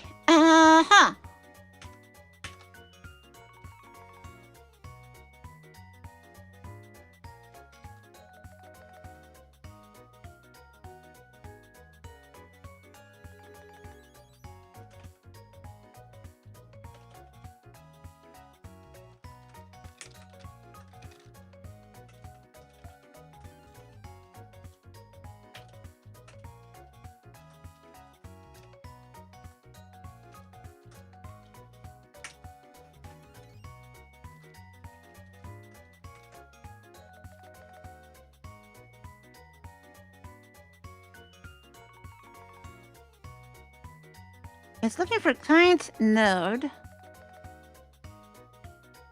So we need that one too.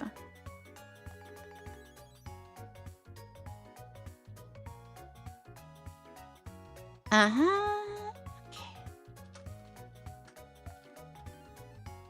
Node.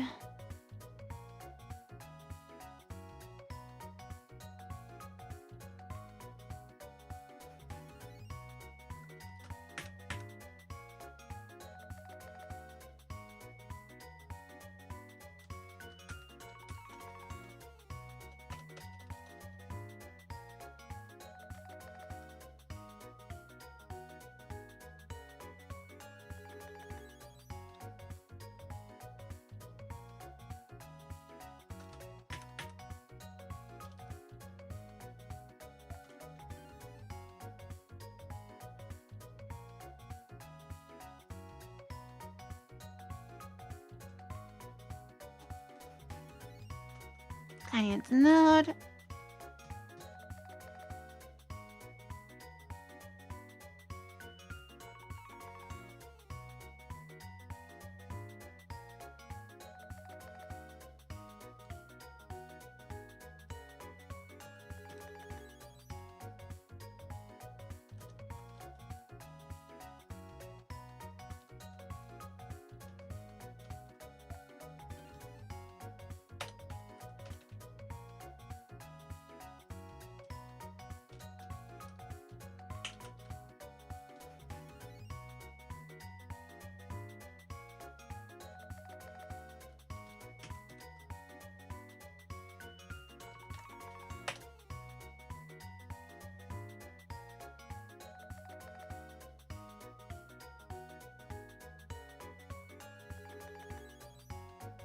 And then we need to make that one also static? No, what's going on? Oh, mod topic, okay.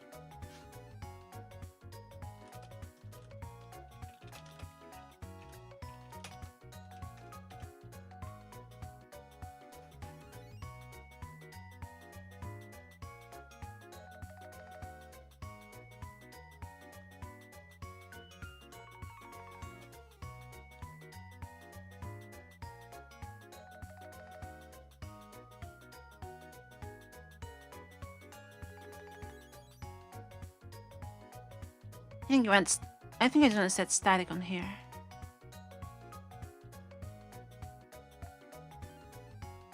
Or just like cheat with the visibility thing.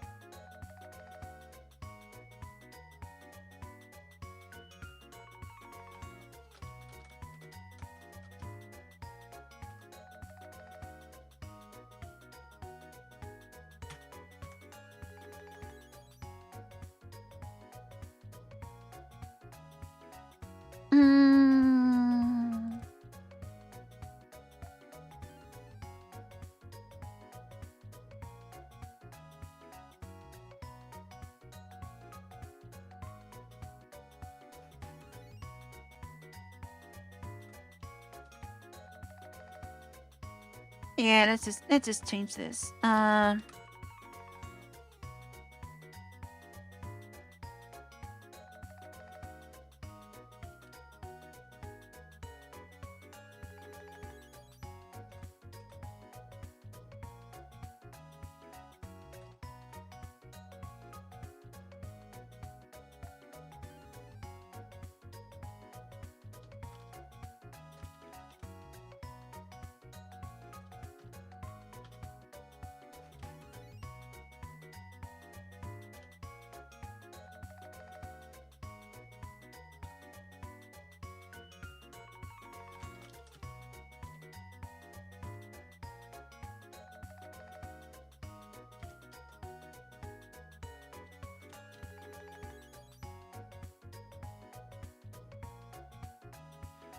So now it wants client device, which means you'll have to do the lock topic here.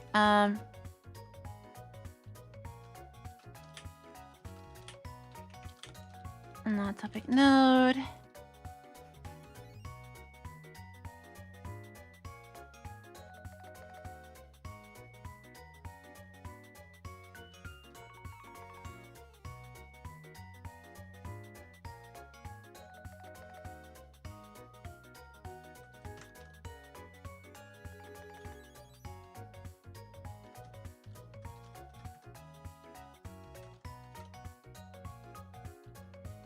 So now it wants client device.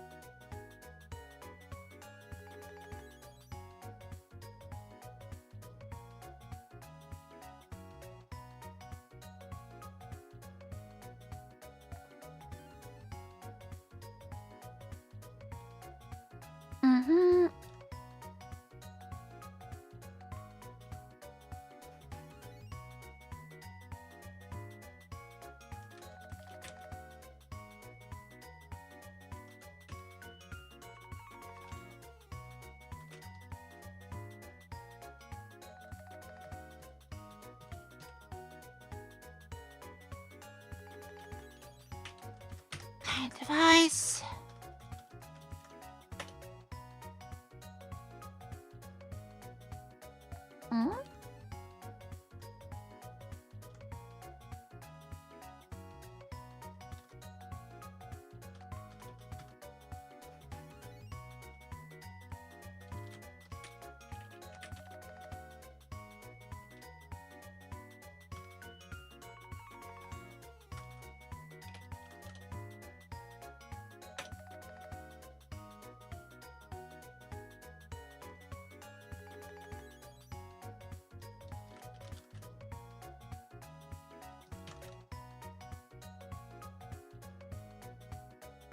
Device not found. Why? Oh,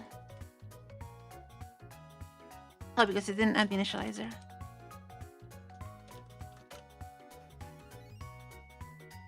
And that one module adapter.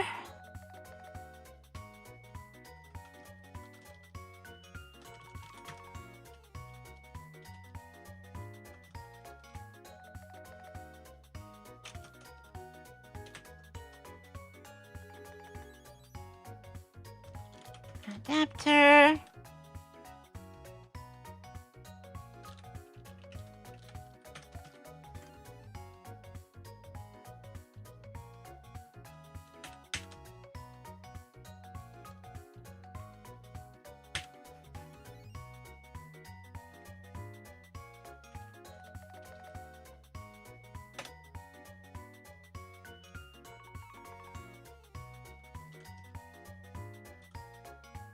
Oh, what just happened?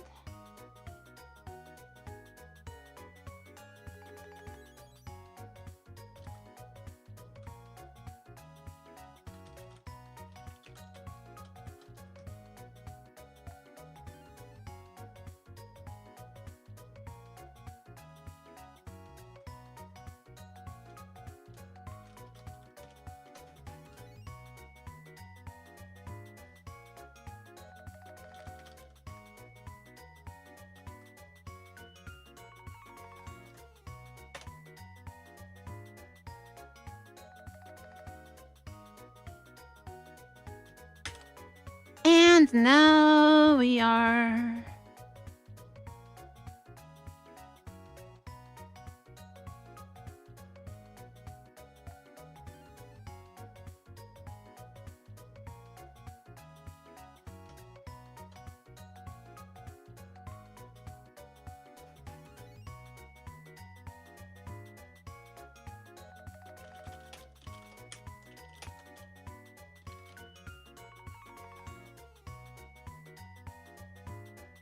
And now the problem is that we are linking against something twice. somehow.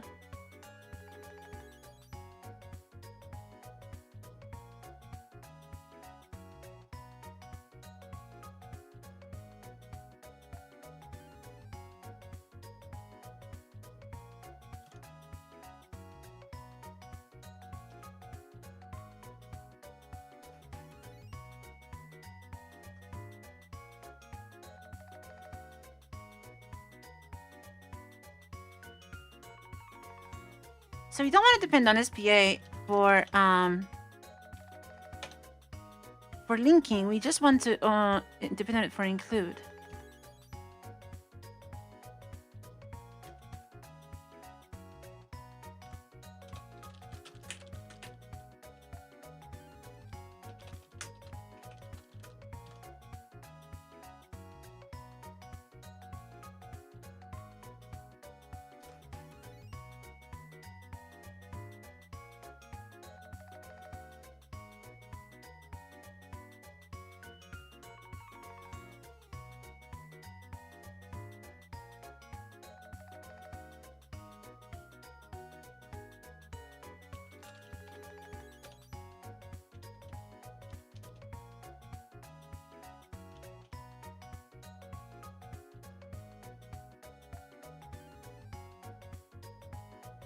Oh, there's a partial dependency. Okay, that's what it is. We can do that.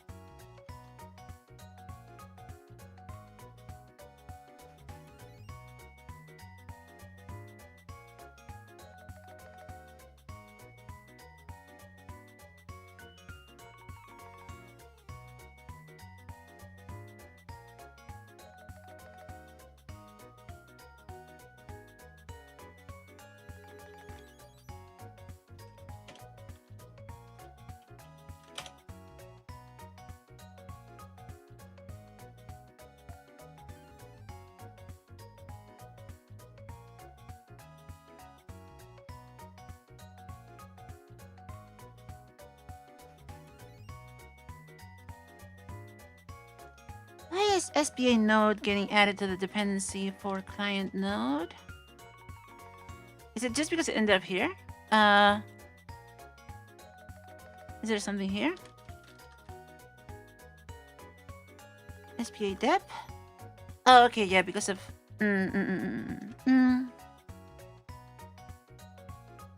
I can probably do some stupid hacks here.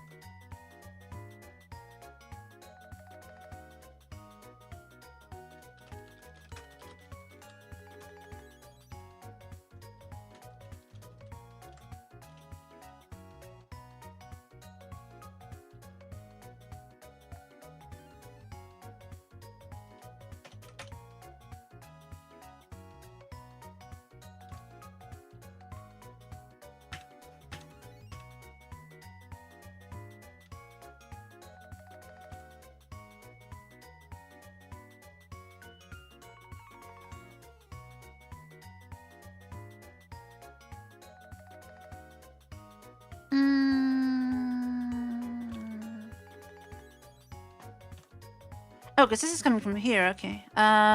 It's just... Yeah, no, this... Okay. It's just... Why is that in there?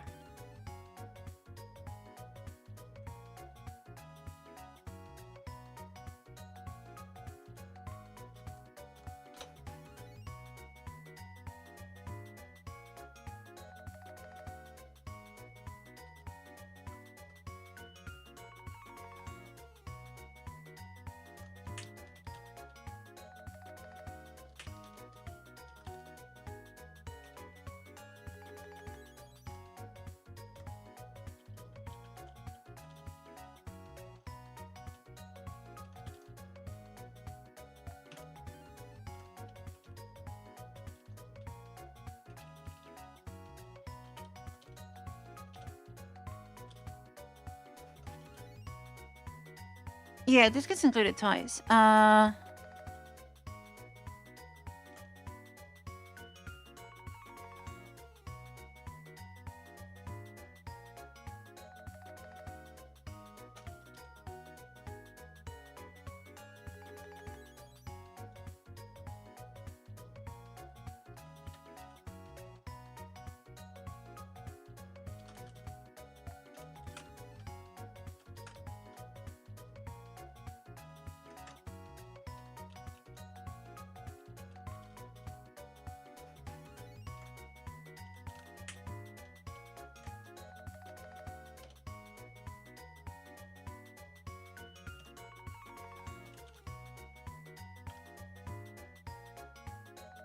Why is that in there?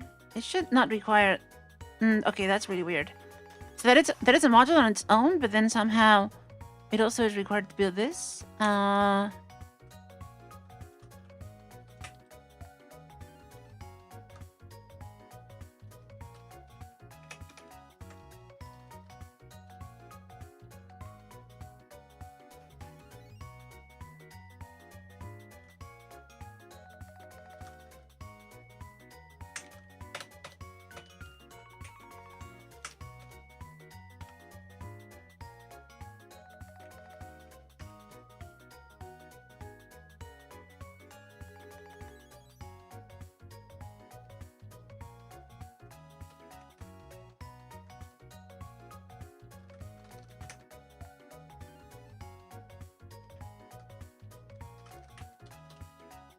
Let's just have it as a separate thing.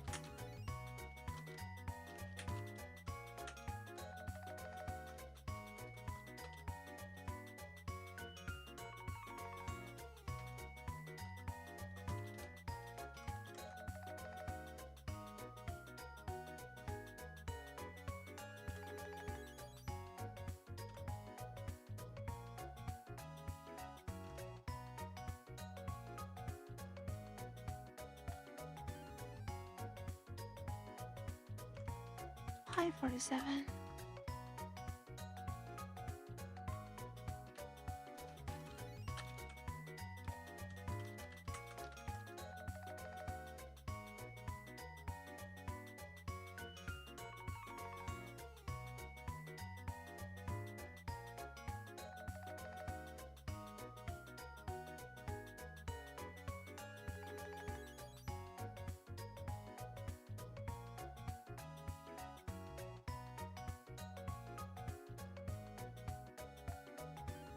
It doesn't work because of the recursion stuff. Okay.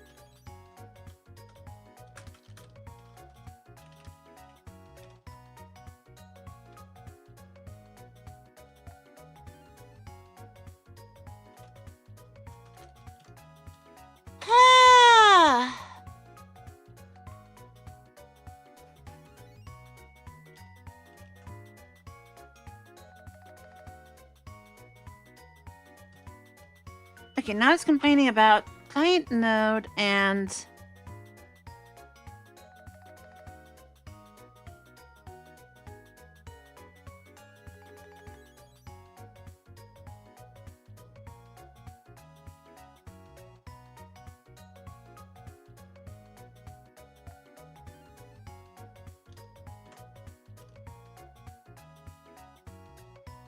module adapter.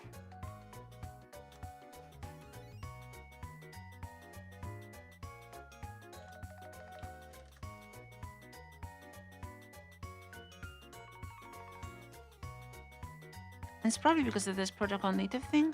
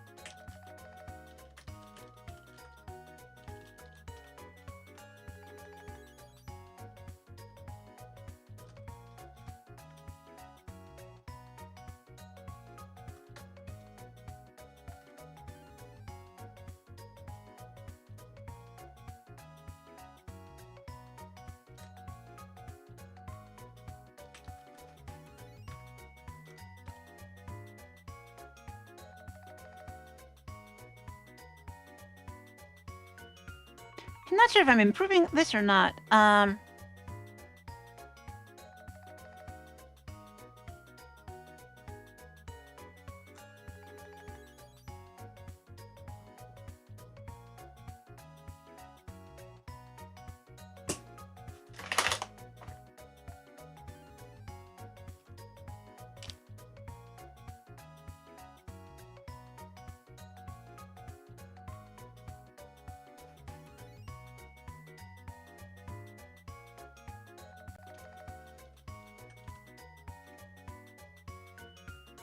So this should not be merging anything.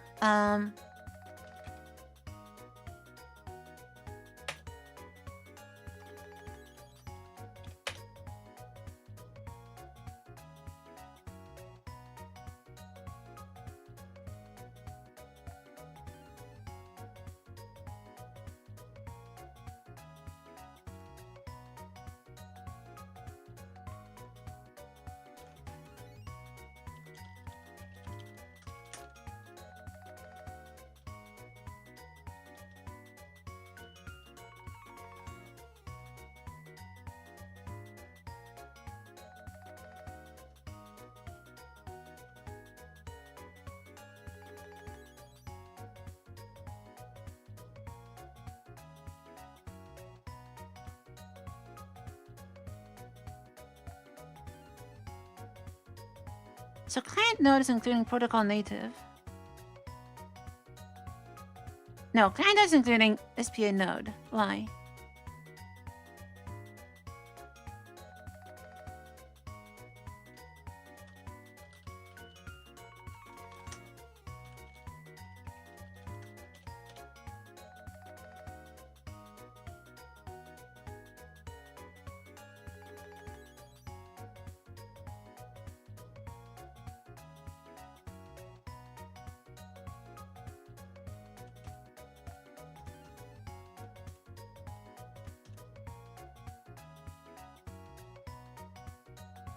I guess because it's a dependency, it gets. No, but we have like we have. It's not including any of the other stuff though. Client node.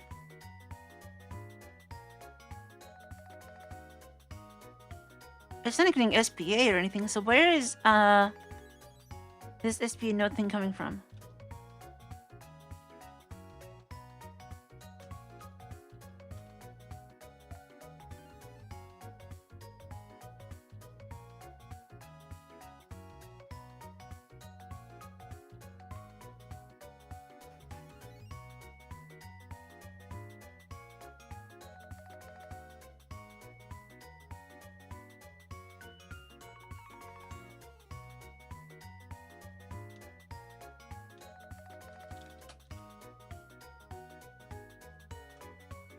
because it's not doing mathlib or dlib, but those are dynamic. I guess if you give it static library dependencies, it will throw them in immediately. Painful.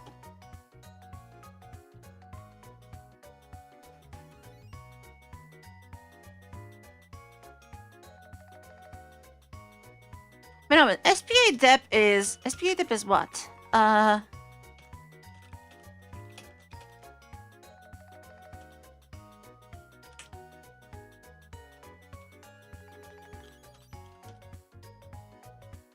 Oh, there's no link with in this case. Okay.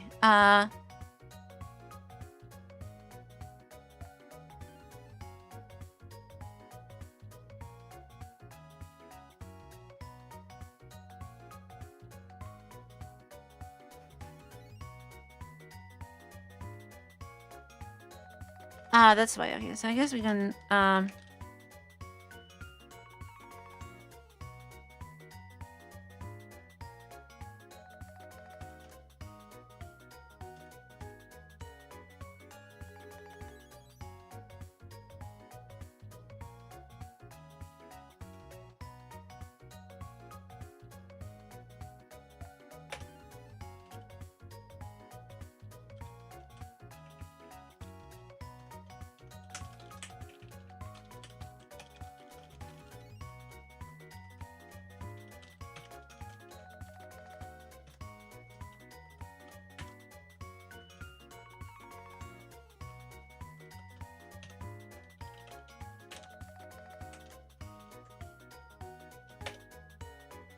okay, so now it should be the opposite. It probably just does not link to them. Yeah.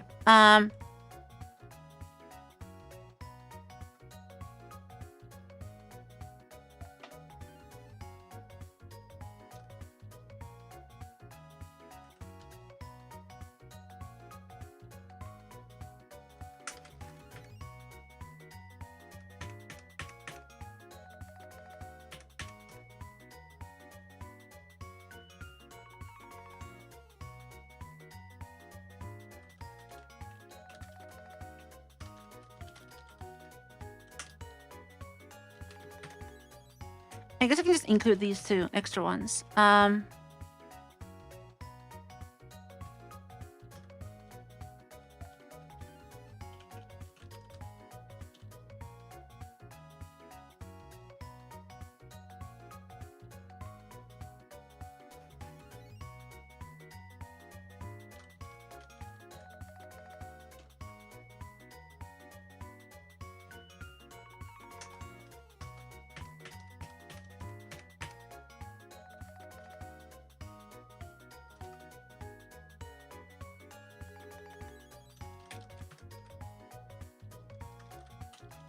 SPA node.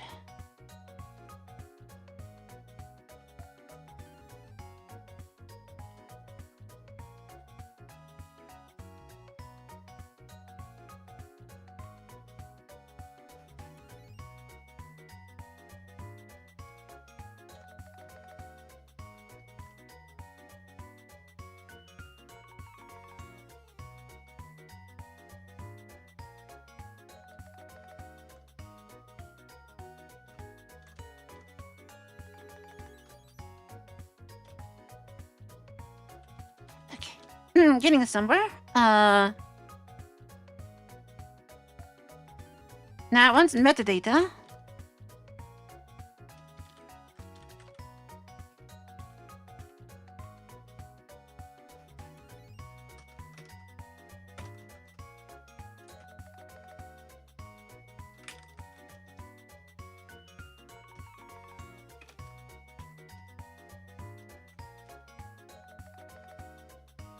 Metadata.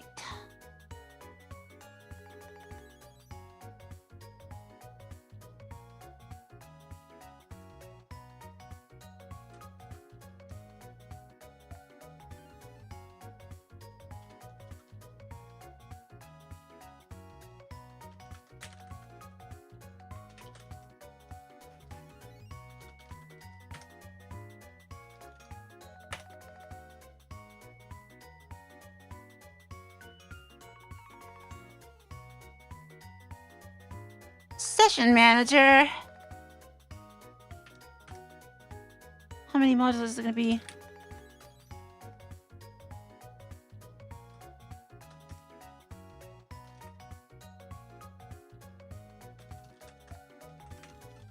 Session manager.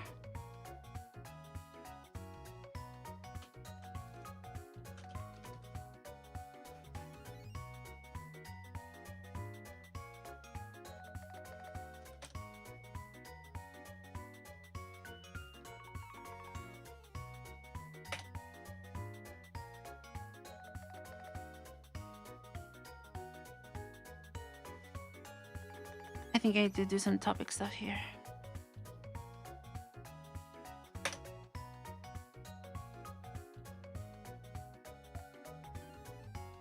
Or not? Oh, it did something. Is it actually working? I think it's actually working now. Huh. Okay. I think I got somewhere.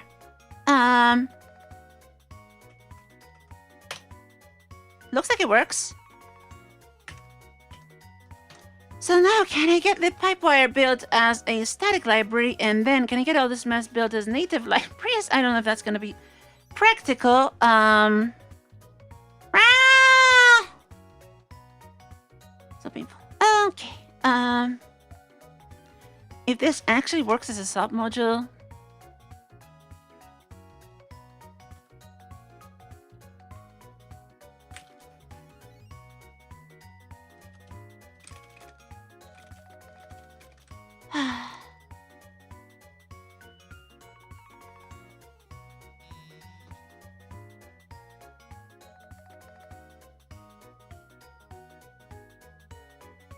Submodule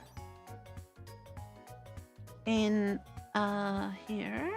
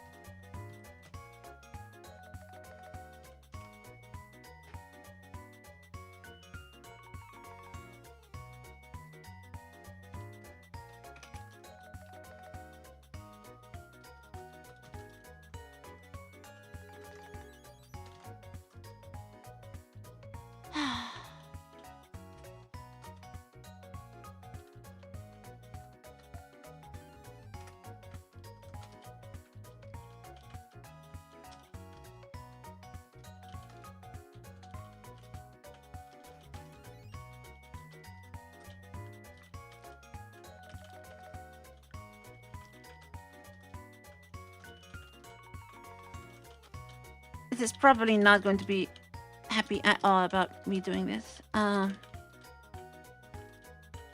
gonna need a lot of hacks for the native stuff. I don't know if I want to do this. I think I don't want to do this. I'm gonna try, but it's not gonna be. It's not gonna be happy.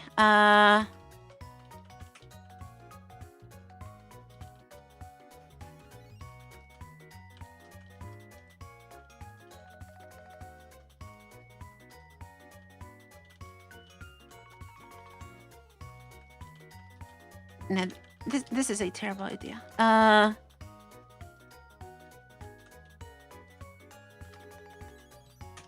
Watch how badly this breaks.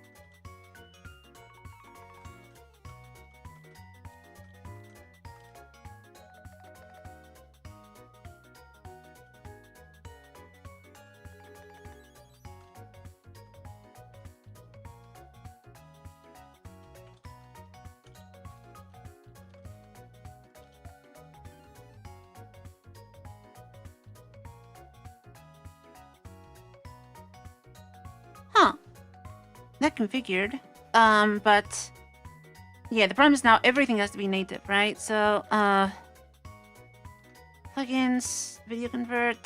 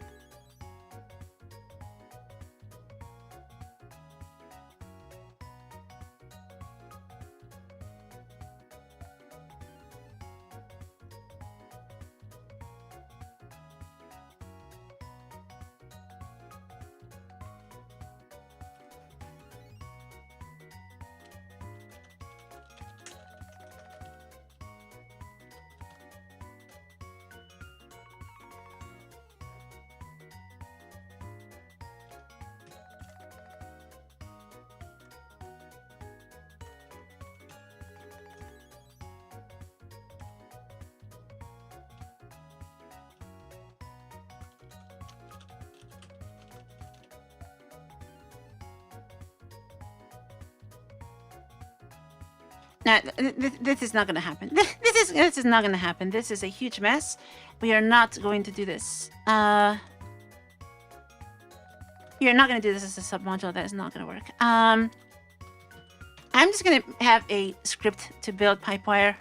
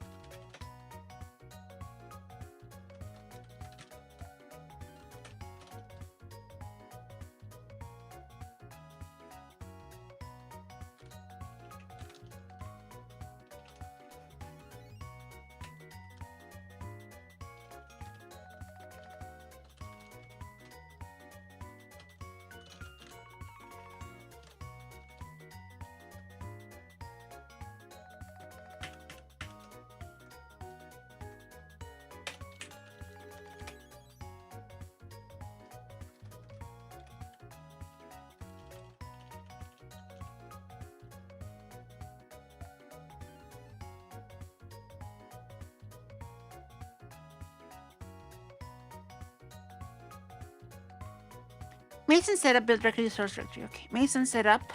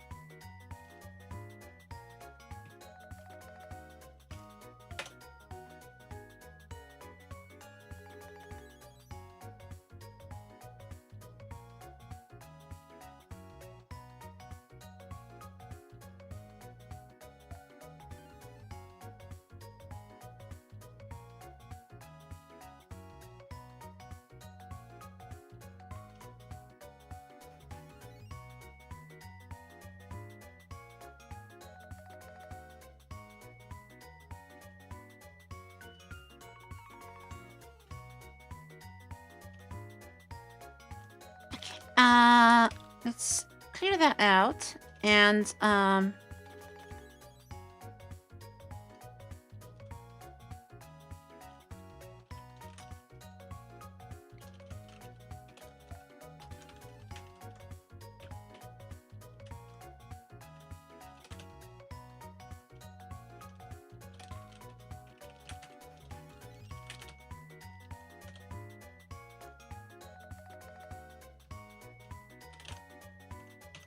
let's make a horrible build script here.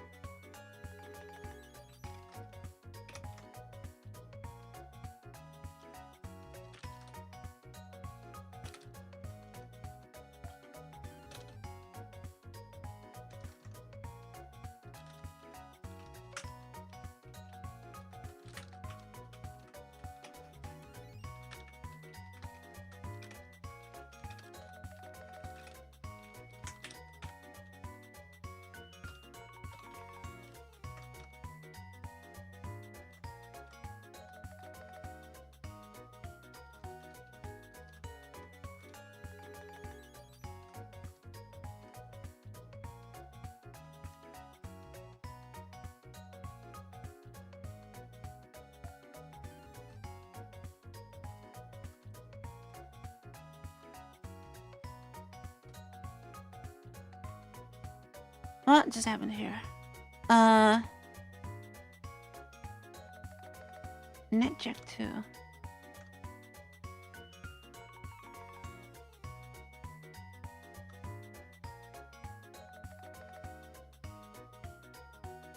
Yeah, okay. Now everything that is not static is not depending on the...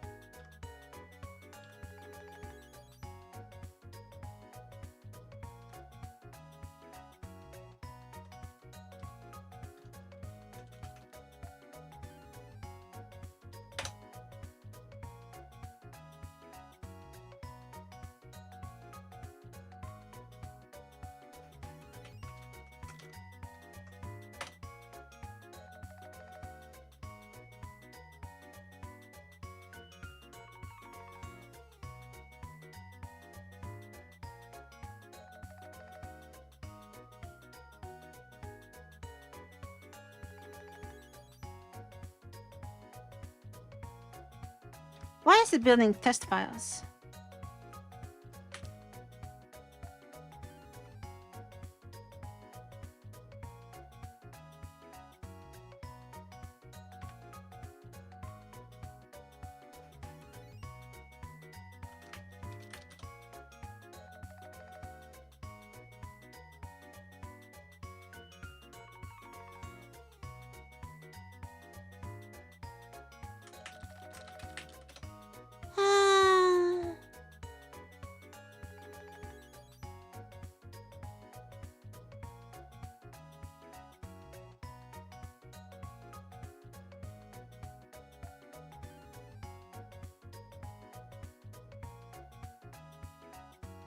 Why is it even doing that?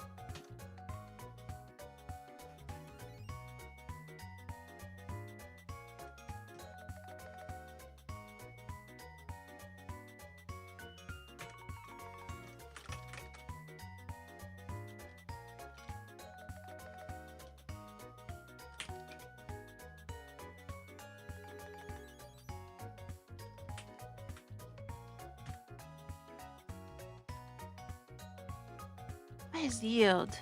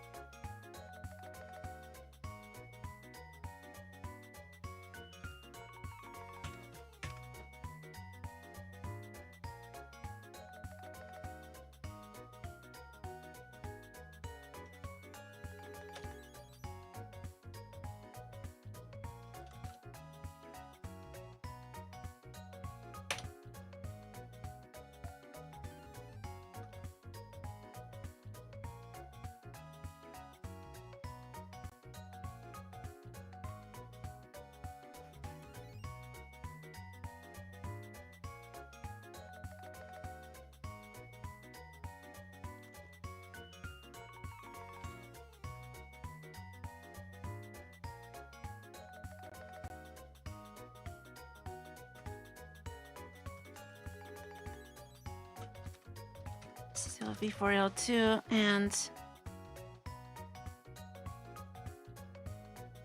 Elsa.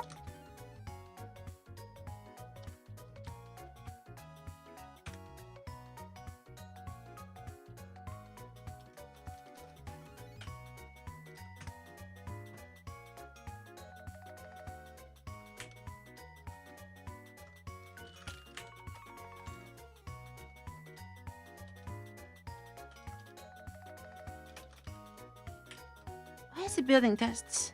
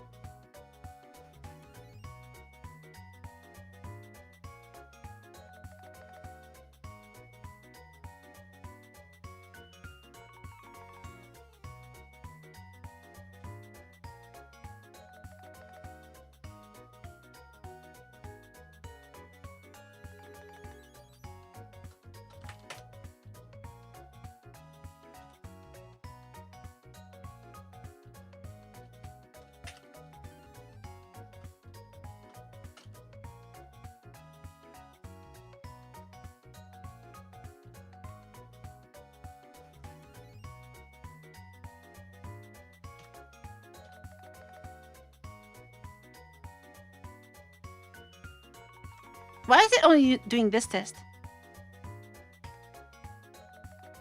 Huh?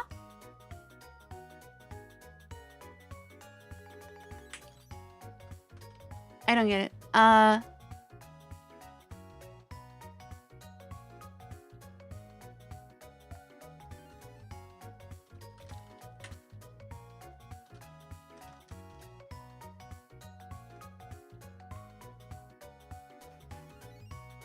Okay, that actually installed libpipeware, so now I need a libpipeware that is static. So call this library instead of shared library.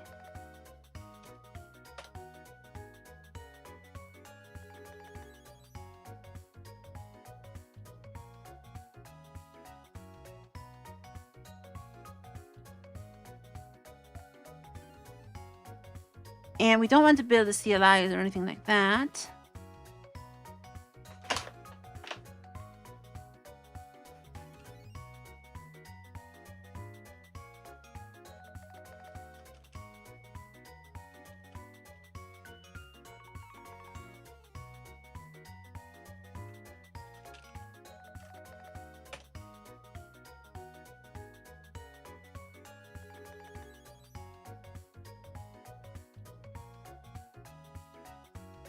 Okay, there we go. So now in build period static, build prefix. No, build what?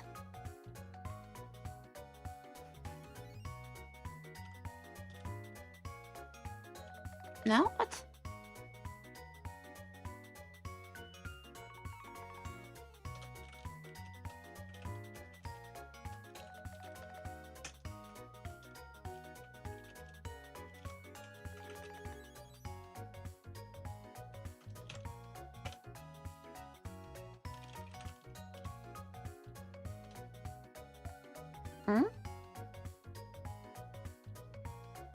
Build video static build. Wait, what? Oh, sorry.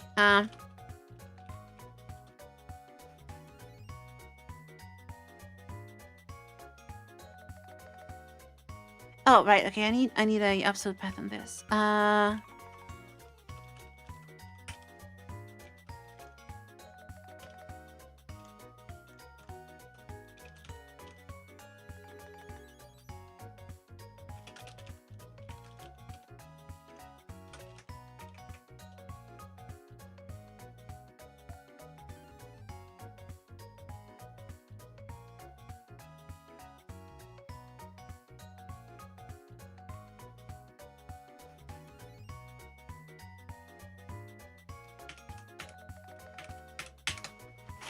There's the pipe wire. Okay, so now can I actually link against that, and is it going to work?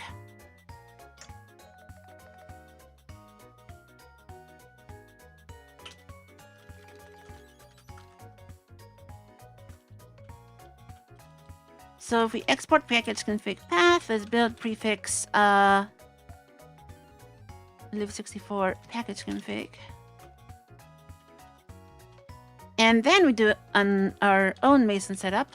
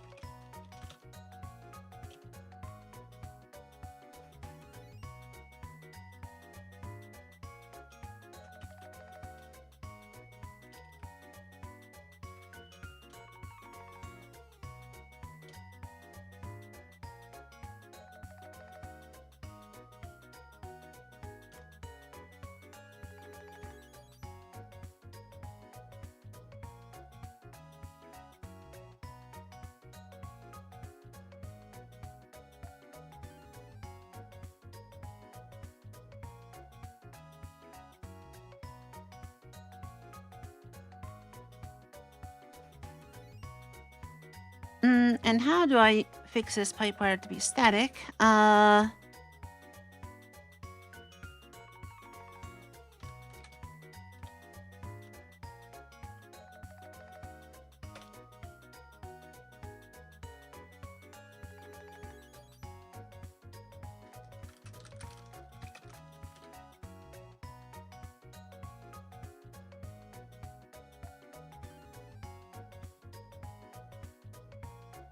Let's add a let's do a separate thing for static. So if I do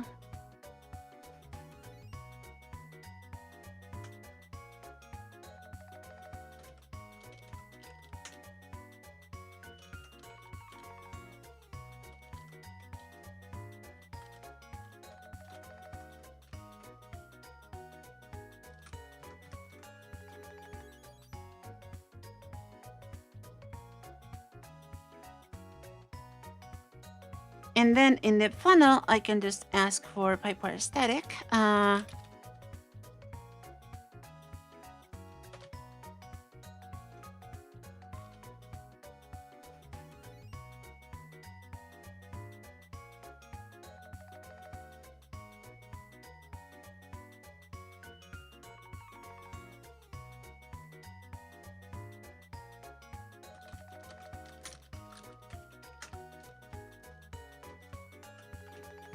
Static pipe wire.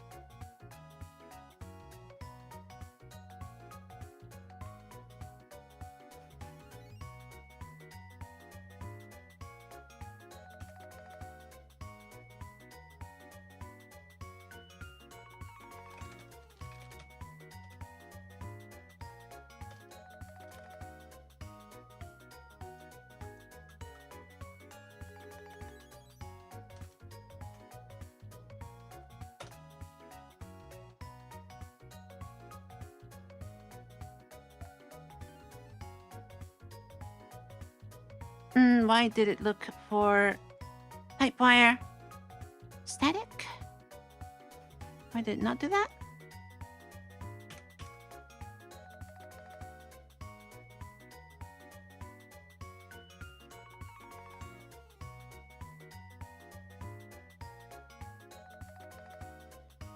It's cached, okay.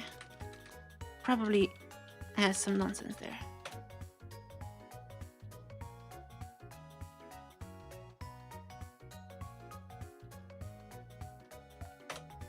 Let's just put this in a different directory so I can always wipe the whole build there.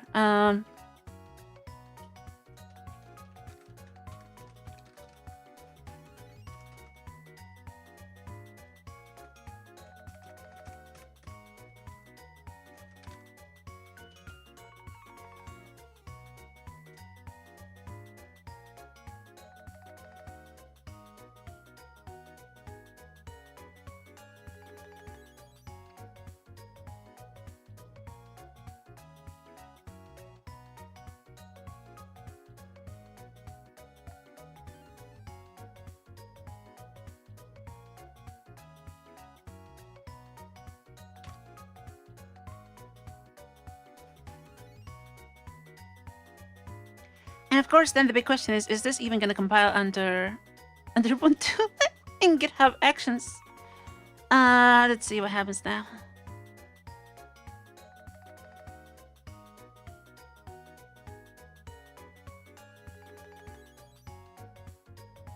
Okay.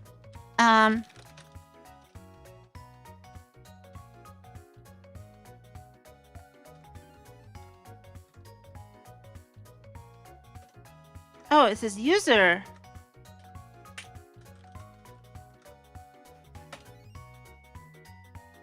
Huh?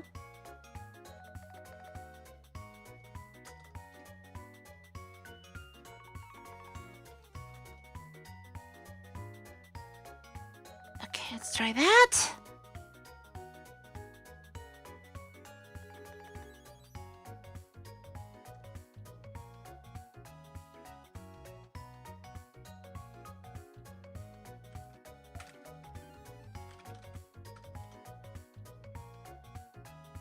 Why is it not calling it static?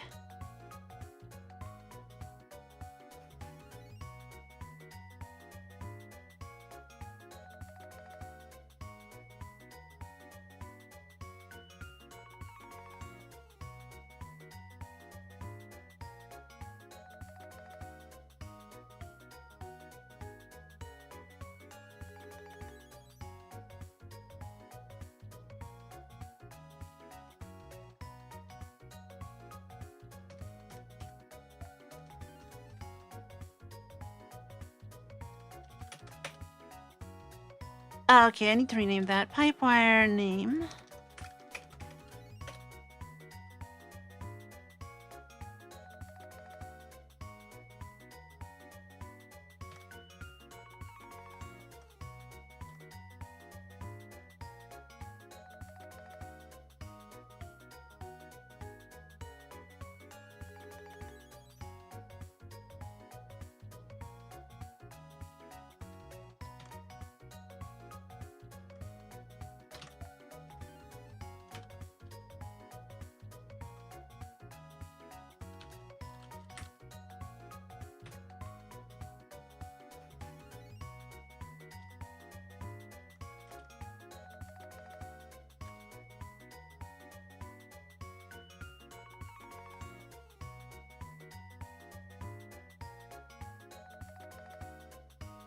No, not PyPower.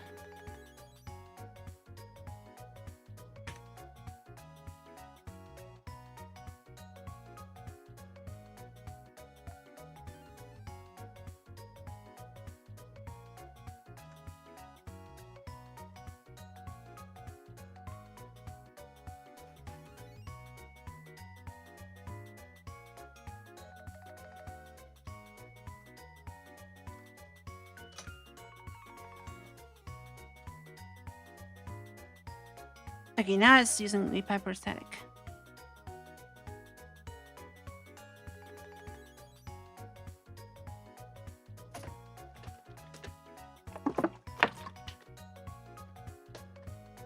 I did not find it. Why did it not find it?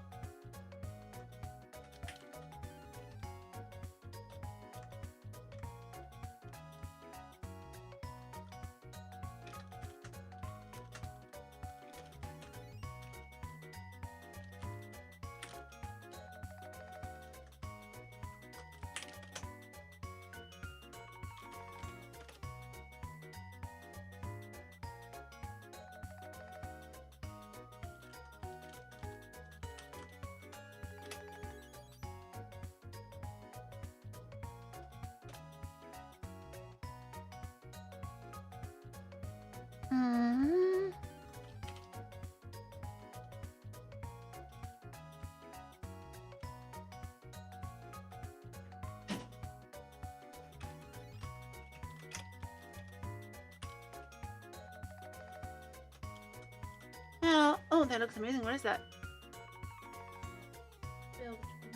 Failed Chinese food. That's failed Chinese food.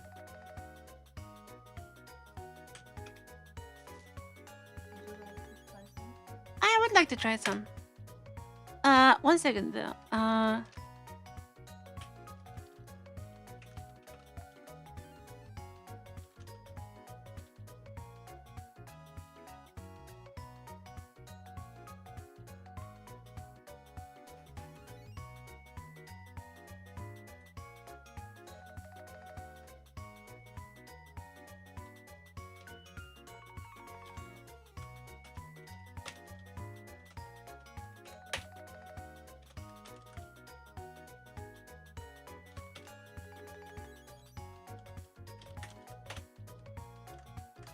Wait, so the Piper static does work.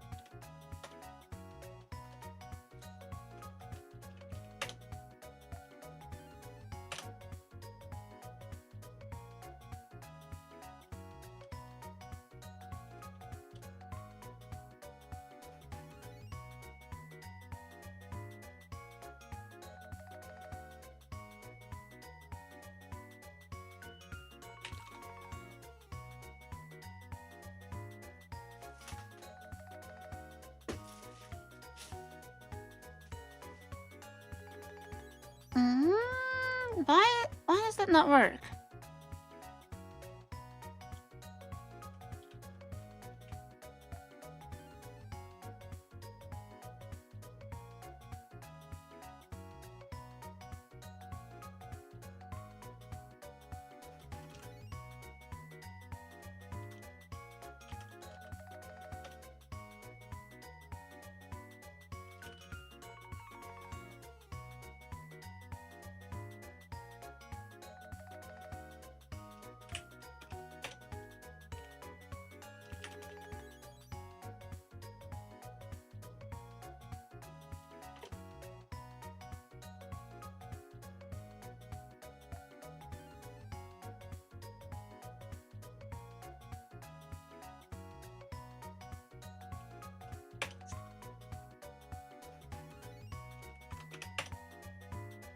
Mm-mm.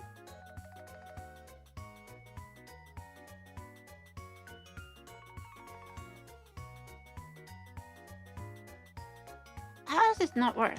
Is something like resetting package config path?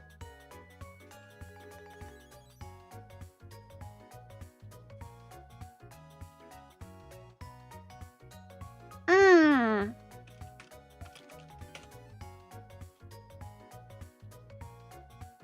Mm-mm. Mm.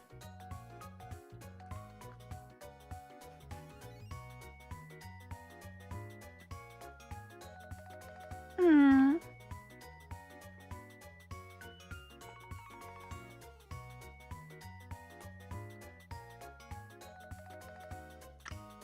Mm-mm.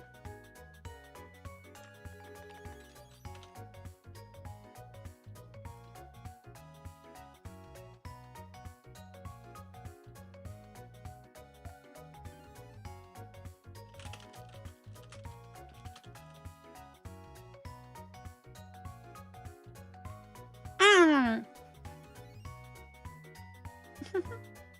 I'm sorry, I put some liquor in it. Liquor? Yeah. It doesn't taste like that. It does taste like that. Is she trying to get me drunk? So we can stop.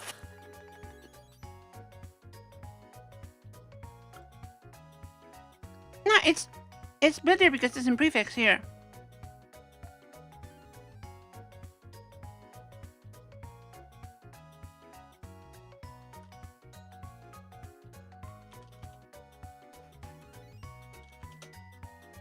Ah, okay, it's empty. Why?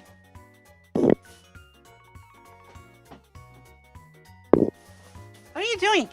You're hitting the microphone. ごめんなさい.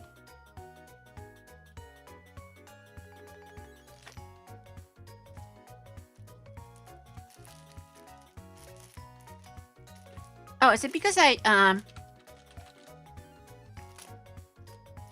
need to clear it?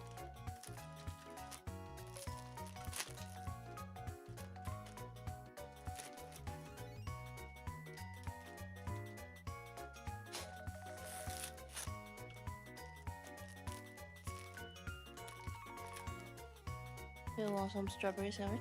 I'm good. Hmm.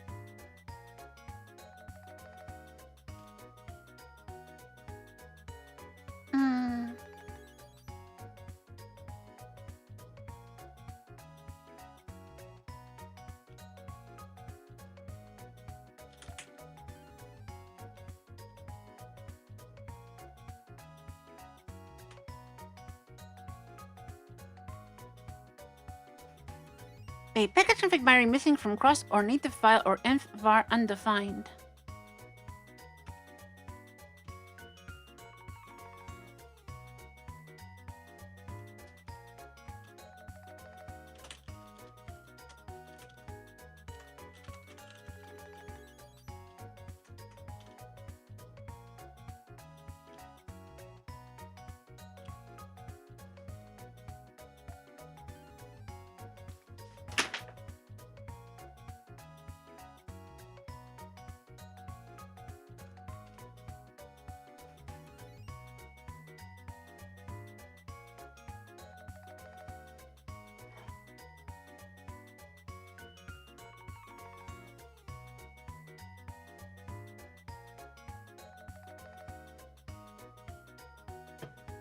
I think I need to set this in the native file.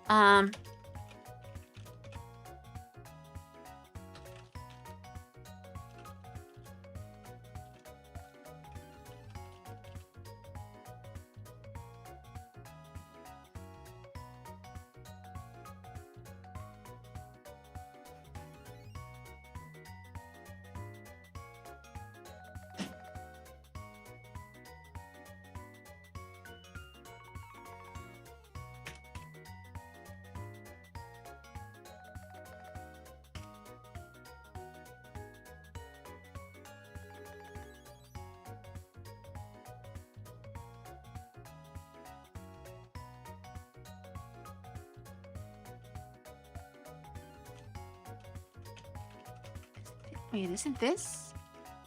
Is it just because I need to use this?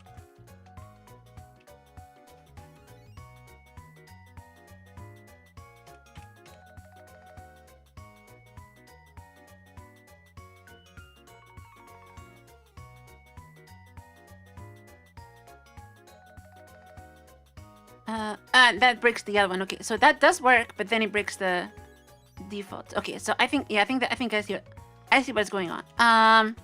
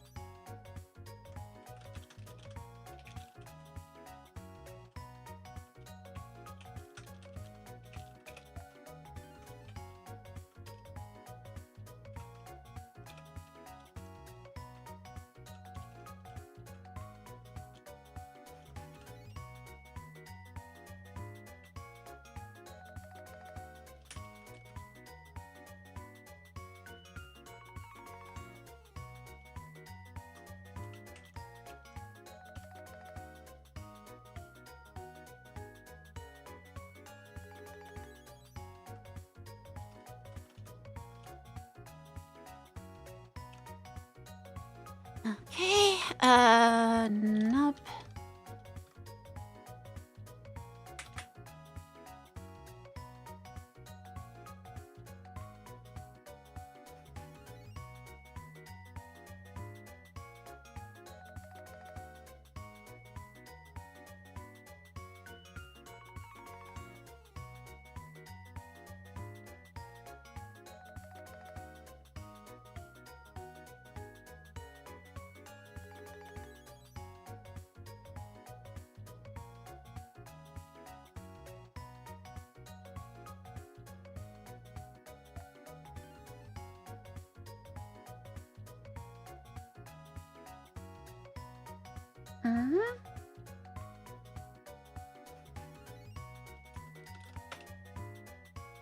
Oh, hold on.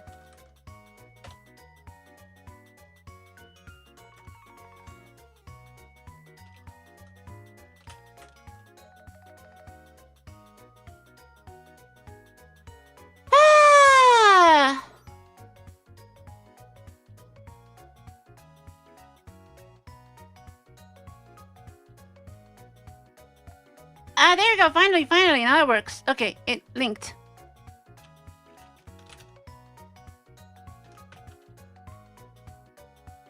but still has like pipewire. Eh! Why?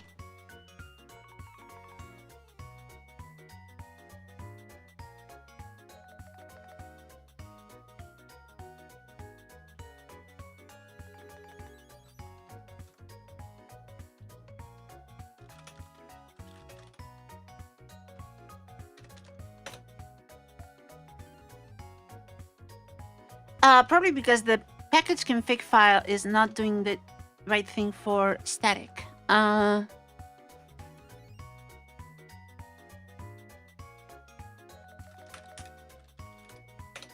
Mason.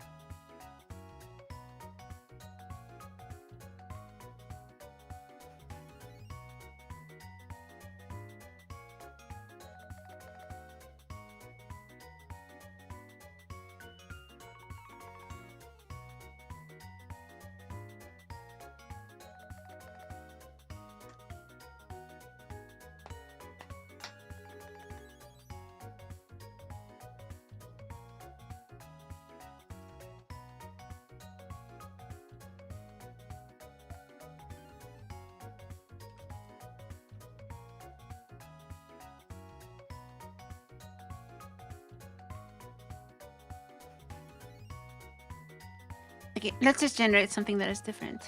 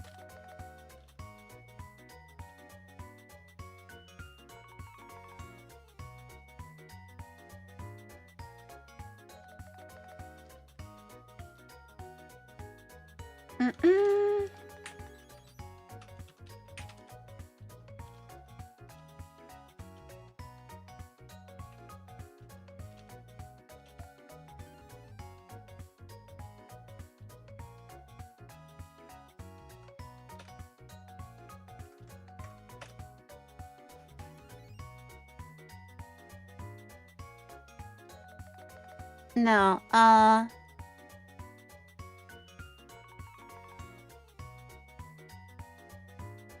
I just realized something. This is wrong. What I actually want is d prefix equals,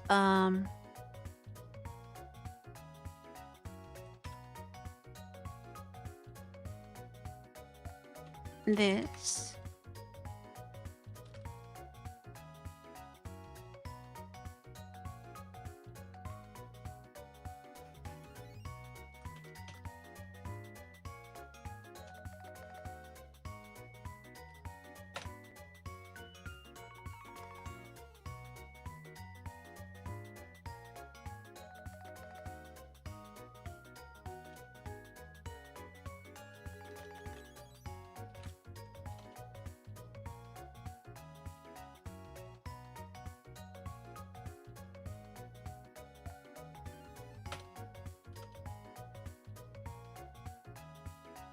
Because it's not gonna find the right libraries if the prefix is set wrong.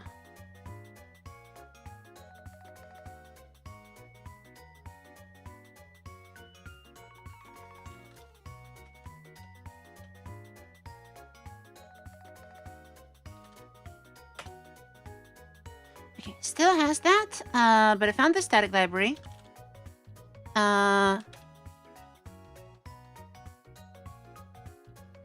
Okay, so now it actually is setting the prefix properly at least.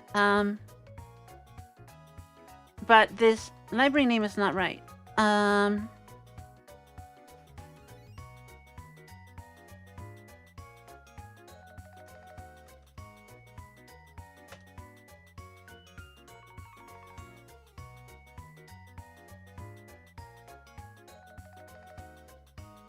Okay, now it's actually using the static library.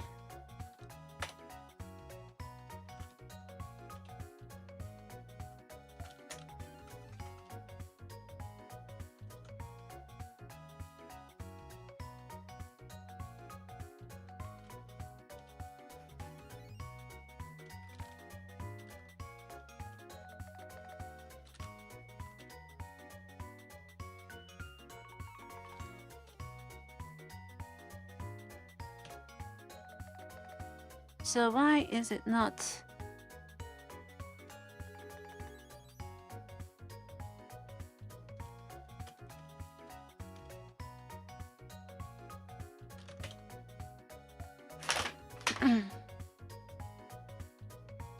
Why is it this? Where is this coming from? This where 0.3?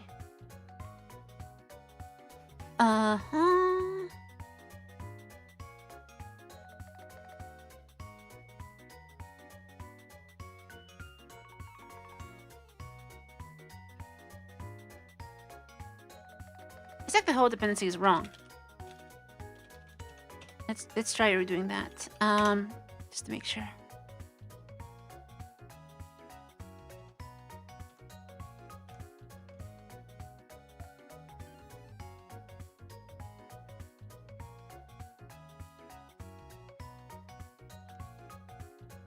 Okay. Now I think it's actually trying to do the right thing. Yes.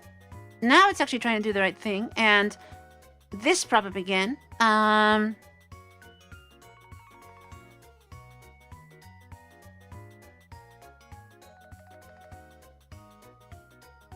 So how do I fix that?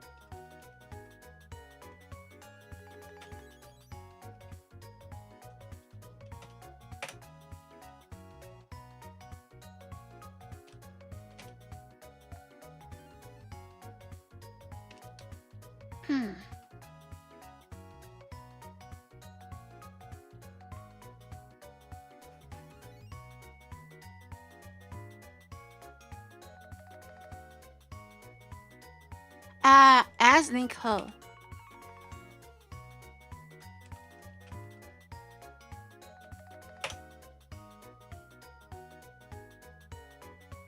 Oh, it's not supported on declared dependency objects.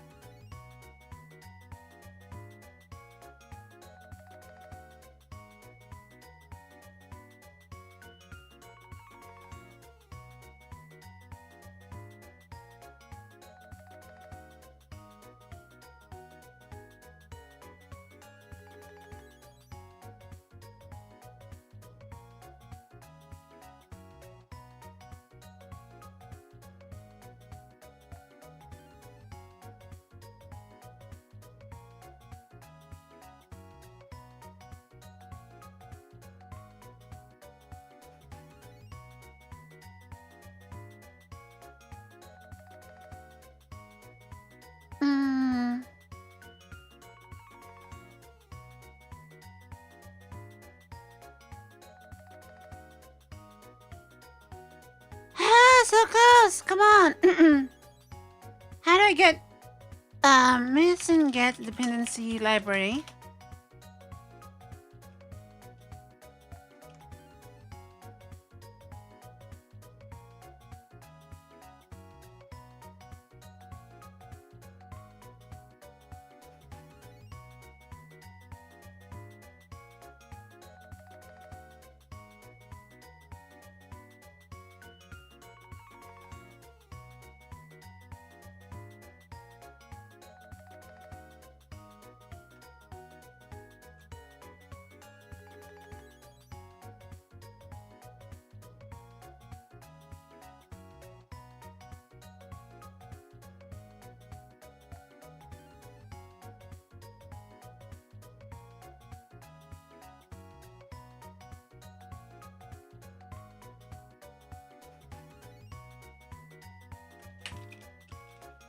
Can you do a partial link?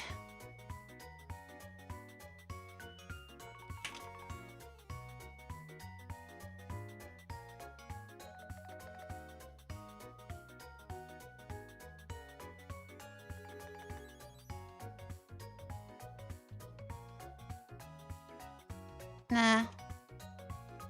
Come on, there has to be some way of doing this.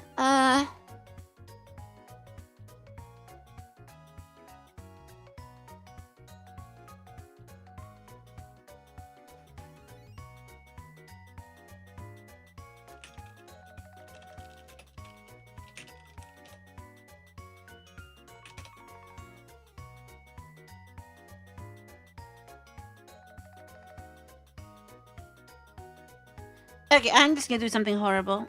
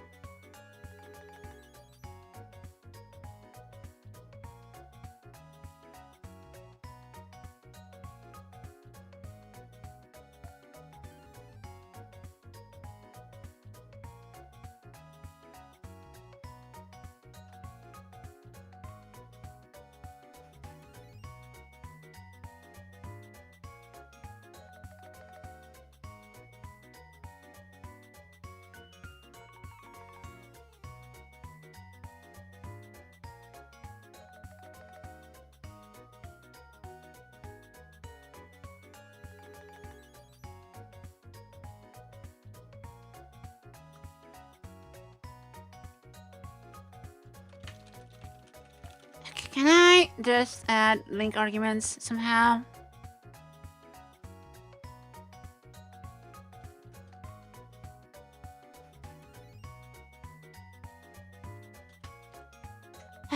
uh...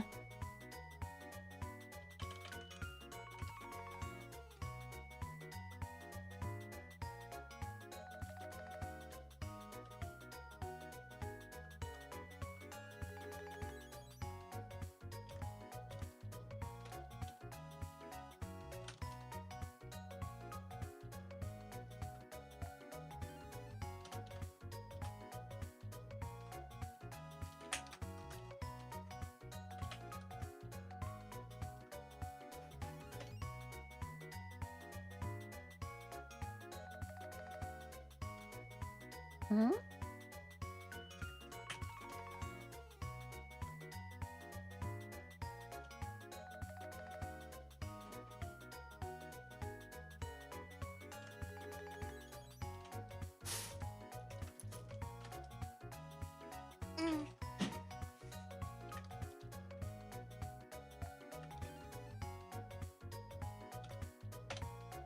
How are you doing? Getting there. This is... Oh, okay. Does it work? Is it doing the right thing, John? Yay! No more lip piper! Okay, now does it actually work? Is the question. How do I do this? Spout2 pw.so.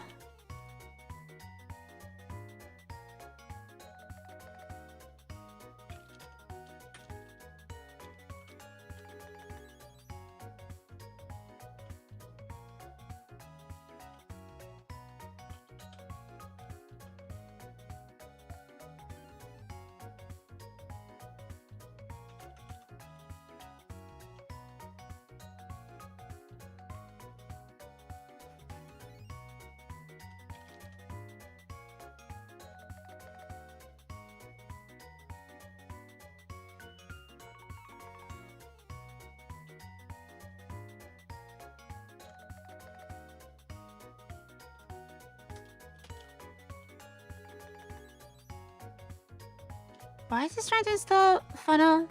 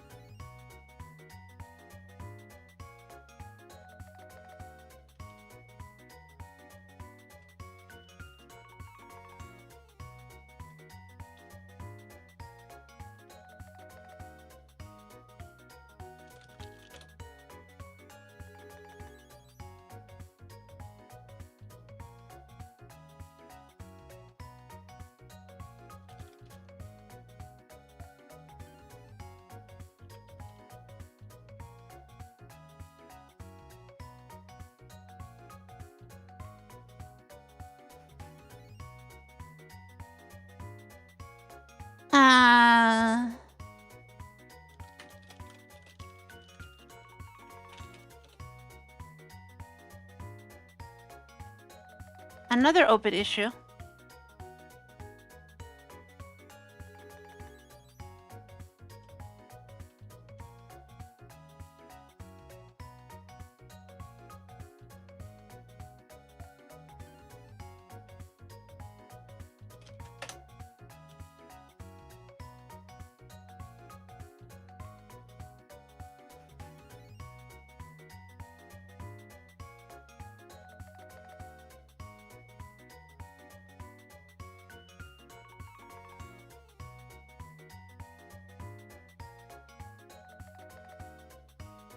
Do you know when you're gonna sleep?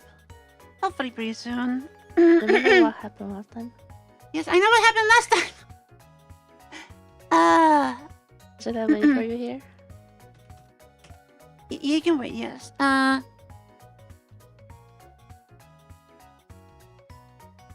Wait, why is this? Oh, install headers? Oh, okay.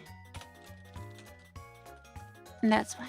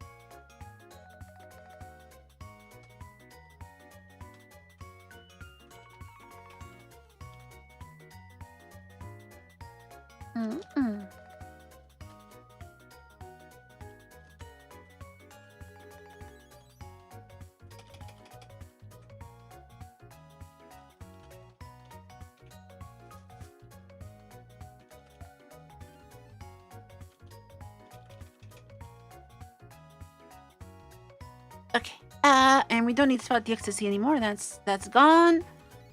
Package stage. We made that static, so that is not necessary.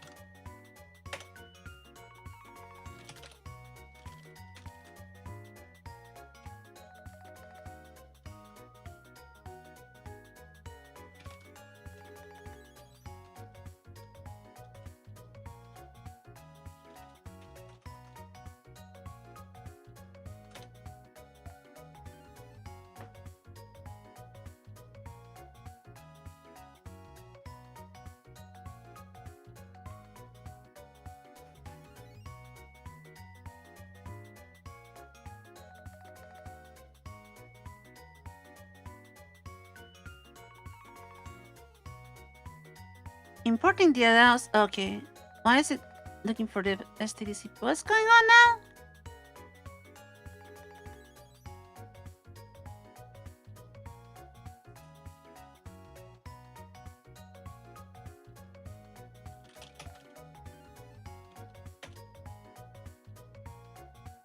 How did this stuff end up in my exe file?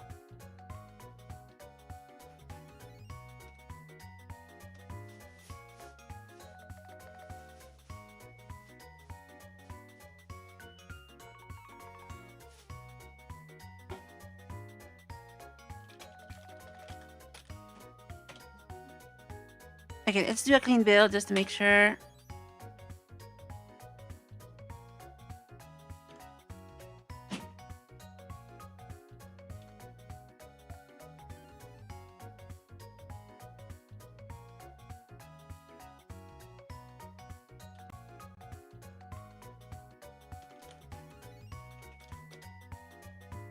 Where is this coming from?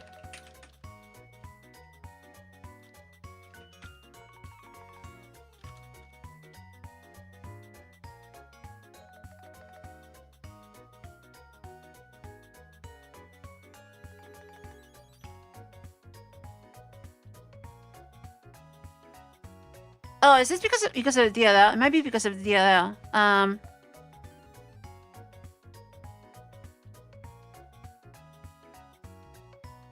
It might be because my Spout's PW native thing.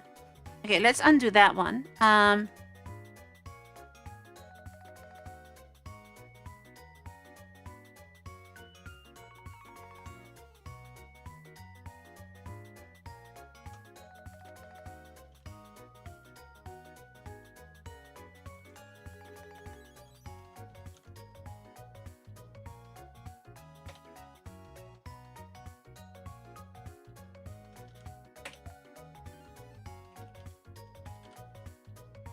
Yeah, I think that was it. Okay. Clear CP.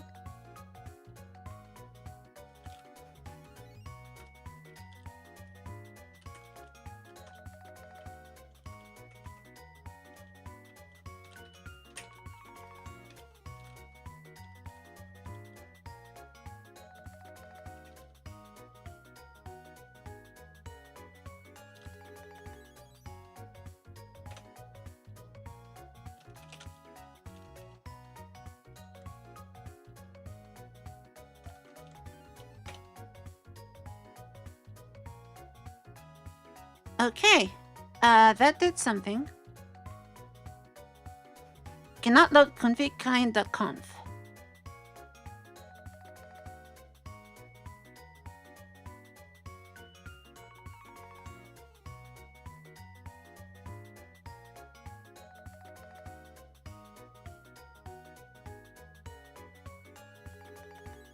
I probably need to set a path.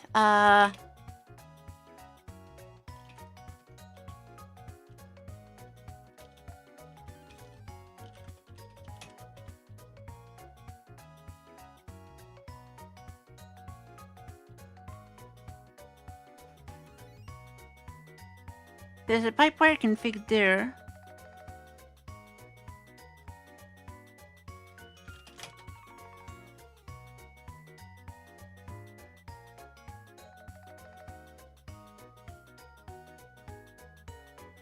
Yeah, I need to change these.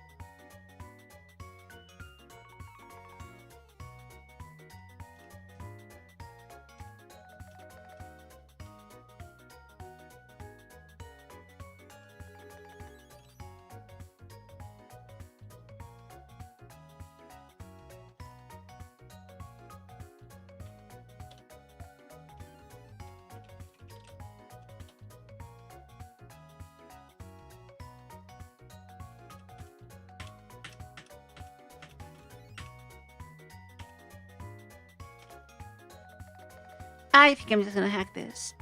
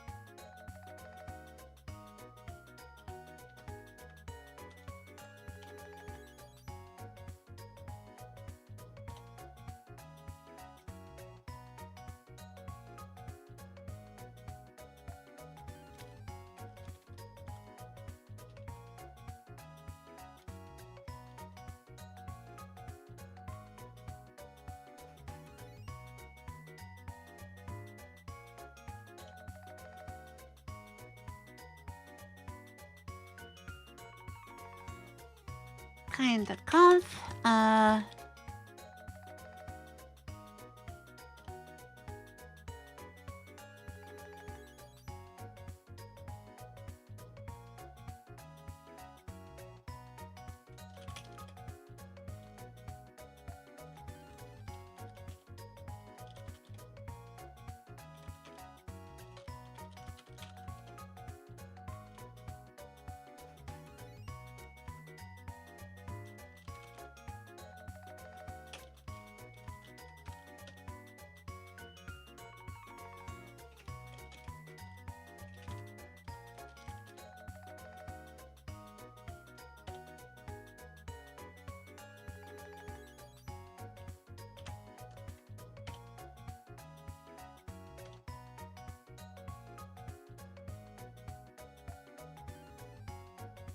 Okay.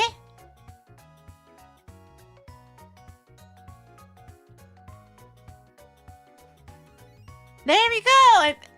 I think it's working now. Finally.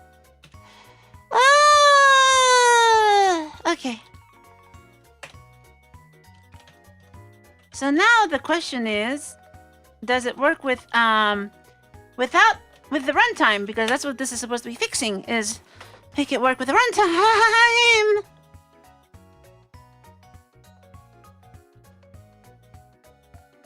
I think it works.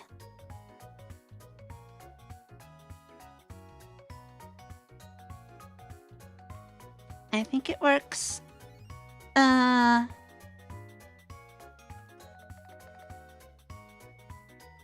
So what about the doing more than one sender thing?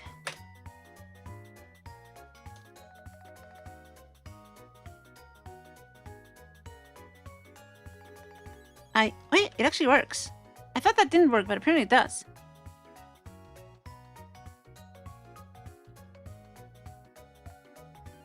No, it doesn't. Something happened.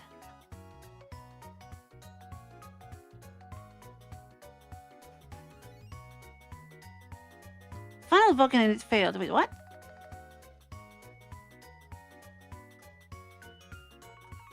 Oh, I think it... died. So it picked up both.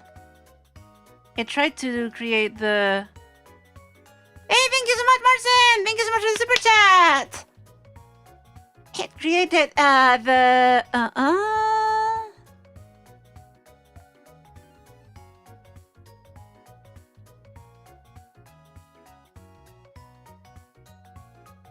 You have to get shorthand of memory. And then Vulkan and it failed. Okay, that's kind of interesting.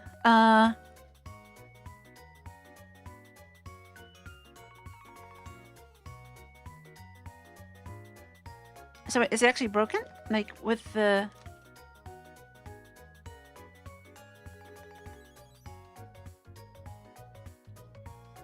Okay, so it is broken. So we have a problem with the runtime now.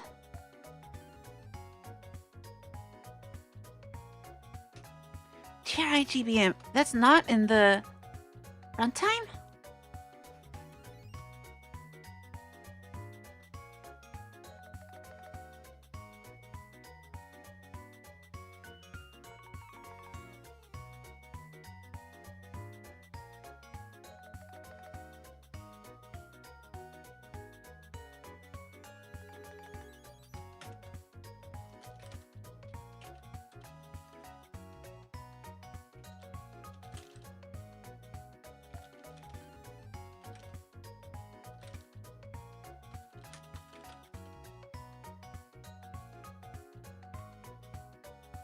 I think that's a bug in the runtime stuff then.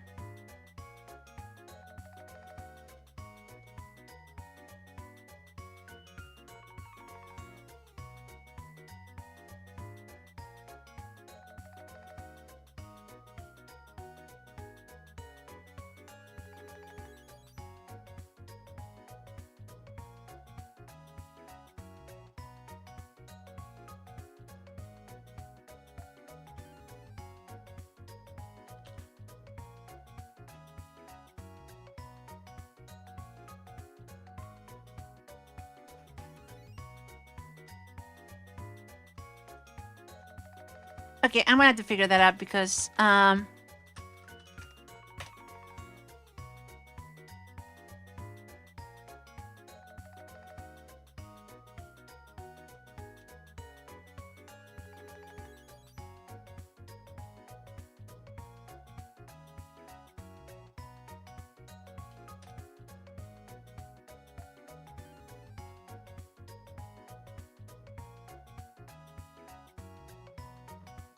it's like somehow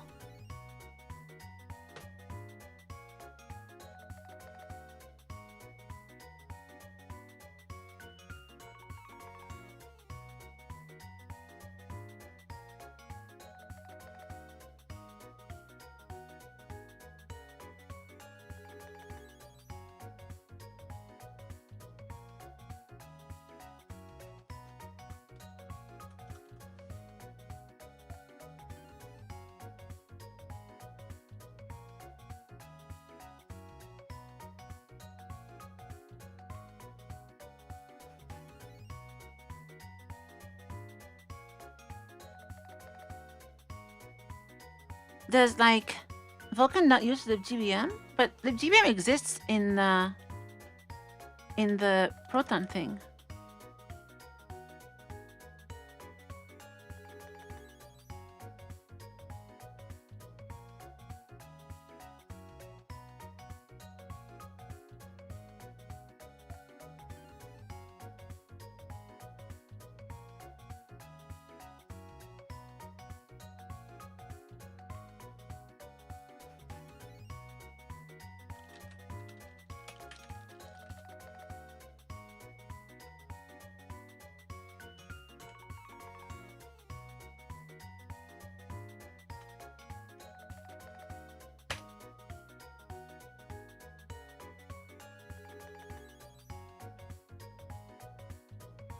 Wait, where'd the log go?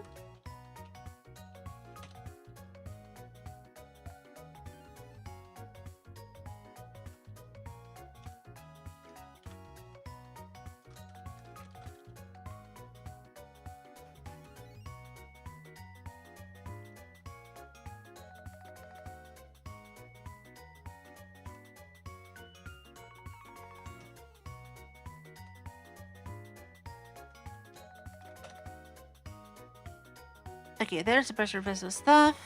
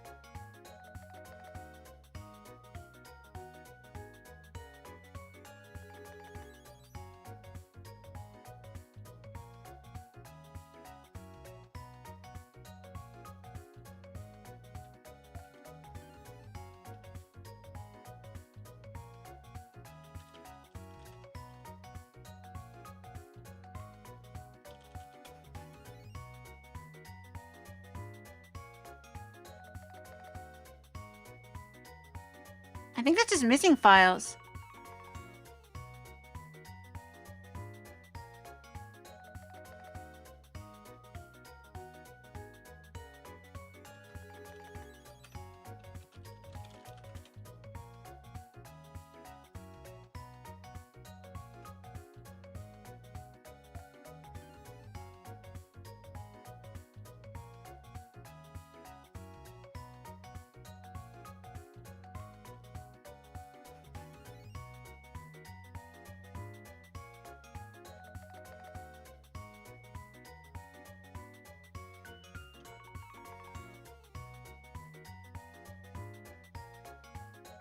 I think this is a pressure vessel bug.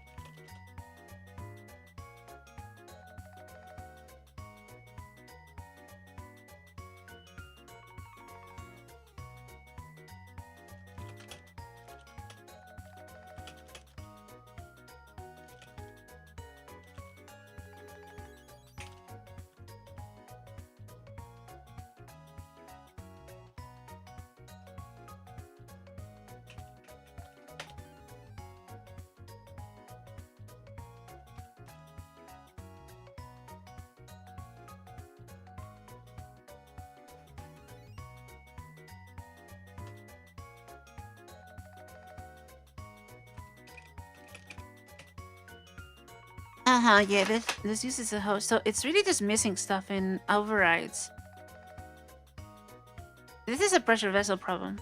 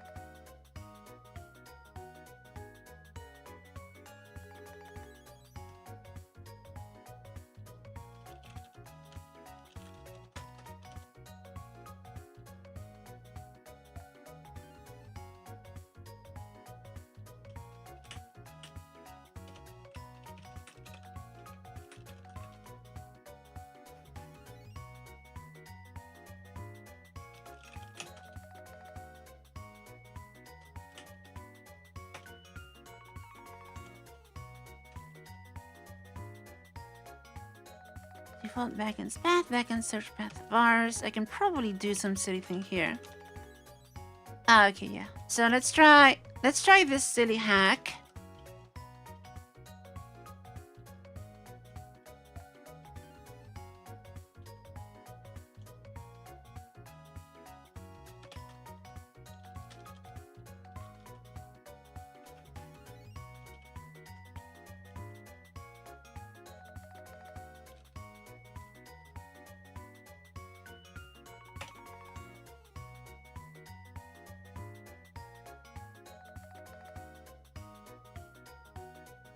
That did not work. Oh, wrong F class. Yeah, okay. That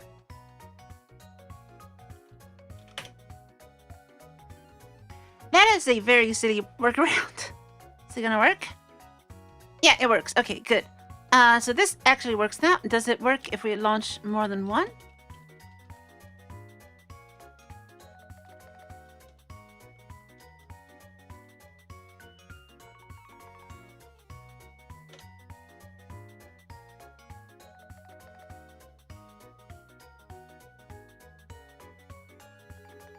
Claims did have another one.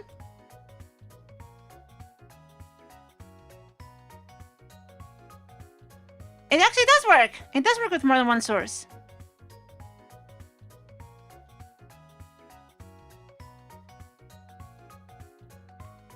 Well, there you go. I think we're pretty much good now.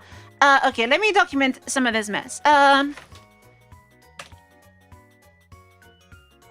Let me document some of this mess. So how do we do this? I need to write some kind of install to. Okay. This is not going to be done today because I still need to write a installer that is not terrible. Thank you so much for the gift memberships. Thank you, TT Call. Thank you so much. Let's see. How do I do this? I still need to build this into. Yeah, I need to basically wrap this up into GitHub and something to build it. But I think I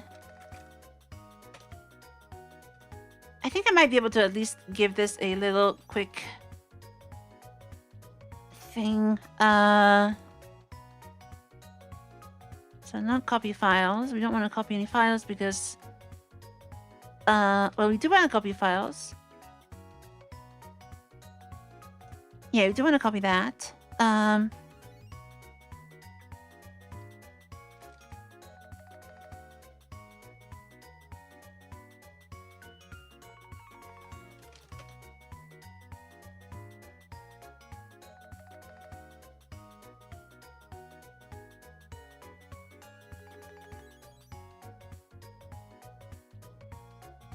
So can I do run on this?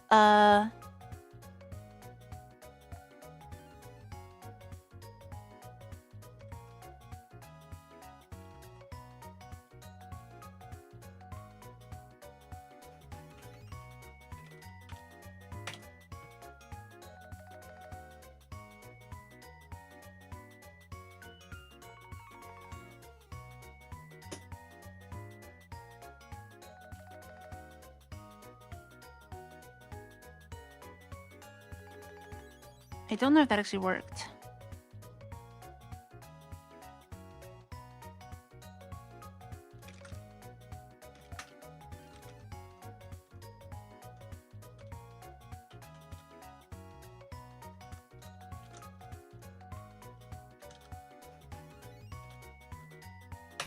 Well, I don't know if this that exists.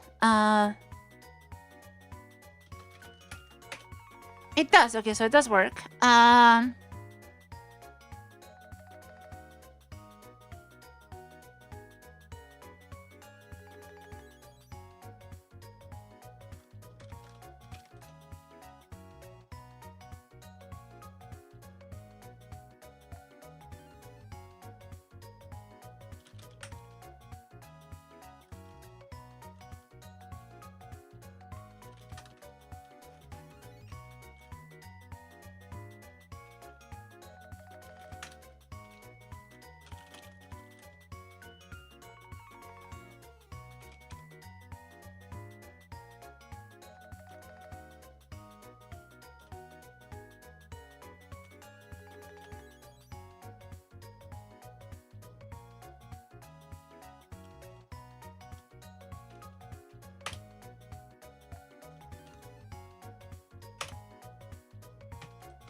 Basically copy into this thing.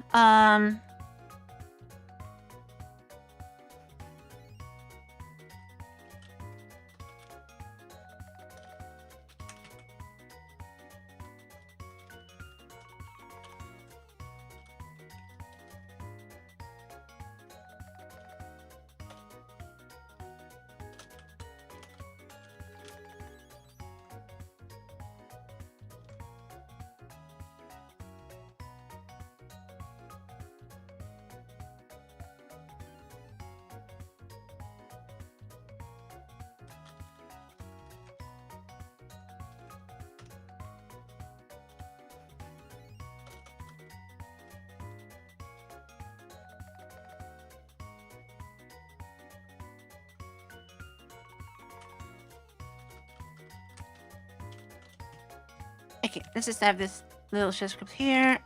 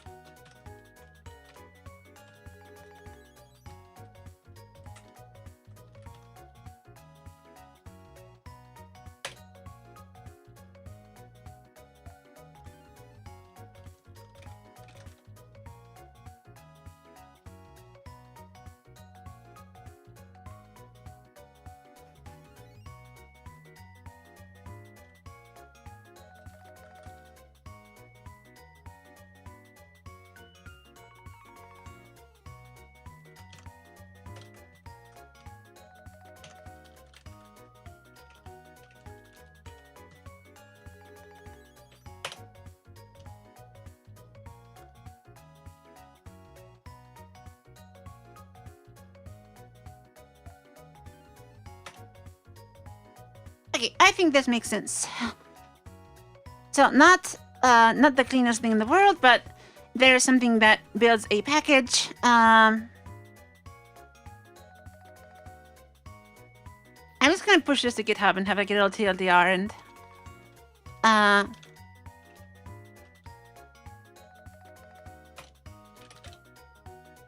and see what happens. Okay.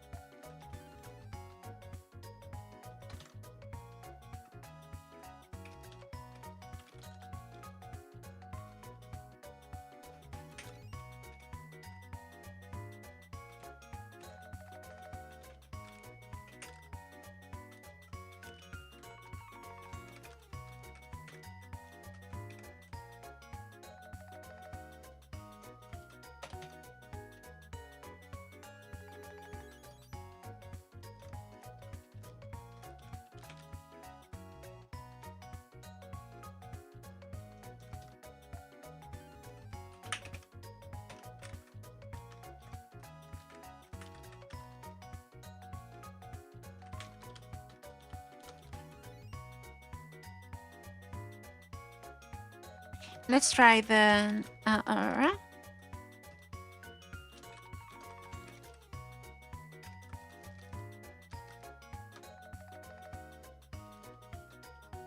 Let's try this with the GBM hack. Let's try both with no runtime.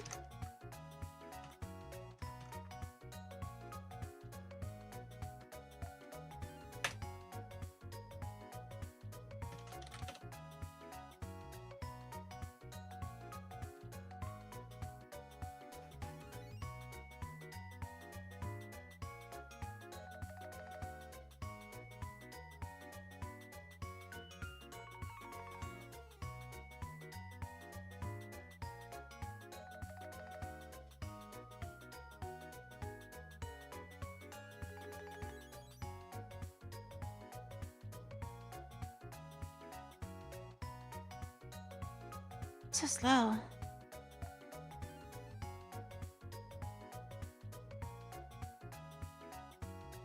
Okay. So that works. And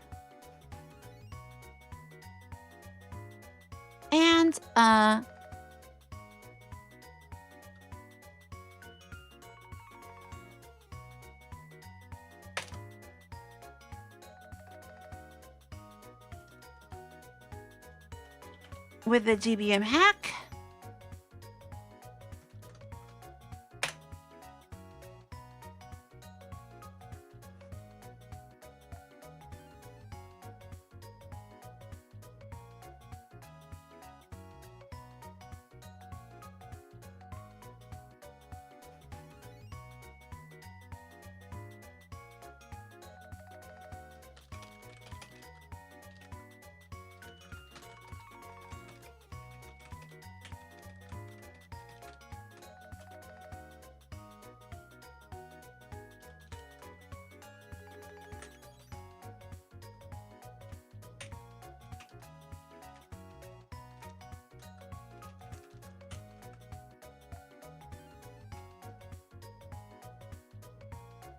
Okay, it works with both.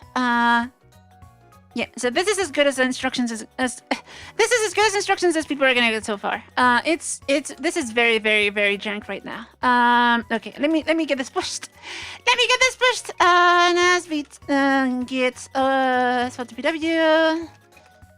Okay, status. So much jank.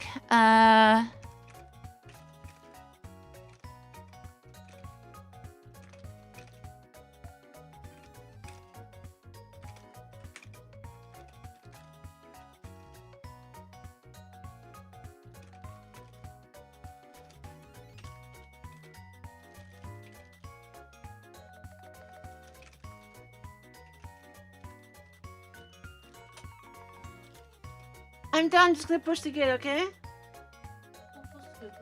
I'm gonna push the git, okay? Okay. Yay.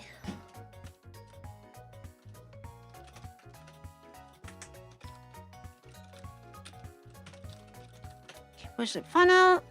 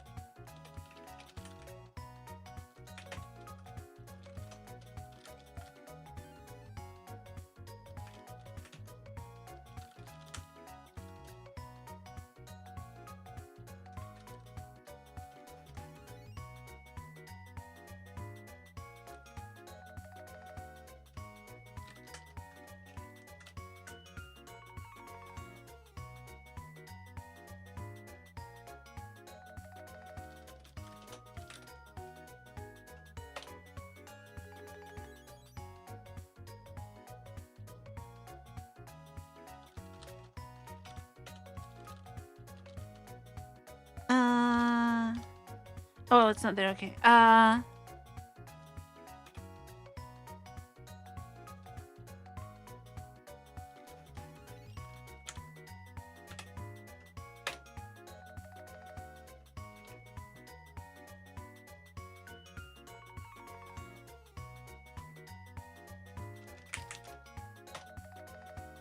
Yeah, okay, it works like that.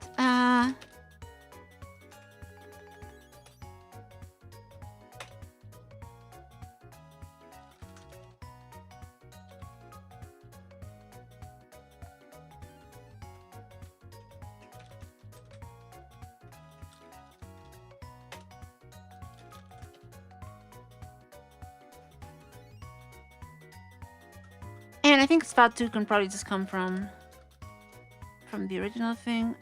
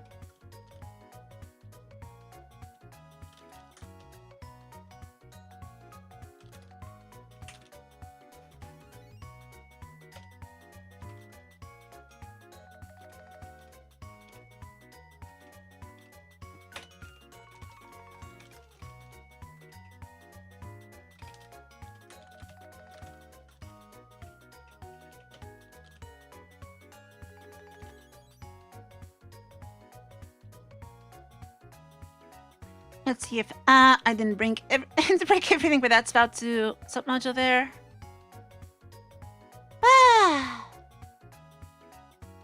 The browser source exists in Fedora. I did all the work to make it work. If you use another distro, you will have to ask the maintainers of your distro to figure out the browser source. If you use Fedora, it works. If you use the Flatpak, I think it also works. Okay. So, did that work? I think so.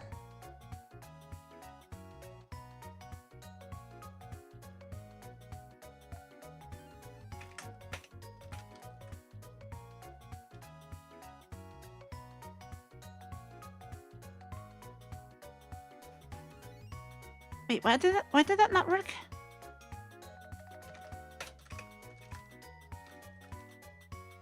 Yeah, this is just setting this there.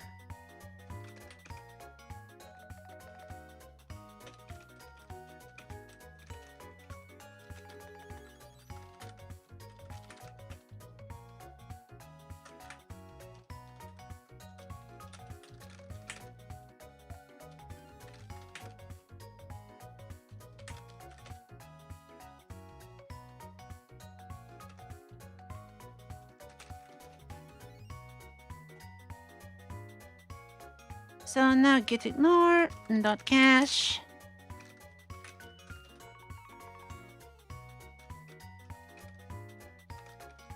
I don't even know what this is doing.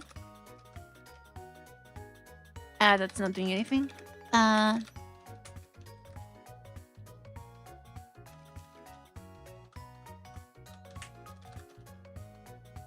and this is supposed to be LG. I actually don't know what library this is supposed to, what license this is supposed to use. I need to check because this was originally written by Titan, but I don't think much of that code really remains.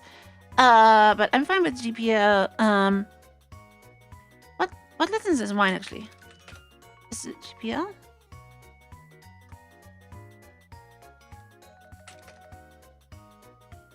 It probably should be the same license as mine.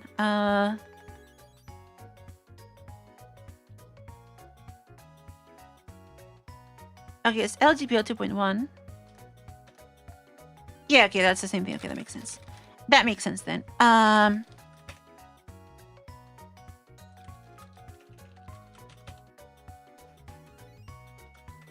And for kind, do we actually want this in build?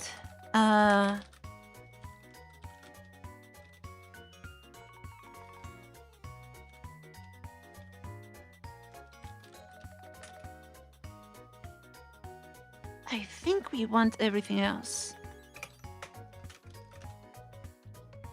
Yeah, that looks good.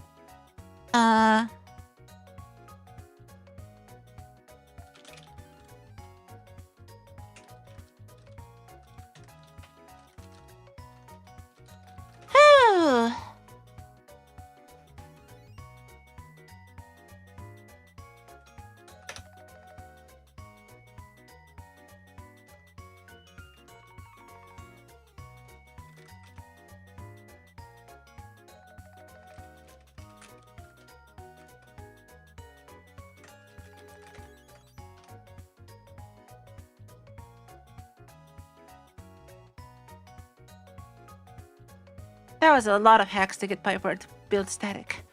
Alright. Let's create the repo and actually push it.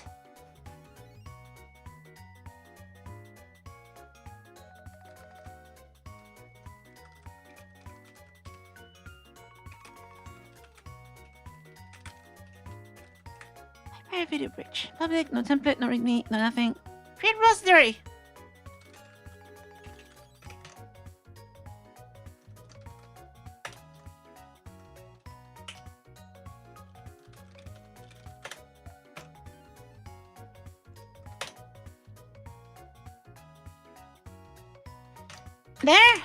There's a repo.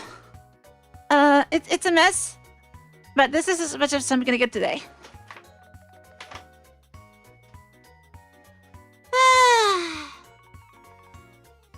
Does this actually work?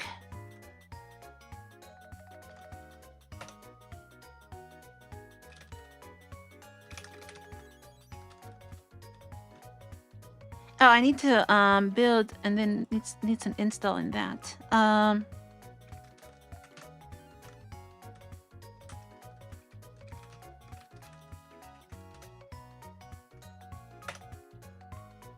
Okay, something like that.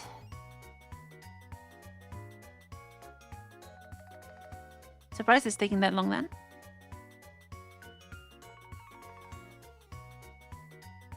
Oh, and actually that's not even in the right directory, so that's probably very confused.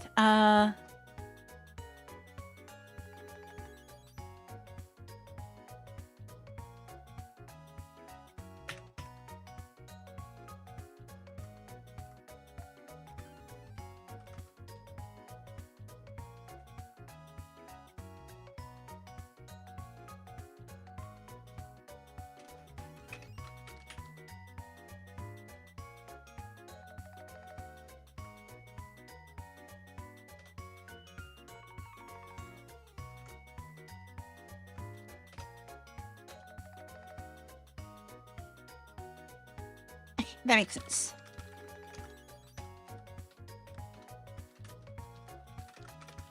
Okay, there you go, there you go, there you go.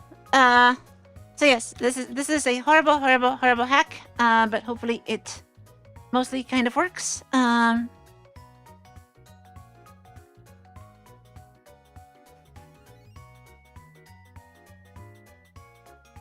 and I need to show the.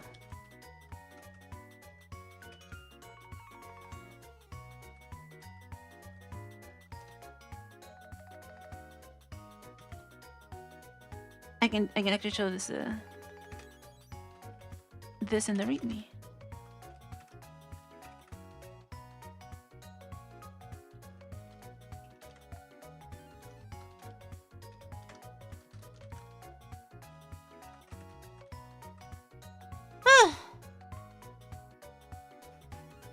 Alright, I think we're pretty much done.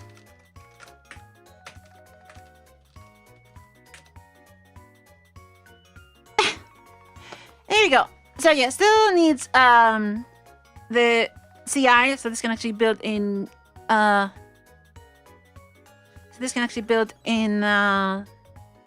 in GitHub, and I should add an install script so that you don't have to do this horrible thing with the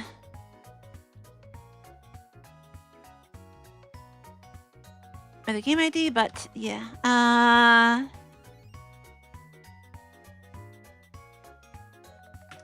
I'm just gonna say this requires UMA run, doesn't it?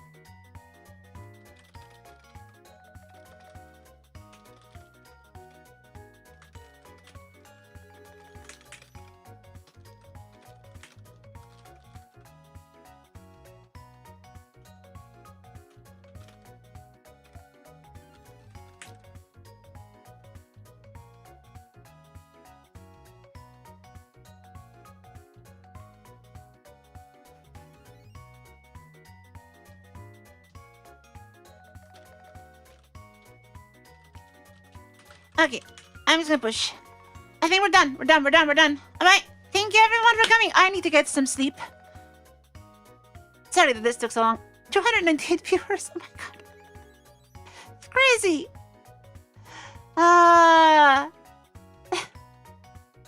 Yeah, somehow I always end up having like 11-hour streams. I'm not sure why.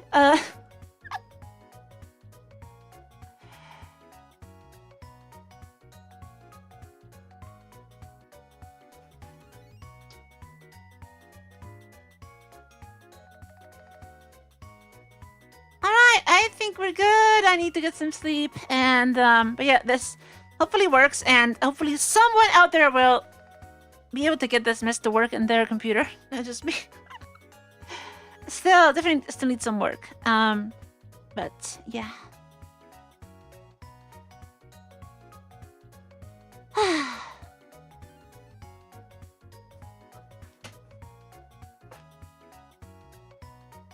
It's a mess.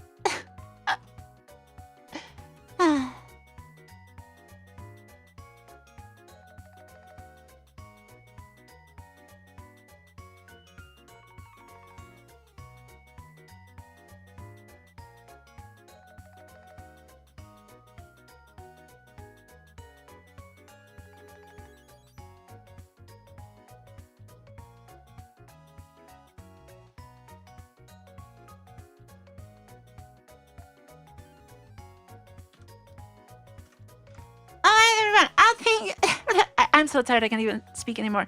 I'll see you next time. Oh, thank you so much for the super chat. I think I missed one. Thank you so much. Thank you so much for the super chat. Alright, I'll see you next time. Bye bye. See you next time. Oh, that's the wrong button. Bye bye. See you next time.